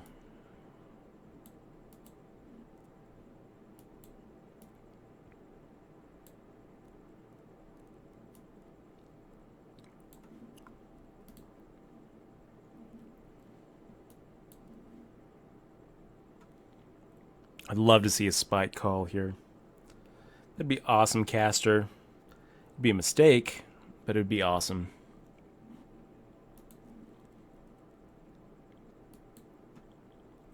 And no kidding, we have our friend BTC Blade also in this tournament with us.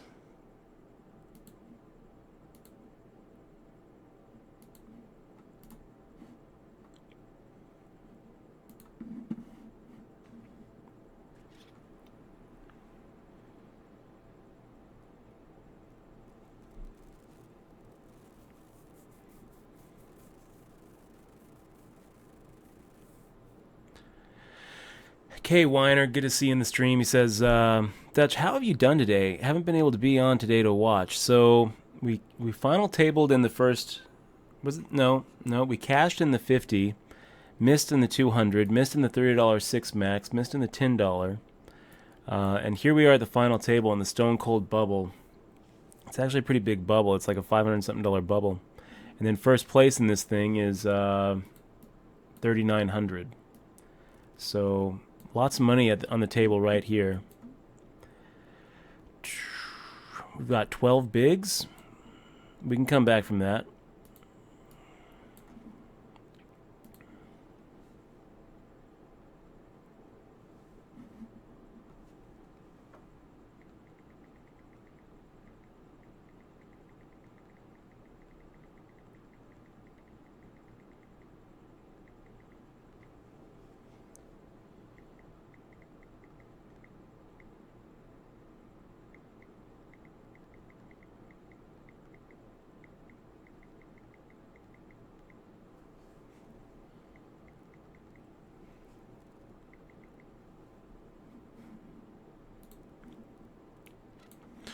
Rooting for blood, guys. Rooting for blood. It's gonna be a lot easier for us to be making ships with this bubble bursting.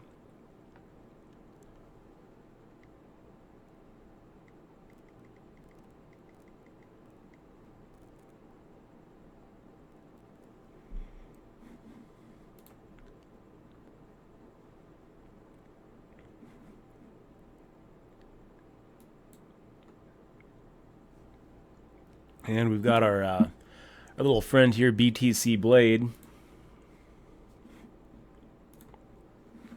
Always good to see a fellow streamer on the final table.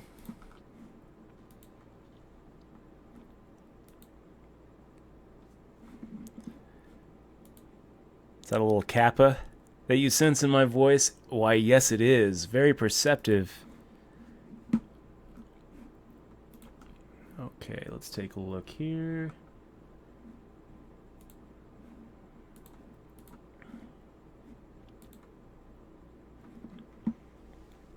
Land Davis 24. What are the payouts? You know what? I'm going to add the payouts here.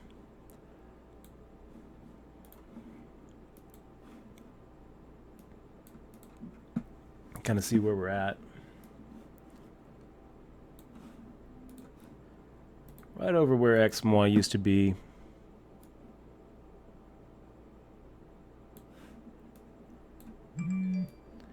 So here is the money bubble, right? We're 9 players left, 8 players get paid. It's a $569 bubble, which actually, I mean, if we make this, we're basically even for the day.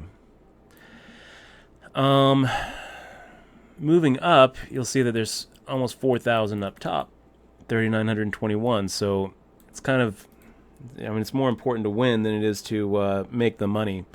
But at the same time, I mean, ICM really becomes a thing at this point. If you look at these stacks, 200,000 for Castor, 143,000 for Sunday, J-Chak sitting there with 90,000, and then a couple of small stacks, me, BTC Blade, and Rubs 1.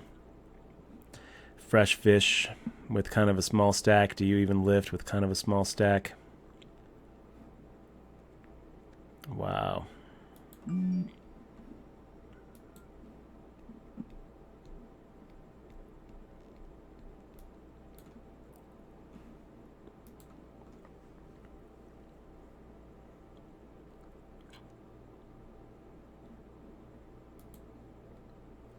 So really, it doesn't matter. We just want to, we would love to see BTC Blade and Rubs just kind of go at it. Clash, blood on the floor. Instead, rubs one, just gets through with his 2 pair. Nice hand. And we're sitting here with, what, 8 big blinds? That gives us 2 orbits. Before we really get too... before we really have to start just dealing ourselves out of it.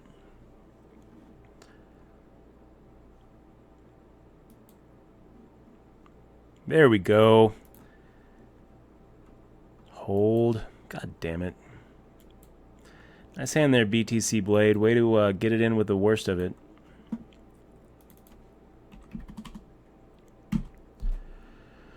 Pretty brutal. Pretty brutal. $569 flip there for us. Flip. Yep, 6 skill, bro. BTC Blade is such a donkey. He's a donkey in life, man. I'm telling you, we've had back and forths with him. He comes into our stream every once in a while and just goes off.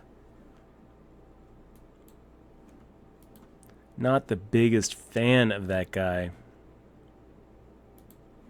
So I would have liked to see him go ahead and bubble this tournament. A little $600 bubble. To tell you the truth. If we're being honest.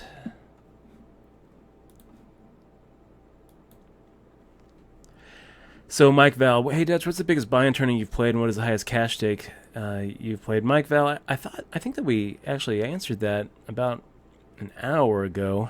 If it's a repeat question, otherwise, like, I'll answer it again though. The biggest buy-in tourney I've ever played. I think that there were some F-Tops 5K buy-ins that I played. Like the F-Tops main, I think that they had a 5K main event buy-in one time. As far as the highest cash stakes I've played, probably in Tunica, the 25-50 PLO. A lot of times it'd be a $50 straddle. Ended up losing like a $40,000 pot, and then promising myself I would never go back to Tunica. Played 200-400 mixed here in Vegas against Rodman's Rocky. That didn't go that well.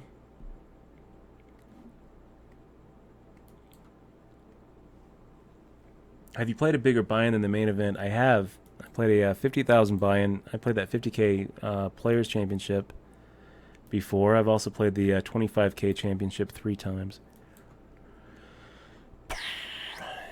None of them really going well.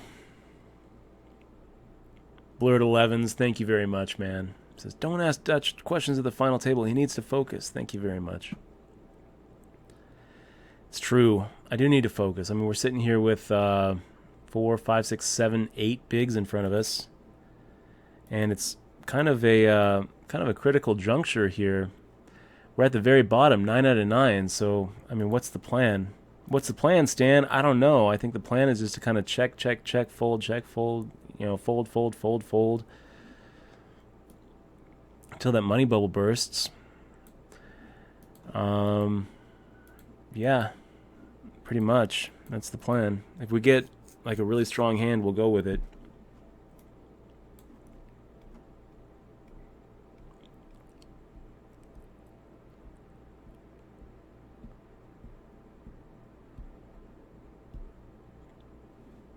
Making the fold, hoping someone does the dirty work for us.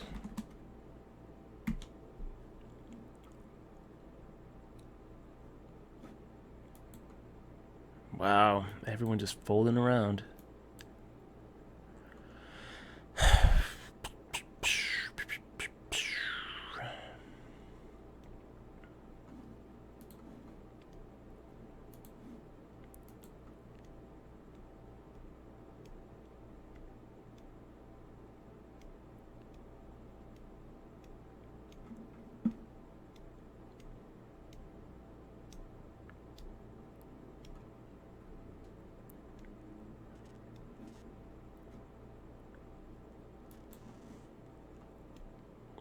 We've got a couple of other tournaments going on here too. We're 5th out of 44 in the 2K guaranteed, and right in the middle of the pack in the 30 rebuy. So a lot going on, guys. Sorry that I'm not so good at answering all the questions. If I miss them, just ask them again. And yeah, Blurred, it's okay. They can, you guys can ask questions. That's why we're here. We're streaming more. the stream is supposed to be what we're primarily doing here. We wouldn't be playing these events if it wasn't for the stream. So feel free to ask questions. It's sub chat only, so it's a bit manageable. I can handle it. I can I can walk and chew gum at the same time.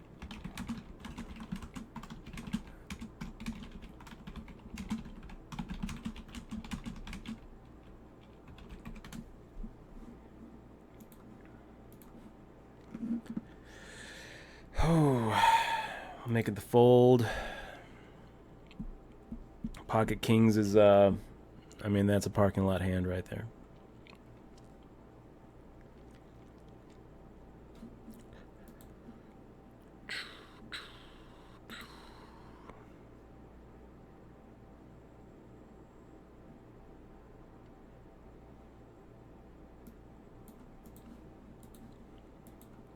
If he's got aces, then, yeah, we'll just bubble. But it's looking like a double up. Oh, Jesus. Hold. I don't even want to look.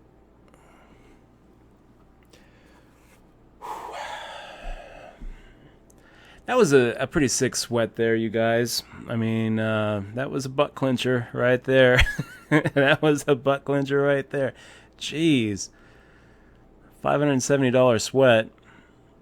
But now we get to a point where we're not 9th out of 9 anymore, and we've got some more orbits to just kind of wait for the strong hands. I love how J-Chak is sitting there with the ace 10 of hearts and just being like, God damn it. I have to call. Of course you have to call, J-Chak, but you don't like it because you know there's just no way that I'm coming over the top of you with weaker. You do find yourself at a 2-to-1 disadvantage, but no law saying that a 33% can't hit. We see it happen all the time.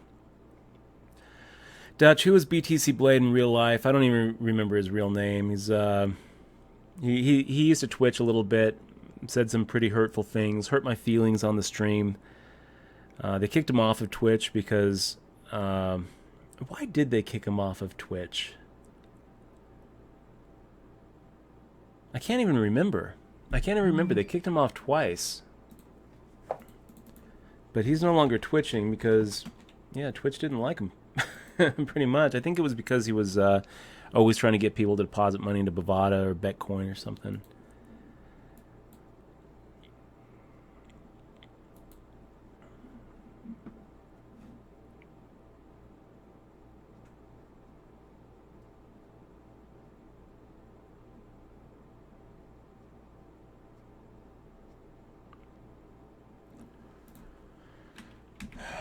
Wow. Caster just putting Wolf 51 to the test here. And Wolf 51 must have a pretty big hand. Caster, knowing that this is just a real tough fold, he could have anything. You know, Caster's a player. He knows what he's doing. He's got that bony fish because he keeps on making kind of, you know, awkward mistakes. But he's the kind of player that really he probably shouldn't even have a bony fish. He should probably have more like a bull. I mean, wow, you should see some of the stuff that I've got. He's so super aggro. Yeah, so Wolf 51 making the good call there. It's about right there, Wolf 51. Caster really putting him to the decision. I think Caster, if you're going to put him to the decision, go ahead and do it on the turn, maybe. You know, at least you have outs there.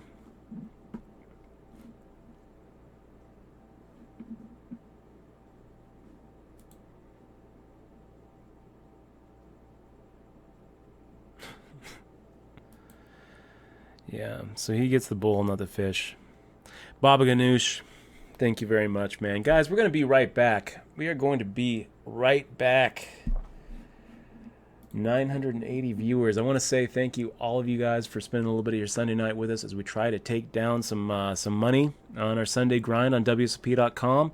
Coming at you live from Las Vegas, Nevada. We don't always have it on sub chat. It's only going to be in sub chat while we're on a final table. I mean, you know what, though? We might actually keep it on sub chat. Killing Bird, good to see you in the stream, man.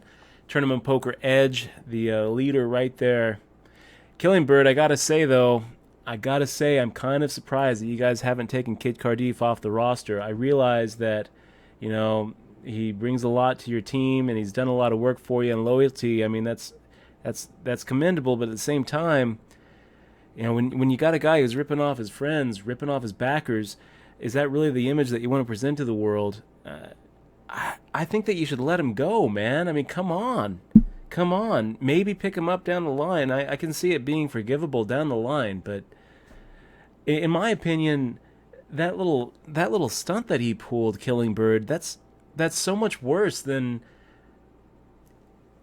anything. I mean, shoot, I think it's worse than what Russ Hamilton did, to tell you the truth. I mean, sure, Russ Hamilton ripped a lot more people off for a lot more money, but, I mean, Kid Cardiff is ripping off his friends. He's ripping off his peers, and he's ripping off his supporters. You know, it's just, I can't believe it. Hey, listen, I'll be right back in 2 minutes and 30 seconds. I don't mean to bust your balls, Killingbird, but while we're on break, I just figured, you know, I was talking to Michelle about it. I think that you guys are making a poor decision not severing ties with that guy for, at least a while. Put him on a 2-year probation and maybe welcome him back if he hasn't pulled stunts like this before. You just got to think, though, that, like, if he got caught this time, chances are he's been pulling this kind of shit for a while, you know. Guys, we'll be right back.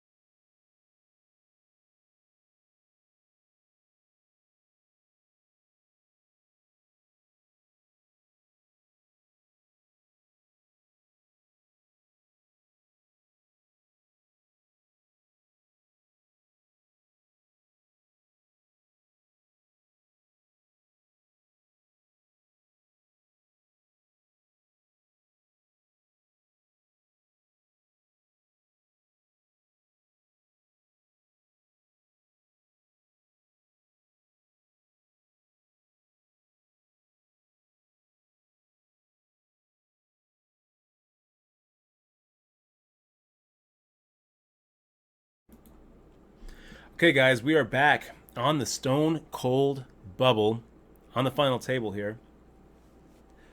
What do we do with the King Jack offsuit? It's a fold. It's going to be a fold.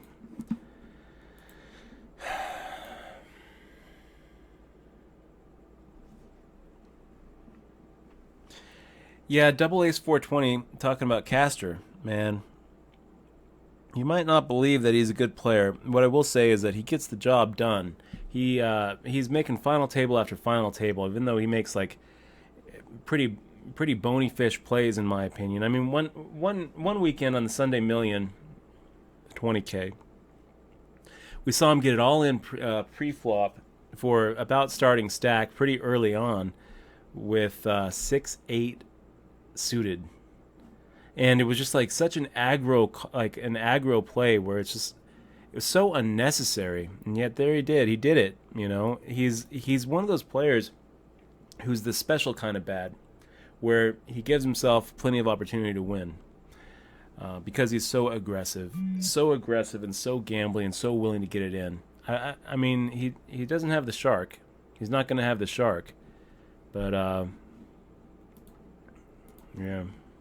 King, queen suited. Lots of people probably looking at that and being like, why would you fold that? Why would you fold that, Dutch? Well, 3 words for you. ICM.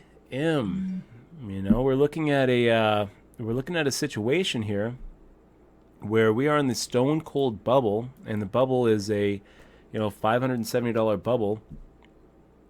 I think that it's a pretty big mistake to let yourself hit this bubble. So we're going to play pretty much on our belly. And once the bubble bursts, maybe we'd probably open up a little bit. Still a lot of ICM considerations though. And guys, after this, don't go anywhere because we got a lot more exciting action going on here at the WSOP. We've got 5th out of 41 in the 2K guarantee, and we're 11th out of 32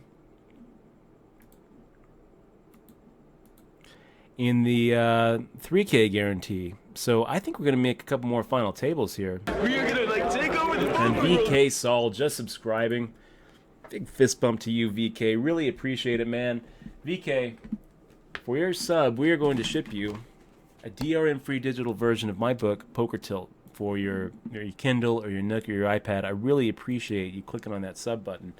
Look at this. We got Rubs.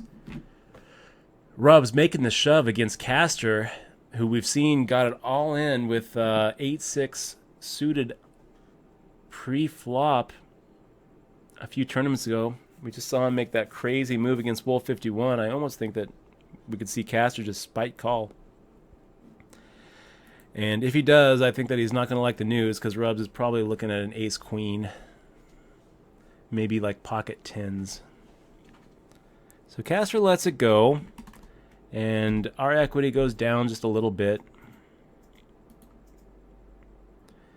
Do you even lift saying, how was that a tough spot? That requires thought. So I guess it does, man. Sometimes even bulls have to think.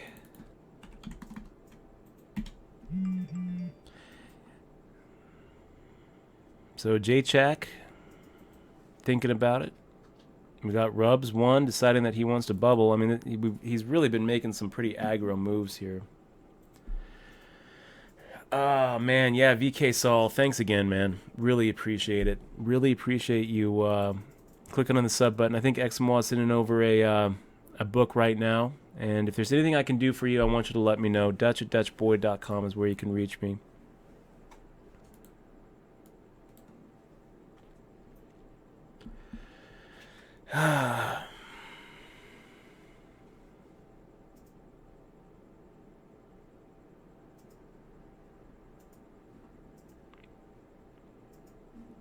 And do you even lift? Making the ship. We're going to make the fold.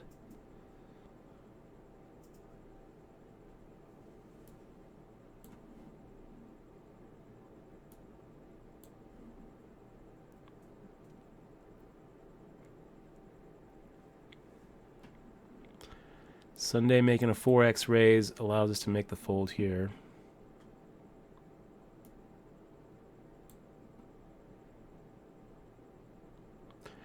Wow. Love to see a 9. Not going to happen, so BTC Blade doubling up and more to 90,000. Sunday dropping down to 66. And I think we're finding ourselves at 9 out of 9 one more time. It's not really where we want to be. Ace is up. Dutch, how do we email you a question? Dutch@dutchboy.com is my email. I'm always happy to see questions from subs. Oh man.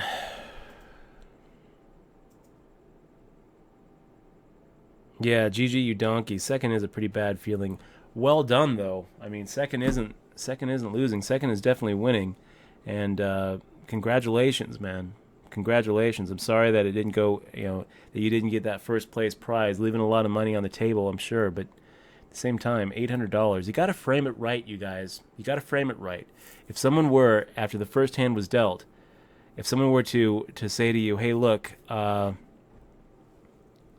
would you think about getting second in this tournament? You'd be thrilled. You'd be thrilled. I would be thrilled.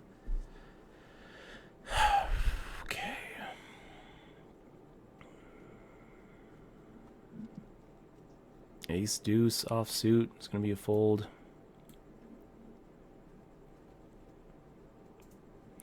So always make sure that you frame it right. I mean, if we get knocked out ninth here, it's going to be pretty brutal. But if we get 8th out of 73, I mean, we gotta not frame it as 8th out of 8. You know, that's the trick. That's the trick. We got voracious. Sorry, man. Voracious. Thank you so much for clicking on that sub button. Really appreciate it, man. Really appreciate it. And we're gonna ship you that DRM free copy of Poker Tilt. So check your Twitch message box. I think XML is sending that over right now. Thank you so much. Really appreciate you. Wow. Okay, got some high action going on in some of these other events.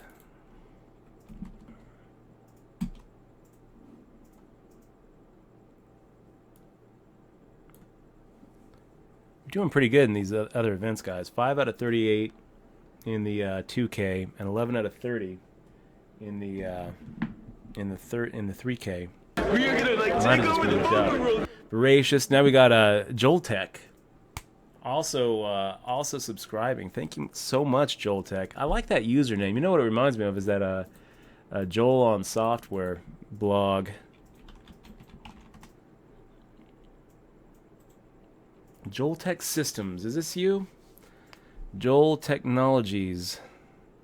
Joltech Limited. Making the fold. Joltech, thanks so much for supporting the stream by clicking on that sub button. It really means a lot to me, man. Thank you so much. We're going to go ahead and... Oh, he subscribed to say Caster shoves pre-flop with 6-8 suited in this final table, too. That's true, Joltech. It's true. So, I mean, Caster's a crazy player, but he's the kind of crazy that gets the job done sometimes. I mean, we see him at final table after final table after final table. So can we really say he's a fish? I mean, I don't think so. I think that we're going to go ahead and put him in the bull category, which is still not shark category, mind you, but it's the kind of fish that can sometimes win and maybe even be positive. Dare I say it? Maybe even be a winning player. I'm pretty sure that Caster probably is a winning player. God, I would love to see BTC Blade making the call here. Look at this, Voracious. Made my first final table this weekend, cashing in third. Wanted to donate as a thank you for the tips through the stream. Can honestly say I wouldn't have made it through without them. Voracious, I don't know how much credit I can really make. You can take for your success, because I mean you're the one making the moves that you're making. And the fact that you are here trying to learn is definitely, the reason that you are having success at poker. It's not so much the stream; it's more your attitude towards the game. But I will take a little bit of the success if you want the credit for the success if you want to give it. So thank you so much for that donation. It really means a lot to me. It really means a lot to me, man. Thank you very much. This is going to be one of those situations where if it comes a 4, I'm just going to be really sad. Wow. Wolf 51. It looks like this is... Oh, Jesus Christ. Jesus Christ. We got Do You Even Lift hitting that 2-outer on the turn. And once again, putting us in a real depressing... a real depressing spot.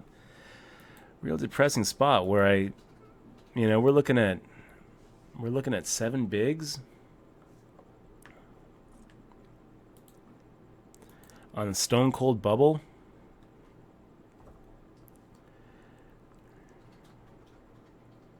And we're about to look at 6.5 bigs once these blinds pop up to 1,500, 3,000.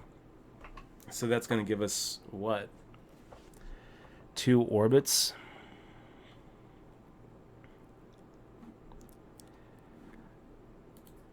Pew.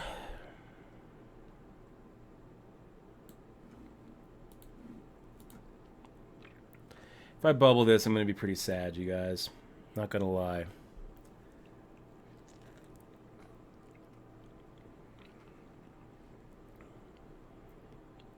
Caster making a raise with 10s. Let's let it hold. And it holds. Good news. So we are back to 46,000 now. Back to 15 big blinds. And Castor continues to, his downward spiral. Pretty lucky to get kings. Pretty unlucky to actually get into a situation where we're called and having to actually fade 6 outs. But then we fade the 6 outs, and all's well that ends well, you guys.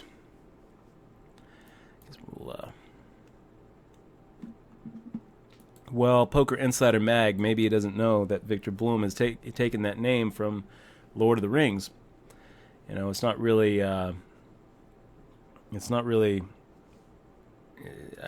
like a new creation for We're gonna take over the poker room. I Hate College 209 with the sub, man. Fist bump. Welcome to the crew, man. Thank you so much for supporting the stream. Really appreciate it. Really appreciate it. I Hate College. And just thank you so much for supporting the what we're doing here.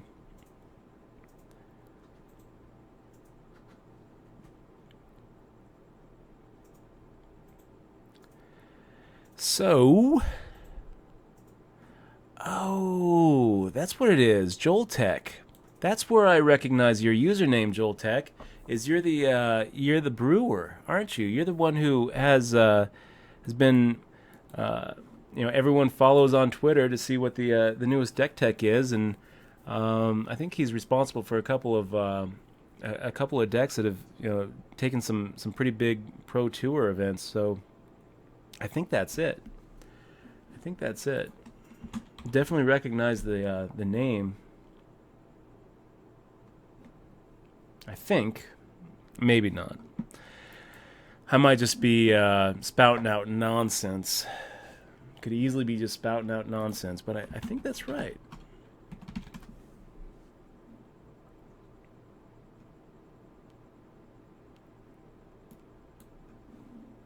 Okay, so we're going to make the fold with Jack 2 off. Going to be playing pretty tight here. It looks like we're 5 out of 9 now, so a lot of these other guys have more to worry about than we do. And BTC Blade has been able to just cruise up to 166,000. The way that these chips have gone, I mean, Castor coming to the final table with over 200,000. Now looking like he's in danger of bubbling this tournament. Just amazing.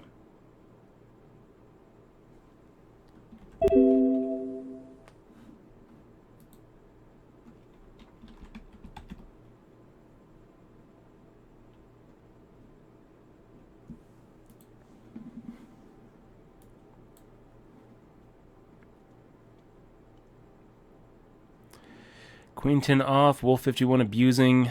Yeah, I'll make the fold here. Pretty tight fold, guys. Pretty tight fold.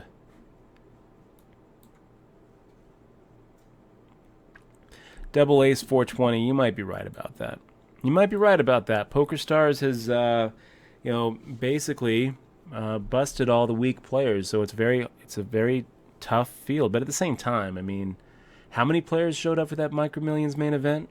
Really? Are we going to say that Castor and BTC Blade and Wolf 51 are going to be dogs against a 42,000 player field? So, who knows?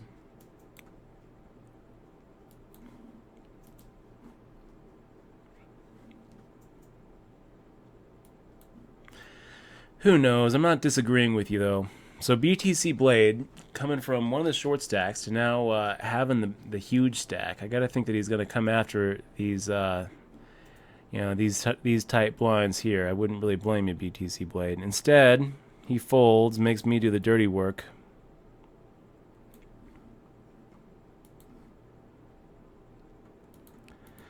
We get through, so that's good news for us.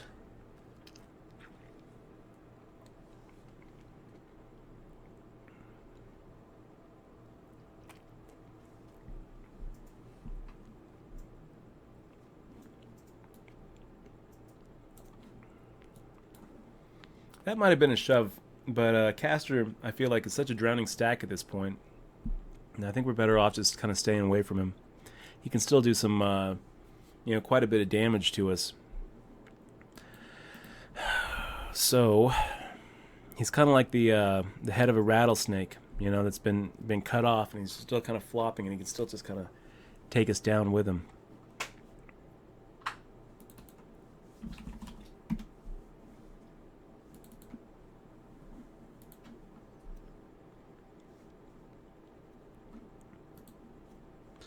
So 6 of 9.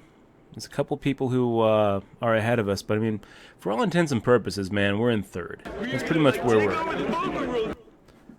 Wow. Flip ace, ace, ace, putting us to a real lame call here. Oh my gosh, look at that. We got jitties.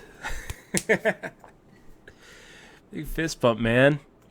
Welcome to the crew. Thank you very much for subscribing. I love the J Titties.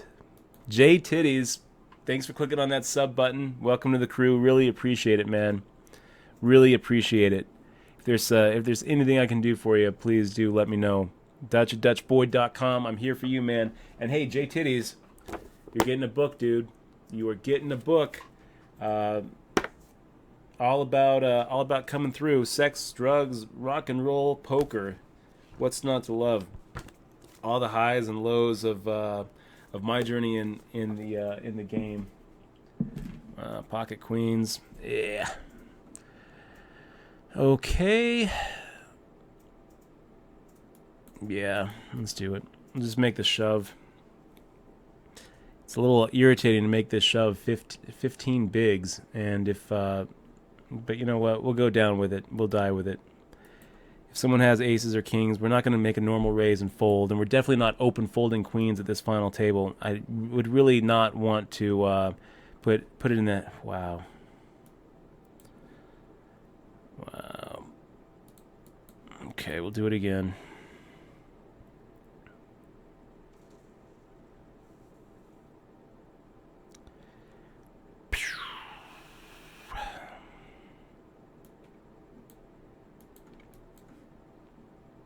Pretty brutal, you guys.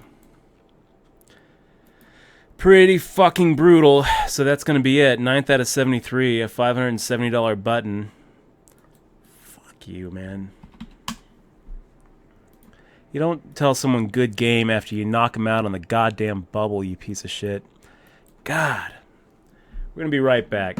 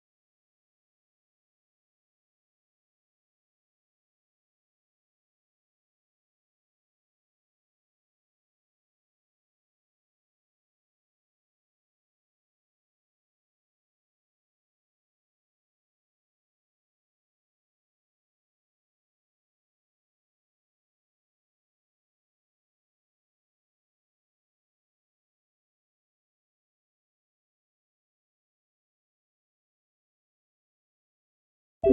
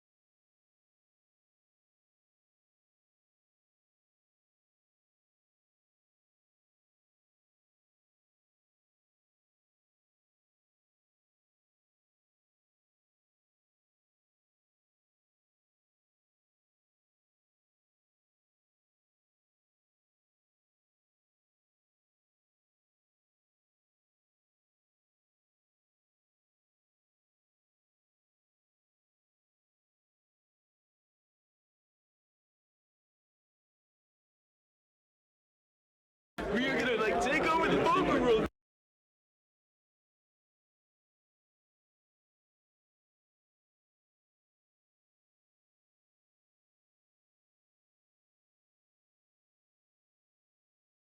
We are gonna like take over the poker world.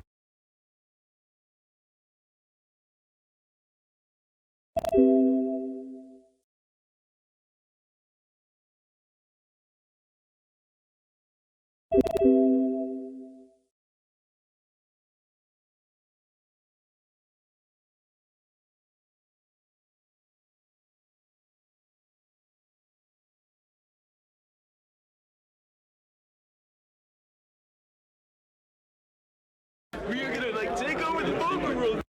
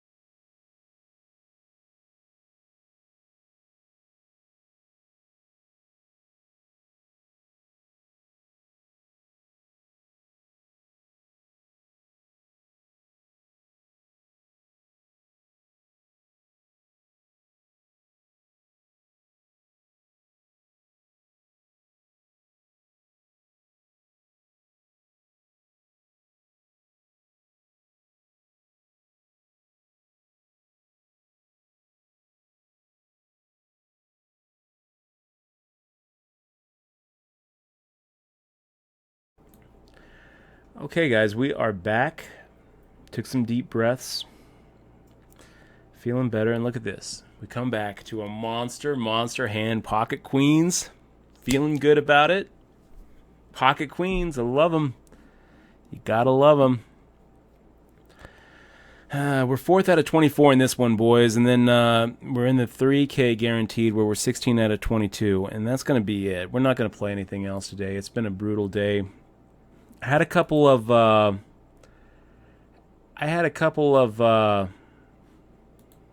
look, CC Birdman just going for it. We're going to make the call.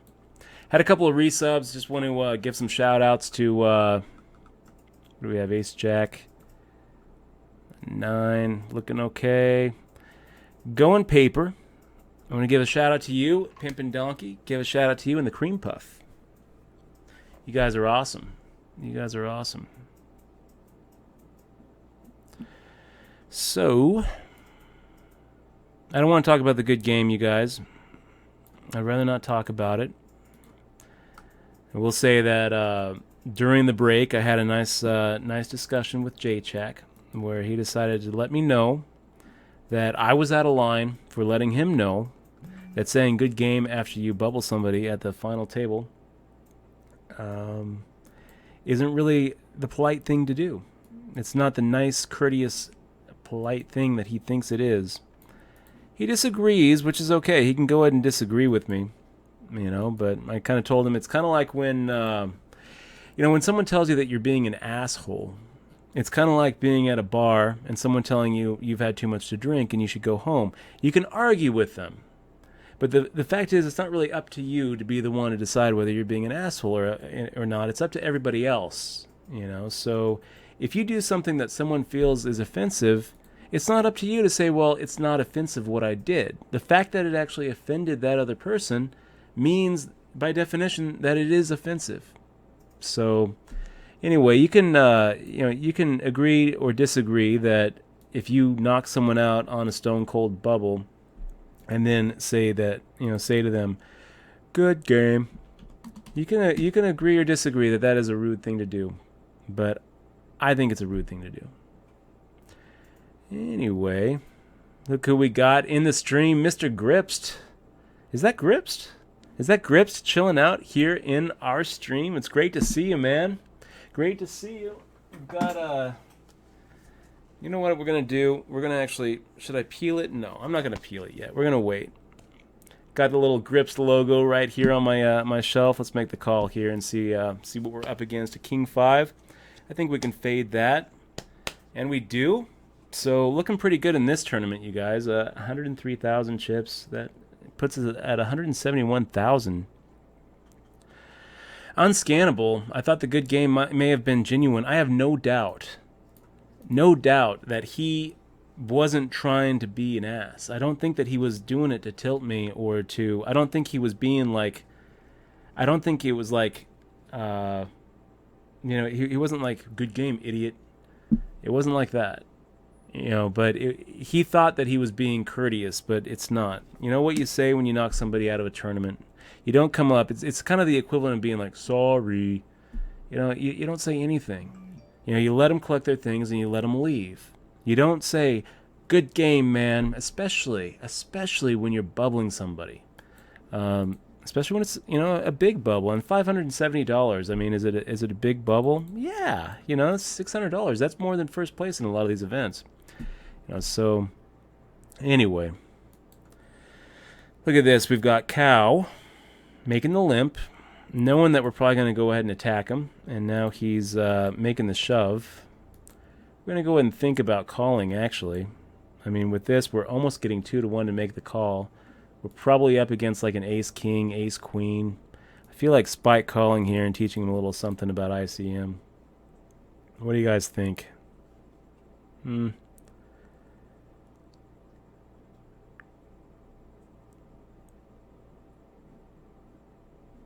Pretty close, really. I mean, it's very close.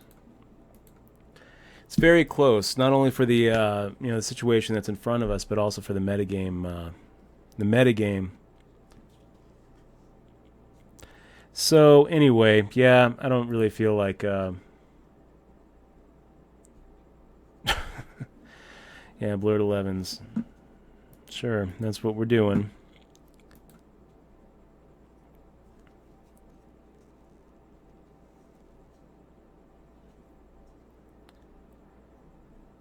So,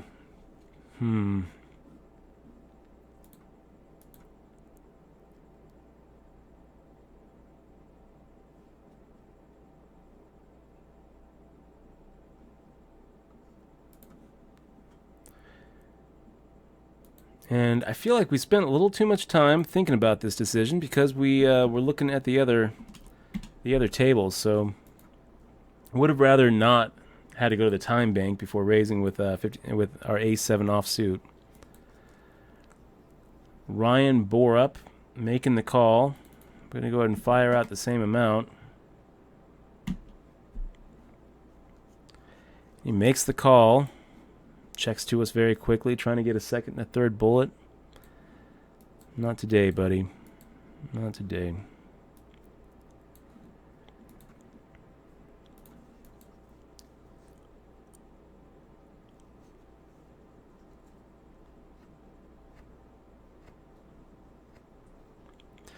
Yeah, I agree. My wee wee is green.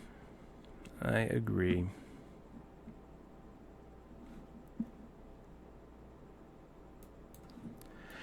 Anyway, I'm not going to worry about it. I'm not going to worry about it. I already feel very bad about the tournament. You know, it always sucks to bubble, especially kind of a big bubble. I don't really know what to say. I feel really sick to my stomach right now after that one. Pocket Queens, we love them. We love them. They let us down all the time, but it doesn't mean that we don't love them. We're going to go ahead and make the raise here. Double ace 420. I disagree that we should disagree. I disagree that we should agree to disagree. I think we should come up with a conclusion, a consensus. Look at this. Ryan Borup deciding to make a little 3x.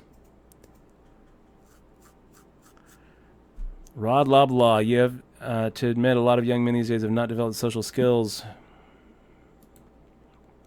And yeah, we're going to go ahead and re-raise. We will get it all in against you, buddy. Yeah, we'll go down with it. Hold. Don't let me down. Don't let me down, Queens. There we go.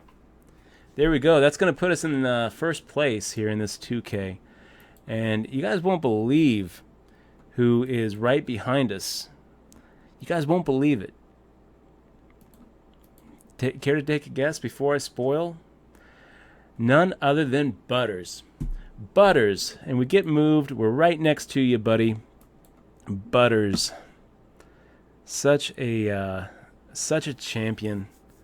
15th place this year at the World Series. Hey, yeah, by the way, Grips, I just picked up that Jonathan Little book. I'm looking forward to reading your chapter in that. It's going to be pretty cool. Terry Wonka, Dump Truck, good to see you in the stream. Funk is back. Gripsed Hype. Gripsed Hype. Poker Insider Mag saying, I always say nice playing with you. Never good game. Look, here's the thing. You knock somebody out, just don't say anything to them. Don't say anything to them because it's not going to make them feel better about getting knocked out. If they come to you, if they come and shake your hand and shake their hand and say, you know, nice playing with you. You know, well played, whatever. If they approach you and open up the conversation, if they open the door to that conversation, then by all means, you know, go ahead and say whatever you want. But if they don't, if they just want to, you know, put their head down and walk away, let them. Anyway.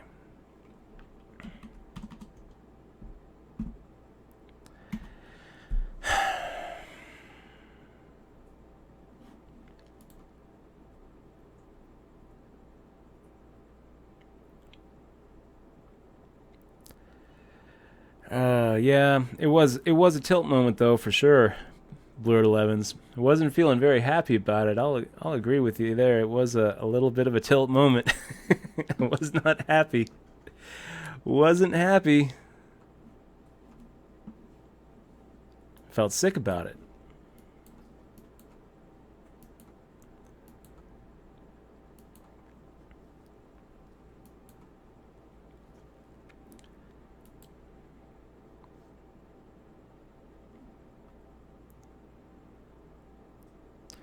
It's true, Blurred Elevens. That is, it's true.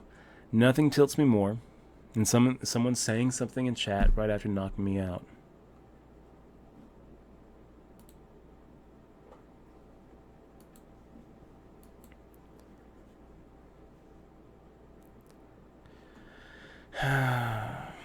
Table Monster asking, why not play higher stakes, 6 or 9 man sit and goes? I thought it was a faster turnover on money. It may well be. You know, when you're trying to grind, you really need to look at the buy-in of the tournament and come up with an expected value for that tournament. Right? You're basically coming up with what your hourly rate is for that specific game. And 9 mans and 6 mans, I mean, they must be a better EV. Not necessarily an EV for the buy-in, and not necessarily ROI, but for hourly, no doubt. I will say this though, we're really playing these things more to be able to hang out on stream and discuss the decisions. Like, should we call here with Pocket Kings? Yes, we should. And Shriver, shoot, I wasn't meaning for that to be a slow roll. The only reason it was slow to call was because I was talking to the stream. That's pretty rough. Didn't mean to slow roll you there, Shriver. If you're watching, I apologize if that came off like a slow roll. I was talking about the hand, and we find ourselves with 321,000, a pretty big chip lead here in the 2K guaranteed. I'm gonna go ahead and switch off the title too. Chip lead in the 2K guaranteed. I kind of need this to fix a lot of problems, you guys. We're doing pretty good in this 3K. This 3K guaranteed as well. We're 10 out of 17 in the 3K. It pays 10. A little $146 bubble in that one. We'll keep the 2K guaranteed going on as a feature table, but let me show you what this other table is looking like. It's actually looking pretty good. I'll screen capture this one. So as you can see here, we're 9 out of 17, pays 10, 52,000 in this one. We'll pop that up as it gets, you know, if interesting things happen with it.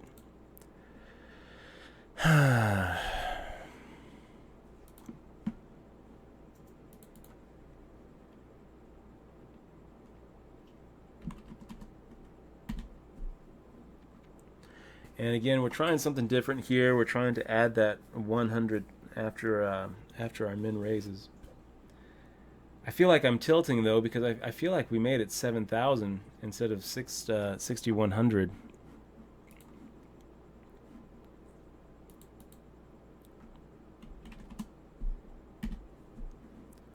Let's see if Virgo Star will just let us get through it. He does. Do you know a guy named Crosby who steals clubs? Yeah. Right there. Terry Wonka, what's up, man? Good to see you. Good to see you. Yeah, we played a lot. Played a lot together. Harry Reid coming in with a min raise. I kind of feel like Ace Jack offsuit really should be in our 3-bet range here. If Harry Reid decides to come over the top of us, I don't know what we're going to do. But we'll call Virgo Star here. I mean, we basically have to. We just slide right through as kings. So, Sam Hacks saying, hey Dutch, first time viewer, love your stream. Left you a nice message on Twitter. Keep your head up, bro. Sam Hacks, thank you so much, man. Really appreciate you being here. Gosh, it's been a rough day. It's been a rough day. It truly has. But you know what? It's been a fun stream. I mean, we've had some ups, we've had some downs, and now we're looking at a pretty good chance to have a nice turnaround here with first out of 14. We have a pretty big stack in front of us. 373,000. I mean, it's not just a big stack. It's a big stack. I mean, just to put it in perspective, Butters here with 209,000 is in second. So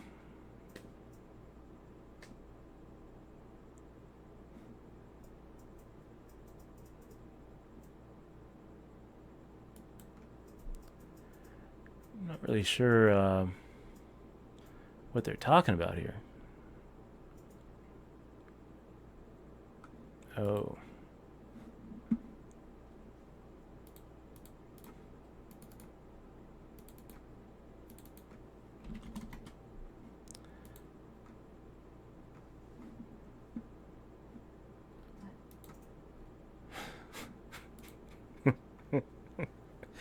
Why did Terry Wonka get banned?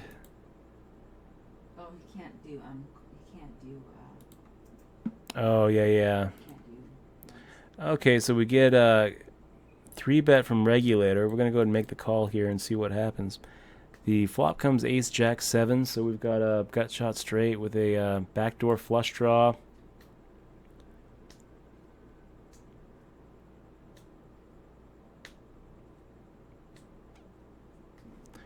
He fires out. We've got a 4-1.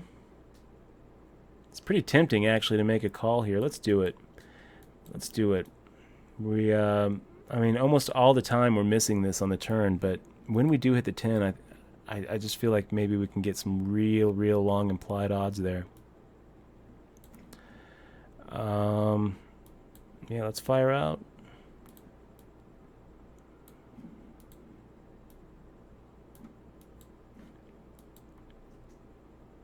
I guess not. Did you just type GG in the chat after slow rolling that guy? No. Oh, okay. I most certainly didn't. All right. You should have said GG to that one guy because he got busted out of the tournament.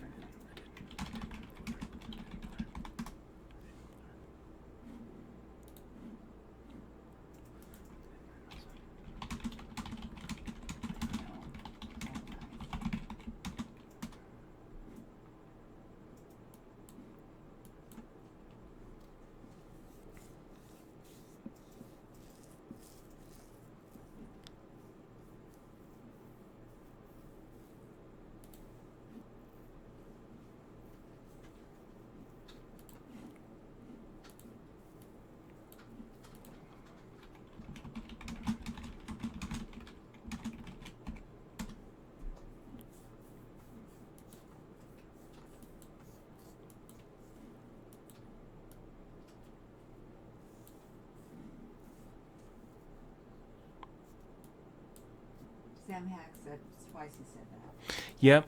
We're on a delay, Sam Hacks, so I really do appreciate you saying so.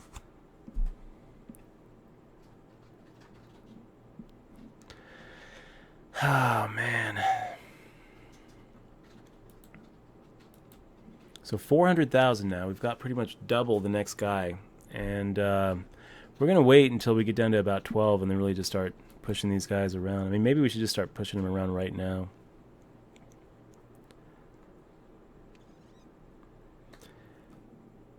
We've got Butters making a raise. We'll just fold. We'll get out of his way.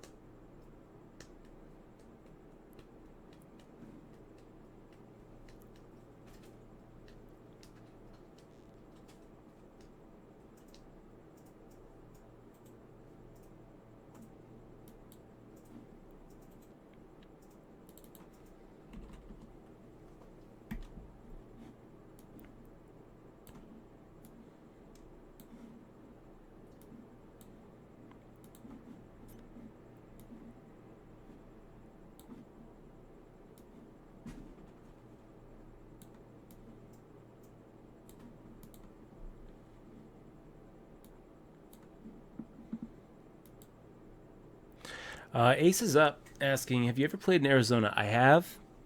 I used to play down at Gila River when it was still Gila River. Those tournaments were great, right? I mean, these were the days when all those Gila River tournaments, those were the best tournaments in the world, I think. I mean, they had add-ons, not guarantees, add-ons where they were treating their tournaments like a loss leader, which I absolutely love from a tournament manager point of view, because that would get me to hop on my motorcycle and ride the whole way down from Flagstaff to go play those tournaments.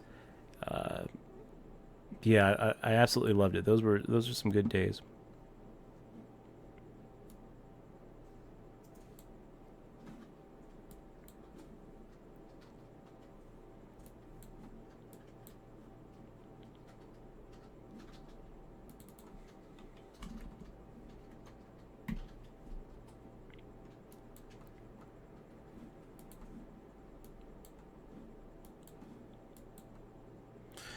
Both of them making the call, and we actually hit the flush draw.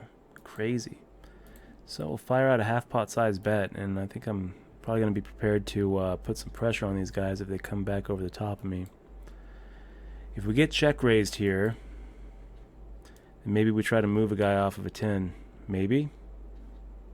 Maybe. We are gonna like take over the Hark Nasty. Hark Nasty with a sub. Welcome to the crew, man. Thank you so much for clicking on that sub button. Really appreciate that. And, oh, great. We got, Jay whatever. I said good game to you. As courteous as possible. Doesn't seem that cool, man. Jed Hoffman. Okay, well, thank you for coming in and asking why. I'll say it again. When you knock somebody out of a tournament, Mr. Hoffman, you don't say, good game. You know, you don't say that. You don't say, sorry. You don't say shit. You don't say anything. You know, otherwise, it pisses him off. It pisses me off. When you said GG in stream, I was already a little pissed off. You know, at the table, I was already a little pissed off. Then I got really pissed off. No, the very guy, Jed Hoffman, decides to go, come on, Twitch, make a little account so he can come and tilt me even more. Jesus Christ, man. You know what? Why would you want to call me a POS and tell me to F off on a live stream? You know what? I've already explained why, okay? You're being an asshole. So I don't really have anything more to say about it. But welcome to the stream.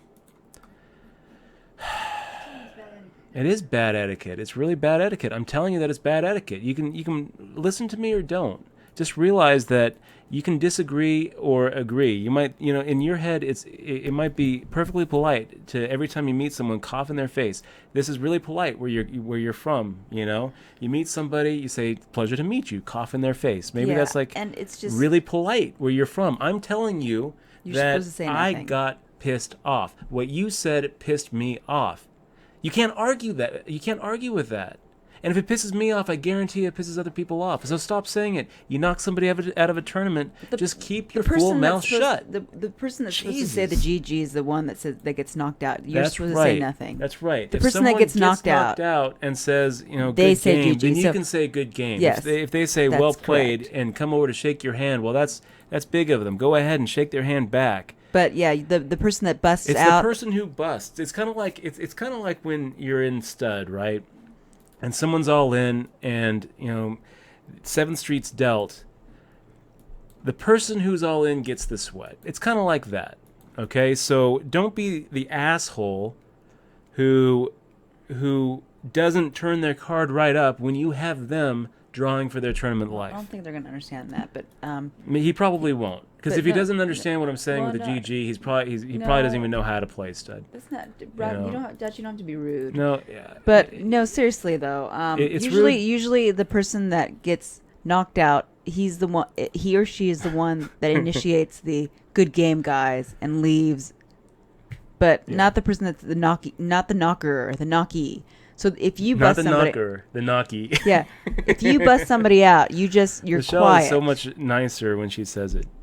Well, you don't have to be rude. I think you're being you're being overly dramatic. It's that fucking coffee. It pisses me off. Well, you need to stop drinking coffee because maybe it's the coffee. Maybe you know what? Maybe it's the coffee. Do you want me to take this? Do you want me to take you off this stream? $600 tournament. Like do you want me to take you off the stream right now? Yeah, let's go ahead and get off. Whatever. We'll be right back, you guys. Break.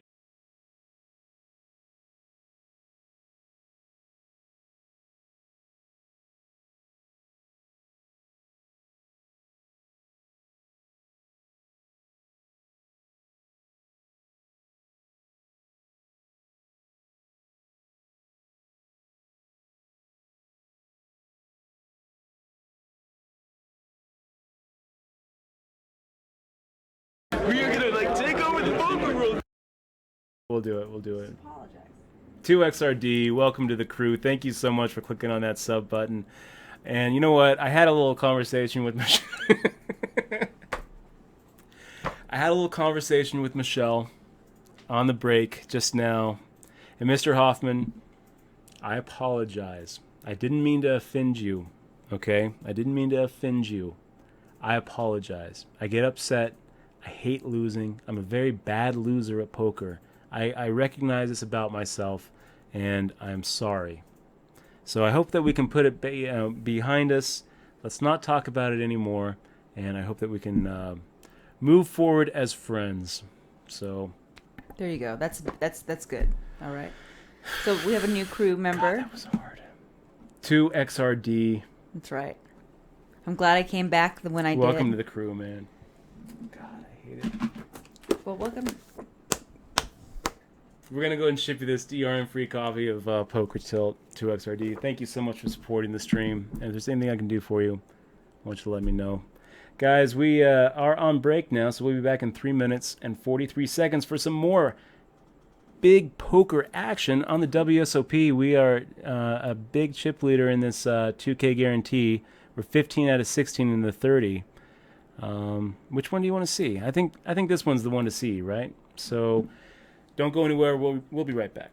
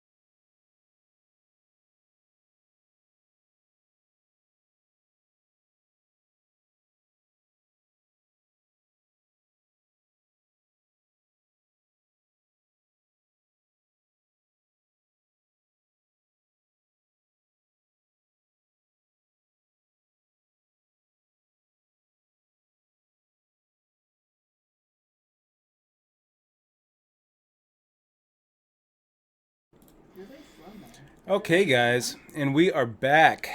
We are back. 10-4 offsuit. Is it good enough to make the raise on the Stone Cold bubble?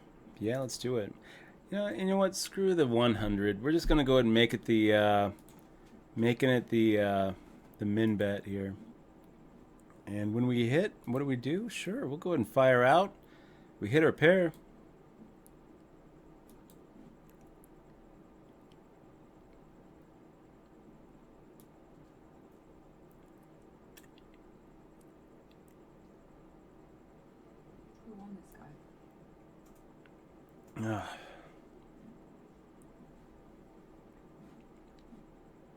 So we will make the call here.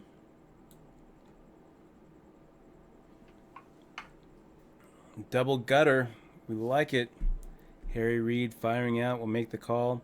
And you know, if he checks to us on the turn here, we might just try to make a bet. Make a little semi-bluff.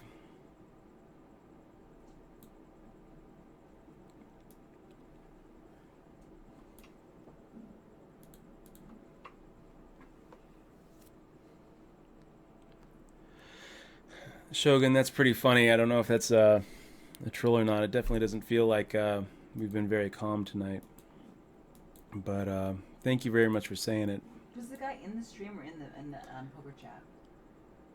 Was he in the poker chat? He came into the stream. It's probably not him. It probably was. It probably was. He basically said the same. Like he was leading up to it in the chat, and I ignored him. Oh. Well. Put him on ignore. It probably was him. Okay, you know what? We've taken too long with this. I'm just thinking about other things.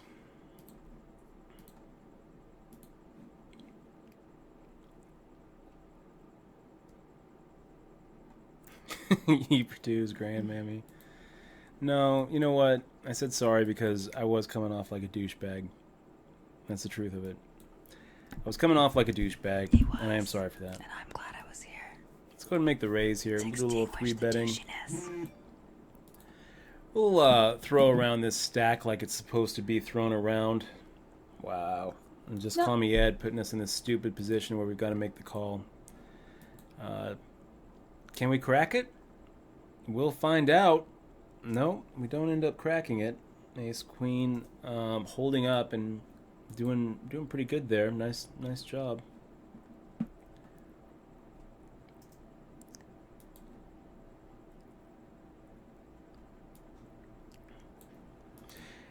I love pocket queens. We've been getting them all night tonight, and most of the time they've held up. Most of the time they've won us some pretty nice pots, so I still love them. I still love them.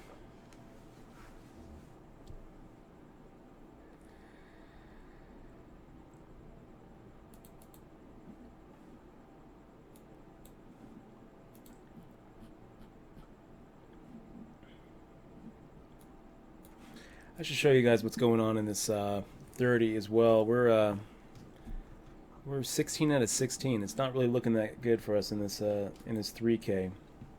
Sitting here with 10 bigs.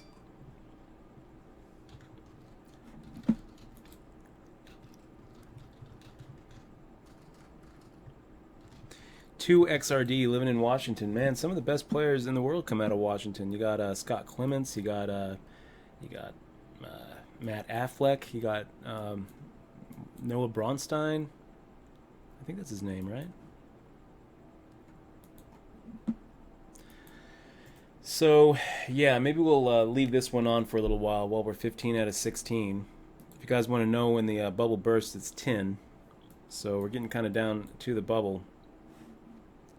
No, let's just focus on the big one, shall we? Let's focus on the one where we've got all the marbles. Let's pot size this up. Asago Hanshin making the open limp and just making it too easy for us.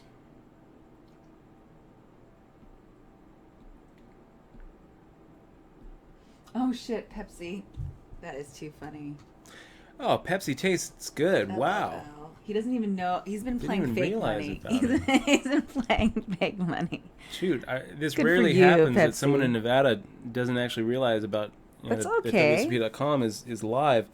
Now you know. I wish that I had my affiliate link for you. Pepsi tastes good. Yeah, so there's daily free rolls on this site too. Pepsi tastes good, so you don't even really need to make a deposit. I think every day they have a couple $25 free rolls, and then on weekends they have like $100 free rolls. So it's actually if you're going to be playing Play Money on Full Tilt, why not be playing the free rolls on WSOP.com? You don't even have to make a deposit. Of course, if you do want to make a deposit, you can go to this. You can go to the cage at the Rio. It's real money. It's really easy to get money in. And we can be playing together as early as midnight, so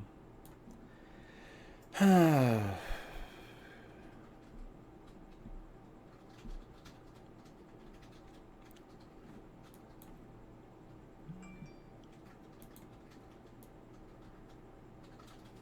to get down to a 5, make the half pot size bet, and see if we can just get through regulator. 45K in the middle, and we get through him.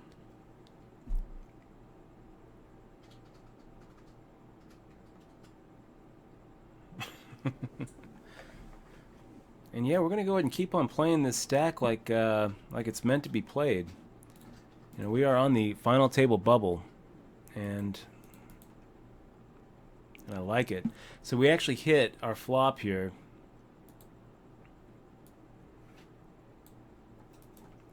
See what Harry Reid does. You know, if he has an ace, I just feel like making a check raise might not be the right move for him.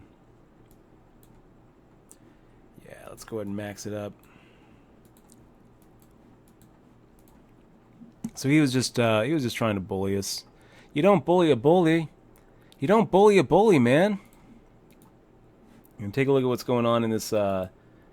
It's 30. We had Luckbox Brian making an open under the gun, and Pocket Nines just felt a little bit too strong to fold. So we're gonna make the shove and hope that. I mean, hell, maybe Luckbox Brian calls us with like 7s or 8s. That would be ideal. 10s or jacks, not so much. Ace King, not so much, but we'll fade the Ace King. Yeah, 6s is good. How's it looking? Looking pretty good. Looking pretty good. Yeah, beautiful. So going from 10 bigs, a little less than 10 bigs, up to doubling up. Yeah, I'm chip leader in this 2K by quite a large margin, guys. White try is at 314. Butters slipped down to 133. So it's looking pretty good in this tournament. We'll go back to what I'm talking about here. And also not so bad in the 3K. It looks like we're going to make a few final tables tonight. I feel it. Of course, one final table didn't count. The reloader. Gosh, broke my heart, guys. So 6-8 offsuit, regulator, making the fold.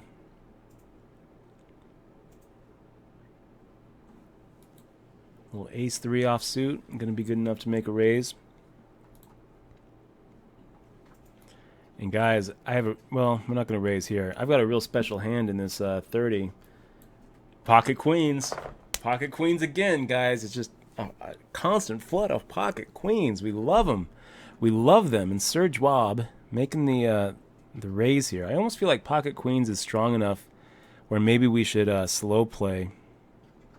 Let's do it. Let's do a little slow play action here against Sir Jwab.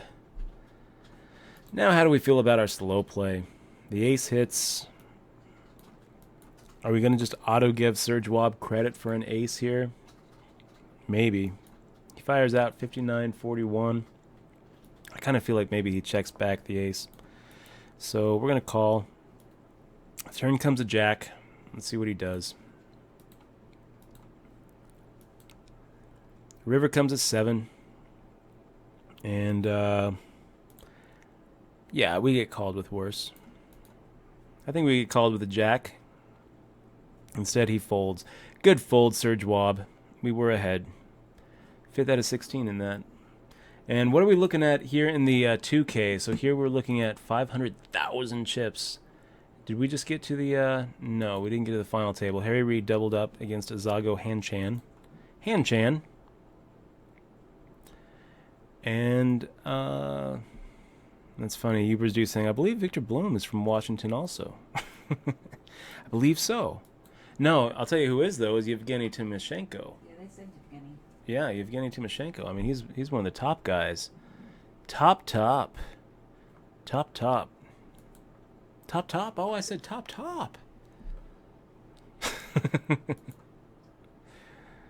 Yeah.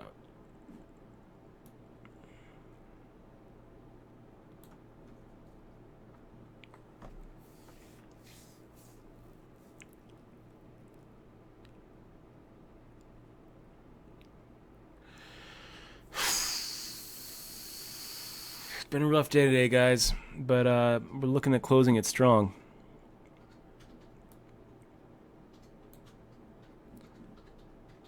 Zago Hanchan limping in. Harry Reid limping in. Yeah, I think that we can probably get away with this.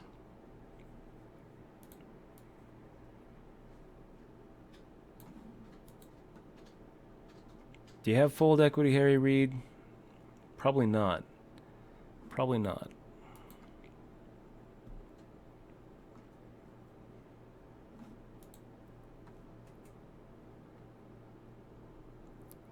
Baba Ganoush, yeah, WSOP.com is only the 3 states.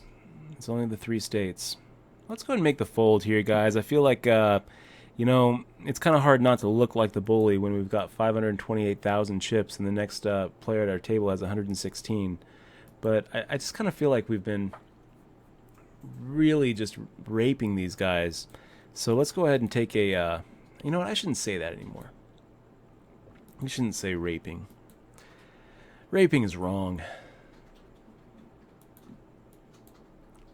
But that's what it feels like we've been doing to these guys. I mean, 528,000. We've got more than the rest of the table combined, and we're at that beautiful inflection point where we're at the final table bubble. You know, the money's already, the money bubble's already popped. You know, but we were actually, you know, kind of at that spot where everybody here wants to make that final table and start moving up, moving up. No one really wants to be the next one out.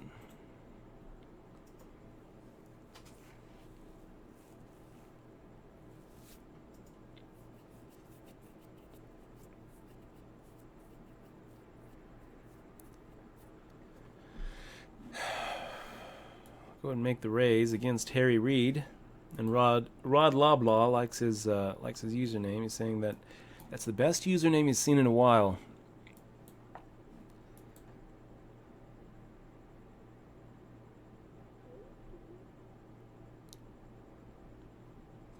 Regulator standing up for the rest of the table saying, no, enough, Dutch. I'll go ahead and fold to you, man. 22 bigs is what you're putting at risk there. Not only do you have to worry about me, you also have to worry about all these other guys behind you. All 3 of them could wake up with a hand better than you decided to take a stand with. And you know, just because I've been super aggro doesn't mean sometimes I don't wake up with queens. I mean, we've seen the, you know, some pretty big hands here. We get the getting the walk from Harry Reid. I don't blame you, buddy. I don't blame you. Let's go ahead and take a look. I'll tell you what's. Oh, this is the wrong tournament. Let me take a look. So we've got Harry Reid. There's an Ed Snowden at the other table with 34,000 in chips. Other than that, Harry Reid and Zago Hanchan are our bottom players here.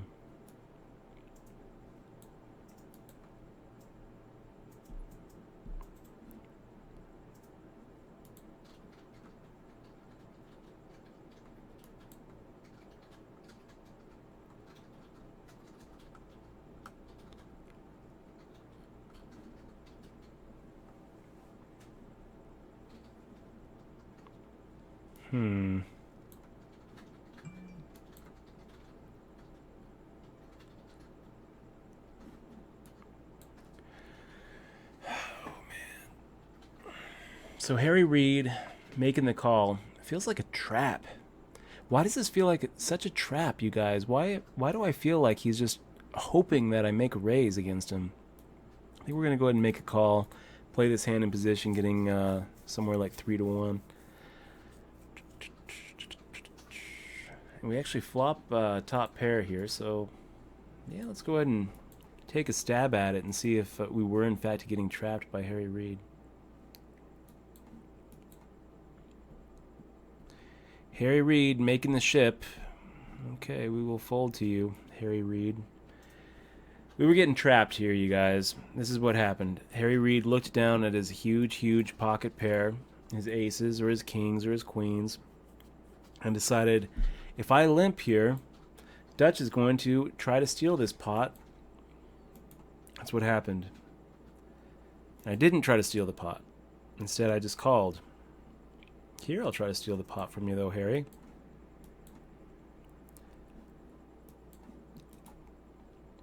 Wow. And Asago Hanchan making the ship. You know, this is a pretty close one, guys, and I'm going to make the fold. And I'm going to tell you why I'm going to make the fold is because I actually don't want these guys to, I don't want this inflection point to stop. I want everybody to feel like they want to squeeze into the final table. So even though it's tempting to call there, I think, you know, best case scenario is we're looking at a coin flip. Worst case scenario is we're at like 4.5 to 1. Wow. Harry Reid making a re-raise here. Make the call, Harry.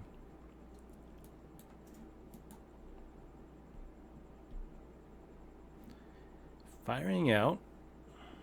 Okay, I will make the call. Make a little float here.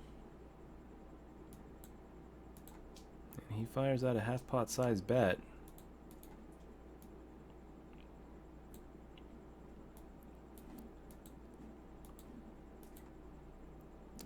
That's not going to be what we're looking for. So Harry Reid goes from 80,000 to 200,000 with the kings. Dodges that 8-outer. Nice dodge there, Harry. Nice dodge.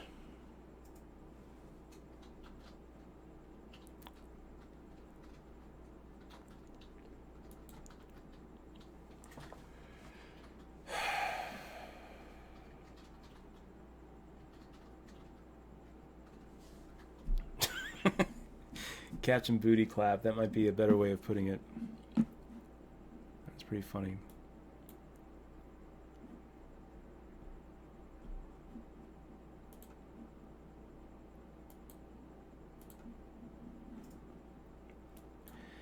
We'll make the fold. Regulator. We're going to go ahead and take it easy on your blind here for a second. Wonder how that other table's going.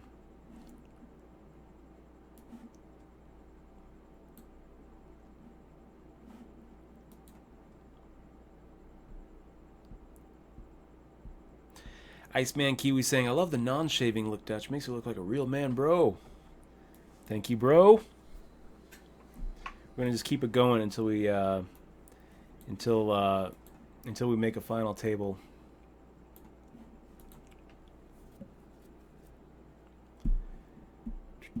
Yeah, again, guys, ideally what we're gonna see here. Ideally, what we see here is it just stays 10-handed forever until we're looking at 600,000 in chips, 700,000 in chips, and we just get all these guys. The person that we're really going after here too is Harry Reid, being that he has 200,000. I mean, if he doubles through us again, it's gonna suck, but he's the one also who has the most to lose here. So, fire out the raise.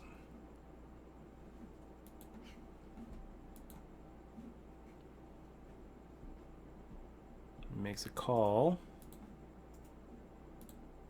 and we actually kind of hit that. Kind of. We've got the gut shot straight draw. We've got the backdoor flush draw. So is that hitting it? Hell yeah, that's hitting it. We've got some semi bluff there.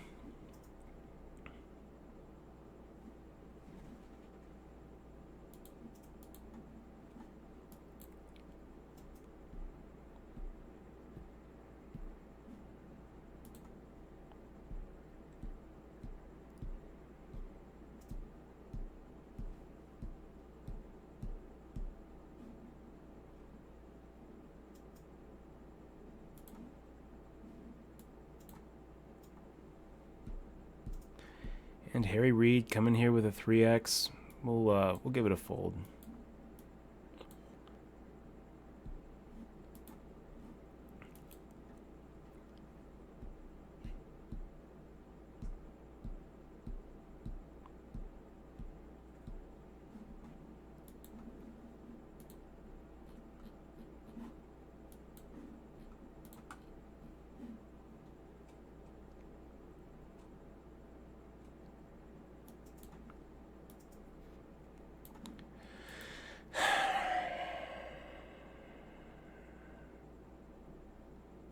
So Regulator decides to punish Just Call Me Ed.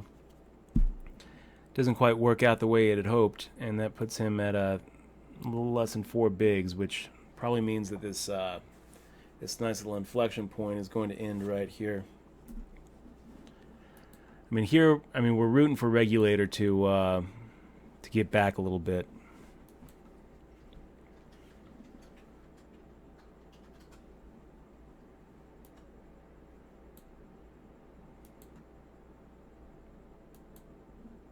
That's brutal.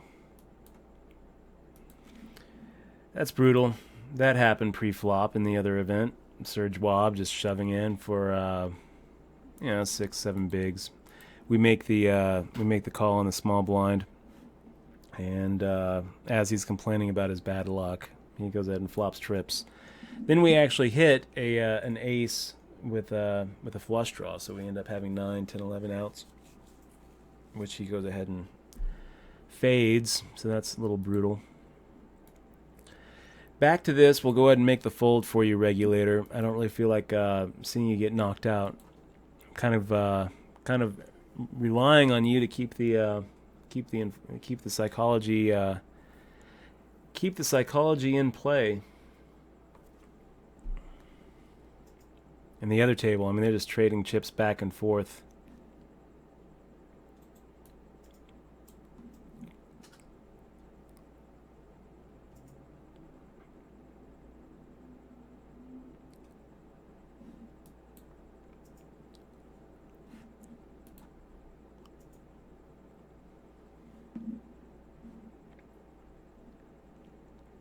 And sure.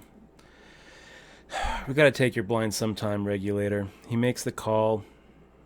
We put the hurt on him, it looks like. GG.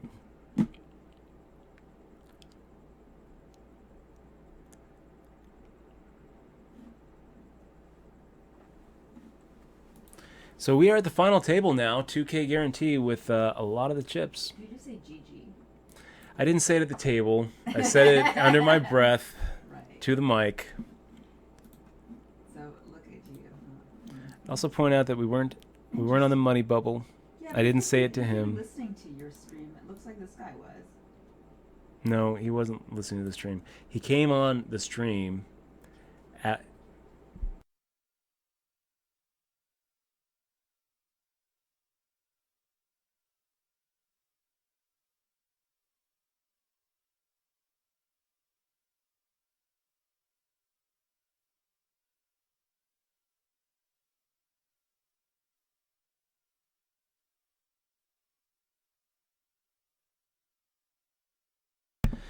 Okay, guys, so we are at the final table here, and you know what that means.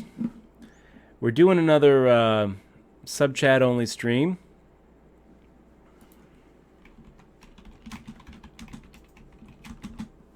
And we'll put the we'll put it off. Oh shoot. Nothing. We'll take it off when we finally get to the money, or when we sorry, when this final table's over, we'll take the sub chat off. I was actually looking at the other one. It looks like Serge Wab after he took that double up from us, ended up just giving it away to someone else. Interesting. So here we are at the final table, guys. Huge chip advantage. We've got a couple of pretty strong players.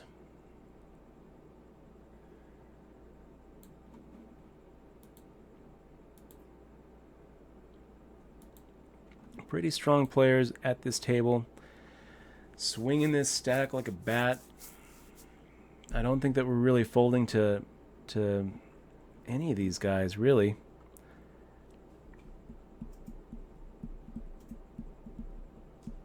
Yeah, Sago Hanshin. Not really sure if I feel like folding to you. I feel like maybe just teaching a little lesson about ICM right here.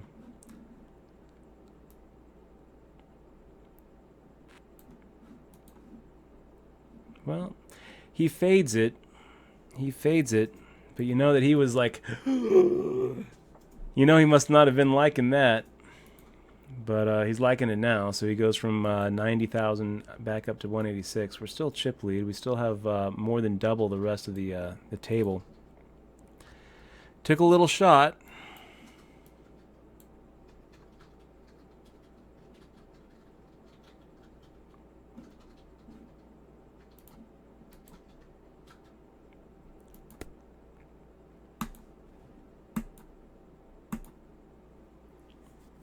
Yeah, we got knocked out of the other table, guys. Irritating. 12 out of 71. No, I don't want to see tournaments and history.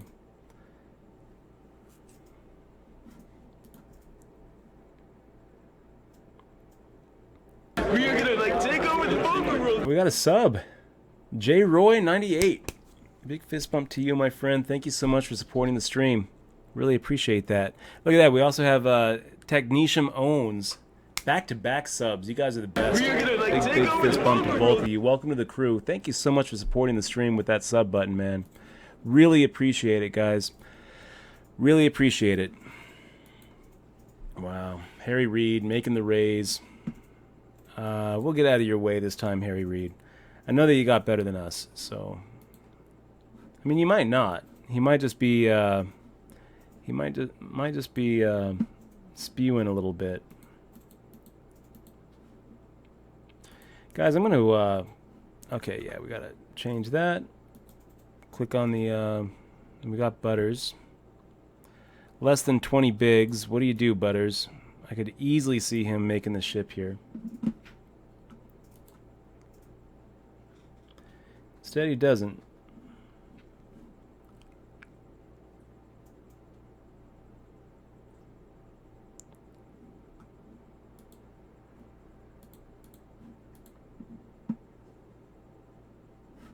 Never heard you say GG, by the way.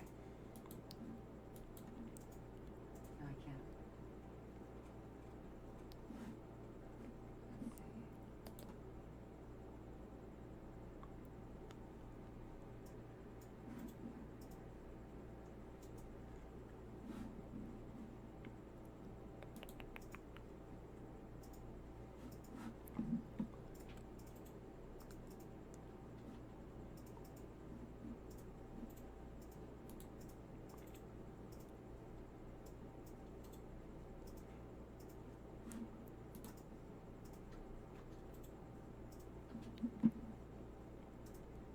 So yeah, let me try to put the payouts here. I'm trying to add the payouts. Where are we looking at? There we are.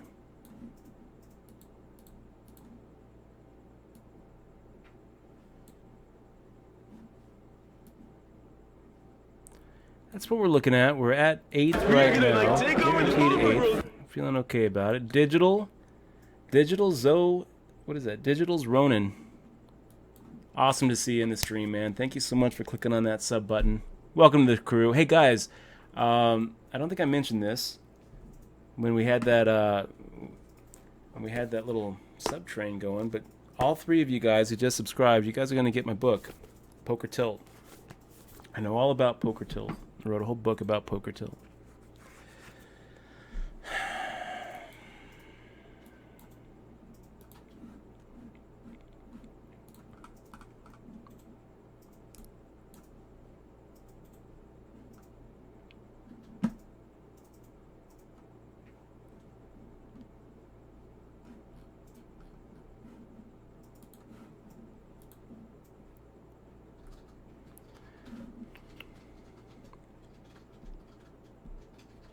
So Charger11 asking, why are you not using any poker trackers?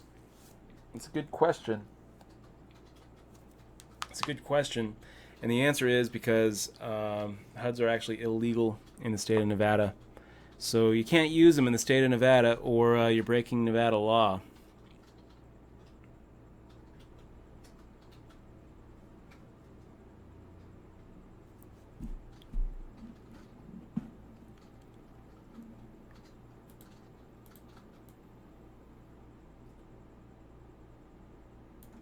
Yeah, we can go and make a 2.5x.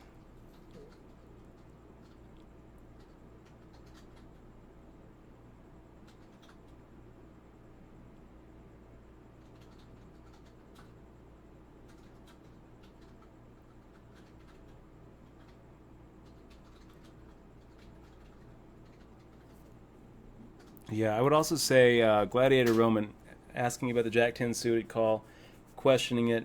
It's okay to question it. We're not really thinking that we're ahead of much. Sometimes we're ahead, though. If he has a small pocket pair, Jack-10 suited actually is ahead of certain pocket pairs.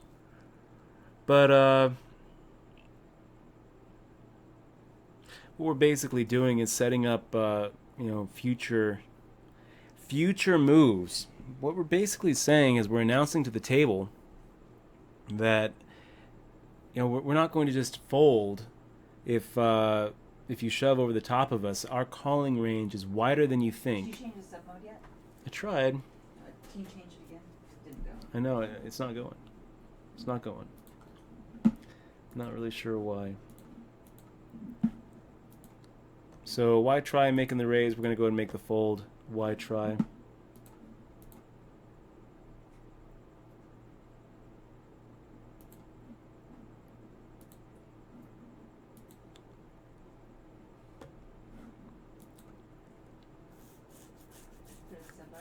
It's not going to go. Not going to happen. Really? Yep. So we would be making it 3x. Sometimes we make a pot here. We'll go ahead and raise. And Asago Hanchan, you're going to go ahead and get our special label for open limpers at this point of the tournament. There we go. It's working out. Oh, thank you, Nilesy. Nilesy did it. Well, I guess I could have done it too. Yeah, thanks, Nilesy. I was trying to do it, but Twitch doesn't like me. Twitch doesn't listen to me. Twitch has put me on mute. So Butters still here in Vegas, leaving for Florida on the 6th. I gotta say, Butters, you gotta be a little careful. Streaming ACR here in Nevada. And you also have to be careful using those HUDs on ACR here in Nevada. Anyway, I'll just keep my mouth shut and leave it at that. XTV1993 saying, at Dutch Boyd, have you thought about making any merchandise? Also, how do I get a fist bump patch? XTV1993, I'm glad you asked. We do have some fist bump patches. That's kind of merchandise, right? Kind of. If you want, you can go ahead and shoot me an email, dutch@dutchboyd.com, XTV, and I'll ship it to you since you're a sub. We'll actually, let's put that off just for now, and say we'll be doing that soon, and I'll email all the subs letting them know how they can get a fist bump patch sent to them for free as our thank you. But I need to order a couple more before I start sending them out. I also want to kind of do it all in one go. So XTV 1993, stay tuned. I'll make sure that you get one. Oh man. You guys, it's been a rough day. All the other tournaments are done. This is pretty much the last shot that we've got. This is the last hurrah. We do have a nice stack here. First place in this thing is $991, which is more than enough to get us even for the day.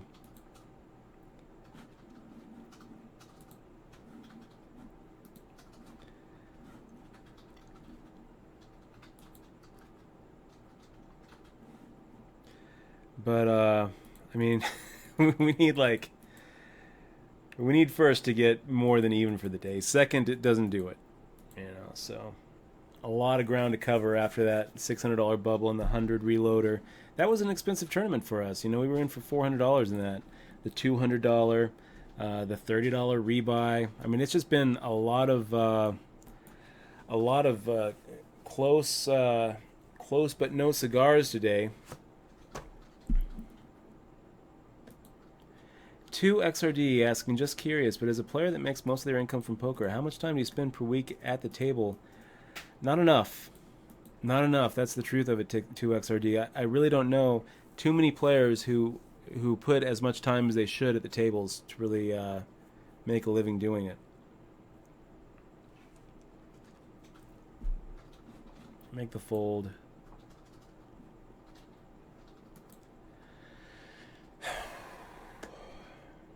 There are a few, though. Butters, for example. And since we've been streaming, we've been putting a lot more time in at the tables. But really, we're doing it for the point of the stream, not so much trying to. We're gonna take over the poker room. Look at this. We've got Dora Jar just subscribing. Really appreciate it, man. Dora Jar, big fist bump to you. Welcome to the crew, buddy. Thank you so much for clicking on that sub button and supporting what we're doing. Really appreciate the fact that you're willing to click on that button and say, you know what, I'm going to give this guy $5 because I'm enjoying the stream, I'm enjoying myself here, You know, all of you guys, we really appreciate you being here too. You know, spending a little bit of your Sunday night with us as we try to take down another tournament live on Twitch. It's pretty awesome.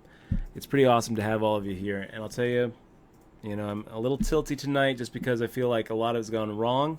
But you know, every time I hear that sub, that sub alert, it brings me back to the fact that the reason we're doing this is for the stream. It's for the stream. And the stream has been awesome tonight. It's been awesome hanging out with you guys. Wow, look at Asago Hanshan limping on the button. What are you doing, man? What are you doing? I mean, he knows that we are doing this, right? I think we're going to go ahead and just check. I feel like it's a trap. You know, I feel like Asago was sitting here making that limp thinking that we're going to do it. I feel like Harry Reid is making the limp thinking that we're going to do it because we're going to just be doing it so wide. We got to find out. No, I guess not. I guess we probably would have gotten away with it. And yeah, JD Cole, I didn't actually show it to her yet. I got to admit, I didn't show it to her yet. What? His risk-taking article. I thought it was really fascinating.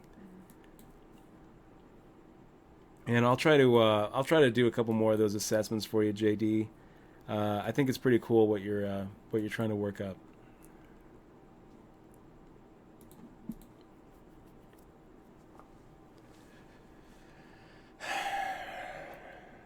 So, 8 players left. The next money jump is about $40, which in a $10 tournament, I mean, it's a nice little jump for relative to the buy-in. We got Ed Snowden here with a little over 1 big blind.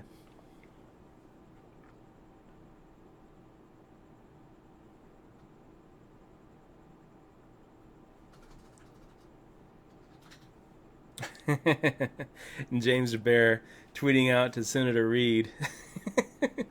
Watching at Dutch Boyd own an at WCP column 2K guaranteed as the big stack with at Senator Reid on his right. It's pretty funny, James DeBear.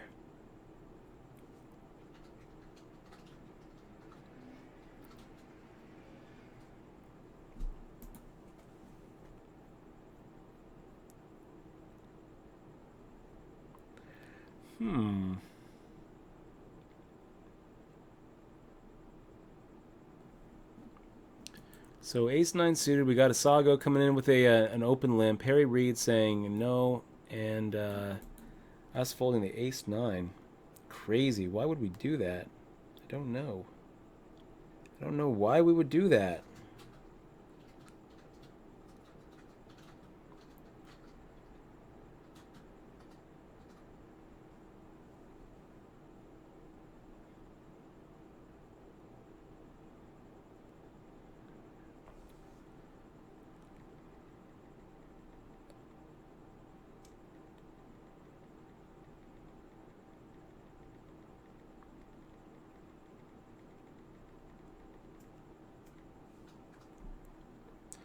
We get those pocket queens.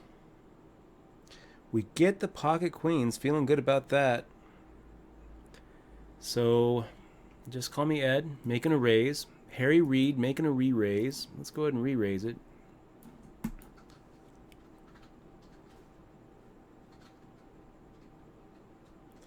Go Low Poker giving us a little Twitter love. Really appreciate it, man. What does just call me Ed do here? I don't know. I really don't. I don't know what these guys do. I think that we're probably just going to go ahead and slide through this and pick up the pot that's going to put us back over the $500,000 mark. Just call me Ed, making it 3x under the gun. Probably looking at like 9s or 10s. And Harry Reid raising him to minimum. Who knows what he's got? It doesn't matter. We make the fold and we're back up to 536,000 chips. Just huge.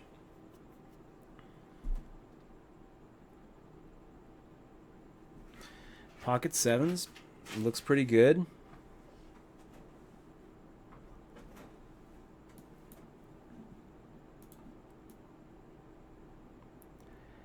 And we go ahead and make the isolation against Ed Snowden.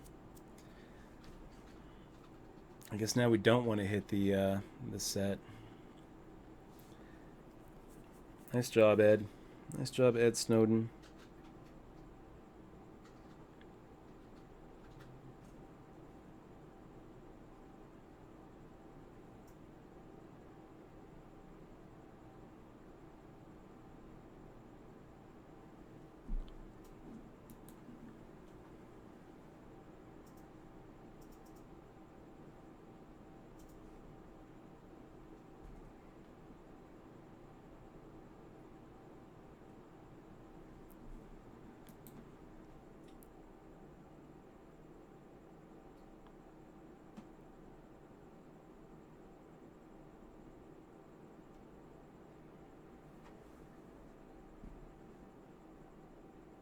We are gonna like take over the poker world.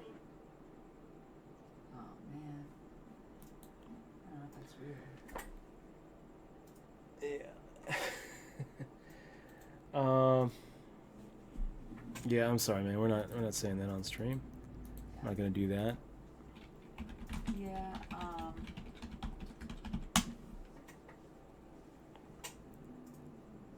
doesn't have any followers or anything. Doesn't matter.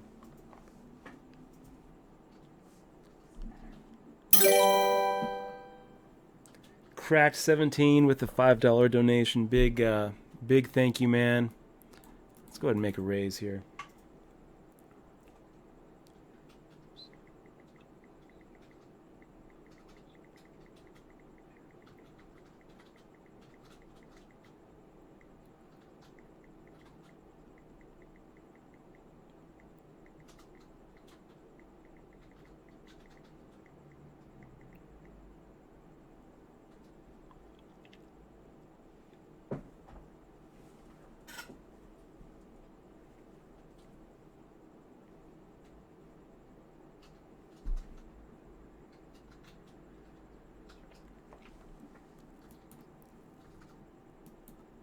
Does it show who they are when they sub? No. No, it doesn't. Masick, I like it. I think I'm an alligator deep down inside, is what he says.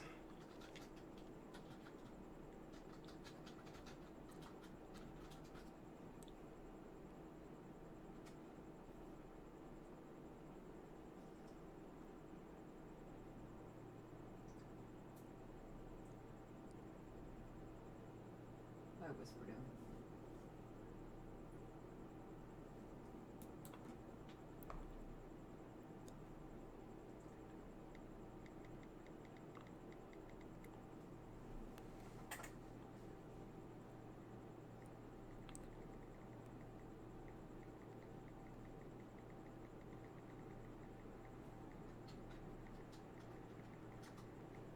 Did you ban him? Who? The guy? The guy who just subbed? Yeah. Yeah, I did. I appreciate the sentiment, but I mean, your username is against our rules. It's just that simple. So I can't really, I talk to Twitch, get your money back. Thank you very much for the sentiment, but I would suggest changing your Twitch message or changing your Twitch username.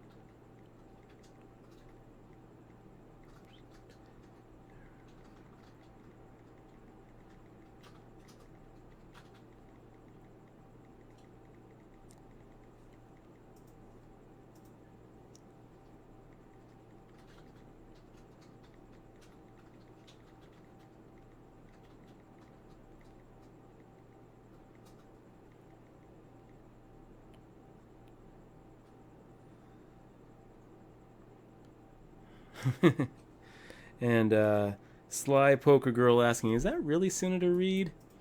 Yes. No, I don't think so. I don't know. Could be. I mean, Senator Reid lives in Vegas. A lot of people play poker. Well, he follows a lot of people, though. No, he follows people. He's probably fine. Who are you talking about? The guy? The guy who just subscribed? Doesn't matter, man. It's a racist username. Yeah, but he follows like 40 people. Doesn't matter. You know, it reminds me of reminds me of a guy I was playing with at the W's at the World Series this year. Anyway, not even going to tell the story.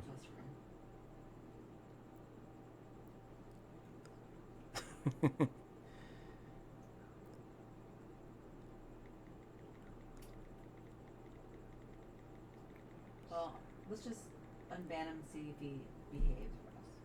I'm not. I don't. No. No. Hold on for a second, guys.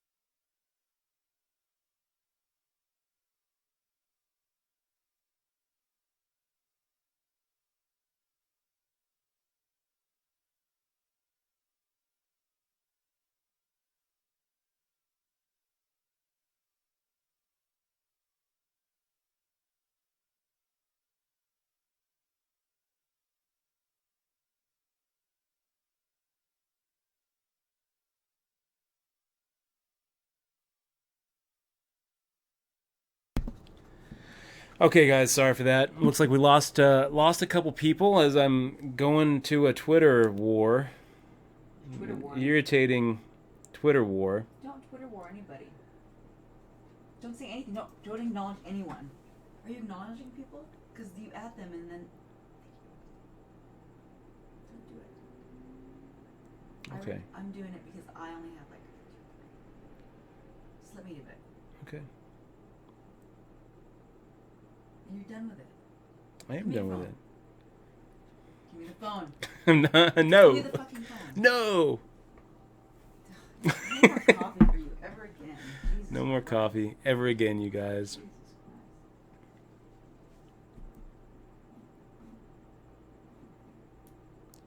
I'm going to make the raise here.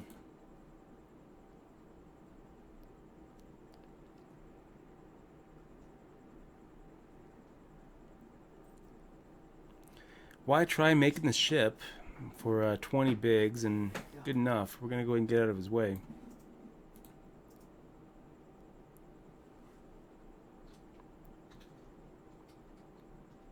You can go and delete the tweets, Michelle, if you want. What do you mean you retweeted it? Yeah, I'll go ahead and I'll go ahead and delete them. Okay, delete them.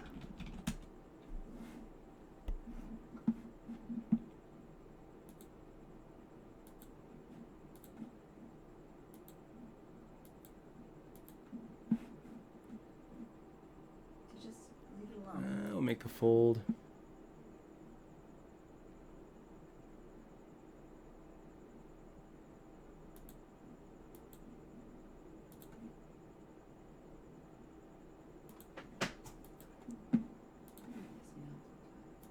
Do I? Yeah, because that was uncalled for. So let's see what happens. Looks like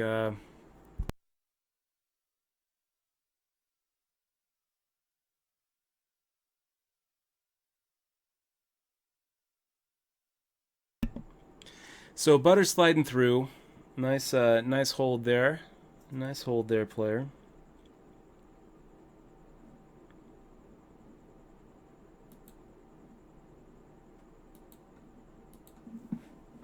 Jack 8 off is going to be the fold.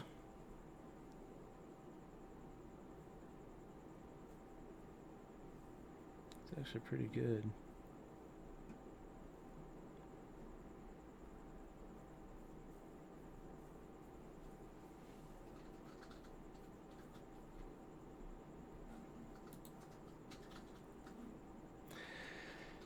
who got Josh Lapp, LACA, giving us the little the Twitter message saying enjoying the stream. Thank you very much, Josh. I'm glad to have you here. I'm just going to unfollow. Don't erase it now. I already did.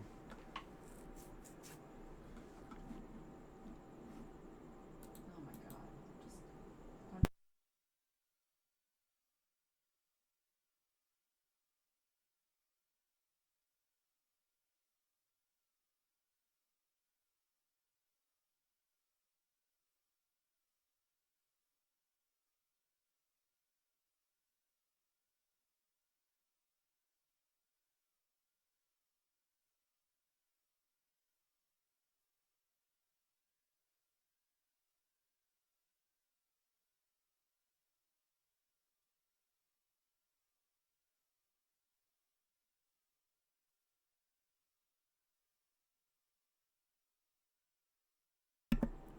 So that's gonna let Just Call Me Ed double up, and we're chip leader, you guys, but not really over that 500,000 mark. And these guys are kind of slinging chips around. 1, 2, 3, 4, 5, 6. Yeah, we'll go ahead and make a raise here. I mean, every time we get through, we're basically risking 24 to win 24, risking 24 to win 24, and when we actually have to see a flop,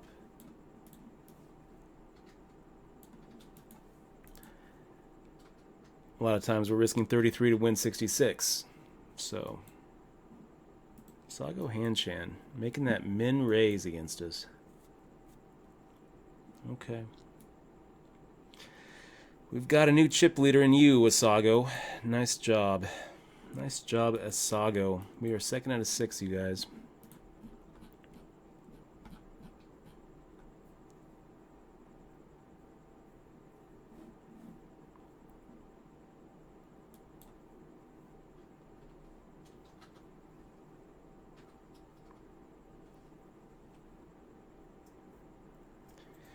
Poker Insider Mag, when you are going to set mine low pocket pairs, do you limp in, do you min raise, do you bet 2 times, or what?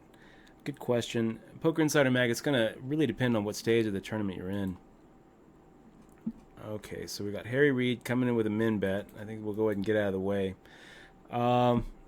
Early on, first time, I'm never limping. I'm never open limping, but I will over limp. You know, a lot of times when someone decides to go ahead and limp before me, and I feel like that's a mistake, I will go ahead and just make the call. Okay, so we would be making it 24. Asago Hanchan decides to go ahead and limp. We will go ahead and make a raise against him. And we're not set mining here, guys. We're going to go ahead and raise for value, putting a pocket pair above whatever overcards he's got. Most of the time, he misses on the flop, so yeah. Ace is up. Please don't give her any ideas. Ace is up. Please don't give her ideas.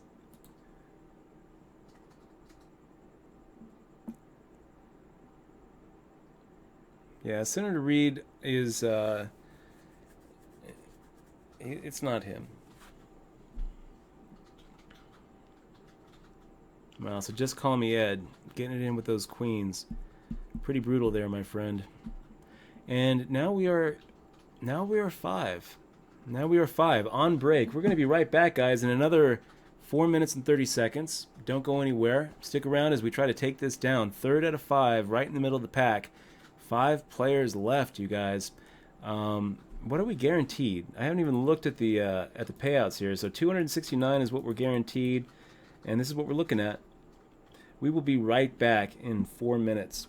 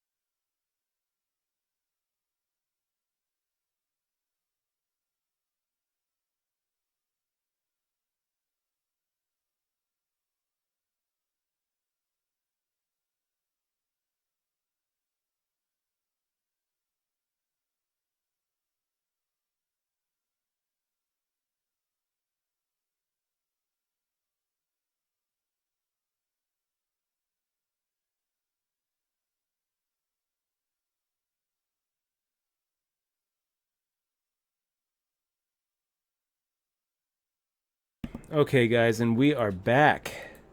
Back for more final table action, you guys. 2 seconds away from cards in the air with 5 left. Big money on the line. King Jack offsuit looks pretty good to me. It's going to be a raise here. Yeah. 24 to win 17. Sure, why not? Why try? Our fearless chip leader making the fold, and we're up against Asago Hanchan once again, who decides to make the raise here. Yeah, Asago, we're going to go ahead and make the call. It's not enough for us to fold. 9-4-4 is not really what we want to see. He checks. Yeah, we'll go ahead and make the check. I got to think that we're probably up against some sort of like ace-queen, ace-jack hand. He fires out 47k, and now I'm kind of looking at this thinking, well, maybe we should make the call, looking at 10 outs.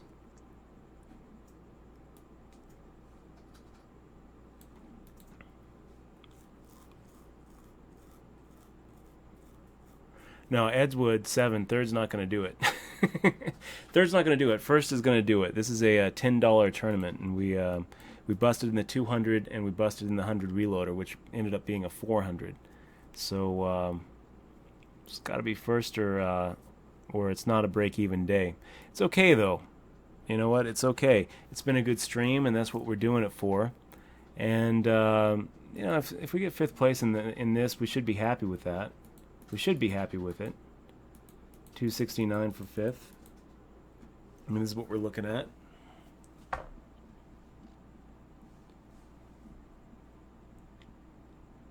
So why try raising? Harry Reid decides to re-raise. We're sitting here still in 3rd, right? 3rd out of 5th. Coming in with pocket 8s. Pretty strong hand, 5-handed, really, you guys. Harry Reid coming at us. I know you're going to come at us with a raise. And if you do, we're going to come over the top of you. We will come over the top of you.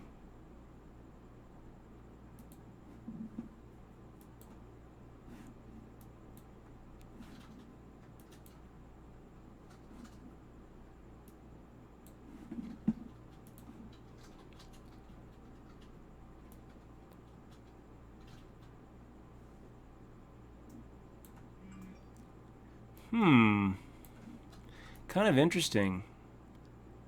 It's kind of an interesting spot, you guys. I mean, I'm pretty tempted to just make the ship.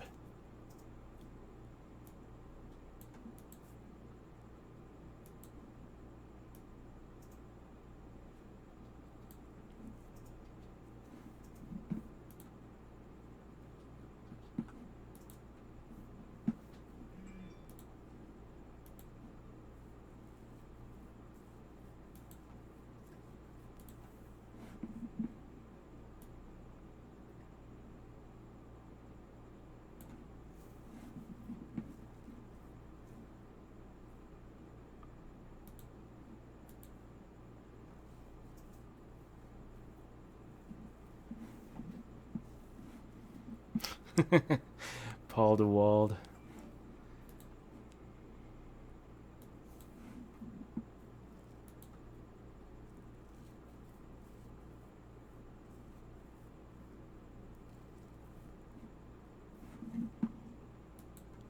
So why try going in and taking that one down? We are still in 3rd here. Slipped quite a bit, you guys. This isn't really the plan that we had coming into this final table.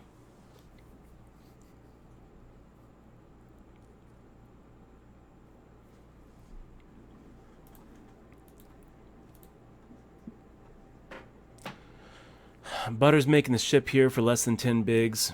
We'll see if one of these guys wakes up with something that they can take him out with. Asago Hanchan thinking about it.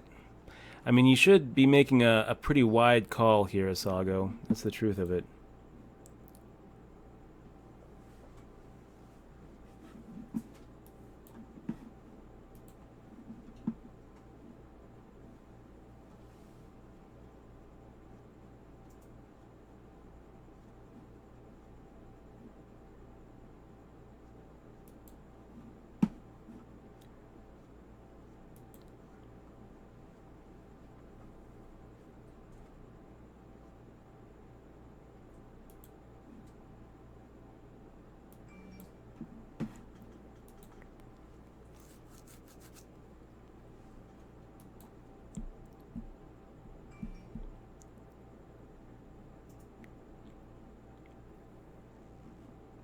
Make the fold, get out of the way.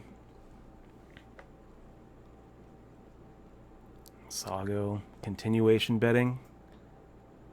Wow, continuation betting the full pot. Harry Reid saying bad timing. Really, Sago? You're going to make the fold here for 69,000, 68,000, and he does. He goes in and makes the fold because he has absolutely nothing. I don't really like the fold there. I mean, I think it's a bad fold, Asago, to tell you the truth. I don't think Harry Reid has the jack. I think that you're probably looking at either a pocket pair from Harry Reid or a flush from Harry Reid there. So I don't really think it's a very good fold. I mean, even with 6 outs twice, you know, you're getting 6 to 1. You know, so and with 6 outs, which is probably what you had. So yeah, that's probably going to do it for Asago. Let's see if he can catch up. Doesn't look good. That's going to be it. We are at 4 now. 4 players left, and we are in third. So guaranteed $304. Going to take a little bit of the pain away today. And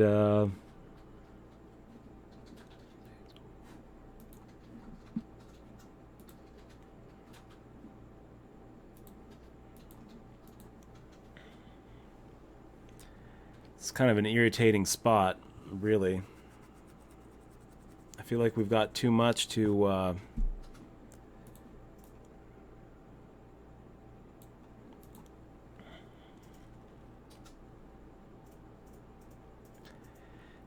just open ship. And yet here we are with A6, no idea what to do with it. Why try? I mean, the pot is so huge at this point. I guess we just close our eyes and hope for an 8. And it hits. 176,000 there in the middle.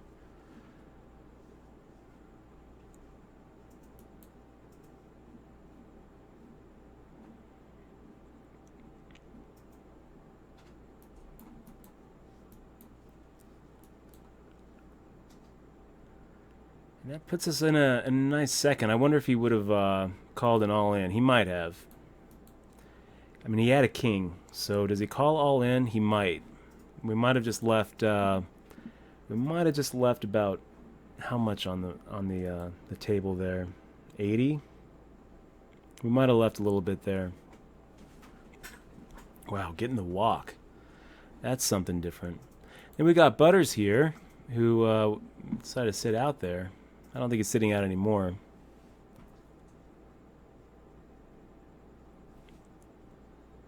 And wow. Look at that. Wicked Exon. Final tabling. Wiki Dexon? I'm not sure how you're going to say that, buddy. I don't quite know what. I've asked you before. You probably told me, but he said in final table 2 of 3 recent turnings today, 1/3 and 1/4. That's awesome, man. Really, really happy to hear it, Wicked. Oh.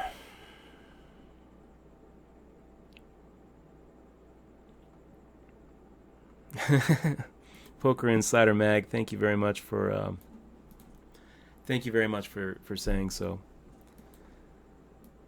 Okay, King 5-4, not that bad, guys. Not that bad of a flop, really, for pocket sixes. Are we a little afraid of a king? Yeah, we're a little bit afraid. We're a little bit afraid of a king. Afraid of a king. Sorry for the stutter. Sorry for the stutter, you guys. Okay, so we're in second now.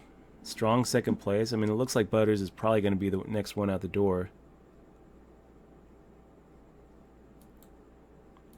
8-5 of clubs, and why try coming at us?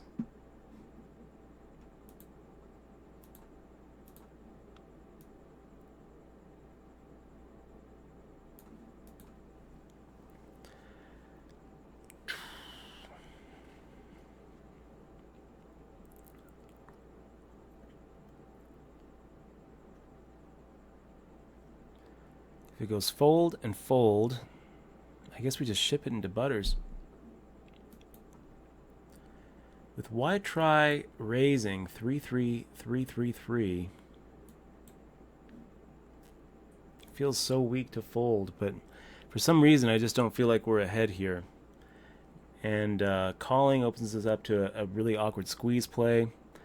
Raising puts us in kind of a weird spot where we're going to be probably taking a flop off, out of position with an ace-7 offsuit, where maybe even an ace isn't good. So, I don't know. We make the fold there. I'm okay with making a fold sometimes. Just felt fishy, you guys, and I'm sure there are plenty of people who are watching that fold being like, what are you doing? It's ace-7. Any ace four-handed is strong, and you're right. Any ace four-handed is strong, but we just now 3-bet against Y-Try. And then,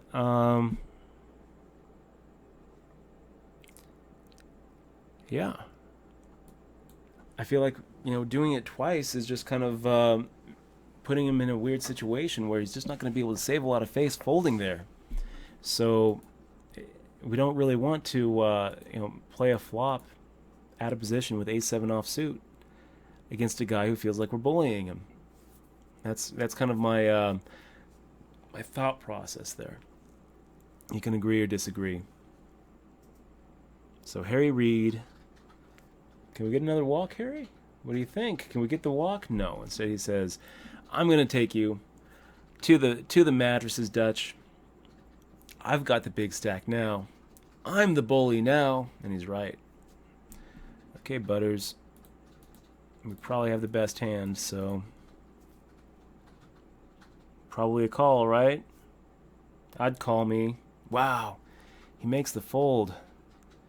And how can he do that? I guess the way that he can do that is because he's probably playing like 40 tournaments right now, 40 other cash games right now, and just kind of on autopilot, not realizing that, yeah, deuce 6 offsuit for the third time in 2 orbits. That's pretty rough, man, but it's still probably a call.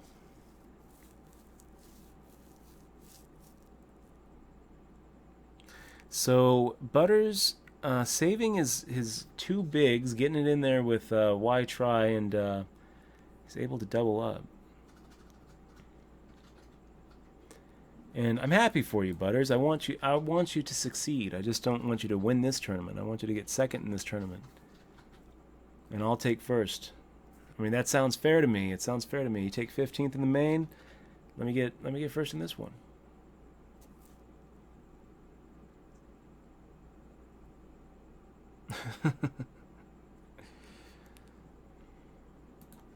Okay, Harry Reid limping in. And yeah, we'll go ahead and raise with the best hand here in position. And he's like, no thank you. Nice trap there, Harry Reid.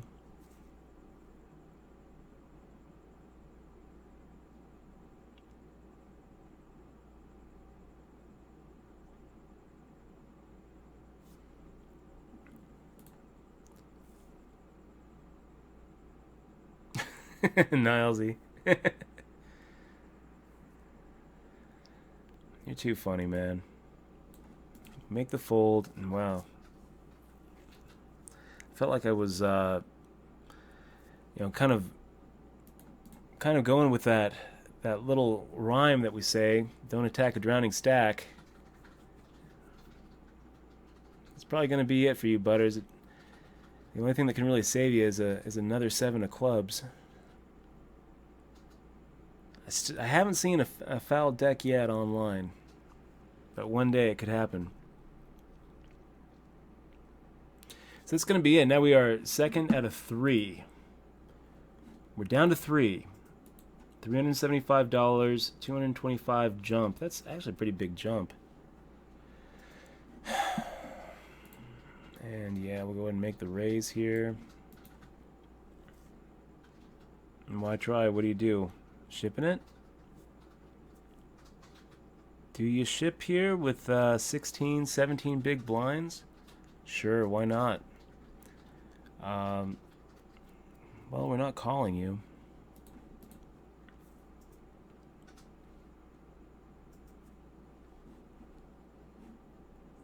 Pocket kings. It's a respectable hand. We'll go ahead and make the raise here.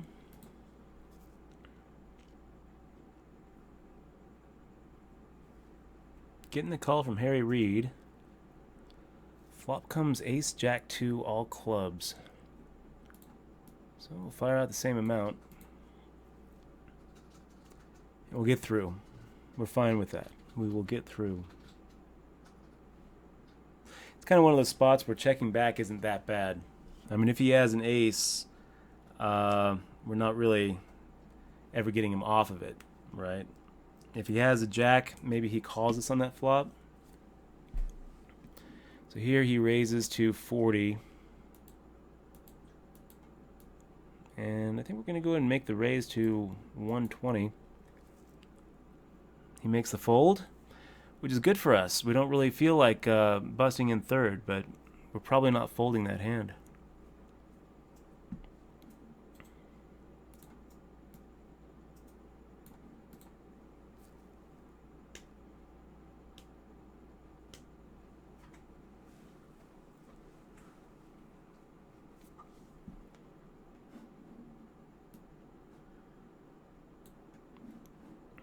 Make the fold here. Introper Zero asking, is meta a lot more important at the final table? Absolutely. It's way, way more important at the final table. The final table is the only table that's not going to break. You can set up a table image at another table, and then all of a sudden you're not there anymore. So absolutely. Good question. I would say table image is not even really important most of the time in other stages of the tournament. It's a little bit important, but for the most part, people aren't even really paying attention to you. At the final table, it's a different story, and you are playing a much more meta game, planning on having lots more interaction with these people. Gosh, hold your breath.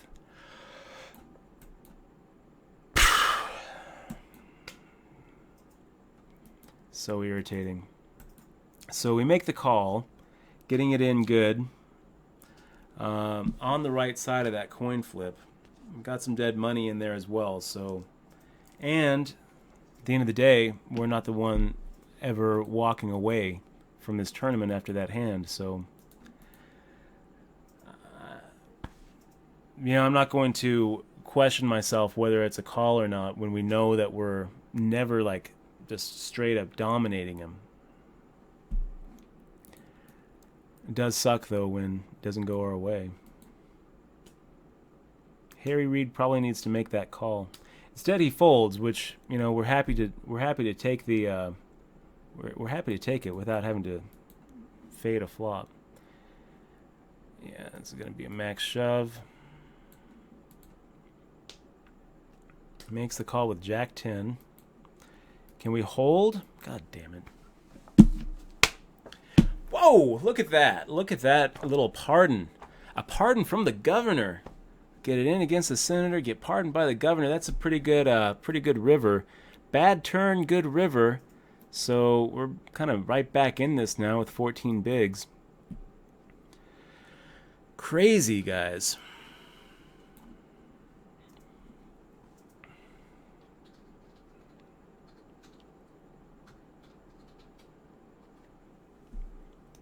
So 14 bigs, we got the King 7 off. I'm not really sure what we're supposed to do here. 14 bigs is such an awkward stack. I feel like Harry Reid is feeling like he's got to get his chips back. I don't know. We're just going to take it easy for a second. And King 7, I know what you guys are thinking. You're like, why are you folding King 7 offsuit there? We just are, man. That's all. We just are. I'm going to go ahead and make the 3x here with the call any. And this is exactly what we wanted to happen. We really wanted to induce the shove here from why try with the ace-4. We end up going ahead and doubling through them, so that gets us right back in second place.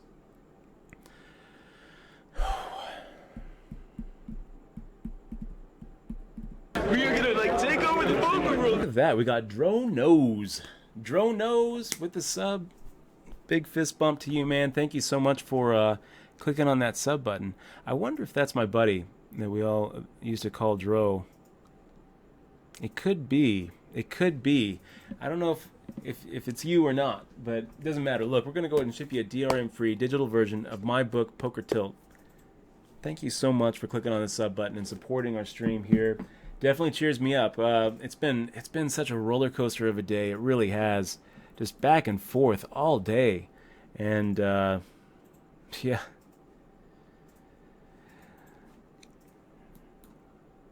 We've seen some tilt. We've seen some ups and downs. It's really been a journey today. I really, thank you guys for being here. And Dro knows, thank you very much for supporting the stream with your sub. I can't tell you how much it means to me. Look at Harry Reid making the min raise now.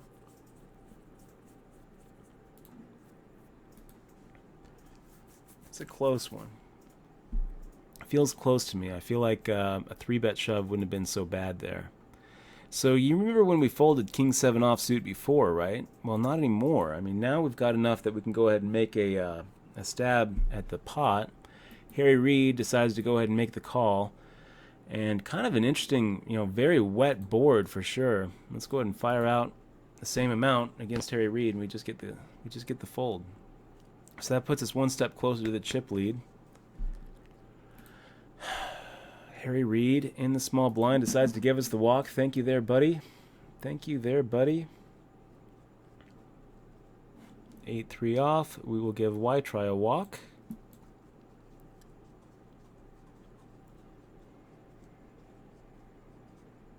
And 7-3 off.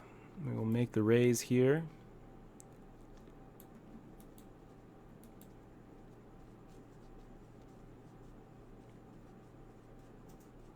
Man, Harry Reid.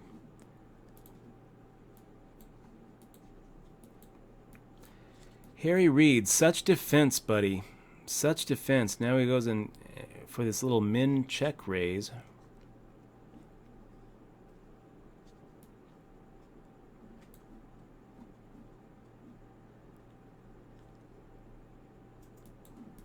Okay, we're going to give you credit for having better than 7 high, Harry, but if we had like ace high, I don't think that we're just auto folding there. This would be awesome. Y-Try. Go ahead. Go ahead. Look at that. Coming in with the raise. We got Harry Reid making the fold.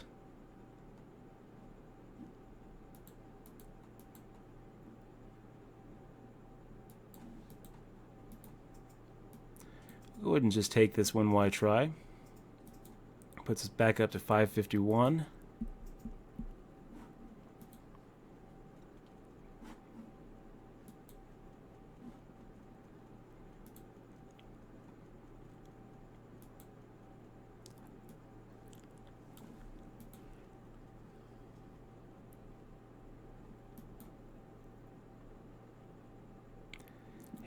Harry Reid making a very quick re-raise.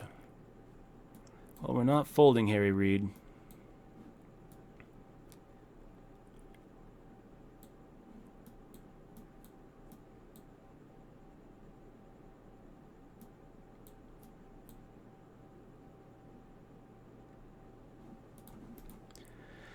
Okay, we'll get out of your way, buddy. We'll get out of your way. That wasn't the flop we're looking for, I guess.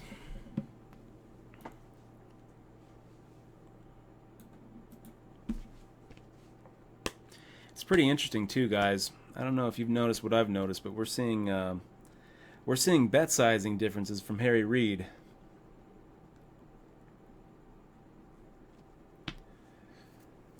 Seeing some bet sizing differences.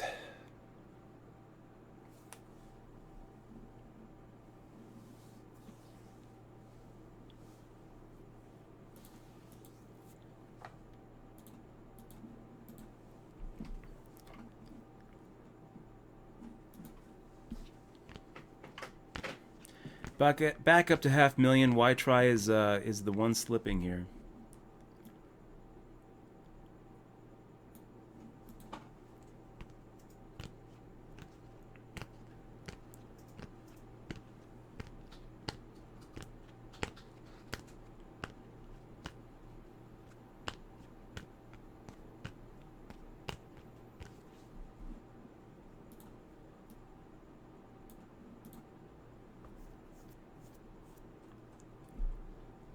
Makes the call. We hit our king.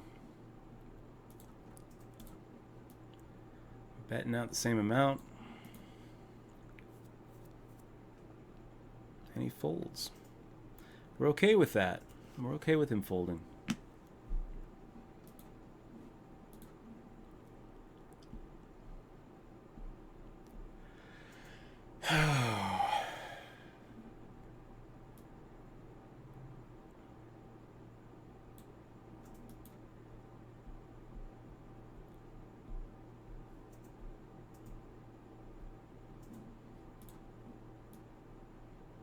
We are gonna like take over the poker world. And we've got Cooch Cooch with the sub. Man, big fist bump to you, man. Thank you so much for supporting the stream and clicking on that sub button. Really means a lot to me. Okay, Harry Reid. We're not just. That name.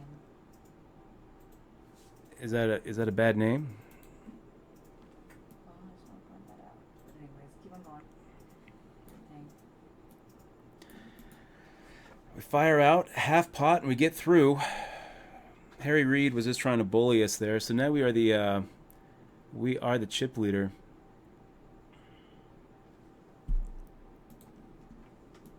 You know what?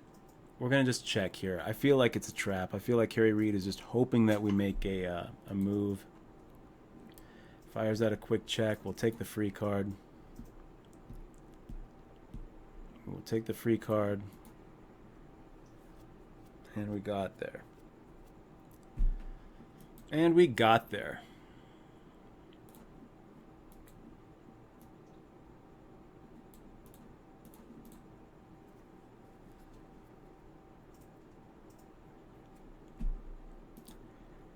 And he got there too.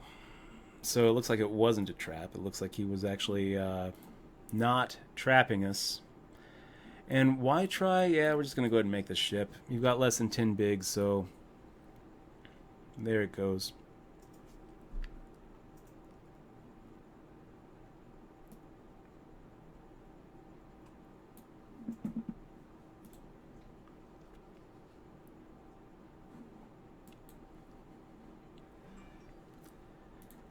And yeah, Harry Reid, we will put the pressure on you. You can't bully a bully. You can't bully the big stack, Harry Reid. You can't bully a bully. Looking pretty good. Now we have more than the other guys combined, guys. This is looking pretty good for us. We're going to go ahead and make the fold here. Go ahead and let Y try stick around.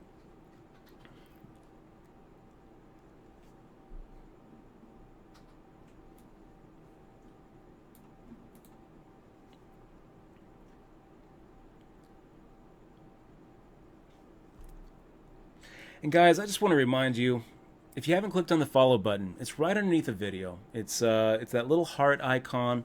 Would really mean a lot to me if you just take the time to go ahead and, yeah, we'll make the fold here. If you take the time to go ahead and just click on that button, you can get notified when we go live. It would really mean the world to me. It helps us out. Here we are, guys. Heads up for all the marbles. This has been an awesome journey. Look at this. Look at this, 601 per second, a grand up top, and a slice of pizza. Oh my gosh, I can almost taste it. Exima is over here shaking her head, but that's exactly what's going to happen. We're going to make the call here, and let's see if we can just end it. Let's just end it right here. Look at that, a 6-7 on the board. He's firing out the pot. And you know, guys, I think that maybe we're ahead here. Or... hold your breath. Oh my gosh, look at that. Look how many outs. Oh, the outs, and there it is. There it is. First place, you guys. Gosh, that feels better. That feels better. It always feels good after you Take over the poker world. Look at that. Look at that. Edric Flo, just subscribing right in time. Welcome to the crew. We are going to take over the poker world. That's awesome. Guys, thank you so much for being a part of that. Edric, we're going to ship you that copy of my book, Poker Tilt, showing all the ups and downs and ups and downs and ups and downs. Today, it is an up. We're going to end on a high note. Look at that. First place, you guys. First place. Let me go ahead and load up that lobby. And wow, what a day it's been. So it's an up day. It's an up day. It's always fun when we get to have a first place on the stream. Thank you guys so much for being here with us. I really appreciate it. Are we going to keep it going? Do you want to keep the stream going? I think the Midnight Mayhem is going right now. I didn't even want to stick around this long, but I had to damage control you. Yeah. She did have to damage control me. Guys, I just want to apologize one more time. I want to apologize one more time to Mr. Jed Hoffman. You know, I apologized before. I apologize again. I'm a really, really bad loser. I hate losing. I hate losing more than I love winning. You know, so, you know, just, I hope you accept my apology. I hope that you can put it behind you. I've definitely put it behind me. You know, we can agree to disagree about the specifics of the confrontation, but I just want to say one more time, I apologize, sir. And I hope that you actually accept the apology. I sincerely do. I hope that you're able to put it behind you, because I don't think it's really healthy to dwell on it. But listen, guys, thanks so much for being here. I think I am going to go ahead and call it a day, call it a stream, because it's been a long day, you guys. It's been a long day. We started pretty early. It's been 10 hours that we've been going, and that was the win. I want to end on a high note. It's awesome to actually end on a win. The Sunday online grind coming to a conclusion. So, guys, it's been awesome. And let me see if there's anyone that maybe we could host and maybe throw some of these views to. We're going to be right back, and when we come back, I'm probably going to go ahead and toss it to a host. We're probably going to host another stream. So, no, I'm done. Guys, thanks so much again. Don't forget to click on the follow button. Don't forget to follow us on Twitter @DutchBoyd and @First. You've been great. We love you all, and we'll be right back. We'll be hosting somebody here in a second. I'm going to throw on here in a second.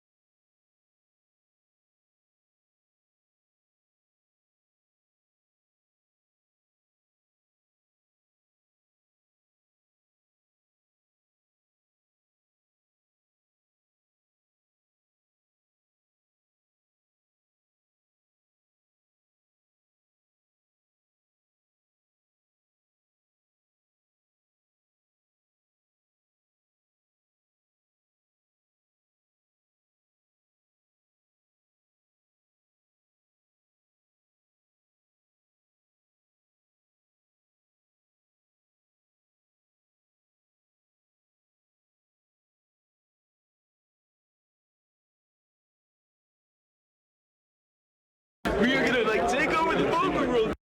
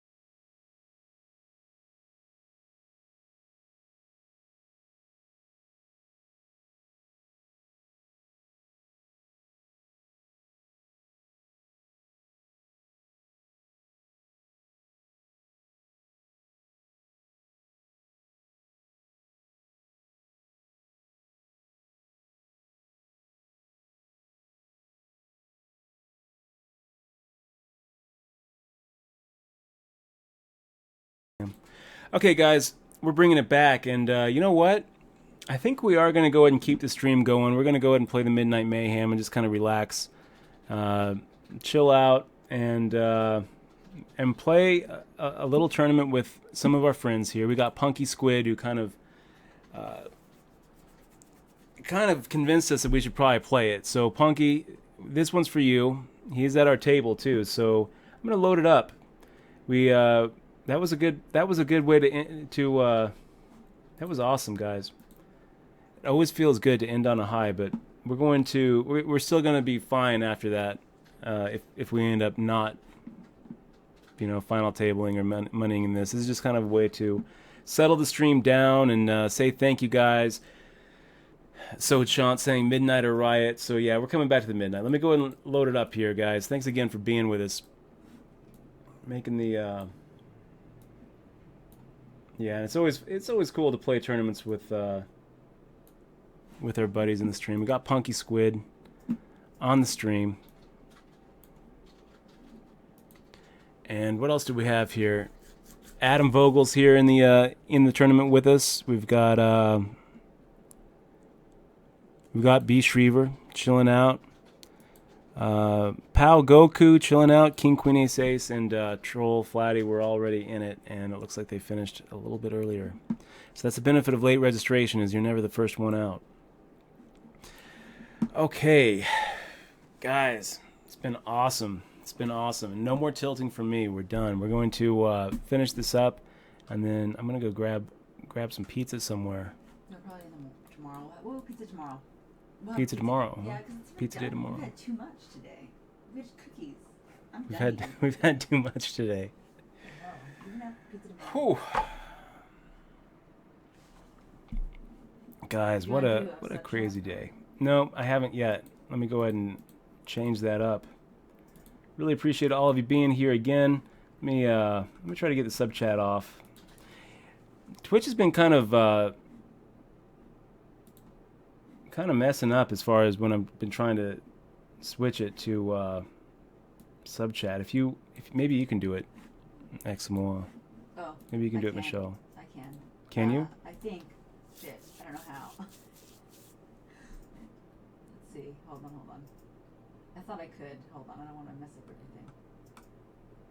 Oh, guess not. Hold on. Shit. Okay, I'll whisper 9.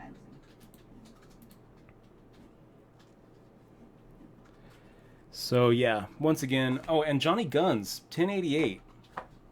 It's awesome, man. Thank you so much for supporting the stream. I think that I don't think I got you before we left. The book is coming your way, Johnny Guns. I think Exmoa gave you the fist bump, but thank you so much for being here, man. Okay, so We want to make it 1.25, so going for 375 here. I just need to get my bearings, guys. Johnny Guns 1088, clicking on that sub button and helping our stream out. You know, I get so tilted, and I forget the fact that... Matt Tannenbaum was watching. Oh, no kidding. Yeah, Matt Tannenbaum. Good to see you. One of my buddies from Houston, he came out here to Vegas for a while. I think he might still be out here. Or maybe he went... Actually, I think he went back to Texas. But big shout out to Matt. Hope that you're doing well, my friend. What were you asking, Michelle? I don't know how to do it. The sub chat only? Yeah, I have to go to your theater, right? We go to the dashboard. Dashboard, okay. And you click on the subscription. Okay, I got it. Okay, wait. I'll figure it out. Okay. I should know how to do it. So Rob on my knob ends up folding on that flop c-bet. Maybe I don't know how to do it. Well, somebody's hosting us too, I think.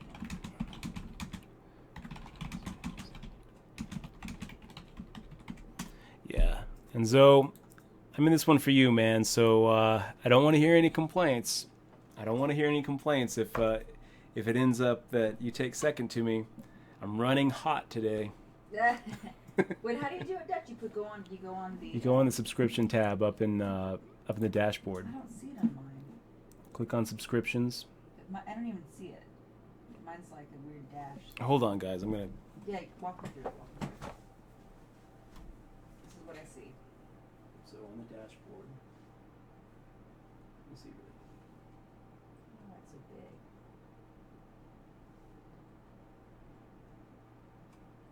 Oh. That's what I'm saying. It's just the So same. you don't actually have one. You know, it actually might be a chat command. Oh. It might be an in chat mod command. Hold on.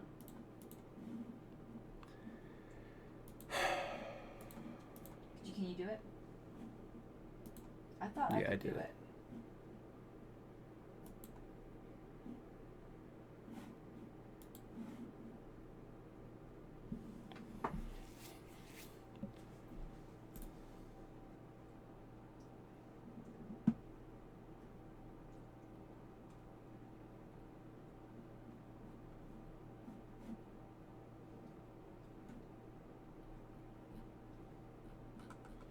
I think that'll do it. I think it'll. We're gonna take the sub chat off, guys. And now that we're not on a final table anymore, Here are all the ways that you played wrong. yes, I know that I played plenty of hands badly there, guys. You can go ahead and tear me up all you want. I will say this: that's the nice thing about actually winning a tournament is you don't have to second guess yourself. There's no, sitting up at night wondering what would have happened if I didn't check raise that hand, or if I didn't make that call, or if I didn't make that bluff. That ends up happening a lot in poker, and winners don't have to second guess themselves. That's the best thing about actually getting that first place is you don't have to start thinking about all the mistakes that you made along the way. And LA to Mexico, there's good pizza inside Tuscany Casino. That's pretty funny. I mean, I know something has to keep people coming there, right? I mean, it's still here. Oh, it does have good pizza. LA to Mex. You know what? I'm gonna have to try it. LA to Mex. I'm gonna take your word for it. I'm gonna try it out. Yeah, it doesn't have it for me. It's weird. Well, Nilesy did it, so I got to think that Nilesy's more smarter than me. Nilesy has a. He has a power. Did you just do it? Yeah, I did it. Okay. They're free. Night person saying, "Woo, free at last! Thank God Almighty, we are free at last." Who said that? Okay, so we're going to. Okay, I'm going to bed now. If there's any trolls, We're gonna defend. If there's any trolls, let me know. I'll come and kill them. Okay. If you need me. It's done.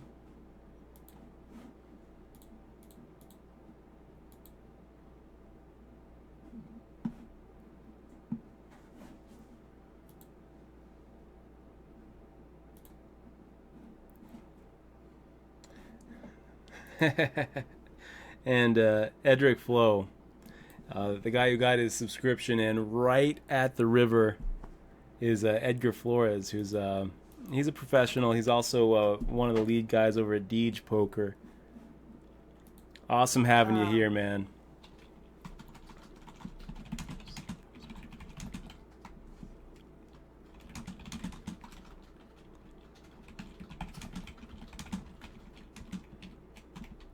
Okay, so I see how to do it now. Somebody told me. Oh yeah. Yeah. So is there? It is a chat. There is a. Oh, okay. And Limitless 001, always happy to see you here in the stream, saying, "Hey Dutch, thanks for streaming longer. No problem. You know what? I got to just kind of come down and calm down after that roller coaster ride. What a crazy Sunday it's been. Truly has been. Edgewood 7. If Dutch ships this tourney, I'm going to run down my street naked," says Flatty 28. Oh. Okay. That kid has a charity stream, so. That actually is Good idea. okay. Dirtai, Basher Kid 86. I will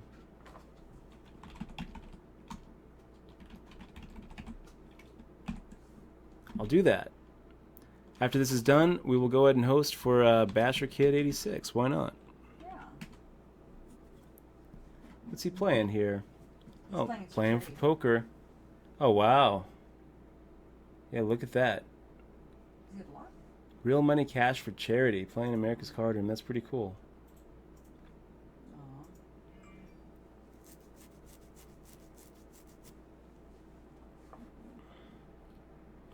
Yeah, good call, man. I'll go ahead and throw a host that his way after this Midnight Mayhem's over.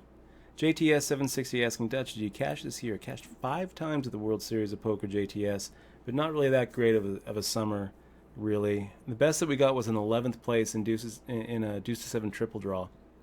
You really need some solid final table scores to make the summer worthwhile. Otherwise, it's pretty lackluster. We were actually down a little bit after this summer. And Dr. Dick 17 saying, love the adjustments you made to capitalize on Harry Reid's aggression. You really showed some skills there. Nice job, buddy. Dr. Dick, thank you very much, man. Thank you very much. It was a pretty fun final table, really. Butters at the final table? How cool is that when we get to play a final table with Butters? Sammy Hack, first place hype. Yes, my friend. He goes, Nittiest Nit from Nitville, saying, I'm definitely going to sub if you finish 4th or higher. Just a little incentive for you. I think I'd rather see Flatty run naked down the street. But Nittiest Nit, I'm going to hold that to you if we end up getting first in this thing. Diz says, congrats on the win, Dutch. What are the results of 30 and 200 for today? Wow. Hope that answers your question, Dizit. First place is what I really needed to book a W for the day. Second place would have just barely, almost got me even. So, Dutch, did you cash any WSOP this year? So JTS, we are actually JTS. We're on a delay, so I answer in the future. Siren 2 says, Dutch, you played that last table great. I was truly enamored with some of those plays. Sure, you got some lucky hits, but that's poker. Well done. Siren 2, thank you so much, man. Really appreciate it. You know, I say it a lot on the stream, spots not hands, and that's kind of what we saw there. We saw a lot of weird folds where a lot of people would think it was just a standard raise. We saw a lot of weird raises where a lot of people are going to think it's standard folds. We saw some back and forths on some of those hands that were just a little uncomfortable. Honestly, felt like we were playing a game of chicken sometimes, but that's what you got to do. And oh my gosh, we looked away for just 1 second. Did we? And we lose Punky Squid on our table, or we actually got moved? No, Punky Squid's still in it though. So let's finish this strong, Punky Squid. It looks like you had a little bit of a step back down to 2600, but you know what? You're looking just fine in this thing. And B. Shriever chilling out here with us. We've got Yumius, who I don't know if Yumius, if you're in the stream or not, but if you are, let's take this down, buddy. We can do it. We can do it. Ah, you guys.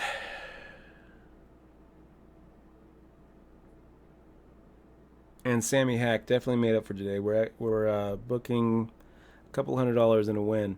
And I was saying this earlier. I keep on forgetting, you know, I mean, the whole point of all of this is just to be able to chill out and stream with you guys and to try to make a good stream. And I get so emotional. And it's hard, you know, it's hard. I need to keep on just reminding myself that, you know, that the poker is kind of secondary to, you know, trying to keep a positive stream. And I know it's kind of hard to, you know, I just want to say again, I'm sorry for all the negativity today. Your title. Yeah, over the info. Oh yeah. I will do that.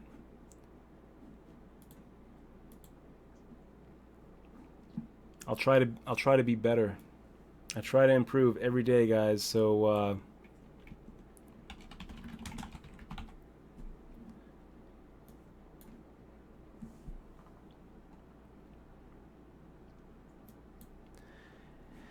yeah. An 8-5 offsuit. Worked for Tip Boy. Can it work for us? We'll never know.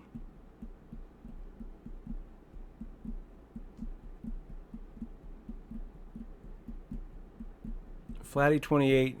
No, we just have a PC. We also have an Xbox. It's kind of broken, but I mean it still connects to the internet. The drive doesn't work. I've been meaning to fix it.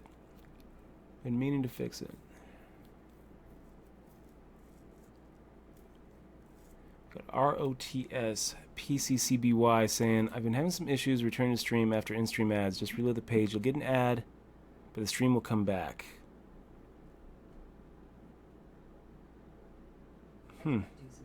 Yeah. I'm not really sure why JTS is having to ask, are we streaming now? We are streaming now. You have to refresh. Sammy Hack asking if anybody's signed up for Crush Live Poker. So this is Crush Live Poker. We got Bart Hansen as the owner and lead pro, who always has some interesting things to say, really. I haven't actually signed up for Crush Live Poker, so I can't really say from experience, just from what I know about Bart and from what I've seen walking the halls of the Rio and stopping at their booth. I would recommend this site, especially, I mean, it's definitely more of, there's not really a lot of sites out there that really focus on cash games. Crush Live Poker is mainly more of a, 1-2, 2-5, no limit training site. So, Crypto asking when you get a chance, can you update? Yes, we can. I think that I just updated that, right? And good looking out, Crypto. And, yeah, thanks also for saying that. He's saying, congrats on the win as well. You're my favorite streamer for a reason. Thank you very much, Crypto. We got ROTS saying, given the advice for keeping the thing going. Dirtai, thank you very much for the compliment, man. You, sir, are a badass. Thank you very much, Dirtai. Jimmy H coming in for a 10x big blind shove. We'll make the fold here. Corn asking which client is this? Separates FR, letting him know. And Flatty, no. Is this a setup for a really good deal on a PS4? We do a lot of gaming though, Flatty. We do a lot of gaming on our PC. I do love the PC.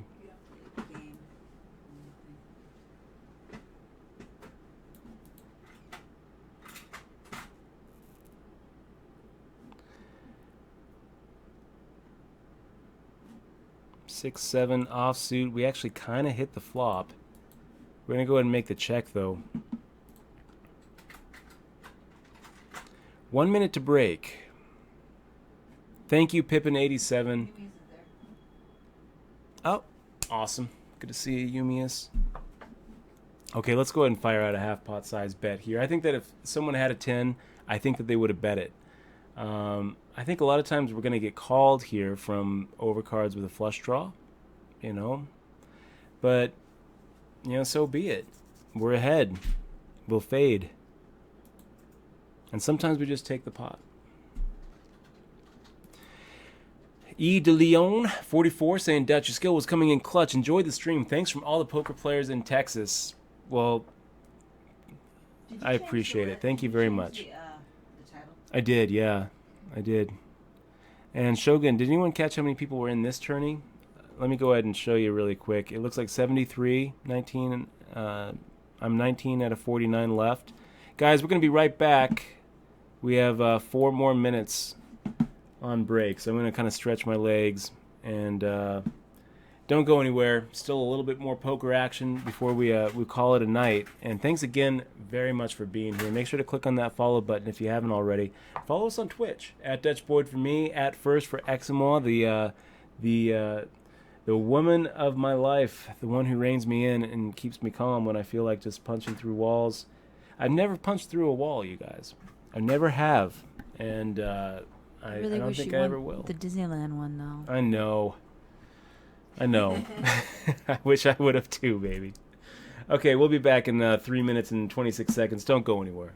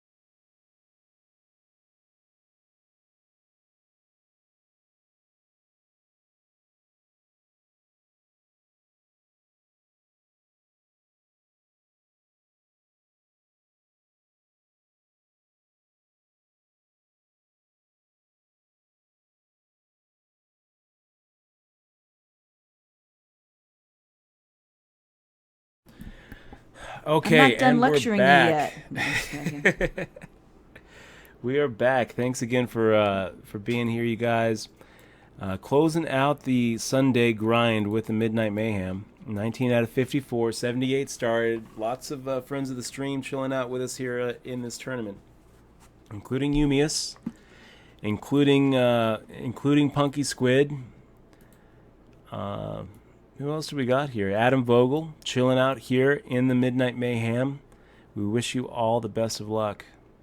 Pao Goku, B. Shriever.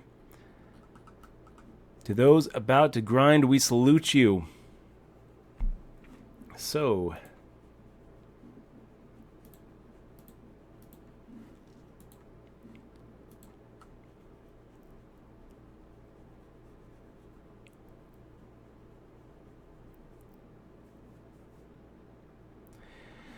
and Dural777 saying, "Hey Dutch, I'm unlurking just long enough to say your emotion and passion for the game is what makes the stream. We want you to show us your emotional attachment to what has happened. Keep on showing that passion." Oh. Just thank you very much for saying it, Andrew. On the screen too. Oh yeah. Let me get that off really quick here. There we go.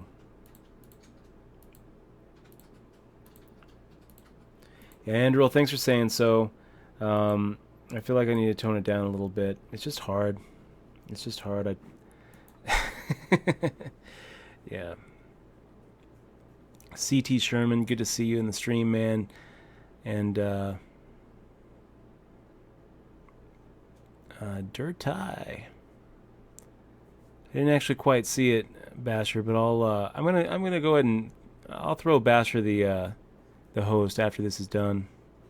Okay, can I go to bed now? Yeah. Okay, good night. Love you, I'll leave baby. it on just in case you do something silly. What do you mean leave it on? Oh, my thing.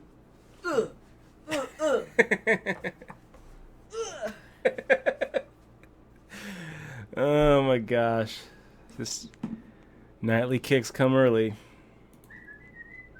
Wow, robbing my knob, making the open limp. So tempting. So tempting. Where's my dog? Where's my dog? Puppy. Oh, you guys. This is what I think she's done. She comes back for another one. Just comes back for another punch. I was gonna have to do it. Okay, good night, guys.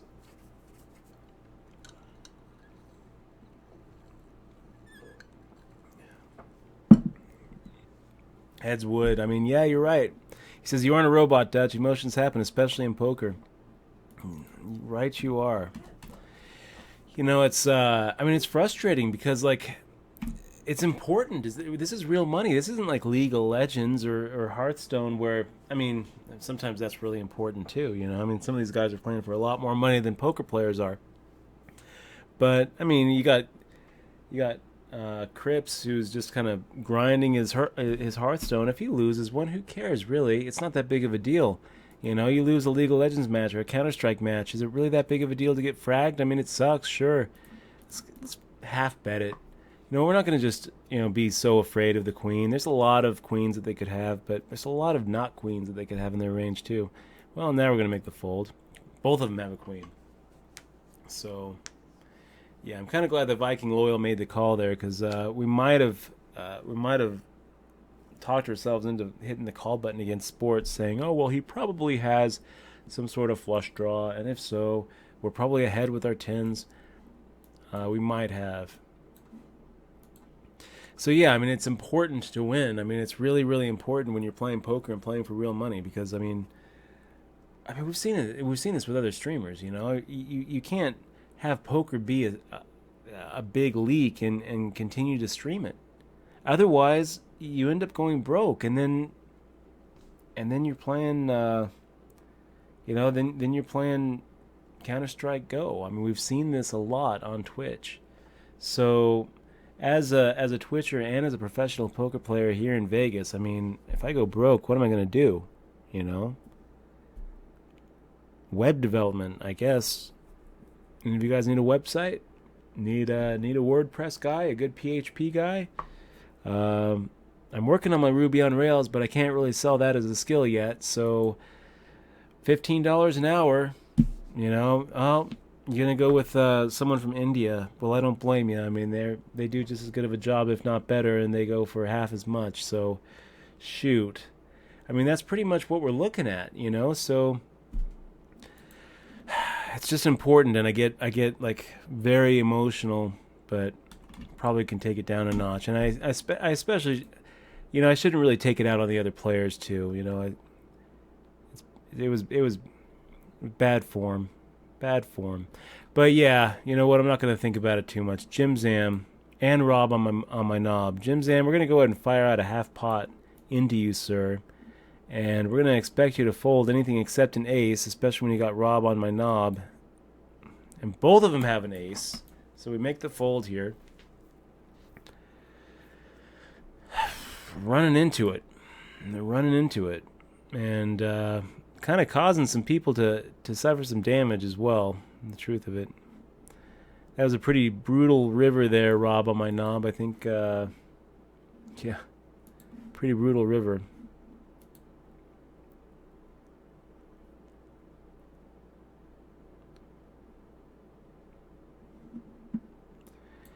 Dan O'Brien, what a champion that guy. What a champion that guy. And I hear Ed's Wood. Don't tell your girlfriend this, but I think you can also see a lot of Dan O'Brien on the Tinder app. I'm gonna go ahead and make the fold here. Poker clueless. I never punched a hole in the wall either. That would hurt. I mean, a lot of people do. I can't tell you how many poker players I've seen walking around with a cast on their hand. I mean, more than a handful. I mean, just this summer, our own friend Capped Caps was walking around with a cast on his hand, and that ain't no tennis injury, Caps. That ain't no tennis injury. Rambo saying, Flatty 28. I smashed my mouse today in the Sunday thousands. Lots of great players have smashed mice, have broken walls and doors, have even busted laptops. I remember the worst I ever saw was Johnny Monette. He must have gone through 3 or 4 mice while he was staying with me in like a 2-week period. And Fishman was no robot either. He went through quite a few mice himself.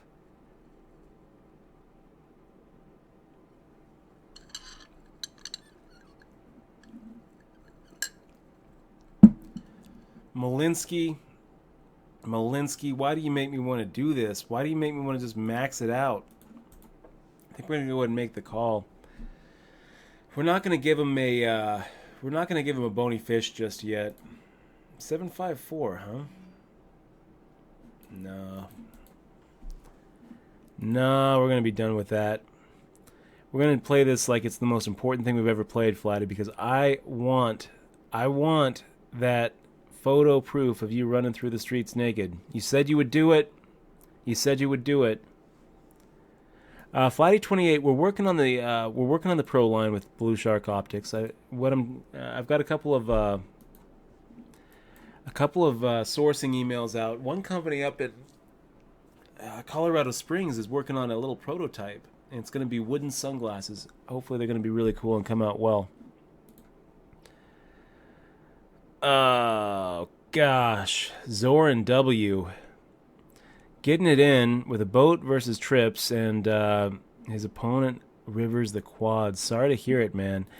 Guys, we're gonna go with it. Let's go ahead and pick up 20-something% of our stack without seeing a flop. If Tip Boy calls, we're probably ahead with our ace jack offsuit, and probably looking at like a 3-outer. Well, no, we're the ones with the 3-outer. He makes the call as he should, and we end up just sliding right through like it's nothing. Pocket queens are brutal sometimes.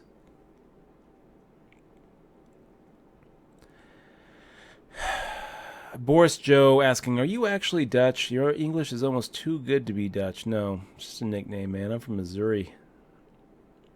Pesky Bugman Saying supporting Dutch with my eyeballs is one of the biggest pleasures on the internet. It really is supporting me, man. Just you being here, just watching, all of you guys. I mean, your time, your attention is valuable. It's important. It's in a lot of ways, you know, you spend an hour watching the stream. I mean, how much is a man hour worth? How much is an hour worth of attention actually worth? A lot more than $4.99. I mean, if I ever make you think that I don't appreciate you just being here, I really do. How much is a man hour worth? You know, someone's actually looked this up. I mean, there's been studies. I think it's something like $55 an hour. And I know that the vast majority of the world are not making $55 an hour. But let's ask Google, how much is a man hour worth?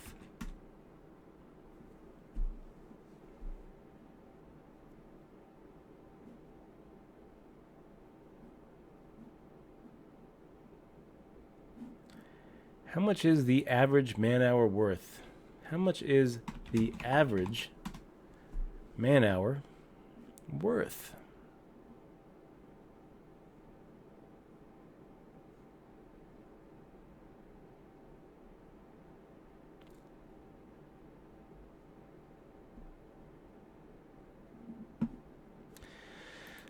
I looked at a couple studies on this, which basically added up GDP worldwide, divided it up by the world's population, and that's kind of how they came up with it.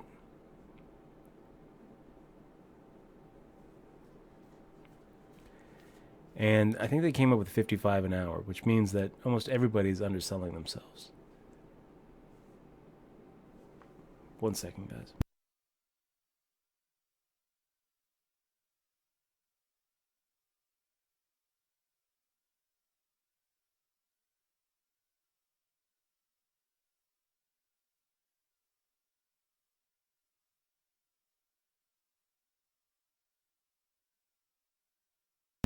Yeah, so Hourly wage. Yeah. People. Anyway, what throws it off are all the 0.001 percenters who are getting like $2 million an hour. What throws it off are all the Sheldon Adelsons, because, you know, according to the credit unions, his life's worth quite a bit more than all of ours combined.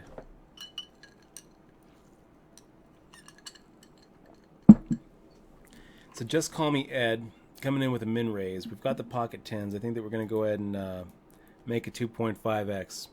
It's just too good of a hand just to call. I mean, it is an under the gun raiser, but you know what? If we will go down with this ship. I don't really feel like making a fold if he decides to re-raise.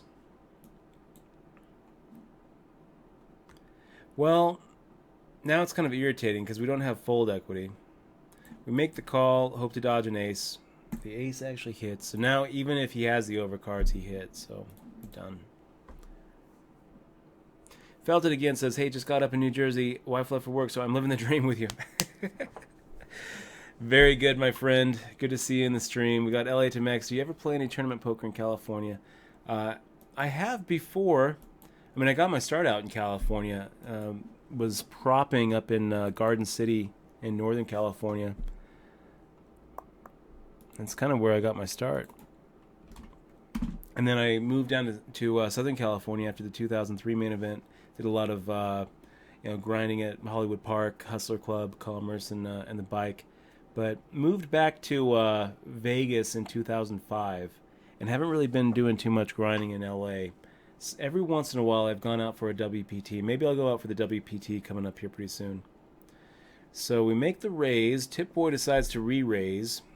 And we're kind of in the same situation that we were with Just Call Me Ed. Where now we just kind of have to hope that Tip Boy has the overcards and he misses. Not really a miss, but we're going with it. Maybe we should have isolated and tried to push Whale out. It'd be nice if Tip Boy had like 9s or 8s, and not jacks or queens or kings or aces. But we're not going anywhere. We're going down with these 10s. It's a huge hand. And if it doesn't work out, we're going to be throwing the host of Basher Kid 86, who is streaming Real Money Poker for charity. Well, this actually doesn't look so bad, guys. 4,619 in the middle, and we've got the overpair. Do we like it? I think so. Tip Boy might do the dirty work and push Whale 52 off of his hand. Kings. Yeah, that's going to do it for us, guys. So it's been a long night. It's been a rough night sometimes, but we ended up doing pretty well today with that win on the stream. It's always awesome to actually have an outright W. So a good way to end the weekend grind. We're taking the next 3 days off, guys. So we're not streaming Mondays, Tuesdays, and Wednesdays, but we're going to be back on Thursday, 7 o'clock, maybe 6:30 for another night of online poker grinding. Until then, I'm going to be working on my site, pokerbooks.com, in the next couple of days. Try to put up a nice top 10 list for you guys. A nice little path to poker knowledge. I want you guys to know I really appreciate all of you being here. Thank you so much for all the subs. Thank you so much for the donations. And thank you so much for the views and the follows. You guys are the best. Thanks for being here. Have a good night, guys.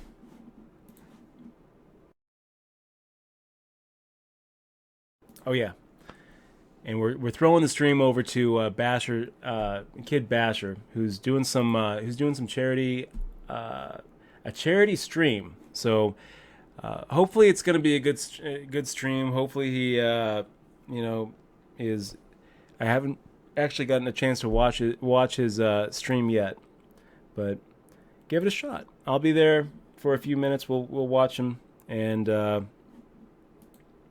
hope to see you guys on Thursday.